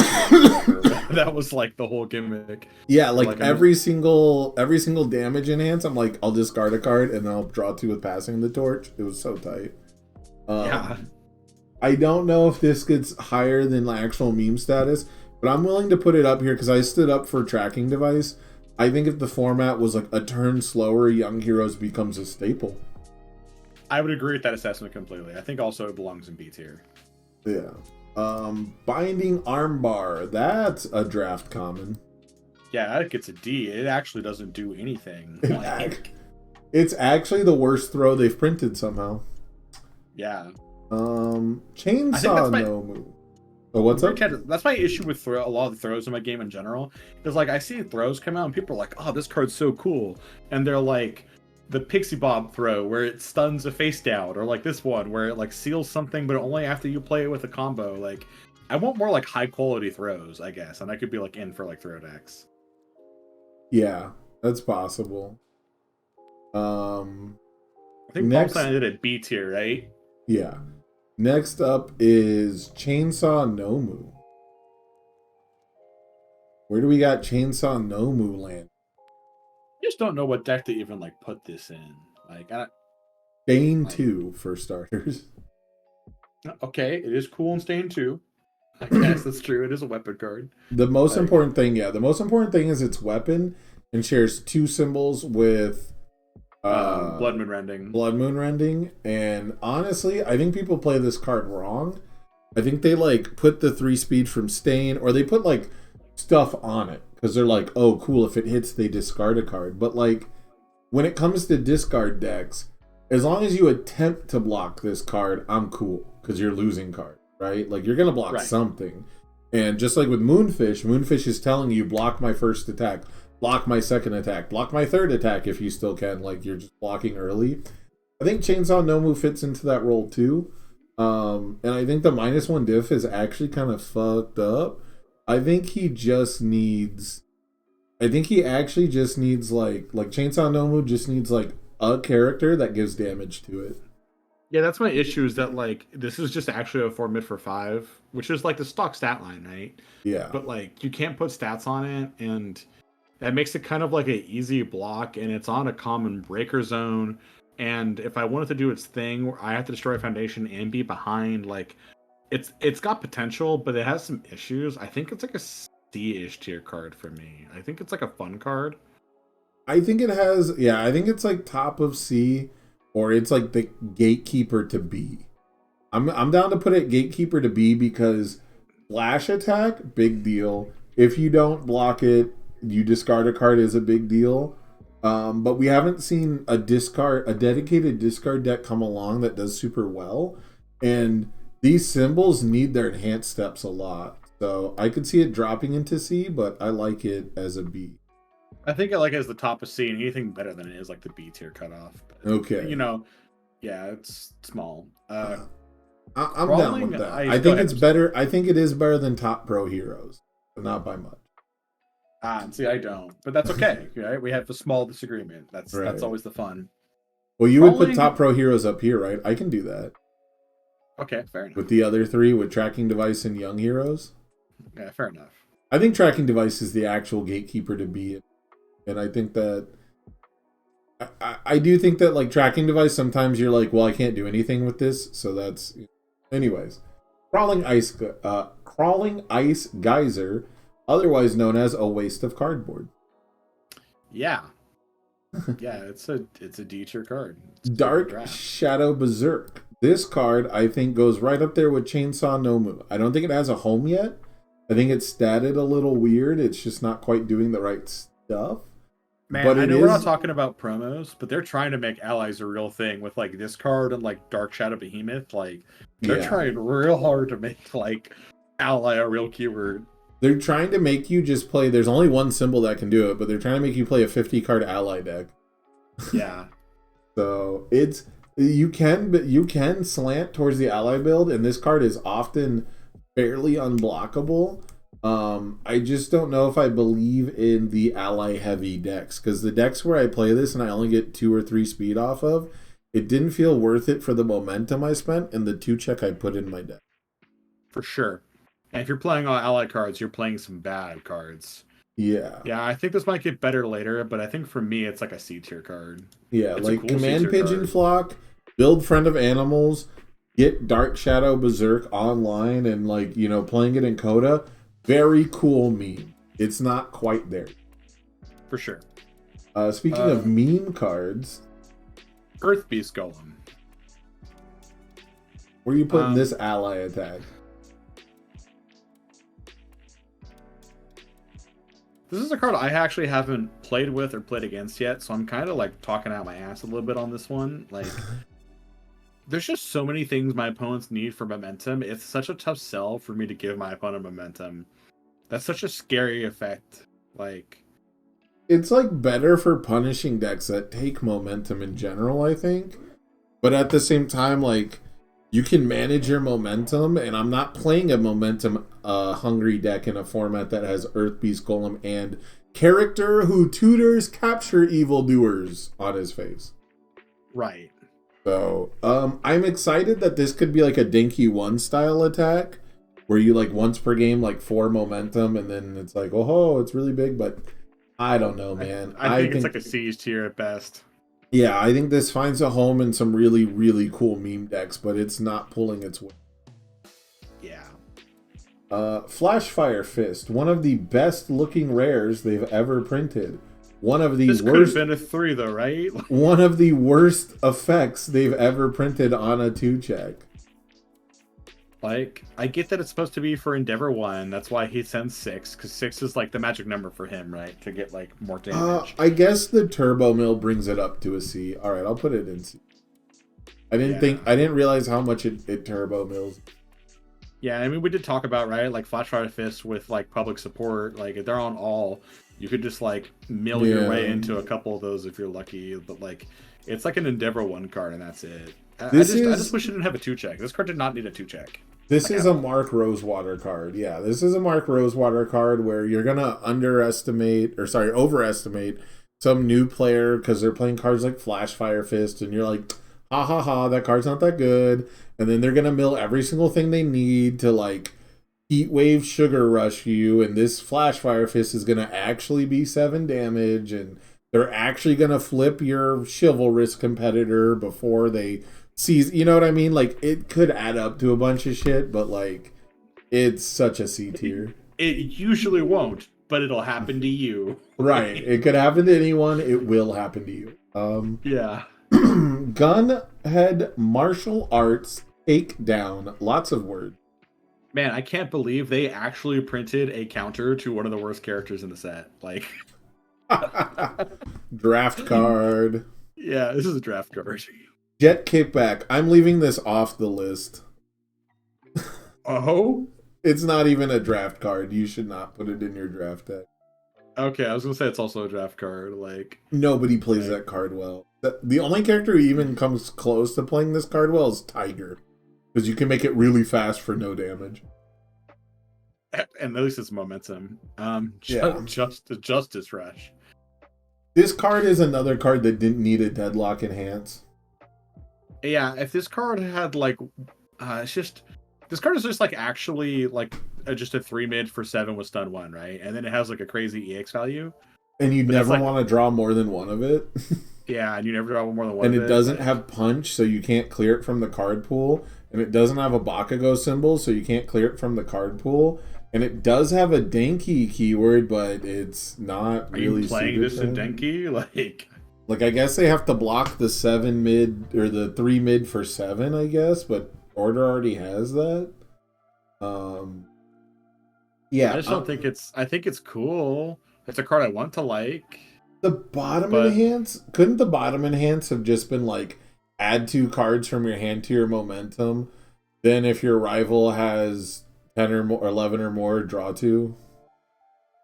That would have been sick. But yeah, I think this Like is I a can barely a discard C 2 tier cards card. to make this. Maybe even D.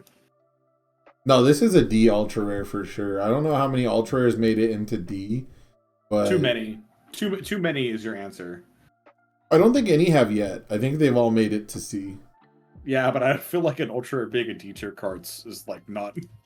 Yeah, and don't get me wrong, Justice Rush is the kind of thing where like, because it's such a big dummy thick attack, like you'll lose a game once or twice because it it like stuns you just enough, and the 1 EX makes it a 7/7, and it'll look good that one time, but like But on average, yeah, across like all your games, you know. it's already telling you can't play two of it together, so can't be that Yeah. good. Low blow. Low blow. Who asked for this? This is just a weird card, right? Like it's got a high breaker 2 block, which is nuts. But then we also got it in a format with Showdown, which makes highs a little suspicious. It's And a it shares a really easy symbol. low block. It's not on a lot of punch symbols. Like you could do like life punches, I guess, but otherwise, like even water don't care. Like I was so excited for this card art, the Dick Punch, to be sure. put in the game. And I was so excited it was a breaker 2. And then I looked at the stats and I looked at the enhance and I was like, this is the most throwaway fucking design on a rare I've ever seen. yeah, it's just like a 3 low for 3 for was like your stuns 2 face downs, your opponent like probably just takes this most of the time. There's no shot No, of like, wasting a every bomb. person I've played against just blocks this because it's 3 low and then they save 2 foundations. Like they'd rather I have guess it plus depends on one. like your hand, but like neither end of this effect is very scary. Like it's an easy block, Yeah. and if I have to stun 2 to like not take it, like if I care about the progress or whatever, it's also just not like All the breaking. other breaker blocks in the set, or most of them, like are evil symbol high blocks. Like it shares with Showdown, it shares with Kurogiri's breaker 2, it shares with Vile Seizing's breaker 1 on a high. It just doesn't do anything neat. Like yeah. No, I agree with you overall. Yeah, I think this this card is is a supposed to D- present you with like a lose-lose situation, but it feels like it's like a win-win situation is the issue. This is the. I didn't think I'd ever put a breaker 2 in D, but I think it goes there. For sure. Like, yeah, you can get steamrolled by this card dealing damage to you, but you would get steamrolled by like any fucking 3 low 3 at that point, right? Like, you're just zone checking. It's bad. It's smashing Nomu bad. Where did smashing Nomu? That ended up D tier, right? I think Smashing Nomo ended up in D tier. It better have. Yeah, it's down here in D tier. These guys can be buddies as low stun attacks that. Wait, need where to is do. Smashing Nomo? I don't even see it. I know the artwork. It's this one, right? No, that's Impact Recoil. Scroll up. No, you put it in C tier. I wanted in D, but you were adamant of being in C tier. It's in C tier. Why did I put it in C tier? I don't know, because you're crazy. Oh, because I put it in C tier to make it specifically better than Kinetic Air Cannon. But this is one of those things where as you go on, you're like, actually, these are all D tier. Right. So these are actually just all D tier by the end of it. There is definitely something to be said about like cards up front getting like the lack of comparison bonus where we think they're better. Right. Like, I'm starting to rethink Kurogiri's Breaker 2 as well, you know? Like, all the Moonfish cards are kind of, I don't know, man. But I do think the majority should be C, so we're barely beating. We have 3 cards more in C than we do in D. And then like scroll all the way. Oh, up. no, What we does have a our whole BA row. What does our BA and S look like? No, I'm lying. We actually have a whole row. Our S is 5 cards, and this is actually an A. Now that we're comparing it to shit like Cremation and Dobby, this is actually low A. Which card? A Master's Pride. Yeah, see that's kind of where I was at. So, yeah, now we have the comparisons up. It's getting a little different. Needle Stab. This was requested in the chat earlier, and we're finally getting to it. How do you feel about Needle Stab? I want to like this card, but I don't know what home it's supposed to go in. Like, the discard on it is so intense that you can't even like. It's got 3 modes. It's almost a modal card, right? Like, Yes. You can't pitch 6 to this card. You really can't even pitch 4 or 5. So at best, you can do the first 2 enhances, I guess, or you can do the bottom one. But there's no shot you're doing all. You're never going to be doing both. Or all I've done 3. pitch 4 because I have exactly Needle Stab and Sound Waves in my hand. And I gave my Sound Waves plus 3 speed. Yeah, I guess that's yeah. This card is begging you to play greedy, crazy, insane, off-the-wall lines. I love it from a design standpoint for the most part. I don't know what character gets to play this, but Yeah, I was just about to say, Needle Stab looks good in like a few characters. All Might 2 is one of them. That's true, because in All Might 2, he gets to convert the momentum into just like a grip of card draw. Yeah, Like, he and actually comes out ahead on the card draw. then That's on like a very life, specific interaction, but it is good there. then on life, you get to discard any means necessary sometimes. So sometimes you just get like a free 3 speed or something. So I like this setting up for like dunks, but so far the only thing I really looked at for Needle Stab is like set 1 characters who want to set up the world's biggest plus ultra. Yeah, Like this sets you up to just 2-shot somebody. I think this is like a C tier card, but it's a really cool, fun C tier card. This might be the most cool C tier, but I think you're right. I think this is a card that's going to rubber band. Like as soon as someone cracks the deck, this will shoot up to like S tier until they deal with that deck. And people want it banned like immediately. You're like, oh, bro, discarding 3 cards for 2 momentum is so busted. Somebody's going to play this like in, I don't know, like Mount Lady can't play it, but like imagine a Mount Lady style deck or something.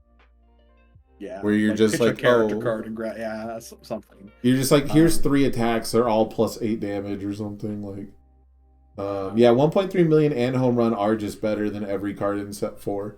That is correct. But yeah, I think Needle Stab is like very cool build around, not solved yet, but I've been trying to crack Needle Stab for a bit. I think Needle Stab will get there.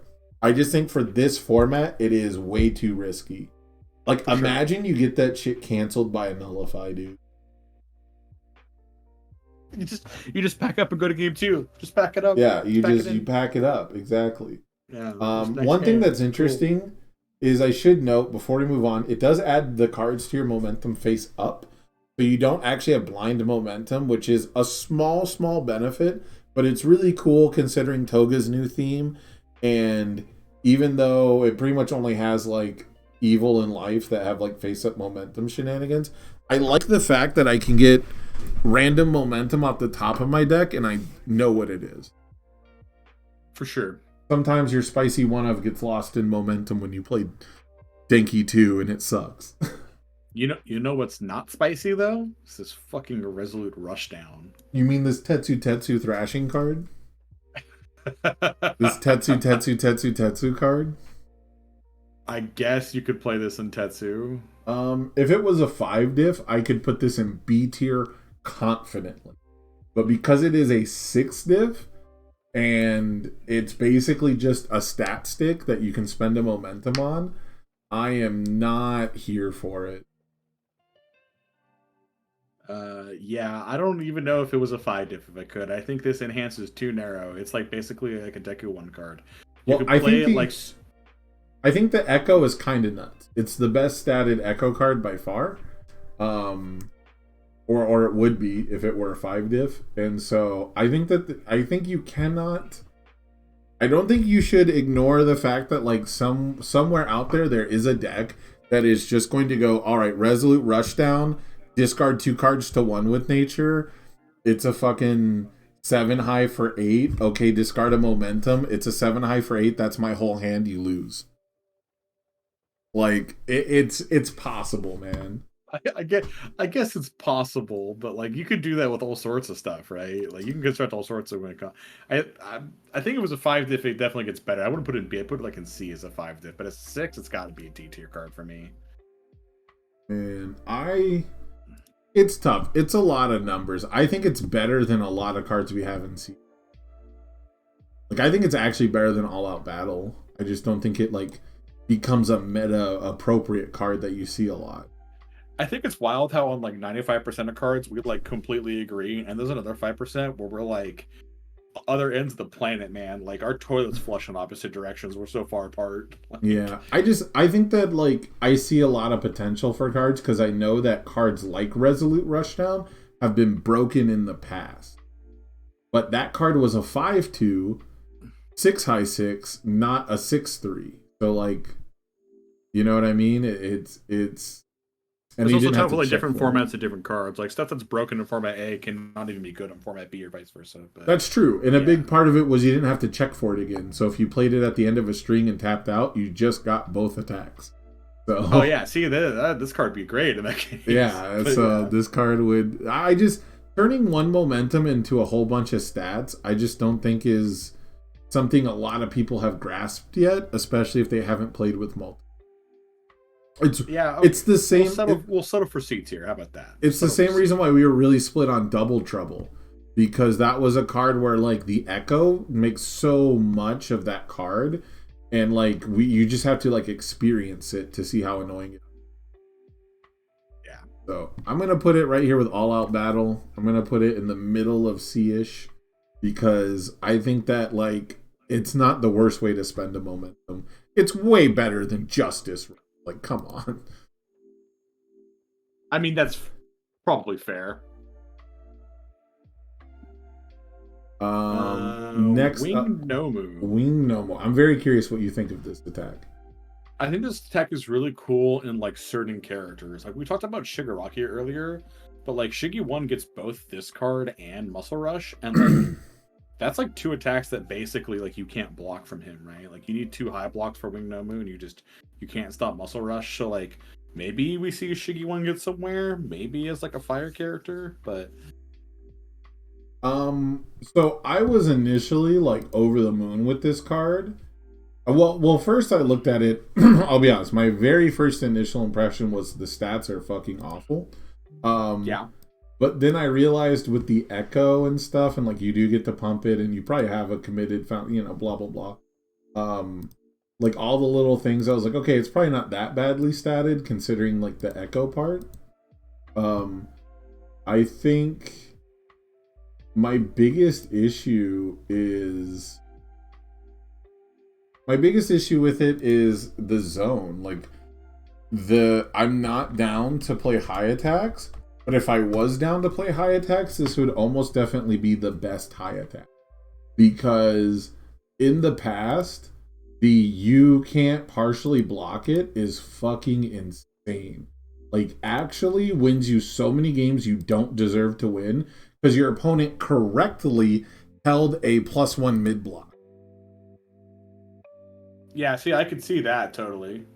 Like this card is actually going to smoke you from decks that get fast momentum turn 1 or turn 2. I was playing this in my Dobby list until I got showdowned over and over and over and over again by half the decks people were playing. For sure. And so if it was any other zone, this would be like A+, almost S tier. Because it's a high attack and the symbols it's on. B. I think it's a B. Yeah. Let's put like middle B. It's up here with like knee smash and like rushing stab, where like these three like attacks build around attacks. These are like build around attacks with some potential that if you like figure out, right? Like, yeah, like Winged Nomu, once you get some hand peek or something, like super great. But yeah, I'm not trying to get showdown twice in a row, dude. I don't know if people play enough showdowns to get showdown twice in a row consistently, but hey, like across the board, maybe the guy you were playing, but I'd be surprised when people start registering like 3 or 4 showdown. But I definitely get showdown turn 2 every game against any symbol with it. well, I mean, that's how it is, though, right? You like the other player always has ready, get, set, go, and you always have to form and draw with it, right? Like, yeah, true. So yeah, I think Wing Nomu absolutely nutty. In a world where we didn't also get showdown at the same time, or just a world where we can like once you have a different way to manipulate blocks. Like this is the kind of card that I might actually pull out that fucking awful D tier reluctant retreat card, because it's the kind of thing where if they actually only have like an action for their high block, and I know that, like I know it's Sugar Rush, I know it's Showdown, I can like win the game on one of these, but I can't do it for both. Wouldn't it be sick if this shared a symbol with Sarah 1? Right, that's what I'm saying. Like if it had a Sarah symbol, it's S tier, like for sure. Or even just any other hand peek. So yeah, I think this attack is waiting for a home to rip stuff up, but especially like in a draft format or whatever, like it's incredible value, and it's just sometimes unblockable early on, which is yeah. Carpool to work. work. Why does it cost a momentum on on block. I mean, if you squint, it's still kind of generating a momentum because, like, you know, you remove it costs a later and get momentum. one, but like, well, because you remove one, you get one, and then you remove Right. it later and get one again. But like, the issue is that you have to have a momentum in the beginning to do that with. Yeah, it costs then a this- momentum to get started, and you don't have that turn 2. And that's like all this card does. I don't even know what this. I guess this card is like neat and like Chaos Dinky too, because you can actually guarantee it.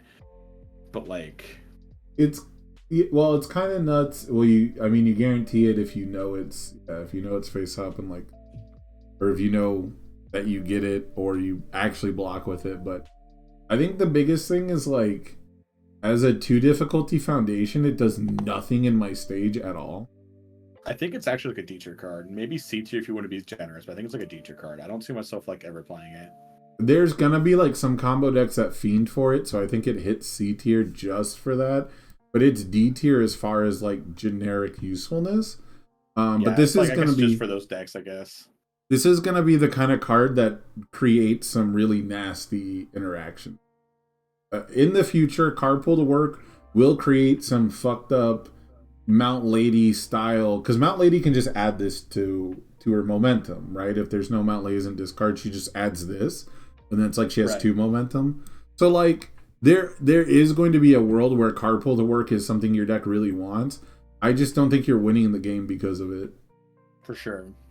It's a little fucked up in All Might 2, but getting it there is an issue. All right, here's Decoy Duplicate. I think this is actually the most overrated foundation in the set. But that's just because defense is in such a shitty place. I love and hate this card, and a lot of my issue comes down to the stuff we've already covered a lot, which is like this card's nuts when you go first, right? You could like play like a poke into the aggro deck or whatever, and then you can maybe hold this up and it might save your life. If you're going second, this is like actually just like a blunt card, right? Like a huge amount of the time. There's It's like cheerleader or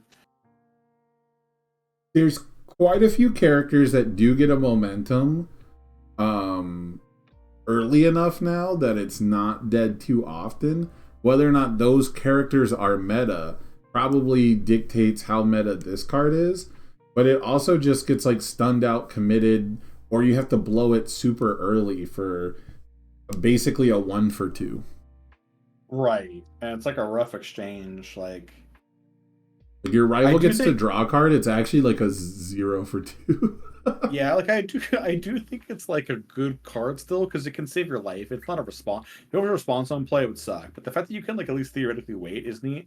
But at the same time, your opponent can just like play an action from their hand that clears it, do something targeted that clears it, like stun you out first. Yeah. Like, It's a format where people are going to be playing lots of momentum hate, I think. for sure, momentum Like- hate's gonna be a big deal. Like we I think that for already me means need it's like at best like a B tier card. Like we already need an answer for electric jolts that are going to go into Shigaraki's momentum. We're going to have the answer for Decoy Duplicate, I think. yeah, that's why like it makes it hard to like be really high on. Yeah. It's also one of the things where like by the time you start using Decoy Duplicate, you've already lost a lot of the time. Like you get to play really cool mind games on offense into Decoy Duplicate, because usually you're not just going to swing into a board state where that fucking hoses you. And so by the time your opponent starts to go deep on you, they probably already know they're going to win anyway. Yeah, that's true as well. I don't know. I mean, like I said, I was thinking in like B tier. I don't know how you feel about it, but I think it's the lowest of B. I think it's like, you know, we've got the gatekeepers for B. It is strong enough that you'll have to play around it. I just think people will be able to. yeah, I think this is definitely a card that's gonna play a little worse than it looks. Yeah. Expanding capacity. What a waste of cardboard. This is like a Denki 2 card only, right? Like, Two who else is momentum. 2 momentum for +3/+3 should get me more excited than it does, but it just doesn't. and that's all this card does, basically, right? And I mean, like, Healing healing is too rare. There's not too many characters that like and it doesn't cancel it. It just makes them commit a foundation. Yeah. Which they might have it can't be fixed. Nice exchange. So in the past, that top ability would be limited to like a keyword attack, but the bottom ability was like response flip after your rival plays an ability that commits any number of cards, cancel it. And so that effect was awesome, and people would play it with no use for the momentum dump, just as a defensive piece. Just as like a don't stun to me, bro. Yeah, don't stun to me, don't electric jolt me, don't fuck with me, like. And that was a 2/4 that people gladly played just for the response. And then sometimes you'd hit the enhance and be like, gravy, I win. So like, if the bottom response was any kind of generically useful, I'm like all over this card. But I think 2 momentum for 3/3 is just not a build around. For sure. Also, it has tech on the wrong symbol. We couldn't have made that fire symbol a Mei Hatsumi symbol instead. I guess not. Like, it's too much to ask. Again though, 2 momentum for 3/3 should be a fucking nuts rate. So maybe I can put this C tier, but what do you think? I honestly don't mind it in D. It's a card I tried briefly with Dobby too because I had a list that generated a bunch of momentum, but I was like, man, I already have all these stats and I can just spend the momentum. This card's like not good. Yeah.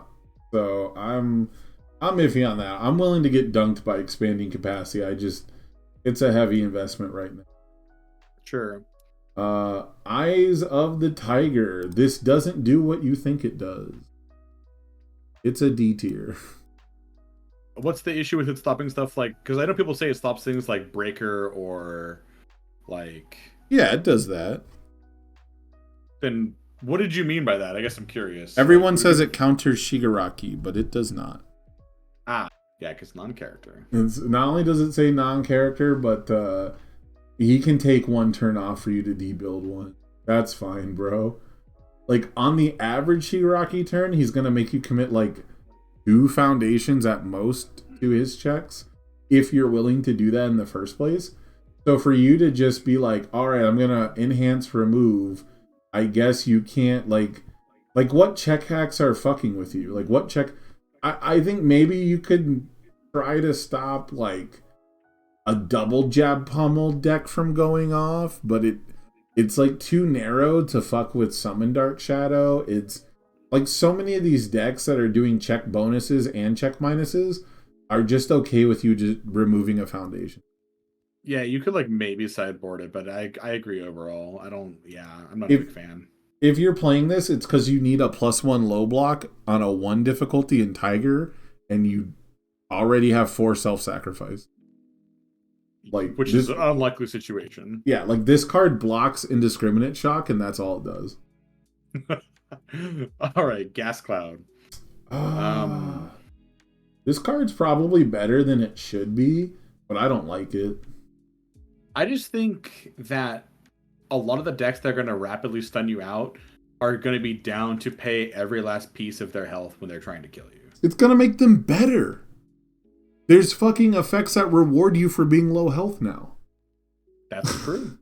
You know, have you ever what was it? Quick to act. I will gladly stun you while I have 2 quick to act out and watch you not respond like a bitch. Like, you know, like you'll just sit there and be like, well, it won't put you under half yet, but maybe he plays help. Like, dude, like I will do this all day to you. Like, the old version of this card was a 6 check and had an enhance to discard a card and ready itself.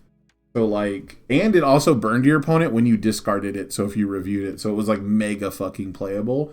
It was just like Curse of the Azure Nightmare or some shit like that, right? Like, yes, yeah, it was the Azure Nightmare, a 1/6 +3 high block, burns you for 2. Then I can discard a card to ready it. So if you want to stun it again, you got to burn for 2 again. Like, it was great. This card, not great. Ass. Yeah, that's how I feel about it. I guess maybe because my boy, I take it back.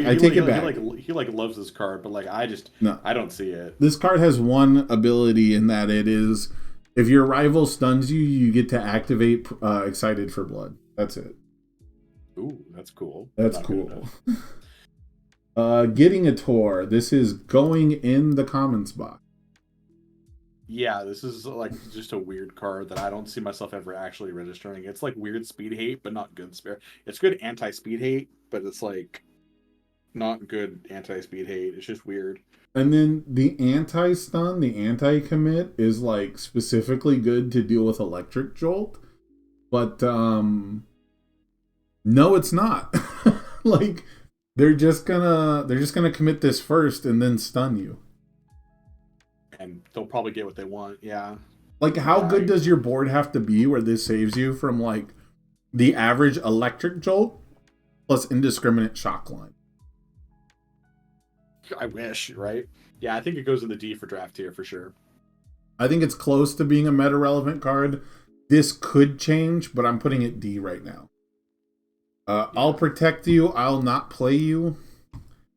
Into the fray. It's into the bin. Pause for a sec. You're not going to play I'll Protect You? Fuck no. Do I look like a Momo player? Do I look like a fucking Kirishima player? Who the fuck do you think I am? Okay, hold on. Maybe you personally won't play this card. I respect that, right? Like, but like people are going to play this card. Like, they're wrong. It's not good. If you wouldn't play Shock Absorption, but you would play this, that's depressing. I wouldn't play Shock Absorption, but I would play. Sad. Because this can get stunned. Shock Absorption can't. I mean, okay, I guess that's true that, like, you can't... Also, Shock Absorption is -1 damage to indiscriminate shock. So there. Don't get me wrong. I also like Shock Absorption. I jam it in a lot of my decks. You actually play that card? Jeez. Okay. I do actually play, not like a ton of it, but I do actually play a couple that card has saved my life so many times, you have like no idea. It actually counts for 3 foundations a lot of the time, which should be good, but I'll Protect You does not count for 3 foundations. It is very prone to getting stunned early. I don't know, I wouldn't put this in like D tier. That's what I'm saying. I think we're going to see people play this way more than like a D tier card is what I'm saying. People will play lots of these D tier cards. I guarantee it. It does not make them higher than D tier. Well, I need to send a message to Jasco to let them know that their speed hate needs to be more readily available. What, you just want Feifei back? No, I don't. I want a girl like any other back. I don't even know what that card is. It does exactly what I'll Protect You does, except it doesn't flip. And it has the air symbol, so it's infinitely more goated. Oh, this card would be crank. Bro, Evil would never have speed hate problems ever again. This card's nuts. It's very fine. It's a completely fine, normal card. I guess it does say something about the state of defense in this game where I'm like, oh shit, this card's nuts. But, alright, I'm sorry. So, I'll Protect You. I will not play you. Into the fray, into the bin. Amen to that on Into the Fray. Lost in Thought. This card is like kind of apathetic-y-ish, but like only for a turn. Like, this is for nerdy ass Momo players who think that they're big brained, but they're really just playing apathetic. Yeah, I think this card makes you feel smarter than you are, which is kind of it's well designed, like well named for that reason. But yeah, there's a few times where this card kind of fucks you over if you're not going to win on the spot. So like, not a huge fan of that either, but it's a pretty solid hate piece for these symbols. Yeah, it's like, I don't love it because it is worse than apathetic, but these symbols don't have anything really like that. So I think it has to go at least fairly high.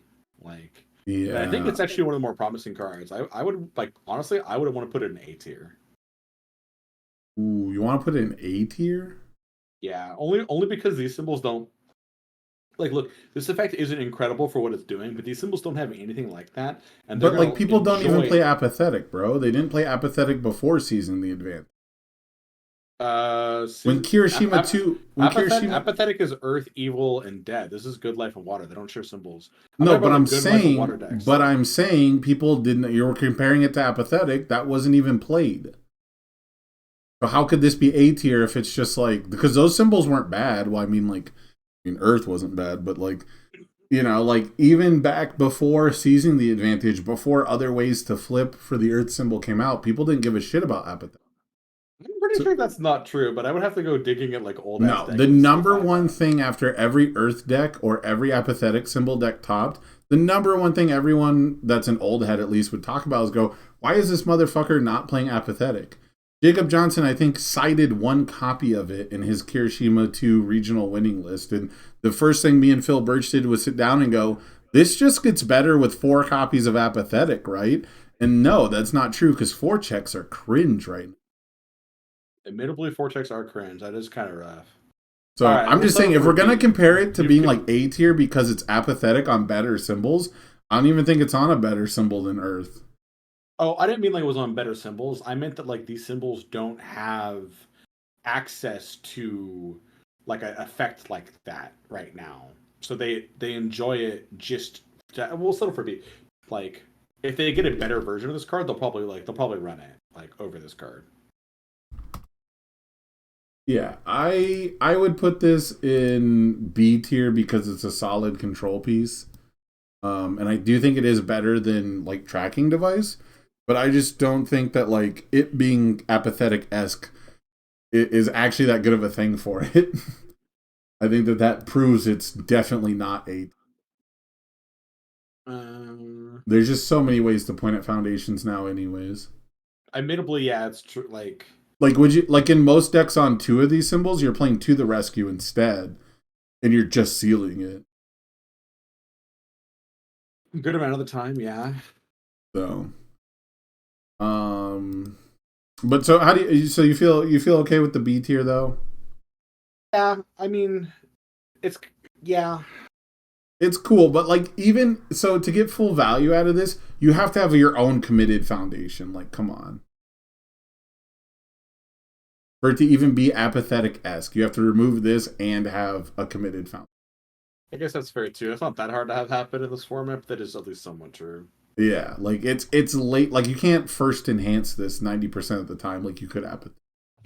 That's definitely true. You can't fire that out of the gate usually. So, yeah. Saving Bakugo, 0 diff that should have never been printed on these symbols. Holy fuck. Yeah, this is like actually an S tier card, right? I know we talked earlier about how like I wasn't a huge fan of like You're Next because the draw is conditional. This draw is not conditional. This thing just actually says your opponent has to flip your stuff first, and if they do anything that just makes you flip, they can't do it anymore. Why is getting a Tora 2/5 and saving Bakugo a 0 diff? Like, literally, who is making these cards? Like, actually, who is designing these cards and typing out the text and sending it off for approvals and looking at the set and going, yeah, man, if you commit my foundation, I'll flip my 2/5 and ready it. Whereas if you flip my foundation, I'll flip my 0 diff, unflip that card, and draw a card. Yeah. This is like an S tier card for sure. You know what's hilarious is if you use the foundation, like let's say I use One with Nature, and my opponent's like, all right, I'll apathetic so you can't do it later. And you're like, oh, JK, I'll saving Bakugo, I'll draw a card, and then immediately discard it to the same One with Nature. Because it's reset, because it flipped and unflipped. I expect an errata to come out for this card because it currently goes infinite if you have 2 copies out.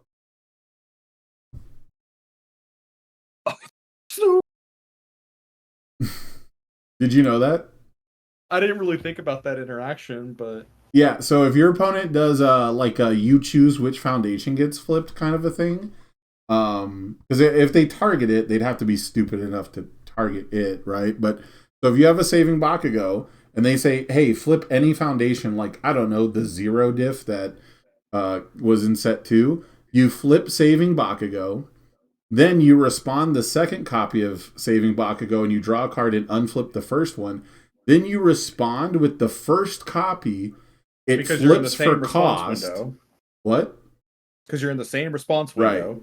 It flips for cost, and then it unflips itself. And you draw a card, and then you respond and you flip for cost, and then it unflips itself, and then you draw a card. So, I think this is a solid A tier just because we saw so much flipping before. This could push people off flip decks, but it'll mean that basically you only ever get to have targeted flip, and you never actually get to targeted flip. Yeah, I mean, for me, I put it in S, but I'll set it for the top of A, because just because like why does Earth get to flip all of my shit and be immune to flipping, like, completely? Like, I don't know, bro. Why does air symbol not even get to clear its card pool the best, but also doesn't get to stop you from clearing the card pool? Like, it used to have control of speed. But they put out an article that says that that's what the air symbol does, right? Like, Yeah, and then they showed all the cards that punish it, and it's like one card, which is meant to be comboed with your own effect, not even like punish the rival. yeah. I can't wait for the water article to come out, because water does everything air does but better and more. Yeah, that's gonna be a fun one. Scouting the Forest. So this is one of those cards that combos really well with the All Might Zero Diff, the starter deck Zero Diff, because after your charge or weapon attack deals damage, you're going to reveal 4 cards. You're going to add one of those attacks to your hand, and then you're going to stack the attack that you're about to play on top. I mean, like, that's neat, but I don't know. It's pretty stupid. This is a pretty stupid card. This is a card that would be nuts if it was Dragon Ball Super, but I think it's a solid C tier 3 diff in our game. Yeah, I would say C tier as well. Like, I whiff on shit like this all the time. It's like never worth actually getting the card advantage. You have to have a way to set it up. Like, yeah, it works with Jiro, but I don't know. Jiro has better ways to get attacks. Like if you're Jiro, are you gonna fucking scout the forest, or are you gonna destin for Main Street? Right? Like, you're gonna destin like every day. Like, yeah, like are you gonna run both? You can't even play this card safely in Jiro because it's a 3-check and you play 2 days. Yeah, are you gonna play both of these? No, you're not gonna play both of them. Absolutely not. I could see myself playing this in maybe Denki, and that's it. Denki 1. And that's the only one. Maybe. Only because I can clear my card pool and actually play more attacks after I deal damage. Surviving Beast Forest. This is a draft card. Like, this is supposed to be better than it is, but I think it's a draft card. Yeah, like it just gets stunned out before you have 5 symbols in your card pool. Yeah. And it's not like if it was -3 for that kind of a hoop, sure, but up close and personal, this is like a Toga 2 card mostly, but it's cool in Toga 2, but the problem is that it's like only a Toga 2 card. Yeah, and it's just it's a lot of There's we'll put it in C tier because it's like just a Toga 2 card. We'll put it in C tier. There's so much going on. Wild Pussycats. How do you feel about this card? Man, people love this card, and I mean, I don't like hate it. Like, it's a shiny ass card. I pulled one and was like, "Holy fuck!" It's a really shiny card. You said it's like really it's a very shiny card. Well, my master set came in yesterday, so I'm gonna crack it open when we're done here, and I'll let you know what I think about it. Yeah, it's quite the shiner. Actually, I got one right here. I should have.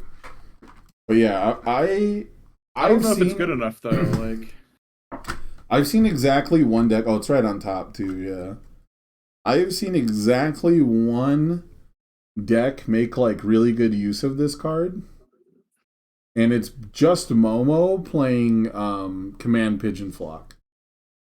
Oh, that's so cranked. Yeah. Wow. Okay. Why can't we get the same quality design as we get for their art team? Like, that's cranked. Are you talking about Command Pigeon Flock, or are you talking about Wild Pussycat? Wild Pussycat. That artwork is cranked, but like, why can't we get like design team that quality?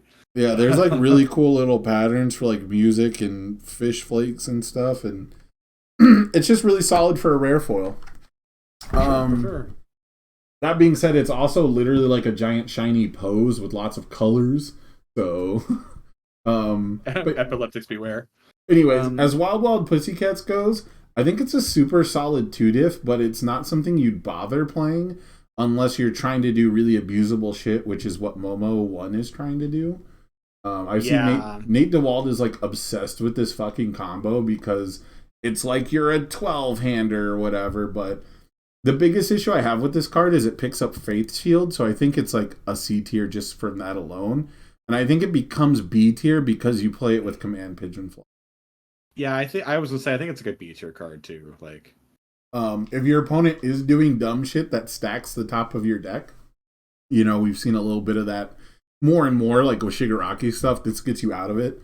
And yeah, it's just form flip plus one hand size a lot of the time. So I think it can make it to B tier. But I think you're only going to see it in like one deck. It's just that deck is going to be really good. Hold Hostage. Yes. How many do we have left on the list? We have 4 on the list. 3. Or 3 on the list, yeah. I want to go in reverse order for these. I want to do Hold Hostage last. I think it's the most anticipated, and I think we can easily put Mr. Compress in the locals meme tier list. It does What's some funny really... is I've seen some like really competitive players say they're very high on this card, but that's kind of where I'm at, where I'm like he's close, man. Like, yeah. Like, form lose 1 health to start playing stuff from your momentum is really cool, but it doesn't get really cool unless you can start, like, fueling stuff from your hand, and he doesn't have a symbol to do that, where you're just, like, discard a card on every attack. And on top of that, there's so much momentum hate floating around. Yeah. I mean, he plays Big Stupid Punch well, I guess, like... Yep, he does that pretty well. I just don't think that, like... You don't have any stat pump. And how many characters have we seen in Top Cut events that have no stat pump? Very, very few. It's literally one Kirogiri list.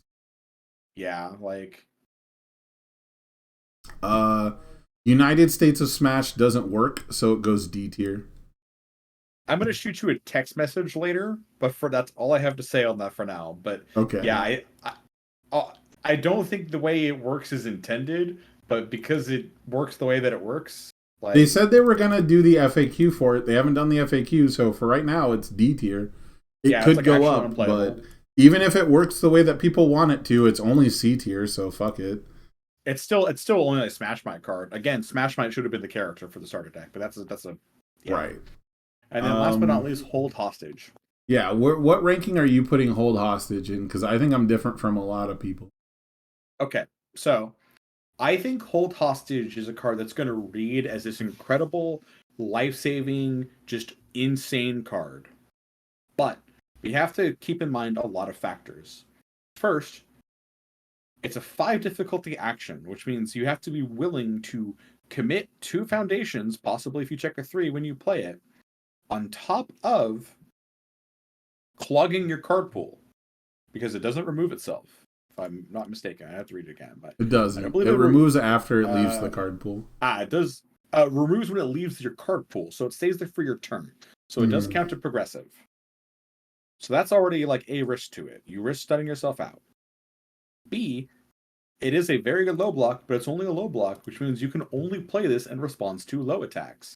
Because if you take any damage, they can get the card back. Now, granted, getting the knowledge of your opponent's hand is still useful, but I'm really not down for playing a move this difficult, clogging my card pool, and then making my opponent just destroy a foundation, getting to just look at my opponent's hand. That's not nearly good enough. That being said, I do think this card can absolutely save your life. And it is a 0 low block, so I think it's like a B tier card for me. But it's like a B tier card you play like 1 copy of, and you just hope you have it at the right time. Because if you can't full block the move that's coming at you, you can't play it. If you can't handle passing the block after clogging your card pool, maybe stunning yourself a couple, you can't play it. My beef with this card is that it's a fucked up effect, but it's super, super late game. It requires you to actually be playing defense anyways. And then on top of that, I think this card is secretly kind of good, even if you do get hit on the first attack, because making your rival destroy a ready foundation to get the removed card back has so much actual value. I think they don't have to destroy a ready foundation. No, but if it's their first attack and they didn't commit anything. Oh, okay. So like early on in a turn, if they end up having only ready foundations, then they have to destroy a ready foundation to get it back. That's true. So I think that there's more value in this than people think. You can play this card in so many different situations, and it changes how it works so often. I've been really high, really low, really high, really low on this card. And I heard people say you only play like 1 of it because you can't what if you check bad? You only do this. I've heard it's a 2 of at most a lot of the time. I think it's better in multiples. I think it's actually better in the sense that, like, if I do this to you 3 times and I tap out, but you have to destroy 3 foundations to get all those attacks back from your hand, and you need all 3 to kill me, I think you don't kill me anymore. So I think this card is a B tier, but I think you have to play like 3 or 4 of it. And part of that is also because it's a +0 low block. So I think it's a high skill expression sort of a card. And I think you have to be ready to play it at, like, it's such a dunk. It's such a dunk when it works. I think it makes it a B tier. But I think there's so many situations where it's actually useless. Well, that's, I don't know about having like 3 of it and having all 3 in your hand. That's a very like Yahtzee-esque moment. But otherwise, I guess actually now that I think about it, I also think it's a B tier card. Like it's a very it is a good card. I guess it also creates a rule. See people be super hot. Oh, go ahead. I think it also creates a rule. Now that I'm thinking about it, it's really weird because maybe you can destroy 1 ready foundation to get 1 attack back, and then if you check bad on the next one, you can commit 2, and then if it deals, you can still destroy the foundation to get the other attacks back. So maybe that's still not as good as I'm thinking. Like, there's so many different ways to actually implement this card. It's kind of crazy. Yeah, you have to, if you don't want them to get the card back, you have to full block everything. That is how that works. Yeah. No. I'm saying like they don't have to get everything back all at once. Because they can also like drip feed it. Yeah, they can also just like keep hitting you and getting 1 attack back every time if you do multiples. So maybe that's not that good, but like it combines pretty well with decoy duplicate, where you're like, I'm gonna rip all your attacks out and then abort this attack and then your turn's over. Unless you draw another attack, which is risky. So like I think this card is actually super low as far as people who are prepared to deal with it and like highly tuned competitive decks. But I think the times where it does work, you're going to win on the spot and people are going to hate this card. I fully agree with that last assessment. You're going to this is a card that it's not going to seem to play for you to really quote unquote respect or train for. And then you're going to play into it and just tilt off the planet. Like Tokoyami's going to put you to 2 life, hold 1 or 2 cards in hand and go, man, I lose. And then you're going to swing back into him and you're going to play your 3rd attack and it's your last attack and it's for way over lethal. And he's just going to be hostage on a 5 and you have nothing else and your turn's over and you're just robbed. So right.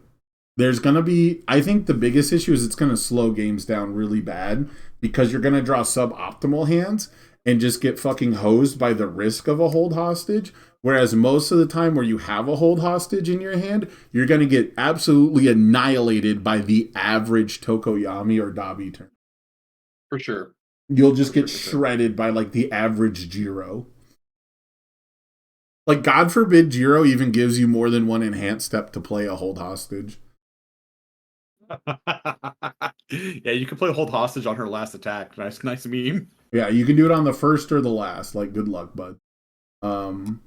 So that's how I feel about that. I think hold hostage ends up B tier just because of the threat of it and because it blocks 1.3 million volts.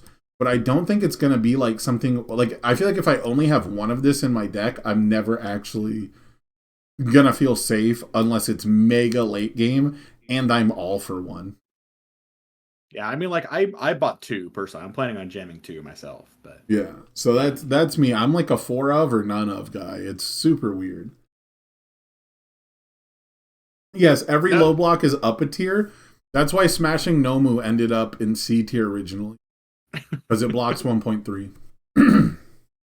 Every low block goes up 1 tier because it blocks 1.3. That's true. But yeah, that's our list. Is there anything afterwards that you think we got wrong, guys? Is there anything we should shift down? I think Convenient Timing might not quite actually be S tier. And I think Cremation might be high A tier, but it goes so well with Dabi that it probably deserves its spot. Yeah. While we wait for chat to catch up and answer that, I mean, I think this paints a very clear picture though about for the most part, Man, I'm just so sick of being in like an aggressive ass format. Like I know like UVS has like a history, from my understanding, of like being like an aggressively slanted game, and I know it can get to a grind go the other Uh, direction. I was But I gonna feel say like it's a it's kind of nuts. defensive. I'm sorry? Historically, it's a defensive slanted game, like pre Really? MHA. Man, I remember like how someone had let me try this game out when like what's the most recent Soul Calibur set? Libra Souls or whatever? Yeah. I tried it like very briefly and they were like, yeah, so this deck kills you on turn two. This character is like this is how this deck kills on turn two. Like Oh, they advertise it, but do you know what deck actually won Worlds? mm-mm. The 4 attack deck that never attacks you until it has 12 assets, and 6 of those assets are decoy duplicate, but easier to use. So Okay, I guess they like omitted a couple things when I was yeah, trying the like game out. the I deck bounced that off won super Worlds, hard. the deck that won Worlds ramps assets once per turn, and then just wants to play Shield Big Bang 5 times off the same copy. And it is 58 cards of defense. Like Shield Big Bang, 6 on a 5 diff weapon. Remove one asset, play this attack. yeah, fucking stupid design. Wow. Yeah, so you just turtled up and you get a Shield Big Bang and you have a million assets, and then you just determined victory smash people to death. And then the character you did it in gave it +2 speed, +2 damage as well. Just 8 high 8, 8 high 8, on a 5, on a 5. I have no attacks in my deck, on a 5. Like, just how it goes. But anyways, that's a tangent. So like, I would say historically we see MHA is the way it is because they don't like defensive decks dominating every single major aside from like 2 years. I mean that checks out, but yeah, that is like the lesson. There's like other stuff you can be doing, but like, yeah, if you want to be winning events, you should just be like trying to run people over.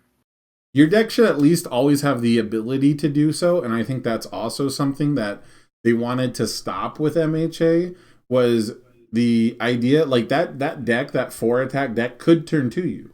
If it just builds like 3 assets turn 1 and you know it's gonna check only 5s and you're a 7-hander, like realistically, yeah, how many 8 high 8s can you defend against, right? So even with -3 speed, it's not many.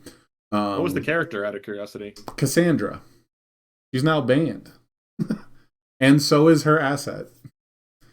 So, and she's super uninteresting. She just ramps assets and she gives you all the assets you need to wall things up. So, you know. But yeah, so I got to close out the YouTube video. We're getting sidetracked, but is there anything else you would move around before we close things up? I mean, I'm still a bit of a stickler for like I'll protect you, but otherwise, I mean, we talked about this stuff extensively, and we've largely come to agreement on stuff. Like, yeah, I think we could maybe move Needle Stab down 1 or Rushing Stab. I think it is as a 1-check. I would much rather play a lot of these cards over Rushing Stab. Maybe. I think Rushing Stab is like the first like actually like solidly playable 1-check we've had without trying to do like wacky stuff with like Kirigiri and like Heroic Clashes or whatever. Or like I think Heroic Clash is a 1-check. It's whatever the other 1-check is like. It's the first one that made me really want to try him, but I think Dropkick Slicer is better on average. So, oh man, I don't know about that one, but okay. Yeah. So, yeah, this is where we landed. Our S tier is basically just Dobby and his action because he uses it really well and it gives you momentum turn 1. League Invitation, which is an incredibly fucked up card, and if you need any evidence to this, I got some VODs I can show you playing on TTS. And then Convenient Timing, which is mostly like hopeful wishing that this is S tier. It's probably closer to like high B tier with Hold Hostage, but I want to think that Convenient Timing is the best foundation in the set. But it's not. Yeah. I mean, it's like Face Shield on different symbols, right? There's credit where credit's due. I mean, it's a defensive ability. It's certainly not as good as Faith Shield. I think Face Shield hoses way more current strategies and cards that -1 to your checks does. But yeah, I think that's largely where we've ended up. Yeah. Anyhow, this is a 5-hour video. I don't think it's actually going to make it to YouTube. I'm probably just going to export this whole stream and tell people to search for it, because this would take like 7 days to actually export into YouTube. But hopefully you guys had fun. Hopefully you guys agree with this list. If not, let me know down in the comments below. Where did I fuck up? What did we get wrong? No, I won't put Jet Kickback on the list. It doesn't deserve it. For what it's worth, I wanted that card in DT. I think the card sucks, so I get it. Yeah, it's useless. But I'm going to give you this opportunity, Rich. It's like midnight here on the West Coast, so thank you guys for hanging out with us. But I'm going to give you a chance to do any shout-outs, any plugs you might have, Rich, while we got people in the chat. Yeah, well, I'll just plug myself real fast. So, like, I do a lot of written stuff for this game. I'm actually a little behind on the set, and I apologize. But I'm going to start trying to do a lot more, like, YouTube stuff now that I have, like, a locals near me. And I do very competitive, focused, like, content, specifically for my writing stuff. I don't usually focus too much on, like, playing fun decks, but I do a lot of, like, actual competitive meta-analysis of, like, here's what decks people are playing, here's what decks are actually performing and winning, here's what you should be playing and shouldn't be playing. So if you want to kind of get a leg up and follow along with what I do, you can check out my Patreon. It's completely free. I shoot Patreon because it's convenient for actually, like, hosting stuff. I don't charge a dime. It's strictly a passion project. But I do a lot of stuff covering, like, my opinions on new sets and cards, how decks perform. So if you want to, like, follow the competitive game, you should definitely give it a read. And then I do YouTube stuff, mostly just, like, fun deck videos and profiles. I'm actually going to be putting something up for Toga in the very near future. Toga 2, that is. I have a death list I'm pretty happy with. So you can keep your eyes peeled on my YouTube there and check that out. And it's been a long ride, so if you made it all the way through, thank you for hanging out. Yeah, absolutely. Thank you guys for chilling with us, but we're going to call it quits. This is like the 10th hour for me, 5.5 for this tier list. But once again, let us know what you guys think down below. Thanks for checking it out. We'll see you all next time. Peace.